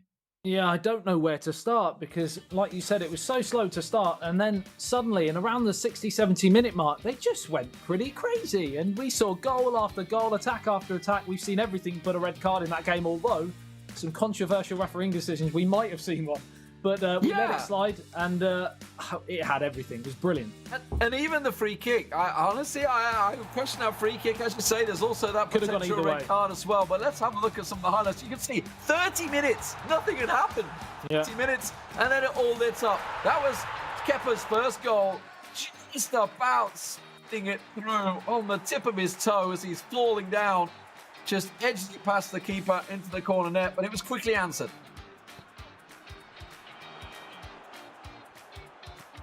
And then it was an instant reply from Turkey. The ball got played through, smashed it in. And it looked at this moment in time that the floodgates were going to open in the first half, but they remained firmly closed until we got into the second half. And it was this moment here, controversial free kick given away, taken beautifully, I have to say, from the man who had just come off the bench. His first touch of the football, up and over the wall, and then the game just lit up. It went crazy. 1 minute later, we had a second goal for Serbia, 4th goal of the day, and it looked like Serbia were going to then go on and get another one. But of course, the goalkeeper made an incredible save after this goal, and Turkey went straight down the other end. And this happened just 3 minutes from time. Played right across the face. The goalkeeper in no man's land smashed home. Advantage Turkey, and we've got it all to do. So the FedEx stats, of course, line it up. And, well, you can see Serbia did have the lion's share of possession, but they find themselves 3-2 down.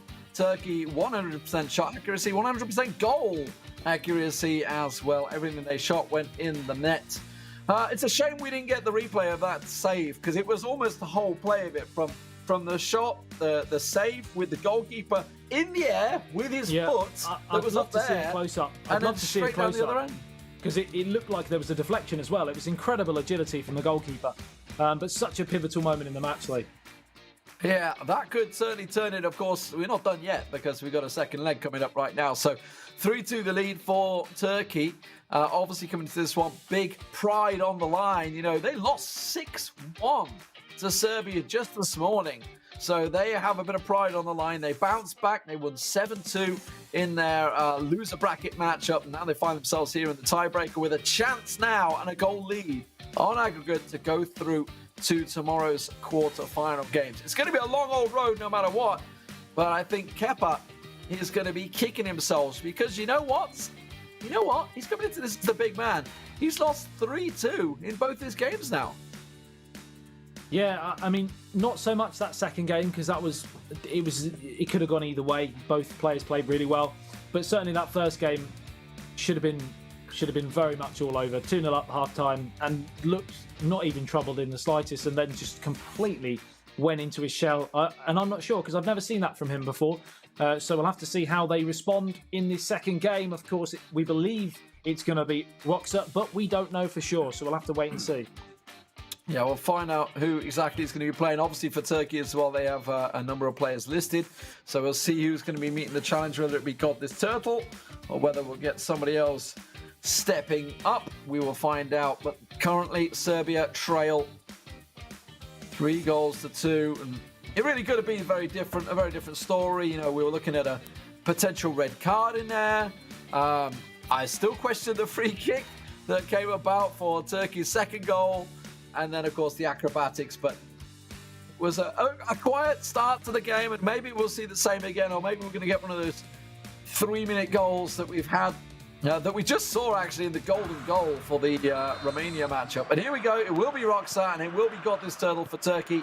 So Turkey this time are going to be playing in the red, and Serbia switching into the white. Of course, home and away colours this time around. Just to confuse us even more. And it will...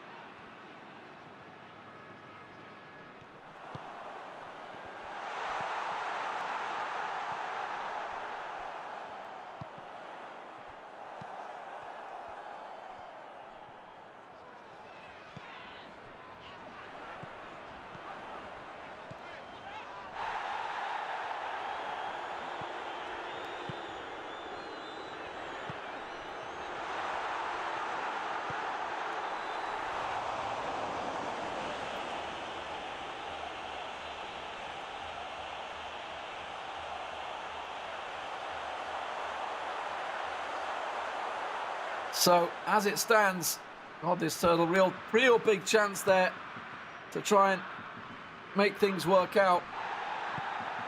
Keeping the possession as well. So he keeps on pushing through. That's a great through ball, you know. Big opportunities opening up on the left-hand side. Players coming in support as well. Some early pressure for Turkey here. If they could get themselves another goal, give them that 2-goal cushion, it would be the dream start. It looks like Roxa's not having any of it. Absolutely not. So we've got that classic Lee and Adam cagey affair to start, but if it explodes like the last game did, I'm more than happy about that, and it might just do here. It's 1-0, curse to the commentator, because what a finish that is, and what a counter-attack that was from Serbia, and it's game on, it's level, it's 3-3. I tell you what, it's a curse I'll take any day to get the entertainment that we're seeing from these teams. Roxa gets things back level on aggregate and starts off exactly the dream start that he'd be looking at after his teammate Kepa in the background will probably be cheering him on wherever he is, hoping that Serbia can keep going. They have a strong presence in esports Serbia. They've got some top talent across many esports titles, and it's looking like right here they could be going through the quarterfinals, but there's still a long way to go, a lot of goals to be scored, and Turkey will have a say in that. Indeed they will. First goal, first blood to Serbia, but we are still level, and remember, we get a lot of opportunities straight from goals usually, and that almost broke through there, but good goalkeeping in the end, fired away downfield. Roxa just keeping the pressure on. looking to... Oh, it's opening up for him, you know. Yeah, he thought about a shot. I was just thinking that. The defenders were backing away from him. He might go for one of those long-range shots because why not? There's a big opening in the middle. Oh, it's just cut out in the last second by this turtle. Just a shin play, effectively, keeping it out, but it's still not cleared. Like you said, after the goals we've seen today, why not? And it's another chance here, really ramping up the pressure there. Roxa in search of a second goal on the day to put them in front. 4-3 on aggregate. This is a tasty battle, and that was a tasty challenge. Just a little late. Took the ball off his toe there. So Turkey with a free kick in their own half. Sets up the play though. They were under pressure for a decent amount of time there. Godless Turtle will step things up. 2-0 was his score earlier on today against Denmark. A confident performance. However, he was under pressure for a long period in that game, and it was really just counter-attack play that worked out for him. And we're seeing similar here actually from Roxa. And he's looking for one of those counter-attack plays right now as he tries to work it down the left wing. He's got a player ahead. It's just ahead of the player as well, so it's going to be offside, but he's in position now. Gets the ball across, tries to flick it through. Muscled off it in the end by the Serbian defences. And now a counter for Roxa. Yeah, you mentioned the game against Denmark that Godless Turtles had, and he wasn't electric in terms of play, but he was certainly efficient, and that's something that he looks to have continued here, but he's got to come from behind. Lovely turn there on the halfway line from Yilmaz. Now plays it forwards, tries to get the return. Hacked away though. Good challenge, and now Dusan Tadic plays it down this left-hand side. Another chance here for Serbia. A second goal would really spread a lot of confidence through the Serbian ranks. Whipped in towards the middle of the goal. And almost a very unsavoury own goal there. Very close to an own goal. I wasn't quite sure whether he was going to whip it across, but why not? He had plenty of options available. Oh, that's a poor corner. Can't get past the first man. Just going to go for a throw-in. Not sort of corner he's looking for, but he's still got players forward, so he can make use of them. Get some of the big men in the box there. Maybe whip something through. Goes across field. Going to cut off. Kolarov gets forward. He's got a lethal left foot on him. Tries to slide it through. Lalic. He's got one. Can't get a second. Stabbed it into the near post, but the keeper was best to it. He chose the wrong option for me. He should have gone far post. Easy, obviously, hindsight's a great thing, but because if he had played it across the face, the goalkeeper probably would have saved it, but it would have been played out into the on-rushing striker. It's a simple tap-in. Corner they have, though. Can they make use of it? Oh, it's dropped here. Chance to get the shot away.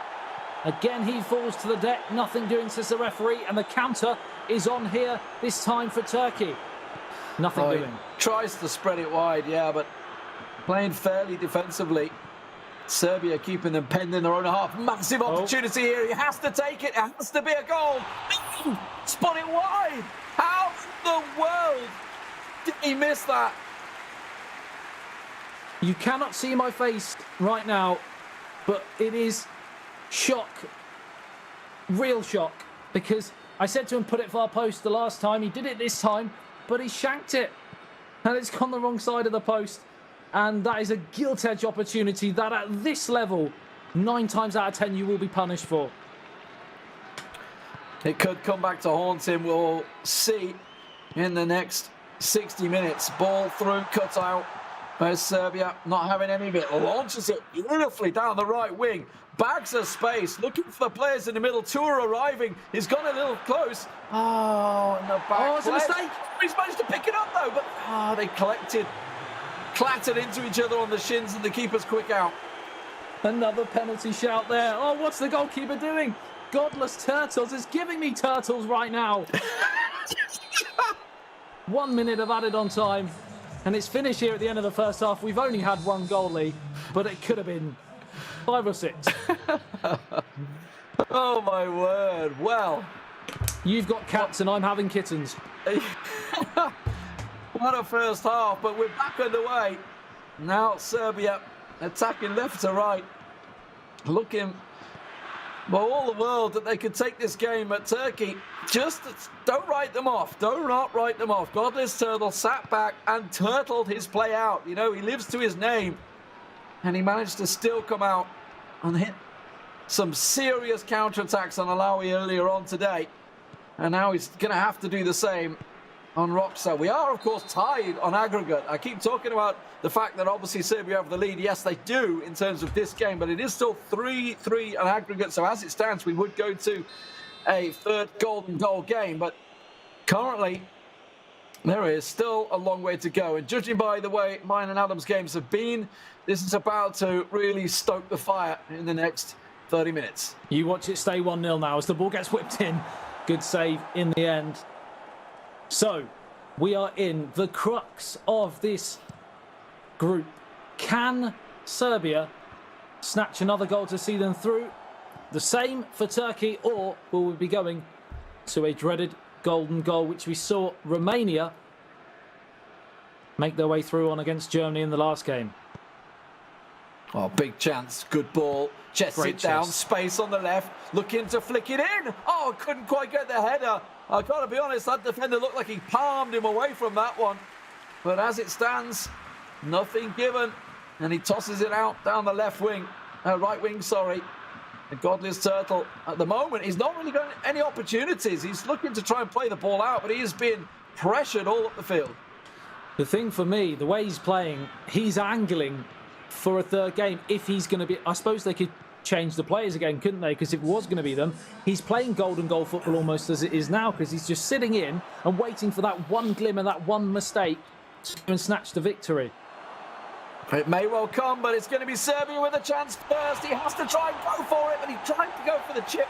Way too close for a chip in my eyes, but maybe he was hoping that the keeper would commit and go low. He still managed to retain possession, though. Looking for a ball challenge through the middle. Cut out. No-nonsense challenge as well, but it's in the middle, and Serbia still in control as they look to recycle it in the middle. Oh, what a disaster. And Turkey keep the ball.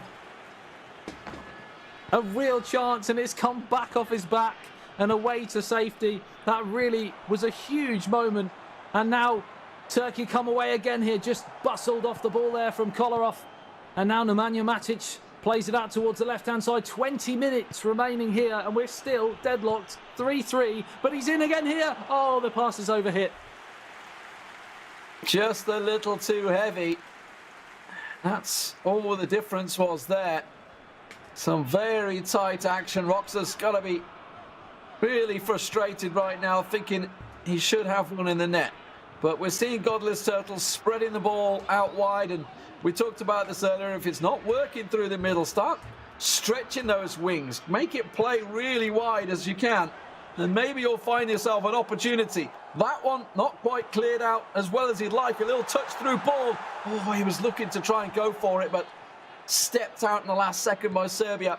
And now the counter-attack. Well, you don't need to give Roxa a second bite of the cherry for a counter. He will take it every day, but it's not worked out for him. And Turkey once again. Godless Turtle tries to turn it. Comes out on top. Muscles his way through somehow. He's got players there. 5 of them up front, but it's lost away to the defender for a corner. We've seen 5-5s, 3-2s, but this is just as fascinating. 1-0 is the only goal that's gone in, but a goal now would see one of these two teams through, and it's in! It's off the foot of the post! How on earth has that stayed out? For all Godless the world to see it as a goal, and now the counter's up the other end. He's just ploughed through and play on given, but I'm not too sure where the advantage is. Now we see it, gets straight back up on his feet, but that's cut out again.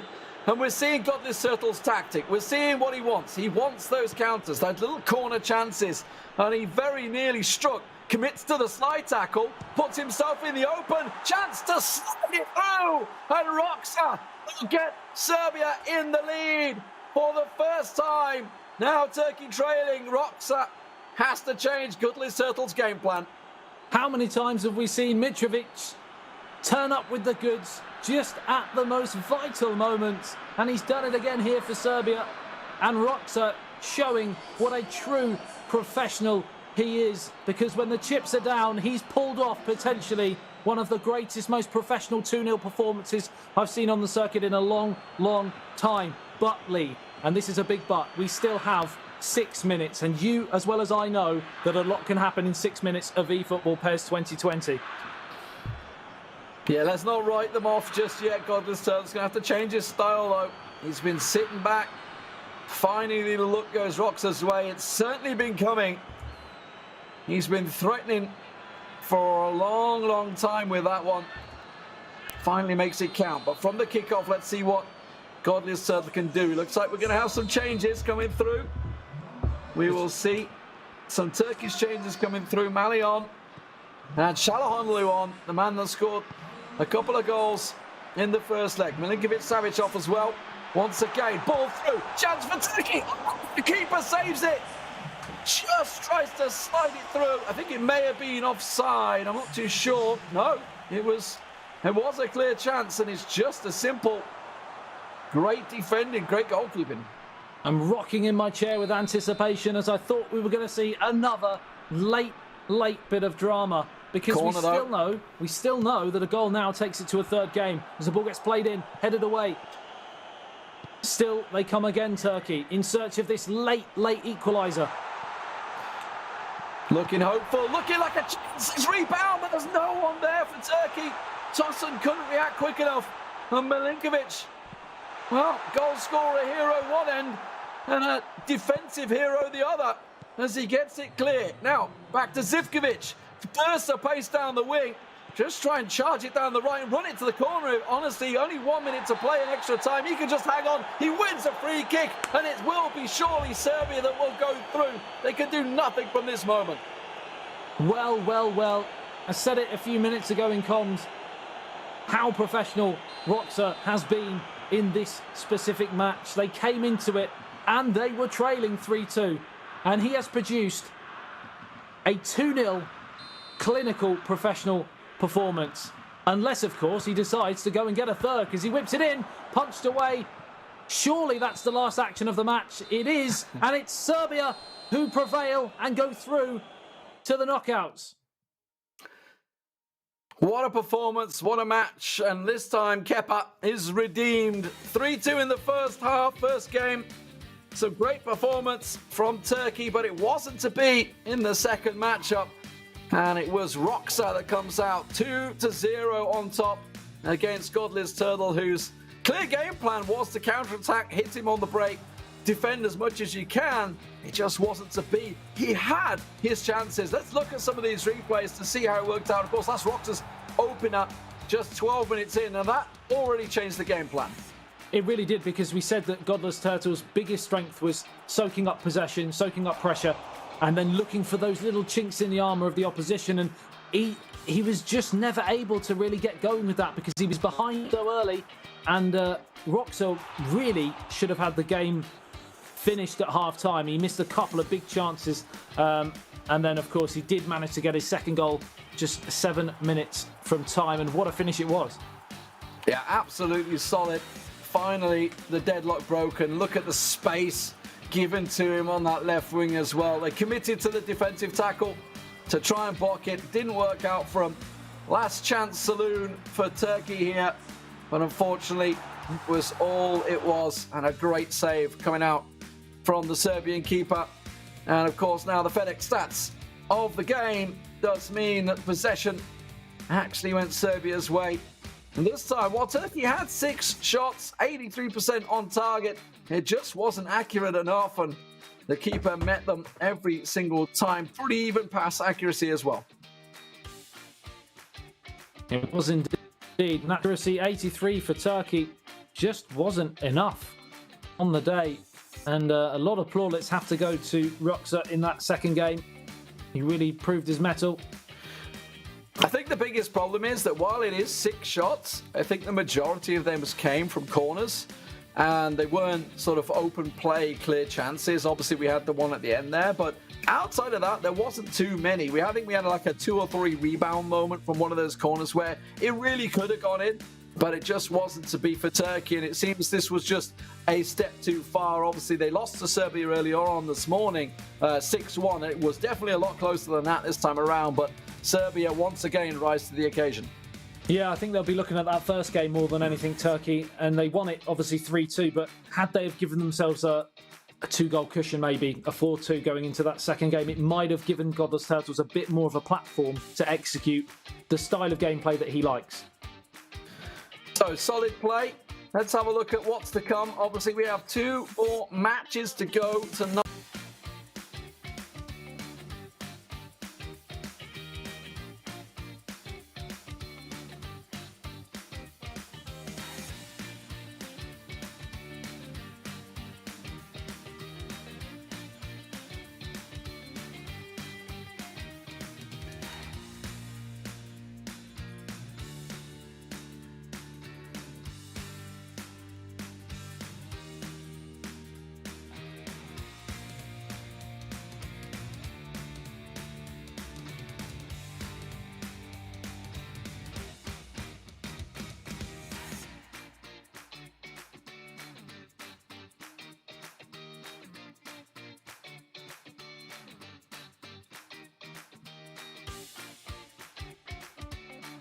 Of course, you got. It's okay, mate. You've been doing it all my life.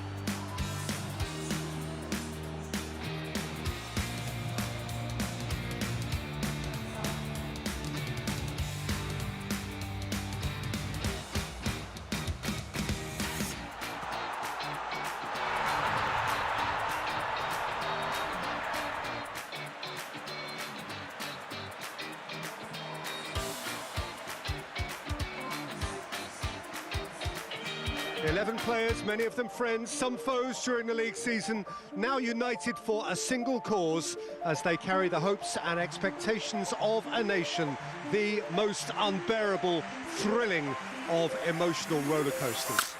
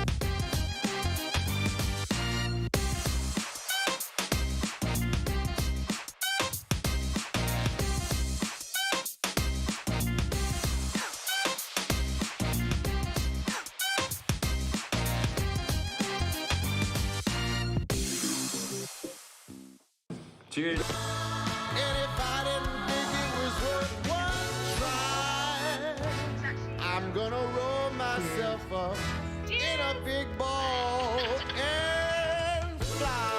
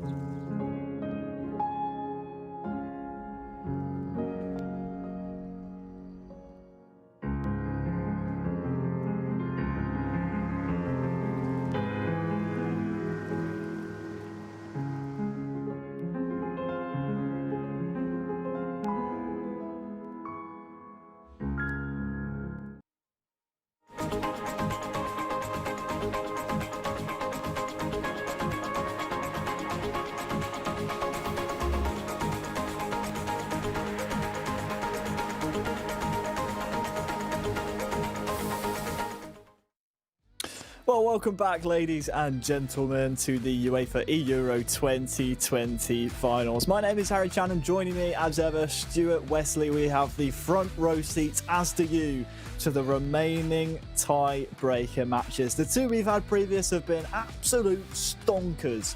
So hopefully the next two will be the exact same. Whereas I'm very excited to get these underway. I don't know about you. Yeah, I mean, it's been a long old road today, but we are finally at the kind of the conclusion of Group C. And yeah, if those first two tiebreakers are anything to go by, we're in for an absolute barn burner here. Well, both these two teams have fallen to eventual group winners, the Netherlands. Croatia in a 3-2 fashion, Montenegro in a slightly slimmer 2-1 fashion. I think you throw the form book out of the window, though. If the previous tie-breaking matches that we've seen in groups A and B are anything to go by, I think you forget about form, you forget about transitive properties, and if Team A beats Team B, does that mean they beat Team C? You forget about all that. You just put your mind to the game of pairs in front of you, and this one really should live up to the billing, because both of these two nations so far have proven that they can put on a show for the masses at home. Yeah, most definitely. The way that Croatia kind of pulled their socks up almost. They almost became fallen to Luxembourg. However, they managed to just grind it out in the end. Montenegro have been a thorn in the side for quite a few teams throughout this process. So I think here now it very much is a do or die shootout. It is, it's going to be down to these 180 minutes, if not more, if we need a golden goal, which I want to put a prediction on it and say we might end up with a golden goal here. That's a wild prediction. That's a wild prediction. And well, we said we have plenty more pairs to play. We start off here in Group C with our final two matches in this group, and then following, we of course had the conclusion of Group D as well. First up, we have Girls Zaprasic representing Croatia from right to left, and then Ramovic Oak from left to right. These are two, I would say, of the weaker players of the two nations. Obviously, both sets of players are very, very strong, but if you were going to put on an all-star matchup for our second game, it certainly would be Arti taking on Jana, which we are well and truly poised for. But these are the two that might almost have the shackles taken off them in this first game. Both of the players in game two waiting to go might just say, you know what, go out there, play your game, see if you can bring home a goal or two lead. Yeah, most definitely. You can see here Croatia just lining up this free kick. It's Kramaric. He's struck it. It's gone over high and wide, though. Yeah, and that small bit to say about pressure as well. Like you said, you although the shackles may be off you, it is also up to you to give your opponent or give your partner an opportunity to win the game the second time, or in the second leg. It's, we saw with Germany, you give your teammate a couple of a goal deficit to deal with, and you're really putting them up against it. So these boys will both want to go out and win this game and win it handily. And of course, we want to know what you think at home or wherever you are watching this. Make sure you head on over to euro2020.com/poll. Here's a chance, though, for Montenegro. Djordjevic has a couple to aim for in the centre. Punched away by the Croatian keeper. Not just come back to another Montenegrin player, but it will be Perisic maybe to bring this one away. Passes it off to Vlasic here. And a really good combination play here from Zaprasic. Comes to Rebic, back to Kramaric. Straight at Petkovic in the end. Nice signs from both players, really, proving that they can threaten the other. Yeah, it was a smart save in the end for the Montenegro number one. You see Zaprasic just trying to get himself into this game, just passing and moving, keeping that ball going, just trying to find the ball inside here. Yeah, look at this. Kramaric has actually turned his man. And it's the opener for Croatia. Kramaric, the goal scorer. Zaprasic ahead. Ramovic Oak for Montenegro. Well, it will be an uphill climb from here, Wes. Yeah, and it was a small bit of fortune. It was that ball that went through. It was more a case of who reacted first, and Croatia, again, reacted the quickest. The defender just kind of didn't really seem at the races, and again, a player like Kramaric, we've seen the form that Croatia's forwards have been in over the course of this entire tournament, the qualification and everything else in between. But it was just this little moment here. You can see gets the ball through, first time through ball, and it's clipped off a heel, and it's the first one to react. And Kramerich doesn't need asking twice from that type of distance. Well, it doesn't matter the way that they go in, whether it's a bit of fortune, whether it's a striker just reacting quicker than the defence who maybe switched off. I think Ramovic will feel hard done by, but it's Croatia who draw first blood. And we said that both of these two players, you could argue maybe supporting acts to the second players in their squad, might just have the shackles removed. Zaprasic is certainly relishing that opportunity here.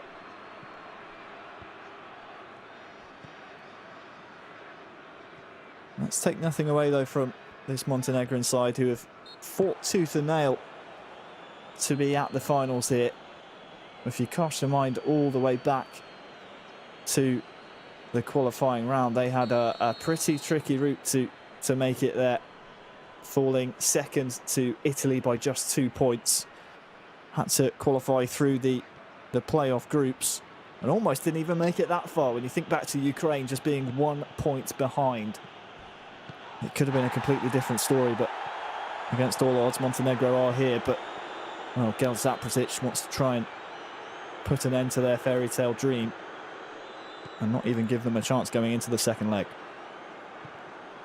You can see as well, Zaprasic he's a little bit playing for pride as well. Let's not forget. I mean, the last time we saw him today, it was against Luxembourg, and he looked a little bit pedestrian at times, and his defensive frailties were there for all to see. And hopefully he's smartened up his defence a little bit and given himself an opportunity to right the wrongs, as it were. But Montenegro are not going to let this go lightly.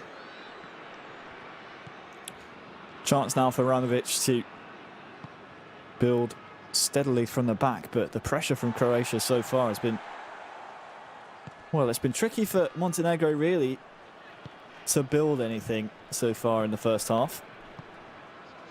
Finally, we're starting to see a few passes strung together. What can happen now? Djordjevic actually in behind, through 1-on-1. Can he finish? Well, of course he can. When the keeper is lost at sea and he's made to look like an absolute fool, just took his time, knew the goalkeeper was going to move, and it's Djordjevic who equalises. One apiece.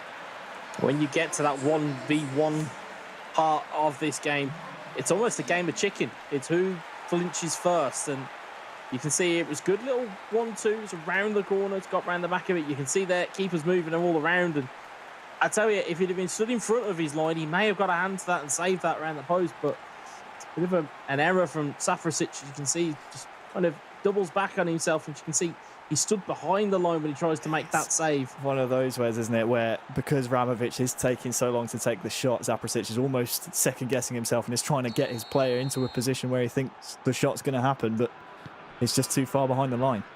Well, that's the thing. You take too much time, and your opponent will make the decision for you.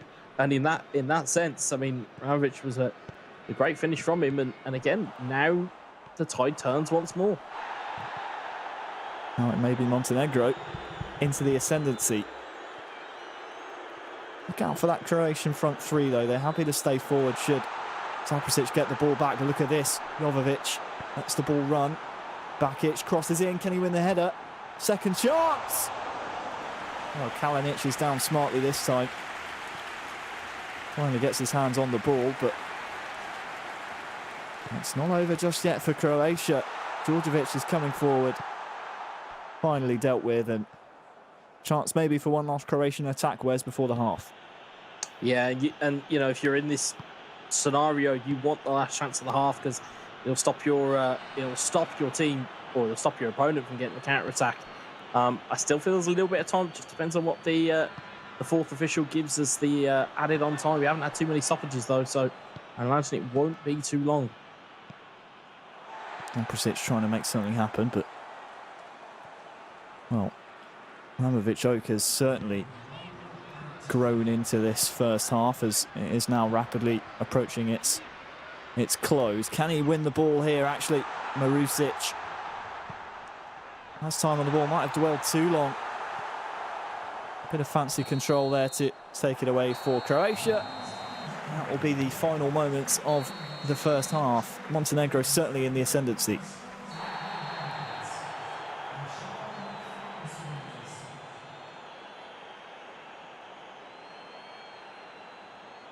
Foul there on the Croatian man. Will turn over possession, and you can see a glimpse of the possession stats there. 58% going one way, so certainly that will be a stat the other team tries to make amends. Ivanovic now coming forward. Can't find his striker, so we go now the other way. Kramaric finds Perisic almost. Looked perfect on the through ball, but doesn't find his teammate there. Yeah, and we talk about the way that these teams have set up tactically. Neither one has flinched yet. They're still on their neutral mentality. They're not attacking. They're not defensive. And it's only going to take one goal either side to really change that up again. I can just feel that if a goal goes in either end, we can see an attacking display and a defensive display to see out this game. Well, Kramaric out to the wide area. Can't quite find a man in his own nation's colours. And, well, the last two tie-breaking deciding matches we've had have been, if I'm not mistaken, 4-3 on aggregate both times. So that shows the level of competition we're at. We are at the very, very pinnacle of the competition. And there are no easy games in any group, but this, when you combine the level of the two nations alongside what's at stake, this is as close as you like. Here is Rebic with a chance maybe to put Croatia in front, cuts it back. Just lost in a forest of Montenegrin defenders and midfielders, just compounding that area of the pitch. Here comes Jovovic, maybe trying to link up with Djordjevic, but it's calmly dealt with by Zaprasic. And now, maybe as we enter the final third of the match, some personnel changes to try and turn the tide. Yeah, now would be a good time, isn't it? Kramaric can't quite spray the ball though, Wes, although it's actually a mistake from Montenegro, which will result in a Croatian free kick. Yeah, that's prime territory. We've seen quite a few good free kicks that have gone flying in today, notably Romania, notably Bosnia from even further distance. But again, none would probably be as important as this one if this can be pocketed by Barisic. Barisic steps up, strikes it straight into the wall. It's a real shame. He was in a promising position, arguably maybe too close to get it up and over the wall. Kramaric won't get there. And it will just trickle out for danger averted for Montenegro.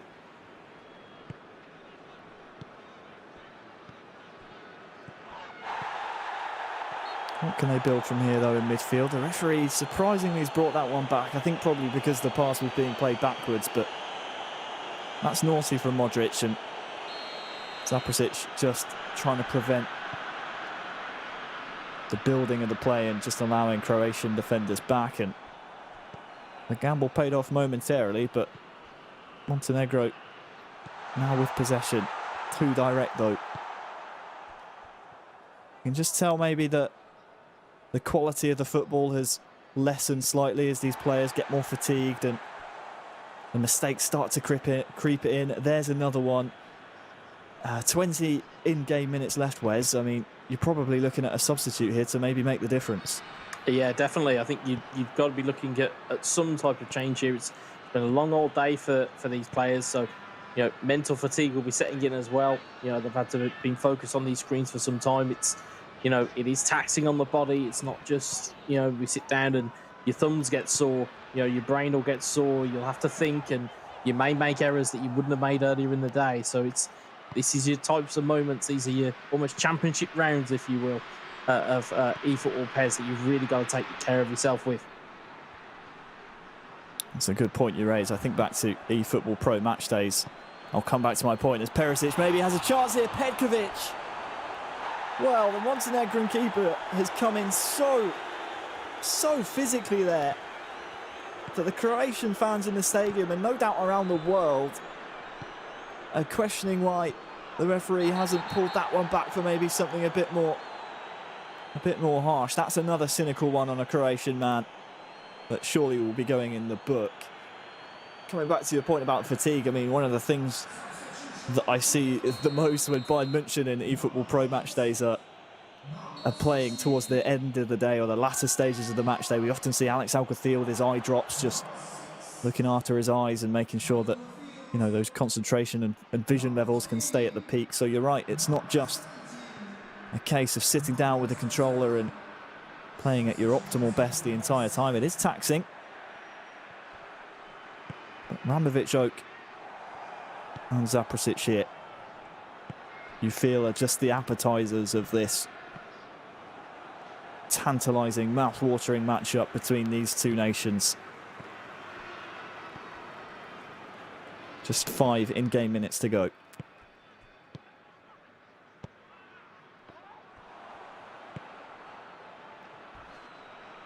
Kramaric into the feet of Petkovic, who is fresh on the pitch. And this is another foul here, Wes, which maybe didn't need to happen for Montenegro, and it's just given Zaprasic a chance at the very end of the game to get a strike away. It's Modric who steps up, but once again cannot get the ball over the wall. It's a problem he's had the entire game, and unfortunately it's a chance wasted. Yeah, they're not the type of areas you want to be giving players like Croatia have in their disposal. You know, the opportunity to find their range. It's going to be quite lucky for Montenegro that, you know, Croatia have been largely ineffective at set pieces. Otherwise, could have found themselves in a real problem at the moment. But I think a draw, if it does turn out that way, I think is a fair result for the first game, but it sets us up nicely for leg 2. Well, that it does. So the first leg ends 1 apiece. Both nations happy to play out a draw. It wasn't for the want of trying, of course. There were attempts on goal left and right. But now we set up a second leg, Wes, which is, as we alluded to, really mouth-watering. It's a true battle of the rising stars, I want to say. We'll take a look at the replays here of leg 1 between Zaprasic and Ramovic Oak, but it's their 2 national teammates now that we turn the attentions to. Jana and Arti, 2 real standout performers throughout the qualification campaign that now go head-to-head for a spot in the knockout stages. Well, it's like a relay race in athletics, isn't it? You put your arguably best man on your last leg to finish strong. That, you know, I think the only team that we've really seen today, we've kind of flipped the script almost, has been France. You know, they sent out Makabal out first, but Lotley second. Instead, we've seen most of these teams, or if not all of these teams, go with that mentality of putting what you'd say is the weaker player out first, and then put your strongest person into close. And, you know, Jana and Arti, you know, we've seen it in the playoffs. We've seen it all around in terms of the games they've played. Both very good operators. So this, like I said, if my prediction is true, this ends a draw and we go to golden goal. That's where I'd still feel this is going to go. Well, don't adjust your sets. I'm not Lee D-Man Smith. He wishes he was this good looking. I'm actually Harry Channon. Probably the same with Adam Butcher as well. It's not Adam Butcher, it's Stuart Wesley. We've been on the commentary, of course, for the most of today, and this is now a leg for all the marbles.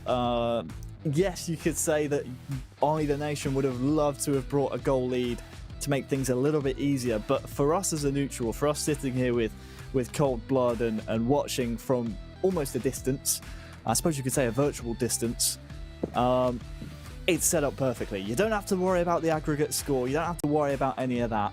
You just have to worry about the result in this game right here, right now. It's set up perfectly. Yeah, the nerves on each side must be at their highest level that they could possibly be. This is the last chance saloon for Montenegro. Sorry, not Macedonia. Where did I even get that from? Montenegro or Croatia. It's the very last chance saloon for them. Well, Macedonia are in Europe at least. North Macedonia, I think they're referred to, but At least you're not like Adam Butcher, who was asking if Messi was playing today in the European Championship. Or that 3 times 3 is 9, and wasn't quite sure. We won't roast him too much. Artie then with a chance here early on. And it's the dream start for Montenegro. Stefan Jovetic stepping up to the plate. RTPG strikes first. Yeah, and as quick as that, you know, it's 2 minutes in, and like we said, I mean, it's a hopeful long ball. It's a knockdown, and it's a nice little 1-2, frees up Jovetic, and Stefan Jovetic puts Montenegro a goal ahead, and now all of a sudden, RC now in the box seat. Does he retreat, and does he just try and protect that lead, or does he try and press on and really secure it? We've seen how teams go when they try and defend 1-0 leads. It's up to Jana now and see whether he can produce some moments of magic with this Croatia team to level the playing field. Well, Jovetic, as he usually does, cropping up in the danger areas, and well, if you're the Croatian defence, you look back on that and say, well, how does the ball find its way to that area in the first place? And more importantly, why is it not falling to one of our players? It will be RTPG attacking into the final Croatian third. From right to left, of course, we need to introduce the Croatian representative as well, Jana 18, attacking from left to right. These two throughout the qualification campaign, real standout performers. We spoke about at the draw show all the way back in January, seems like a lifetime ago, that this is a prime competition to find new talent, and these two really have stood out for me in the eFootball PES universe, and hopefully will be names that we see for years to come, because previously, I mean, for me at least, I had heard of neither of these two players, so it's good to see them now showing what they can do on the big stage. It's very much a shop window for a lot of teams. I know we obviously alluded to the likes of Luxembourg talking about putting, you know, esports on the map in their country. It's the exact same philosophy with these two teams here as well. You know, and you'll probably see a legion of fans that will come out of this with a lot of respect for these two players and for these two countries. Still a lot of eFootball PES 2020 to play, of course. If you are just joining us, welcome to the Euro 2020 e-tournament. You can find out all the information you need to on euro2020.com. Whether you're watching us or on the UEFA YouTube channel, on the Euro 2020 Facebook page, wherever you're watching, thank you for joining us. Make sure you use the hashtag Euro2020 and let us know who you think is going to win the entire thing. We still have an entire day's action to come tomorrow with the knockout rounds, and we will crown our Euro champion. You join us here in a tie-breaking game. This is to win and advance to the knockout stages tomorrow. Petkovic here for Jana. Will not get the rub of the green, and the ball will bounce the other way. And I do have to apologise for Adam Butcher. He didn't actually ask if Messi was playing in the European Championships. I just wanted to make him look a bit foolish. Is that the clarifications part of the broadcast, yeah? That is the clarification, yeah. He's texted me and said, "Oi, tell him that's not true." Great strike there from Jana. Will force a corner, and this is what we like to see. Maybe some risks start to be taken. You're still early on in the game. Why not try and snatch a goal back? I mean, a lucky deflection there, Wes, and maybe we're seeing this be 2 apiece on aggregate. Yeah, and that's the thing. It's those tiny moments of, you know, if it goes, you know, if it clips off a post and goes in, or if it takes a deflection the other way and throws a goalkeeper out, it can change everything.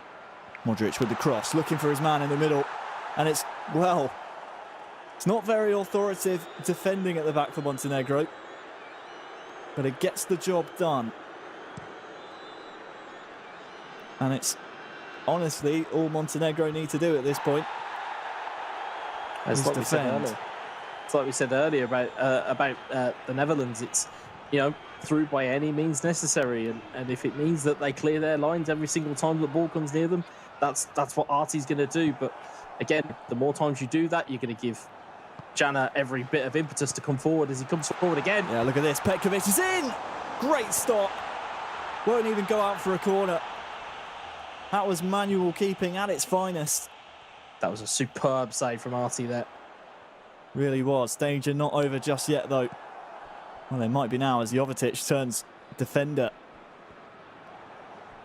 I mean, really, really nice save. We've seen manual goalkeeping look a little bit silly, and you might wonder why you do it. Well, that's a prime reason why. Danger not averted, though. Kramaric!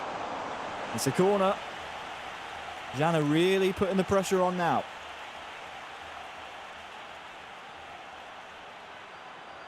It's a wonderful bit of technique to get that shot into the goal there. It's another corner for Croatia. Looks like it will be another corner as the ball fails to clear the first man. Look out for the far post. That's the intended target here for Jana. Falls to Mateo Kovacic. Just seems like he's trying to out-muscle Artie at the moment and try and maybe get some 1-versus-1 wins on the pitch that he's been able to do against other nations here, Wes. But Artie knows his squad in and out, and so far, Jana just hasn't had the success that we've seen against other nations. That is fair. That's a fair assessment. I think second half, we'll look for the introduction of Petkovic, who's been. Oh, I can see there actually. I thought, see, that shows you how kind of absent he's really been. His left side of the pitch, hadn't really seen him. He's been such a key man for Croatia for so long that he's just not even in this game at the moment. Artie threatening to fashion a real chance there, but Jana has survived the scare. You're right. I mean, Petkovic, pretty anonymous. We saw previously Zaprasic favouring to bring him on as a sub and start Rebic. It looks like Jana is going for the reverse, so don't be surprised to see Rebic feature later on. Oh, a real mix-up at the back here for Montenegro. Artie survives for now. Stoppage time in the first half is what we're in right now. Luka Modric looking for Perisic. This one will be cleared, and that will be the end of the first half.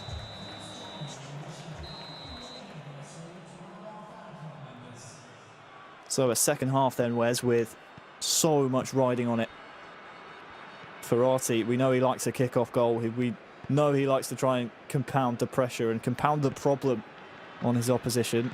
Are you almost surprised to see him maybe play a bit of possession here and frustrate Jana? Not really. I think this would have been the way that it would have gone had they have taken the lead against the Netherlands. Had Artie had got that lead over Eldridge, I think that's the kind of game plan that he would have gone to. You can see as he tries to make his way through there, it's deflected and it's back to the goalkeeper. You can see there that Croatia trying to push the tempo with playing an attacking mentality now, and again, I'm not sure whether that's gonna do enough, especially with, you can see on the flip side, Montenegro fully on defence duty at the moment and very much on the check. Jana! Oh, has it gone in? No, it hasn't. Off the back of the keeper. I think this one, Wes, was a deflected strike. I didn't get the best look at it. Yeah, just comes off the shin of the defender, and the keeper was...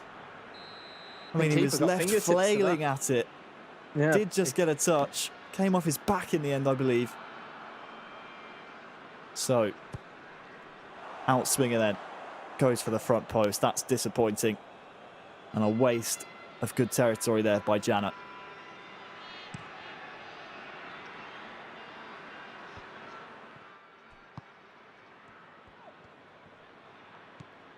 Luka Modric. You just sense that there's more goals to come. Here is Ivan Perisic through 1-on-1. Essentially, there's your equaliser. Ivan Perisic stepping up for Jana. Croatia back in it. Game on. Yeah, we said it was going to be a case of would pushing the issue be enough from Croatia, and it's proved right in the end. They now find themselves with the equaliser. Now Artie's now going to have to come out of that defensive shell and try and get back his goal advantage. The issue you're going to have, though, is he going to have the energy? Montenegro are going to have the legs here. It was Perisic, lovely finish in the end. But you've got to question how much that this tank is left for Montenegro here, as we know that Croatia have got so many reinforcements on the bench. It's going to be very interesting to see what happens next. Yeah, great finish one-on-one. Was very, for me, decisive, and that's what you need to be in that kind of situation. Don't look for the extra man, just wait for the goalkeeper to move. He didn't in the end, but Perisic with the classy finish that Jana was really looking for, and this has blasted this second leg wide open between these two rising stars.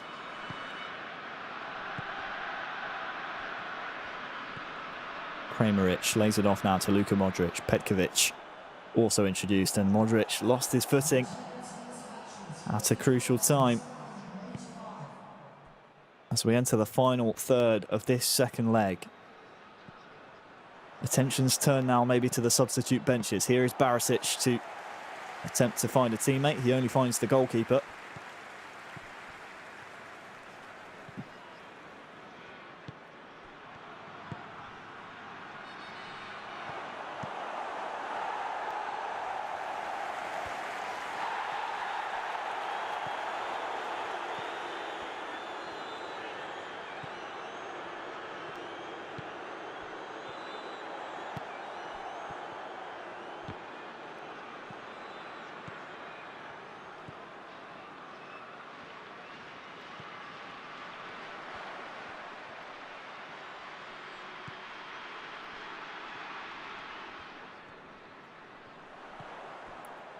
Chance now building are Croatia.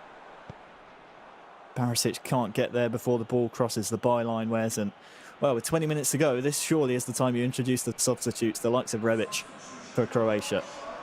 It would be time. It would normally be time, and you can hear the tannoy. You can see Vida's come on for Barisic. You can see Vlasic has come on for Kovacic. And you can see there, as you called, Ante Rebic on for Kramaric. Magoja as well, someone to look out for. So, is there a final goal? Is there a twist for either of these two nations? It would be heartbreak for the other to go out in this fashion. We've seen it once already. Oh, we've seen it a couple of times. Germany losing out earlier to Romania. Turkey, of course, falling as well. Which one of these two nations will join the realm of disappointment?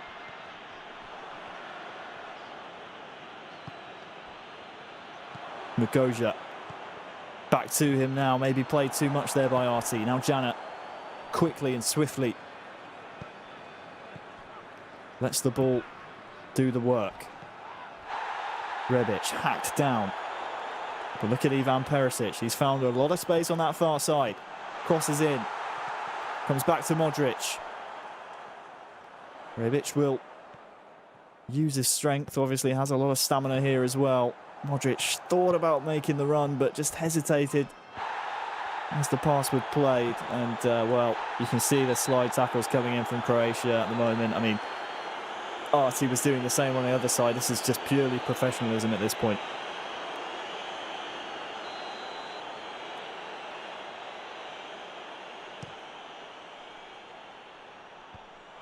Lofted up, headed down, but headed over.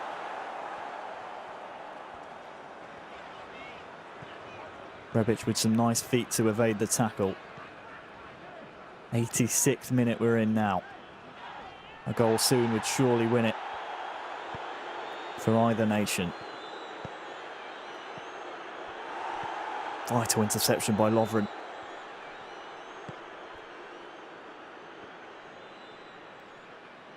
The whole stadium just waits with bated breath for the final attack. Which way will it fall? Looks like it'll go to the way of Artie. Magoja just again forcing the ball forward. It's 2-2 on aggregate. Who will get the final attack? It will be Artie. Tries to play the ball through. Magoja, does he have the legs?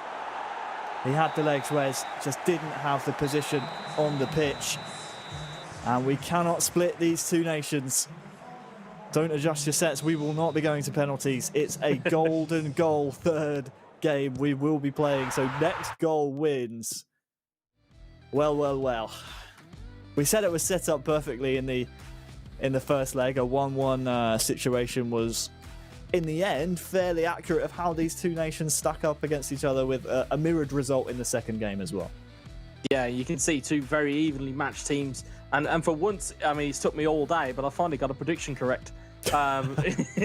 We are into a golden goal situation. I mean, we saw how quickly it finished between Germany and Romania. I wouldn't adjust your sets at any point because this could end real quick.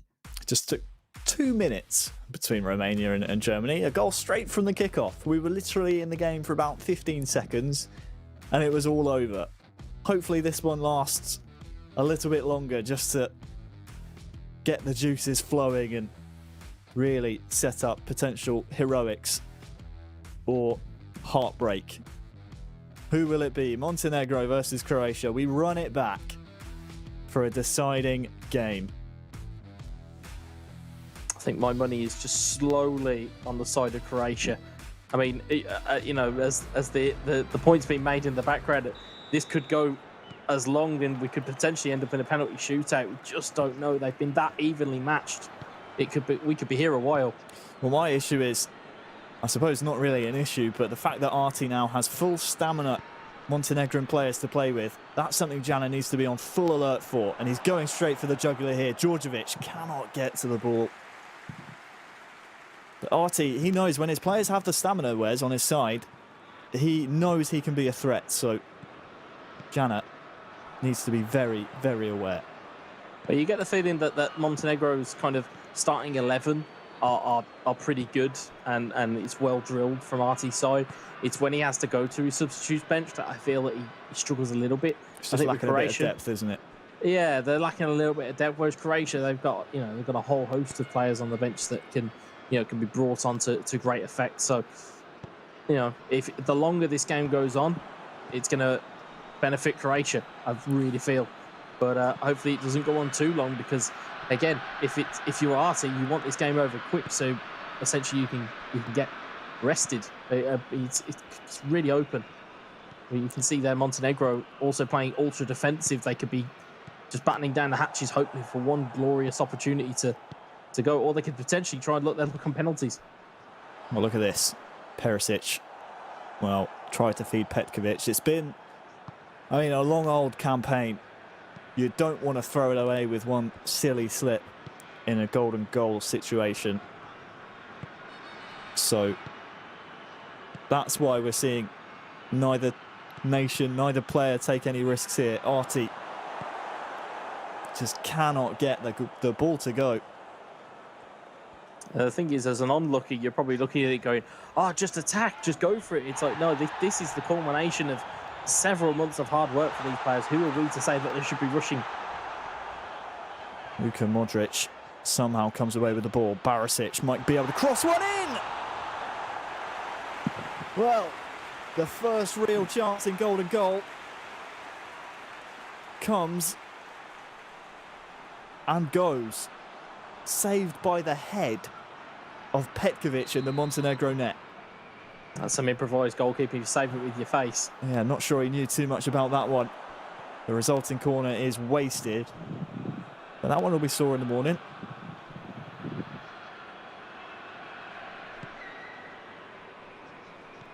Arti, though, survives the scare. Reminder, if you are just joining us, this was played out to 2-1 all draws in the first two legs. We're now in a third golden goal situation leg. So next goal will advance to the knockout stages between these two nations. Look out for Petkovic and Perisic here combining. Jana has a real chance maybe to fashion something. Corner now to Croatia. Look out for the front post. That's the aim. Does he win the header? No, he doesn't. Actually falls down to him. Well, second chance goes Croatia's way as well. How many chances are they going to get here? The goal there, Wes, seemed to me to be gaping. It seemed harder to miss than it did to score. I mean, it didn't take that didn't have that much to aim at in the sense of in terms of stuff that you could hit there. You know, you've gone some to hit it wide there. Really poor from Croatia, but they're on the attack again. Kramaric now. Maybe could have pulled it back. You can see the amount of Croatian bodies forward. This might spell trouble for them in attack. Look at this. Arti has a man over Jovetic. The goalkeeper's come. He needs to get back into net. Oh, that's nervy. Very, very nervy stuff for Croatia. That could have been their entire Euro campaign coming to a skidding halt, but they survive for now.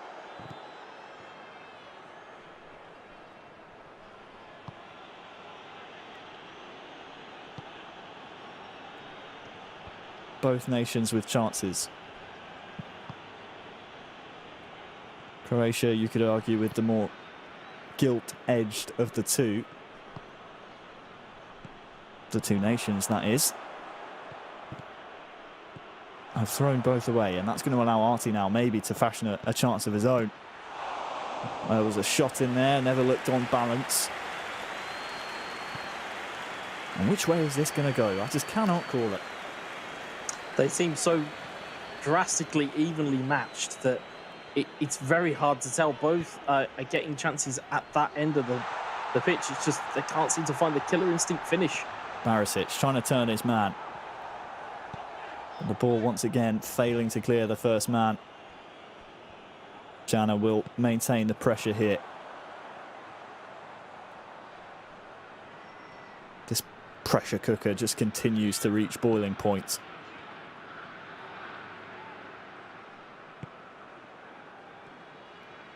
Mateo Kovacic to Perisic. Petkovic back to Perisic. Is this the chance for Croatia? Can't find the man. Arti can come up the other way now with Bakic. It's another great chance for Croatia. Wasted. I can't believe this. And it's unbelievable. If Jana fails to score, he only has himself to blame, Wes. Yeah, there's been chances a bunch here. And it's just not being able to find the finish. But this is what we talk about. It's pressure. You know, you talk about it being a pressure environment. This is as pressurised as it gets. It's one mistake costs you your country's Euro 2020 hopes. Djordjevic. Well, he's been the point man for Montenegro time and time again. Almost sent them straight in to the knockout stages. Arti, the ball actually falls quite kindly to him. Might go twice in a row as well. Kramaric now has 4 defenders in front of him to beat. Support now in the way of Petkovic, but well, he's muscled well and truly off the ball. Makes amends though. Ivan Perisic. I just feel like he's the player to maybe unlock the defence here. Petkovic back to Kovacic, dispossessed. And well, Jana will chase this one down. The result will only be a goal kick. But this one, Wes, could be destined to penalties. It really could. Yeah, I wouldn't want to. I mean, if we thought pressure was a thing before kickoff, it would be pressure times 1,000, if not infinitely, if this goes to penalties. And you know, we've seen, you know, in real football, we've seen plenty of penalty shootouts in European championships that have, you know, have broken the hearts of many a country. But this could be a real heartbreaker for either one of these players if it does go that way in the end. You could certainly argue a case for both of these nations somehow finding their way into the knockout stages, but only one can advance from this group. And we've seen golden goal previously in this tournament, just, well, minutes ago technically, but it's more like hours now. Romania sinking German hearts in just 2 in-game minutes. It's taken a lot longer than that to separate these two.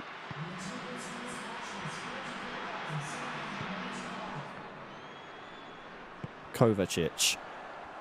You said, Wes, the longer this game goes on, the more it favours Croatia. We'll see if that holds true here. Perisic uses his body well, goes for the acrobatic. Might fall here for Modric, passes it off to Kovacic. Ivan Perisic turns his man really well, can cross this one in as well. Artie survives again. And the cauldron that is that stadium is really hotting up now. What must be going through the minds of these two players? I'll ask you a question, Harry. If you were playing, would you prefer to lose in 2 minutes, or would you prefer to lose at the 90th minute of a golden goal? 2 minutes. Yeah, 2 because minutes you've not every day. had those opportunities. You've not had those gilt-edged chances. And, you know, Croatia could potentially look back on this as a huge chance missed. And Montenegro surviving almost by the seat of their pants. For the record, Wes, I'd prefer not to lose at all, but you didn't give me that option. There's only an A and B in this scenario. There are no C. Dejan Lovren.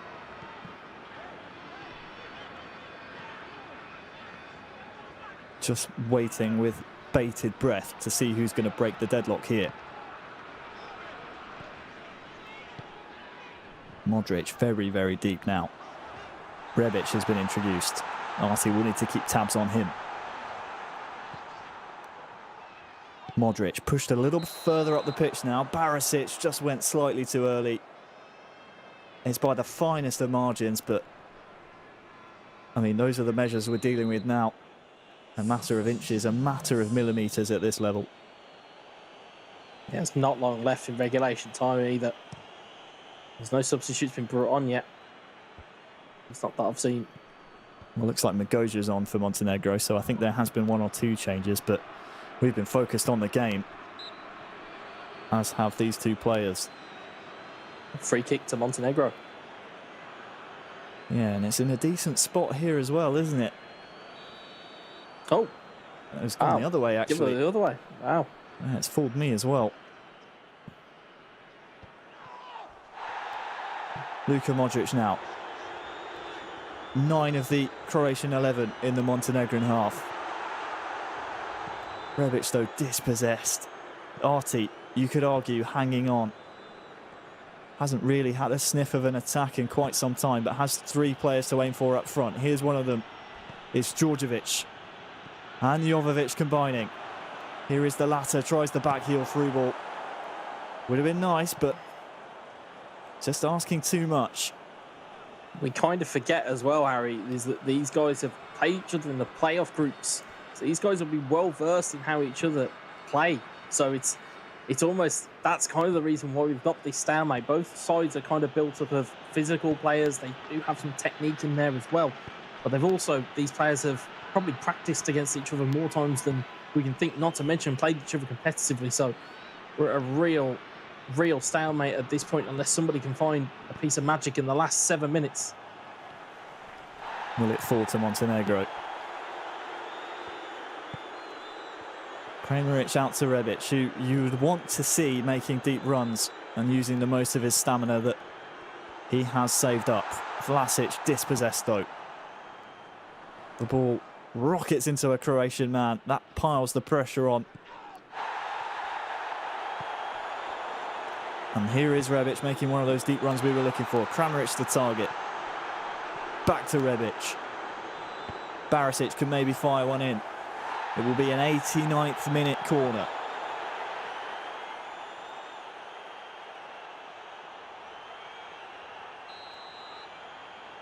Will he go for the outswinger? Yes, he will. Looking for the man in the middle. Goalkeeper called into action, and we're approaching that time, Wes, where we're starting to look like a penalty shootout is the only thing that will separate these two nations. Unless Jana tries to find Rebic once more. Is there one final attack here for Montenegro? Artie comes forward. Magoja into the 92nd minute. That was coming from one Jana. last chuck into the box here. I mean, you have to throw everything at it. This surely will be one of the last kicks of the game. The goalkeeper stays back. You can see there the tactical switch there to bring on Rakitic for penalties. Well, will it pay off? I mean, we're in the third of 2 minutes added on. Finally, I think the referee will blow up. Wow. Our first penalty shootout. 90 minutes, Wes, of golden goal could not separate these two nations. Jana steps up first. Will he score? Saved! Saved by Montenegro. That substitution for Rakitic did not pay off. Brilliant save from Montenegro. So Arti steps up to take the advantage. Saved! Saved by Jana. It's as you were. Perisic now for Jana. Misses.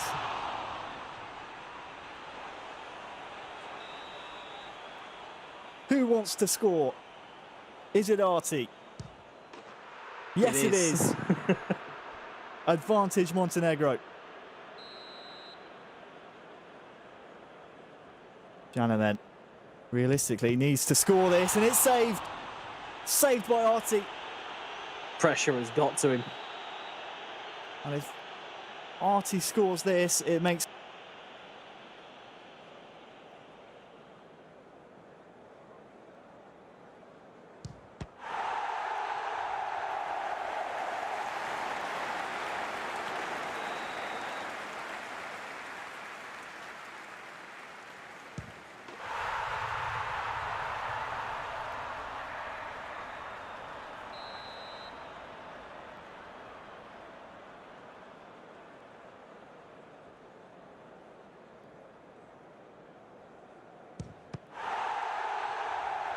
From Montenegro. Or off of Montenegro. We're now even, Stephen.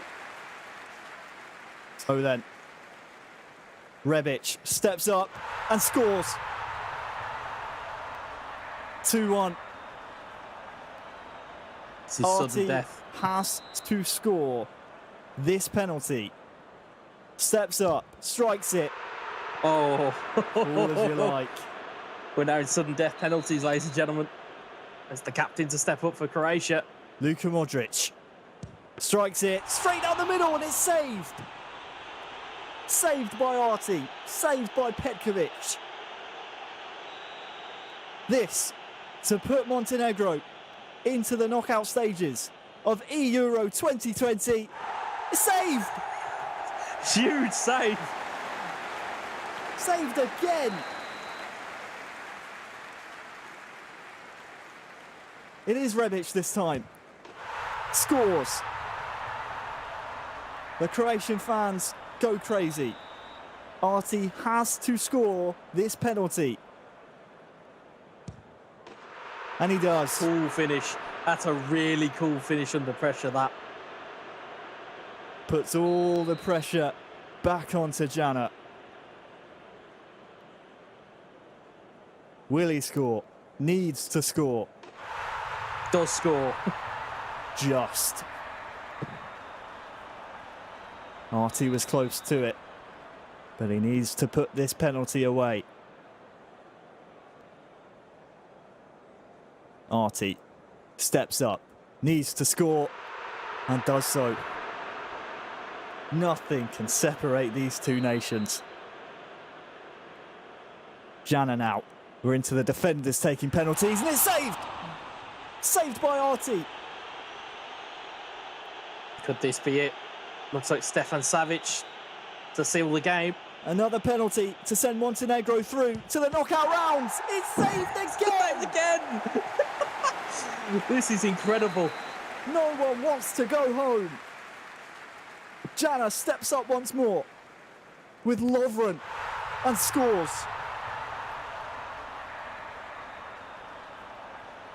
This one has to find the back of the net. For Arti, for Montenegro. Needs to score. And it's saved!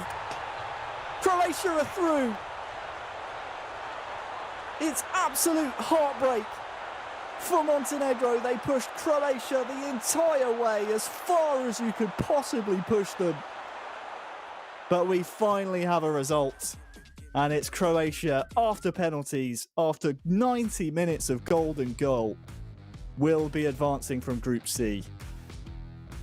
Wes, I know you're probably speechless right now. Try and put into words what we've just seen. We've been blessed with two absolutely mind-blowing tie-breaking games here in the Euros. Neither nation seemingly wanted to go home. I suppose you could argue neither nation seemed like they wanted to grab it with both hands and actually qualify themselves. But after, I think, was it 9 or 10 penalties apiece? I can't remember. We finally have a result, and we finally have Croatia joining the rest of the knockout teams. Well, it underpins what we kind of highlighted in the playoff group stage, was that the resiliency from Croatia to kind of come back time and time again. And in that penalty shootout, there was points where it could have easily gone to Montenegro and it could have been curtains for Croatia, but they stuck with it. Even Modric misses a penalty. He's arguably Croatia's best penalty taker. Rakitic was brought off the bench. He misses a penalty. And of all people, of all unlikely heroes, it's Dejan Lovren who pops one into the top right-hand corner. And yeah, I mean, it's, you know, it's hard and it's difficult to separate them, but it had to go to penalties. They were too evenly matched. They really were. I'm not even sure, to be honest with you, if we have time to look at the replays from that match, purely based on the fact that that match seemed to go on and on and on. It was a real marathon series of games.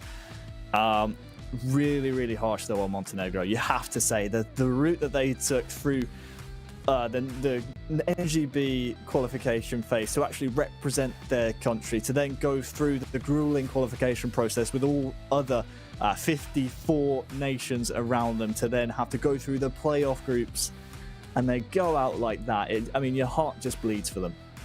Yeah, I mean, it's incredibly cruel, but on the flip side, you know, commiserations to Montenegro. They can be absolutely proud of the job that they've done. Like we said, to come from exactly where they were to where they are now, it's been an incredible journey.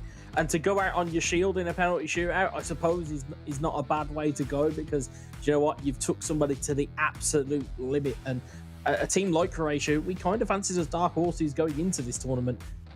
It was going to be there. I mean, you can see there 50-50 in possession.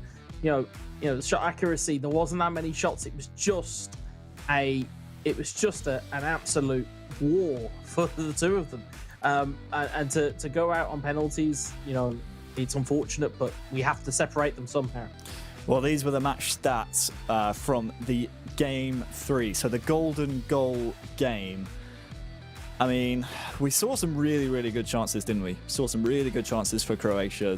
None of them taken in the golden goal regulation time, but luckily for Jana, luckily for Gels Zaprasic joining him in the Croatian national side, they will be featuring in the knockout round. But you feel like if they didn't make it through, Wes, that they would have been definitely ruining some of those chances that they had, because there were some real gilt-edged chances in there that they missed. There were some massive chances in there, and I genuinely thought, in the back of my head, I thought there's going to be just one chance that's going to fall to Montenegro and they'll take that golden goal. But I think when you look at the balance of that third game, I'd say it was fair that Croatia do go through, because they just had the better of the chances, and they did better with the possession that they had. Well, thank you very much, Wes. That was a real fun marathon series of eFootball PES 2020 to cover with you. It's now time to hop over to our final tiebreaker match of the group stages. We'll find our final team to join the rest of the nations in the knockout round. Let's throw it over to our commentators. It's Adam Butcher, and of course, first, it will be Lee Smith. Thank you very much, guys. God, I think I'm exhausted just watching that after that penalty shootout. I don't know what to say. Dejan Lovren winning a penalty shootout. You know, as an Upon man, I'm kind of proud, but also thinking, how did he get to Dejan Lovren? I mean, we were calling it behind the scenes, miss, goal, miss. It was ridiculous. Oh, what a game. So we're moving on. It is the final game of the night, the final tiebreaker matchup, Austria versus Israel. They faced each other this morning. Which felt, I think it was like 10 hours ago now. Austria coming out on top 2-1 in that game. Of course, they've both been through the ringer since then. Austria going down to a very tight game against France, 0-0 in the first leg and 2-0 in the second. Meanwhile, Israel also had themselves a very tight match against Greece. Greece being eliminated in fourth place in this group. So I gotta be honest, Adam, we've just had a really close game there. I think we might have another. It's going to go to golden goal and penalties. No, I mean, all games in Group D have been very, very tight. Not a lot in it. Even the so-called favourites in France were, nearly didn't go through at certain points. Nil with Austria, so it's going to be very, very tight again. Yeah, and obviously France, I think, are now technically the highest scoring team in the tournament, despite the fact they've played a lot less games than everyone else out there. So, of course, they're through. The question is who's going to join them. We're going to get them going as soon as possible. Obviously, let's recap ourselves about the players that will be taking part today. Of course, we saw all of them earlier on today. For Austria, we had Sem and Straight Ahead. No, tell a lie. It was Fru that played. Right? Fru was the one that held up as Fru in 1991. Yeah, he held up as Mekabil for the full match, played fully defensive. I'm hoping we're not going to see the same from him. We're going to see what he can do rather than having to put on a defensive display, maybe an attacking display this time around. Yeah, hopefully. I'm gonna wait with bated breath on the start of this game because, like we said, we generally have slow starts. Hopefully, we can get a firecracker of a start and get us underway. But my heart says, well, my heart and head says it's going to be a very, very cagey affair. And for Israel, we saw Astman and Orel earlier on today. Will be Daniel Orel once again starting things off. This time he's up against Straight Ahead. So Straight Ahead coming in for Austria. Obviously have the 3-player roster, so they're rotating through it. So let's see what Straight Ahead can do for Austria, playing as the red, Israel in the white and blue. Yeah, and interestingly, he is the captain. So quite why he's not featured as much currently, I'm not too sure. Maybe we'll see now. They were just waiting for this all-decisive game for him to come to the boil. Let's see. Whether they were maybe not confident or confident against France. I'm not too sure how it works out. Maybe they were just thinking, you know what, we'll rest and come up for the next match. We'll see what he can do here. We are seeing defensive setup from Orel to start with here, though. So clearly feeling on the back foot, maybe in the opening 10, or maybe just hoping he can settle himself in and make sure he doesn't let in one of those early openers that we've seen in the first couple of minutes before. As it is, Austria on the attack. Yeah, I mean, we often see that quick start, like you said, we nearly got one there. But it's possible that Austria were looking at the fixtures, and certain players tend to play different styles, of course, so therefore maybe they felt that he wasn't quite suited well enough to play against the likes of Usmakabal, but he's better suited for this matchup now, so we'll wait and see. Certainly started brightly. I think it was Errol we heard of earlier. I believe it was in the interview, right? Talking about Zahavi, believes he's one of the best players in this at the moment. Obviously, with the way the stat balancing works, believes he's one of the best forwards, one of the highest scoring forwards for him, and that's why they're using them. Of course, with the stat balance in effect, it does alter how some players who you may believe in real life would be better sometimes will be affected. As it is, though, it's Israel on the break at the moment as they try and build up an attack down this left wing. Nice little through ball. He's managed to find his way through. Gets a great cross in. Just couldn't get anything on it. I think a header on that may well have found the net because the speed of that cross was like a bullet. Yeah, fiercely whipped in by Aurel Daniel there. And it was the first real chance he's got into the attacking third in this match so far. 20 minutes gone, and it has been generally pretty much Austria possession. But that's promising there from Aurel Daniel for Israel. Absolutely. Austria, though, trying to see what Straight Ahead's got. See if he can pull forward. I'm hoping that... Is 77 the year he was born? In which case he's a great find. Yeah! But it's gone wide. He's also an old man, unfortunately. But well, I'll have to check that one. Before we start calling people old men on stream. You never know. As the ball gets played up towards the halfway line now for Israel. Starting to grow into the match after a fairly slow start. As now it's Austria's turn to drop deep and Straight Ahead to soak up some pressure. I mean, judging by his picture in the bottom left, I'm pretty sure he's not a 1977 fine wine. He looks you never know. A lot younger, you never know. He could have aged very, very well. Well, I like to think I've aged pretty well, but not No, that you well. haven't. You haven't. I'm joking. 30 minutes gone. And it's been a lot of Israel possession in the last 5 to 10 minutes or so. Can they fashion a chance? You mentioned that fiercely whipped in cross. It's probably the best we've had so far. Just nobody on the end of it.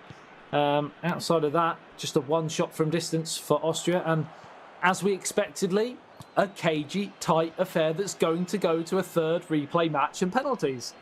Yeah, we've had a couple of changes as well, because you can see that Austria have actually gone defensively now and tight marking. So clearly feeling something's not opening up, and that's feeding well for Israel, because they are on the attack now as Austria look to absorb the pressure. A good chance down this right wing to whip it in. We'll go for the cross. Can he get the header? No. We saw Zahavi smashing in a couple earlier on, hoping to try and get on that one. Can't win the rebound, and now the counter is on for Austria. Looking for that through ball. Has he got a pace to just nudge it ahead of the defender? Chance. Oh, in near post, and it clatters off it and rebounds away. Huge chance for Austria. Smash back off the foot of the post with the goal at his mercy. A player of his talent, you really should be taking those chances. And now Israel go down the other end. The offside flag is raised. But that was the first time to turn the screw, and it almost paid dividends. I think it was Alaba that was almost undone there, but Prudel being used on the left wing. It looks like Alaba's maybe being used further forward by him. It looks, that's definitely Alaba. I think I can see on the wing there, so maybe using him as more of a left winger. Yeah, I mean, he's obviously got the strength and pace in real life to certainly do in that position, but as it is, half-time beckons. And a cagey first half, I think, is the phrase I'm going to go with here, rather than a ball draw. But definitely a slow one for late night. It is. I think they are feeling the mood that we're in right now at this one. But we've seen it flash to life in the second half often, so hopefully we'll get some action soon. You mentioned about the formations, of course. We are not able to get any glimpses of the tactics at the moment. So we can't clarify that, but if we do get any information, then we will pass that on as a chance for Austria to bring it up over the halfway line. And the first chance of the second half to make inroads in the attacking third. Tries to play it through. Good, solid defending again. And the goalkeeper very calm, composed and collected. Another 3 C's for you there, Lee. Yeah, you like to keep them rolling. That's what I like to see. No pressure on him, though, so was able to just switch foot, sit up to the side, and that's exactly what Israel are looking to do right now as they start to look left and right and figure out an opening in the Austrian defence at the moment. As straight ahead continues to play it fairly defensively. Alaba closing down his man and absolutely works, but Cohen's going to let this one. It's going to be a throw. No, stops it before he goes off the pitch. Alaba relentless in his pursuit of that ball, but it's not worked out. The clearance didn't go cleanly, and Israel win it back and get themselves an opening on the left. So half an hour remaining, and still we are deadlocked here. Neither side will be disappointed with this. We knew it was going to be tight in this first game, and it means the second game is wide open, and one good performance will see them into the knockout stages as it flashes across the face again. Nothing doing. And back in possession for Israel, and they come again. Another swarm. They're through. He's onside. The goalkeeper comes and clears. Did really, really well in the end. Just a little bobble there. I wasn't sure if the referee was going to blow it up. We've seen lighter once given, but looked like it was all clean at the moment. I think we're yet to have a penalty in regulation time, right? We just saw the god-awful penalty shootout a moment ago, but we haven't seen one yet. Now with 25 minutes remaining, the ball is rather enthusiastically played down the left wing, a little too hard. See whether they're going to get boxed in that left corner, as a couple of subs will come through here. Let's see just exactly prior to who that, they are. Yeah, just prior to that substitution, looking at the radar, it appears that Israel are playing a sort of a 4-3-3 formation and more of a 4-4-2 for Austria, but things might have changed since that pause. Awesome mistake. Real chance here for the first goal of the day, and that's what we have. Clinically taken, smashed in by Arnautovic, but it's not going to count. The drama continues in the Euro 2020. Arnautovic flagged for offside. I think he's about as furious as we are, but he's clearly off. There's no question in that one. Not talking about a hair width. He was full body, the lot, completely offside. So Austria will have to continue the pressure. Israel, we're looking to absorb it. We're still waiting to see if that counter-attacking play can work out for Austria. And of course, there is a second leg to follow. And well, who knows? Maybe we'll end up with a third as well. So Aurel Daniel works it down the right wing. It's a good ball forward, but the control was lacking from Nacho. And it does mean that Wöber under pressure. As Abba will just play it back. Austria now through the middle for straight ahead.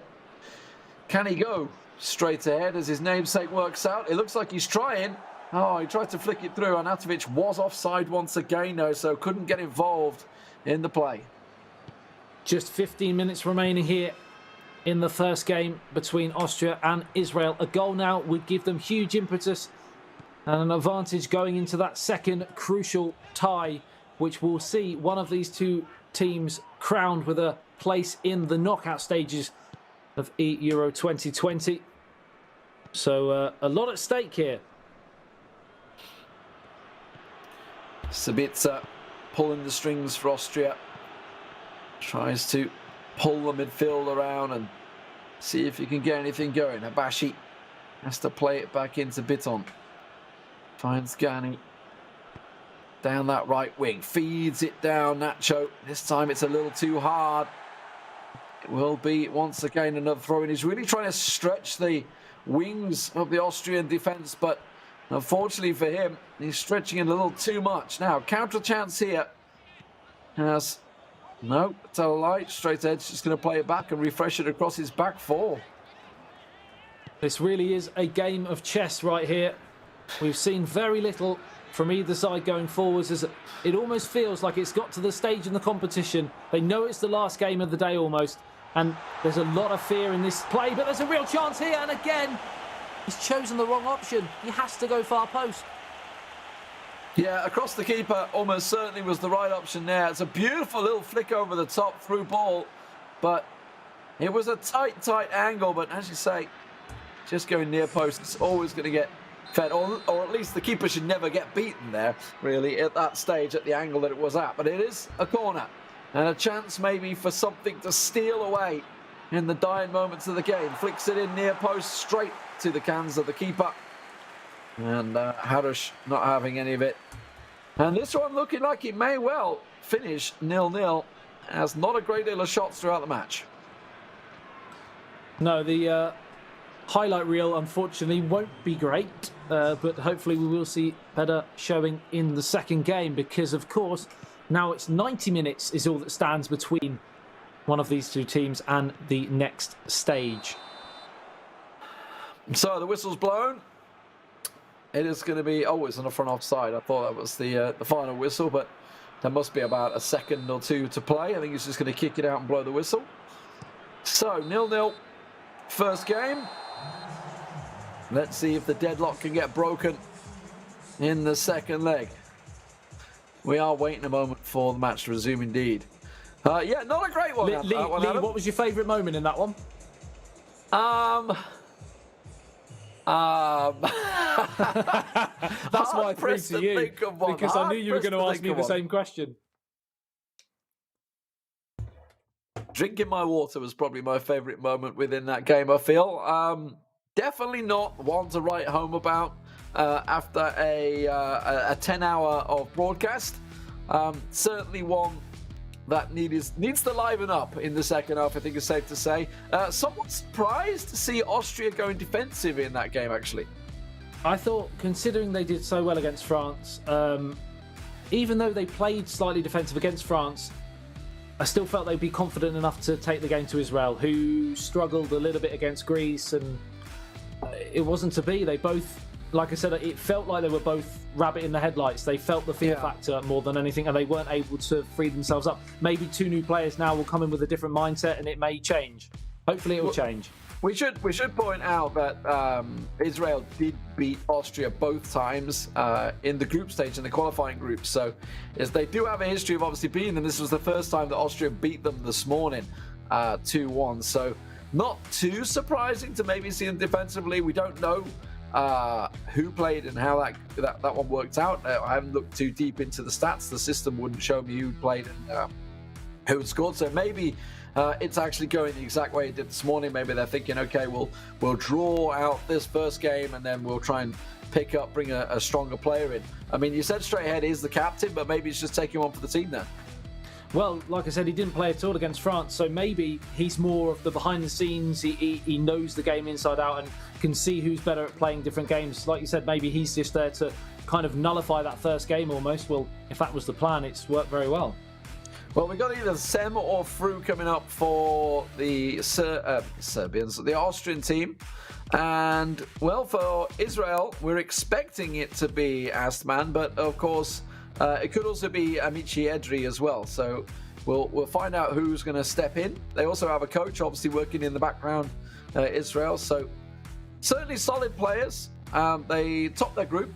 So certainly not ones to sniff at. Obviously, while Austria are coming from the lower bracket, they have bested Austria a number of times. So expecting this one to continue to be cagey as well.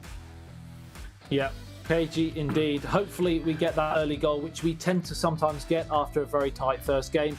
And then, of course, that completely changes the game plan and the opposite team has to come out and then we go from there. But yeah, definitely it's feeling like the last game here.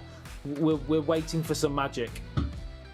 Yeah, I just want to recap. We're just waiting for the systems to be sorted out, so hopefully we'll be back in a second. Just to refresh your memories of what's happened today. Obviously, we've had the 4 groups playing out throughout the day. If you don't want spoilers, then you want to watch the VOD, then quickly mute the stream or don't listen to me. But I'm going to tell you who has gone through so far.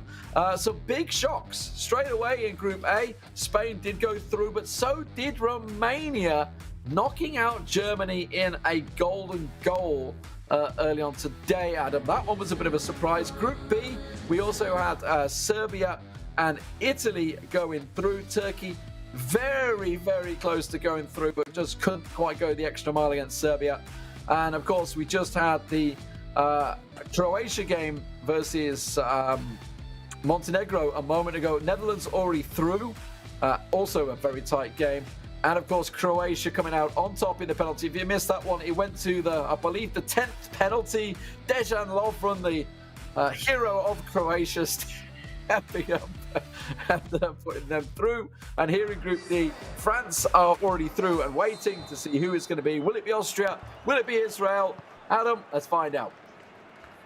Let's find out we shall, and it will be Israel to get us underway, kicking from left to right in the white and sky blue. I'm a bit colourblind, but it looks about that. And then, of course, the red and white for Austria.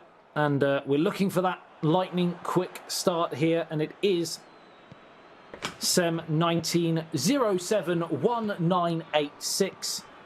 What a gamer tag that is. It's certainly got the numbers in there. Like, I don't know what the reference is, 1907 to 86, whether it's a parent or something like that. I mean, that would be a grandparent, surely you'd hope, or a great-grandparent, in fact, at 1907 maybe. But I mean, 1986 is my birthday. Maybe it was partly to do with me. You never know. 1986 is your birthday? you were born in 86? I'm not sure about that one. You were? Oh, really? You're that young? Yeah. Jeez. Yeah. I wouldn't have guessed it. Am I looking that haggard these days? I think the child, the 4 a.m. The 4 a.m. start for you today maybe is what's put up years on you, yeah. But oh man, you missed Mexico '86. What a great tournament that was. Did indeed. Anyway, we're back to the game. 11 minutes in. Overhead kick clearance. Now we're starting to see Austria under pressure as Sem gets it clear. Asman, of course, playing for Israel, had a relatively decent game earlier against Greece. And Sem himself was the goal scorer.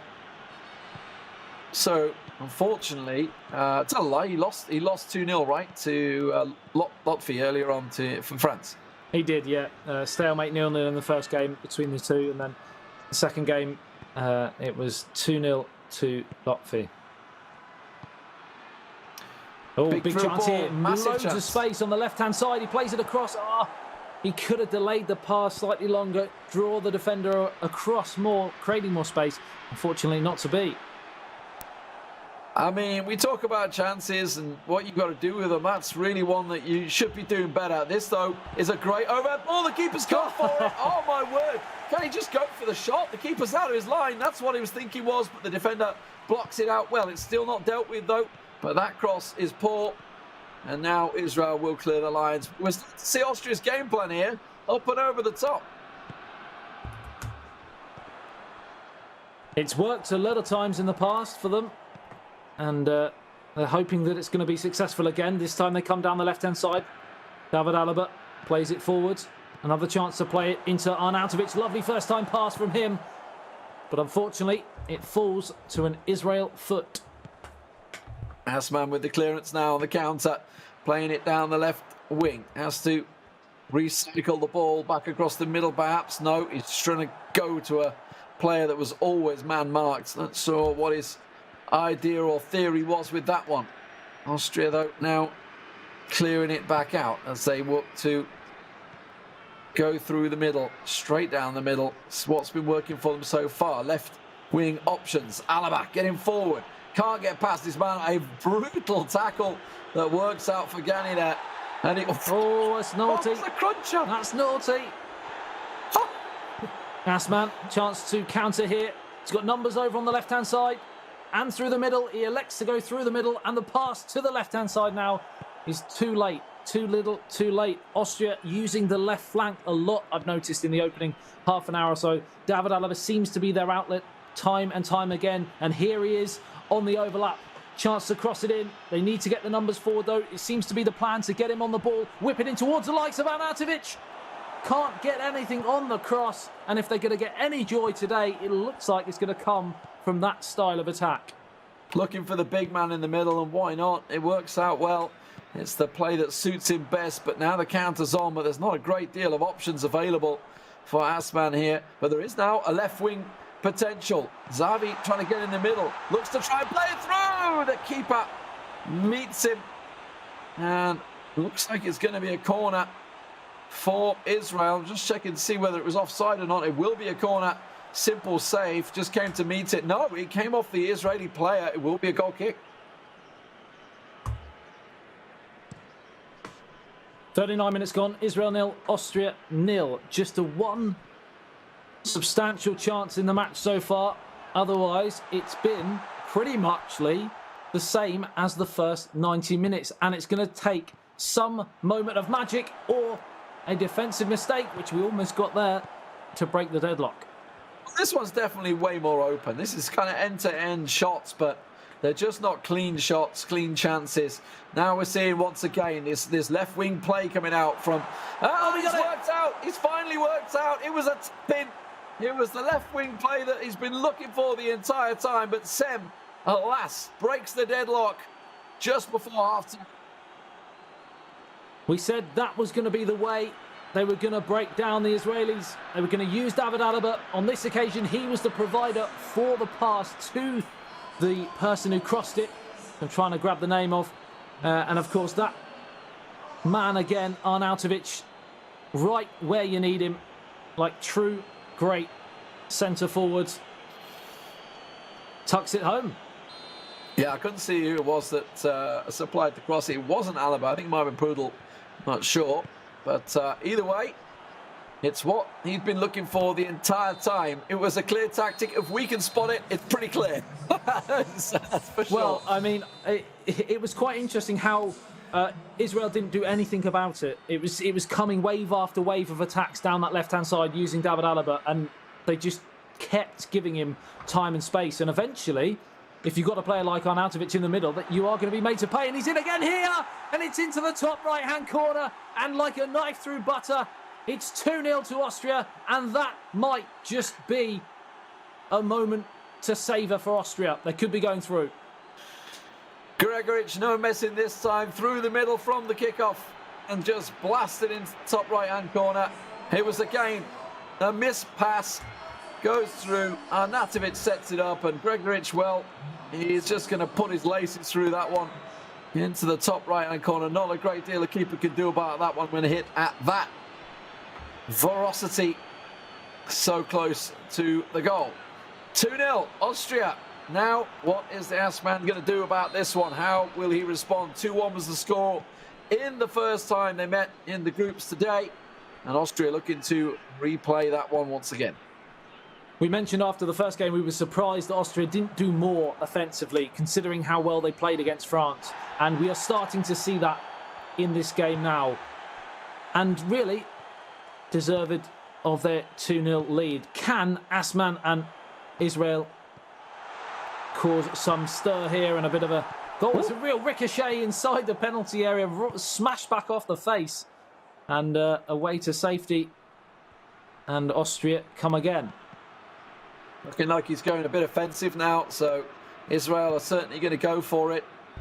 As expected, Austria will just back off a little bit and try and go a wee bit more defensively and mark a little bit tighter. Assman's the one that needs the goals.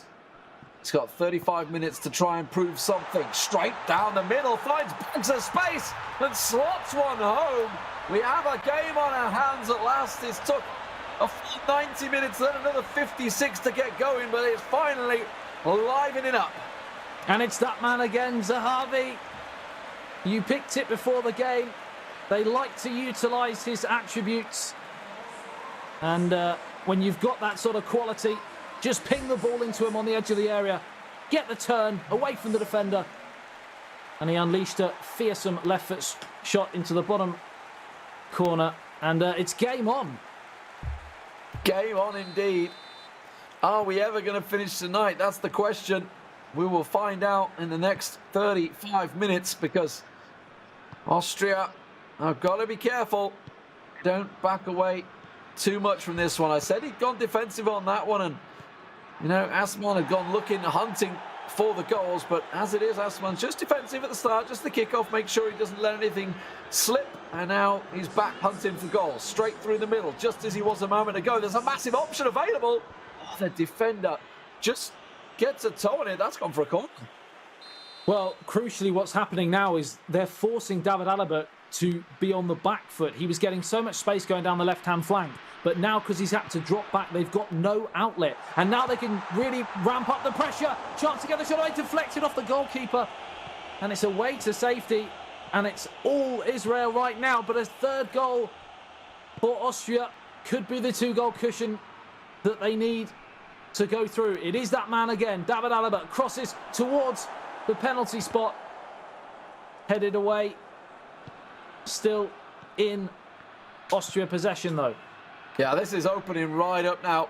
Counter-attack on counter-attack from the corner, end-to-end stuff. Assman, though, once again gets a toe on it, and now he's looking to go for a counter-attack himself. He's got players forward, 3-4 players charging forward, bags of space to pass through to. He'll find the one in the middle. Zahavi is there, but he just goes a little too heavy on the pass in the end, and Sen will just get a moment's breather.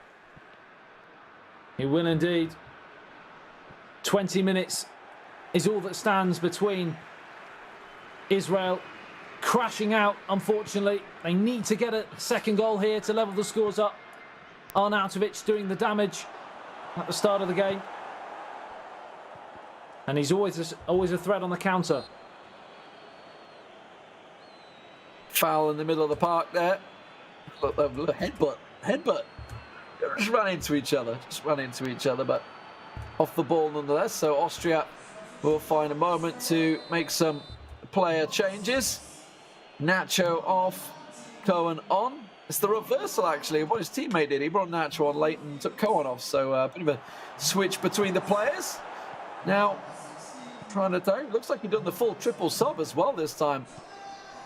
Looks like everybody off. Gregoric, the goal scorer, off as well for Kainz. And Sabitzer off as well. Well, a triple sub for both players. They are throwing everything at this one with just 15 minutes to go. Oh, it's a mistake. And he's in. Chance for 2-2. Surely has to go across the face. How many times have we seen that same attack today, Lee? When all it needs is a simple far post finish, and he's blazed it straight at the goalkeeper at the near post. A full hand-on-head moment as you just think he's got such an open chance, but it's still a corner, still alive. Looks like he's going for the short corner again. It didn't work out for him last time, so I'm surprised he's trying it again. It does just play it back. What's he looking for here? Well, that's not what he was after, I think, but he still managed to keep it alive down through the middle, but there's nobody there in the middle. And that is just going to go straight back to his defenders. 10 minutes to go. It's all out attack time for Asman. Do or die for Israel to stay in the tournament. A beautiful little drop of the shoulder, but he wasn't quite half the pace there for Austria. Time running out, 8 minutes away, but Israel are ramping up the pressure. He's in again here, surely, and he's got the equalising goal. Just 7 minutes remaining, and from 0-0 in the first game, we are level, but we're level with 4 pretty special goals. And Lee, buckle yourself up, because we're going to, by the looks of things, possibly golden goal. You never know.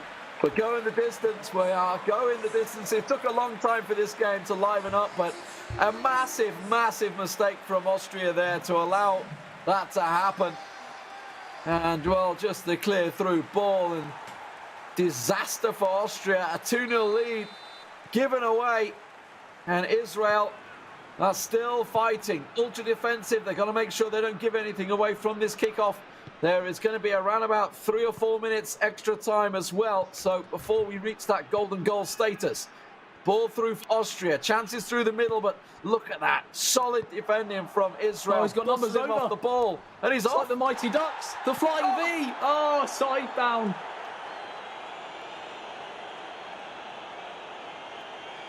Well, they had to stop him because that's a professional foul right there. He was off. He was running Asman with a real chance to counter, but he can still lob one in there. He's got men forward, will go across. Bitten on it, works it through the middle. Chance to shoot maybe as they back away from him, but it's blocked out by the Austrian defence. And now they will play it through the middle. The counter-attack is on here for Austria. They've got players out to the left. They're running through the middle, but it's cut out once again by Israel as the time keeps on ticking.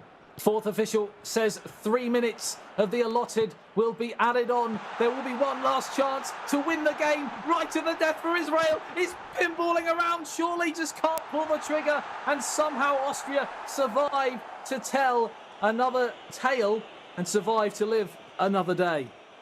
Well, that should have been it. The chances were there. My voice is not, but it looks like we're going to be going to golden goals here as the final whistle goes. So, you've seen it already. You know what it's all about. We've had it twice tonight. First up, we had Croatia. Croatia. That was second, actually. They won the second one.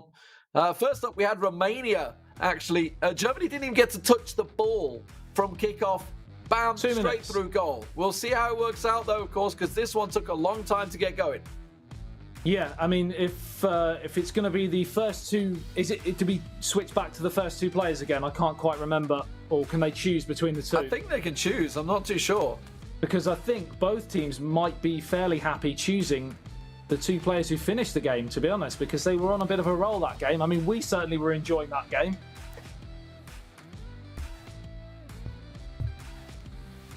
So Austria-Israel is the game, the final game before the knockouts tomorrow. And we have had some incredible teams going through, and we've had a few shocks and upsets as well along the way. Are we going to see either Austria or Israel joining them in the next stage? Well, could cut the atmosphere with a knife right now. It is hotting up. We have Asman continuing with Sem, so they just want to carry on going. They've had 2 goals apiece in the first half. First half. It is golden goal, remember, so anything right now. Expected to be pretty cagey from the kickoff. Austria playing ultra defensively. Of course, Israel with the kickoff, so just making sure their players are in the right position, don't go charging forward as we continue on. I expect this one to be a little slow on the build-up. 7 minutes gone. Israel with the first chance to foray forwards, but it's come straight back off the opposition's back. But they have possession back on this left-hand side. And as you said, we're dealing with a bit of a stalemate.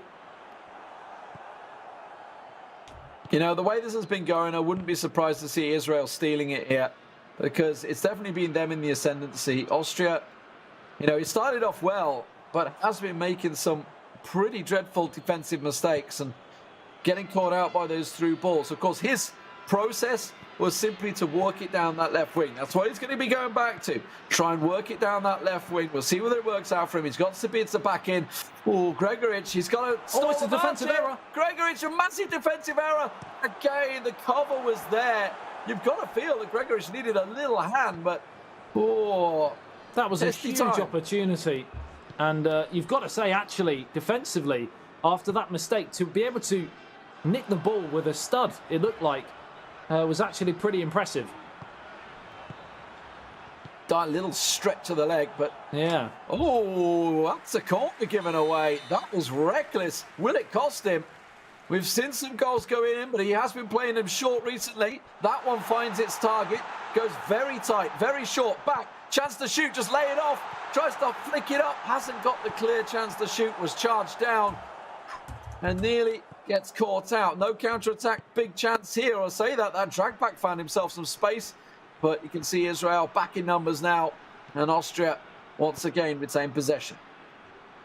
Down the left-hand side yet again for Austria. Whipped across to the near post. Saved by the goalkeeper time and time again. They are using that tactic. It has worked, but on this occasion it doesn't. And now they're open to the counter-attack. But it looks like the Israel attacking momentum has just fizzled a little bit. And, yeah, it comes crashing to a halt.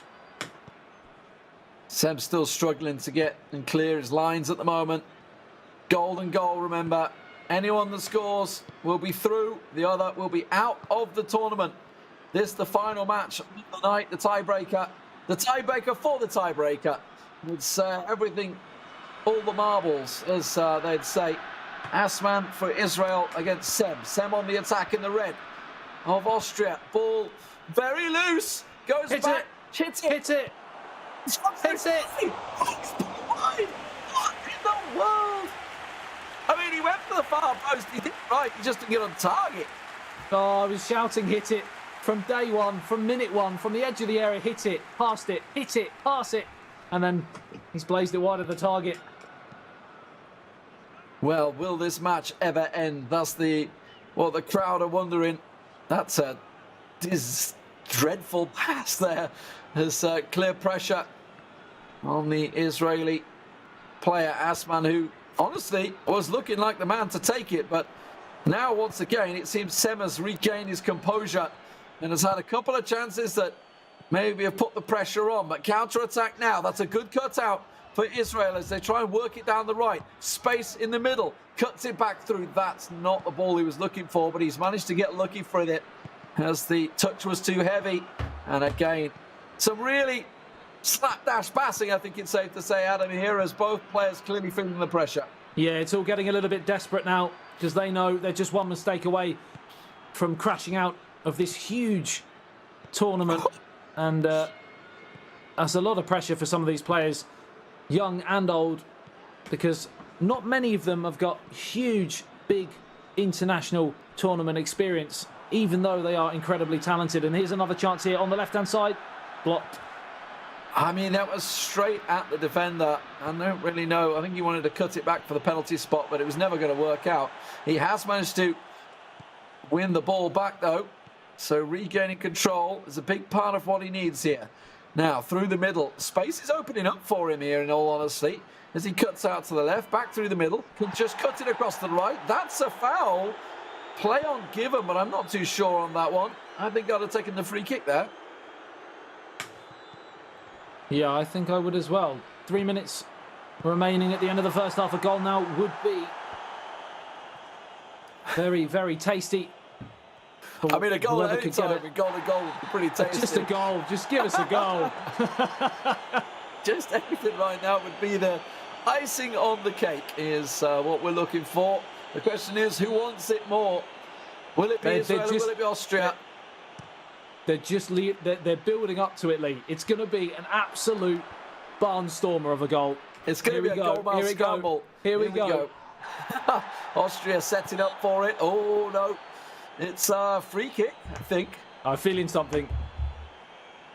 Something in my bones telling me that we could be about to see the moment that sees Austria fly into the knockout stages. He steps up, left foot, over the wall. Oh, he saved.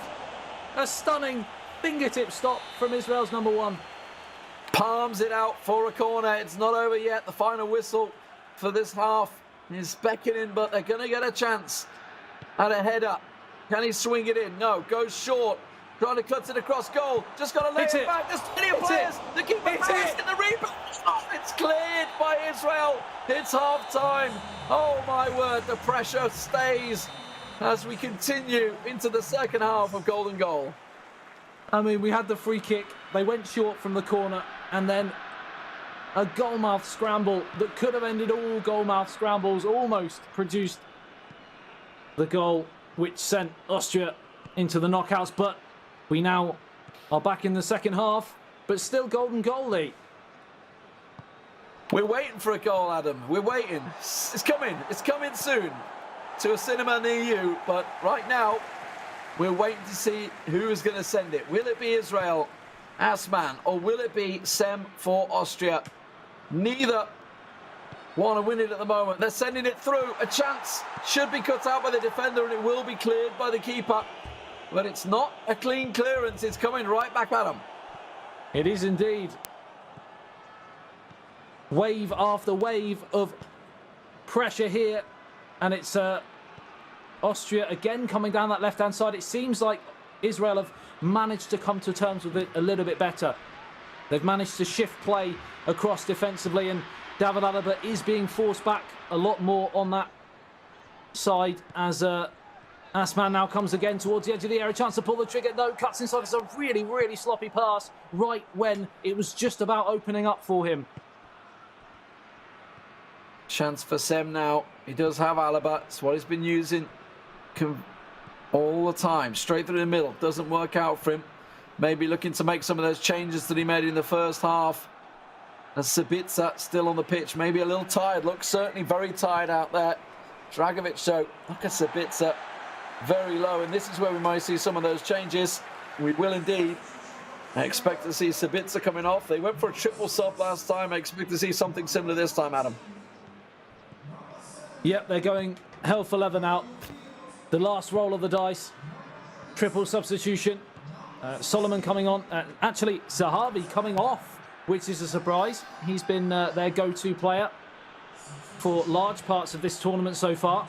But they're going to have to do it without him. And bearing in mind, we've got potentially penalties coming up as well. That could be an interesting decision. Well, we saw Croatia bring Rakitic on just for the penalties and then miss it. So I'm not going to put too much stock on that one. Defence cutting it out. 65 minutes gone here in the Golden Goal. It is a tense, tense atmosphere as both Austria and Israel look to book their final place into the quarterfinals. It will still be a tough ask for them, whoever goes through, because they're going to have some real tense opposition, but they've got to get there and to be in the final day here on Sunday tomorrow, which will be kicking off very early, 9:45 I think it is, BST. Tomorrow we'll be going live, so 10 a.m. the first matchup will be kicking off, but we've got to see who that's going to be. Right now, Israel and Austria are still waiting to see who is going out of the tournament and who is going through. Austria with a chance. It's not been quite the eye-catching affair that we have seen throughout today's action, but it's fascinating still at this tactical battle between the two teams because they are so evenly matched. It's really hard to see where this pocket is going to be picked. Israel once again regain possession. Big chance here on the counter. Through ball. Oh, I think it would have been offside regardless. The game's stretching now, though. It's clear to see the options available to them. Israel are the ones hunting for it. Clattering in the middle. It's a 50-50 judge. Austria just puts it straight to Israel, but they managed to get away with it down the wing somehow. Now straight through the middle. Options out the right. Oh, last stretch leg from Israel will slow things down, but he's going to work it to Alaba. That's the player he wants, but it's just such a heavy touch in the end. But it doesn't work out. It's calamity in the middle here, Adam. It really is, and I think both of the sides know now that they don't really want it to go to penalties. Nobody wants the lottery of losing on a penalty shootout, so they are going to go and try and snatch this late winner. And it's Israel this time that get their foot on the ball. Can they produce something out on this right-hand side? Played right the way through, and it's a good challenge in the end from Dragovic, and it's back to that man again. How many times have we said David Alaba during this cast today in this match, because he's been on the ball time and time again, and with just 8 minutes remaining, it seems for Austria that's where the goal might just come from. From an Israel point of view, they're going much more through the centre, and they've got a big chance, and he's put it wide. That was the moment, Lee, to win the match, and he's put it the wrong side of the post. I don't even know how. It's in.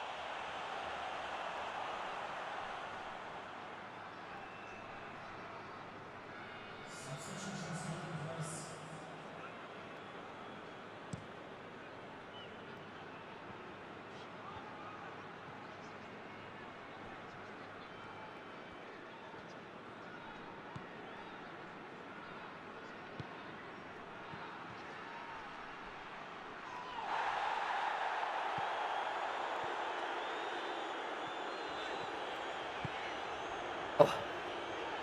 87 minutes gone. What? With that ball going wide.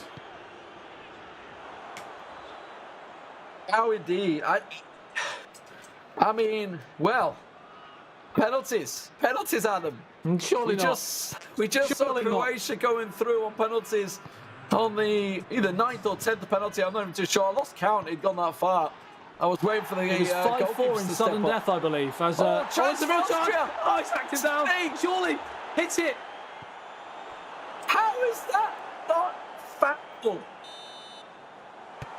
My God, it's penalties, ladies and gentlemen. You could not separate the two teams across 3 games. And now Asman for Israel steps up. The first penalty for Israel. Which way will he go? Mind games there from the goalkeeper. Pointing to where he wants it to go.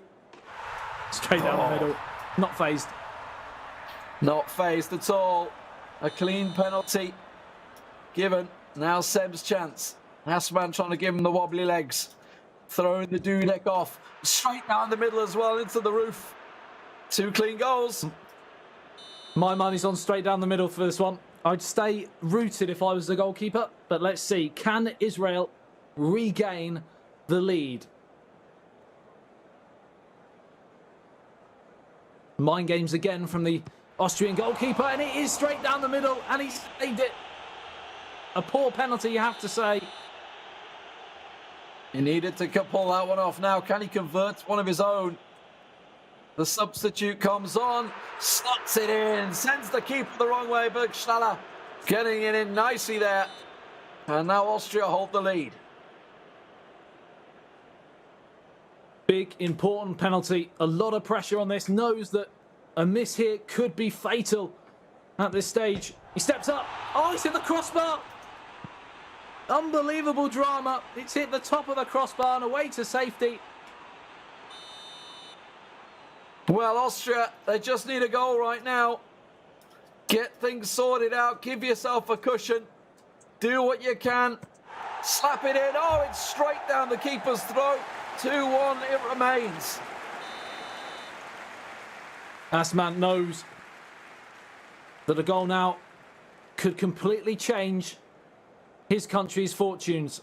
The whole weight of Israel right now on his shoulders. Sam with the mind games again on the line. He steps up, he shoots, it's hard, straight down the middle, it's another save, and it's another miss. And now it's all on David Alaba. Austria have been putting their lot in him, and this for the victory. Alaba for Austria. Score, and they're through. It's saved once again. Israel with a lifeline.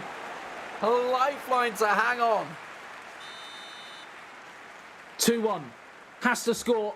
Otherwise, Israel are out. It's as simple as that. 12 yards are all that stand between Austria and the next round, but it's in.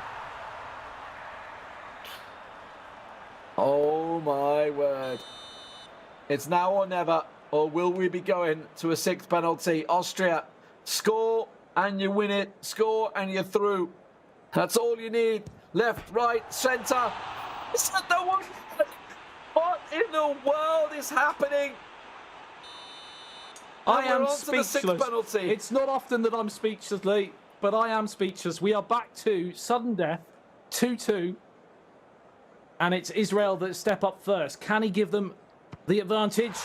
He can. Calm, composed, clinical, and creative. 4 of the C's. Brilliant. What will give out first? Will it be Austria or will it be my voice? As Austria, they have to score.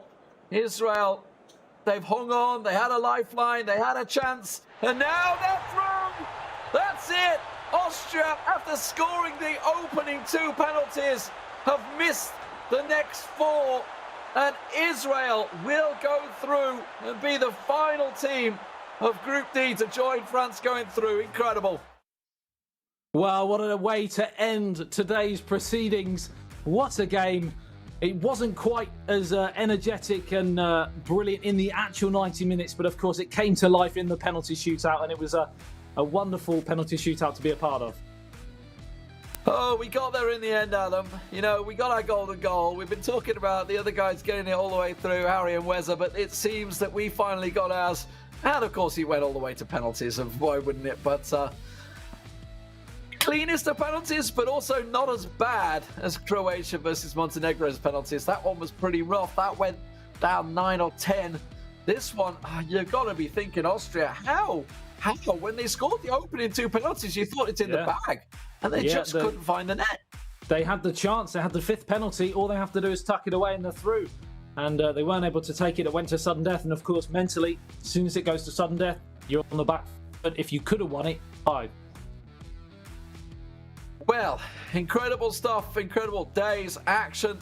I believe we might have the stats for that game coming up, but, well, I mean, there's not a lot statistically to call from that. The actual 90 minutes was relatively uneventful. We had a couple of shots, but nothing was clean and nobody wanted... I got to be honest, I'd be surprised if the pass statistics are over 70% because they were pretty awful. 69 or 68. Definitely somewhere down there. I mean, it wasn't. It wasn't. I mean, the second game we watched was a lot better from a viewer's point of view. But I mentioned in the stream that was still fascinating from a tactical point of view because there was nothing being given either way defensively. It was very, very solid. And well, it goes to show Israel only had 1 shot in the 90, which tells you everything. Possession was pretty much even across the board as well. And pass accuracy, you were wrong, Lee. It was well over 70%. So slap yourself on the wrist. I'm not sure about that. I got to be honest. I think interceptions will certainly be up there if we had a stat for that. But Austria certainly had the chances. Israel probably had the cleanest chance. That one chance they had, it should have been in. It should have been in. It was just a simple case of finish and you're through. But it wasn't to be. But it doesn't matter because they go through anyway. Austria are going to be the ones that are kicking themselves. I've got to question the defensive style play that they showed in the first game. I've got to be honest, I felt they maybe could have gone at it a little more. They played the entire matchup, I think, straight ahead, playing it in defensive stance. So didn't quite work out for him. No, I'd be surprised if he didn't. I was surprised at actually the way they took that next game because they were much better in that second game. And they kind of reverted to type in the final game. I believe we may be seeing some of the other fellas joining us shortly, but yeah, it's been a long day. I mean, let's get Harry and Weza in here because we've obviously all been covering the action. We've all had some late dramas and some long games. I think it's safe to say as it's just hit midnight here in Germany. Yeah, you're not wrong, Lee. It was a long old series throughout not only the tiebreaker matches, the entire day. We started so long ago. It feels like a lifetime ago, but that last round of matches especially was a bit of a marathon affair. But thanks so much for joining us today. We're going to round up the groups as we give Lee a little bit of a rest on his voice here. And the two teams advancing from Group A, it will be Spain and it will not be Germany. It will be Romania advancing to the knockout stages tomorrow, as we recap the rest of today's action as well. A tremendous performance, as we expected, out of Spain here in Group A, but Romania, the real shocks. Over here in Group B, we have Italy advancing through the winners' side. They actually pipped Serbia, who I suppose you could argue are favourites, or were favourites to go through Group B. They did in the end, but only in 4-3 fashion in a tiebreaker match against Turkey. Moving on to Group C then, after Italy and Serbia were able to clinch Group B qualification. In Group C, it was business as usual for the Netherlands. They advanced, and then after a marathon match, 2-1 all draws, 90 minutes of golden goal, and a 10-kick apiece, it felt like, penalty shootout between Croatia and Montenegro. It was the former who advanced into the knockout stages. And then, well, rounding out the day, it's Group D. France, with the reigning world champion Ismail, flanked by Lotfi, advancing through the winners stage. And, well, Israel, in the end, throughout the tiebreaker, were able to make things happen in the penalty shootout. It was a long old day, gentlemen. It really was. Congratulations for making through it, obviously with your voices mostly still intact. Any particular highlights from any of you guys that want to jump in here? Wes, I suppose I'll start with you and we'll go around clockwise. Any particular moments that stand out for you out of today? I think it has to be the Romanian performance against Germany, to pull it out of the bag when everybody and all punditry would have gone against them, to pull that result out and to knock them out in the fashion that they did. Superb. And a minute and 19 seconds it took them to dump them out on golden goal. Superb performance. Adam, you were hoping for a golden goal. You just got one. Was that your moment of the day? The golden goal with the penalty shootout? Yeah, the entire 90 minutes of golden goal.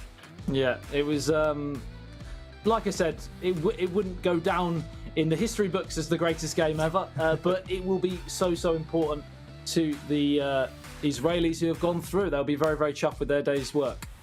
And Lee, finally for you, any particular standout moments for today? Yeah, I think for me it's probably the Serbia-Italy game where I sort of had a taste of what's to come from those guys, saying 6-5 the end score on a goal difference. Clearly a lot of goals in both those teams, so it should be very entertaining tomorrow. Yes, it really should. We, of course, have the knockout stages still to come tomorrow.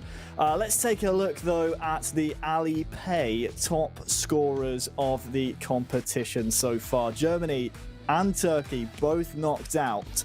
So those surely will be overthrown tomorrow, fellas, by the countries below them. France, Italy, Netherlands. The other countries still in this competition have a real chance to overtake those two nations.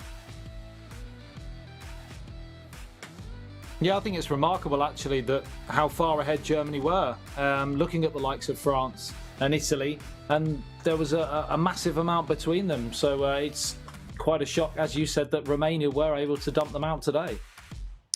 Yeah, any particular favourites you're thinking might be topping the charts at the end of the competition? Whereas obviously France haven't been in as free-flowing, free goal-scoring form as we might expect them to be. But do you maybe think if they do go all the way, they'll be at the top of the table come the end? Yeah, I think so. We've seen it time and time again that the duo from France, once they catch fire.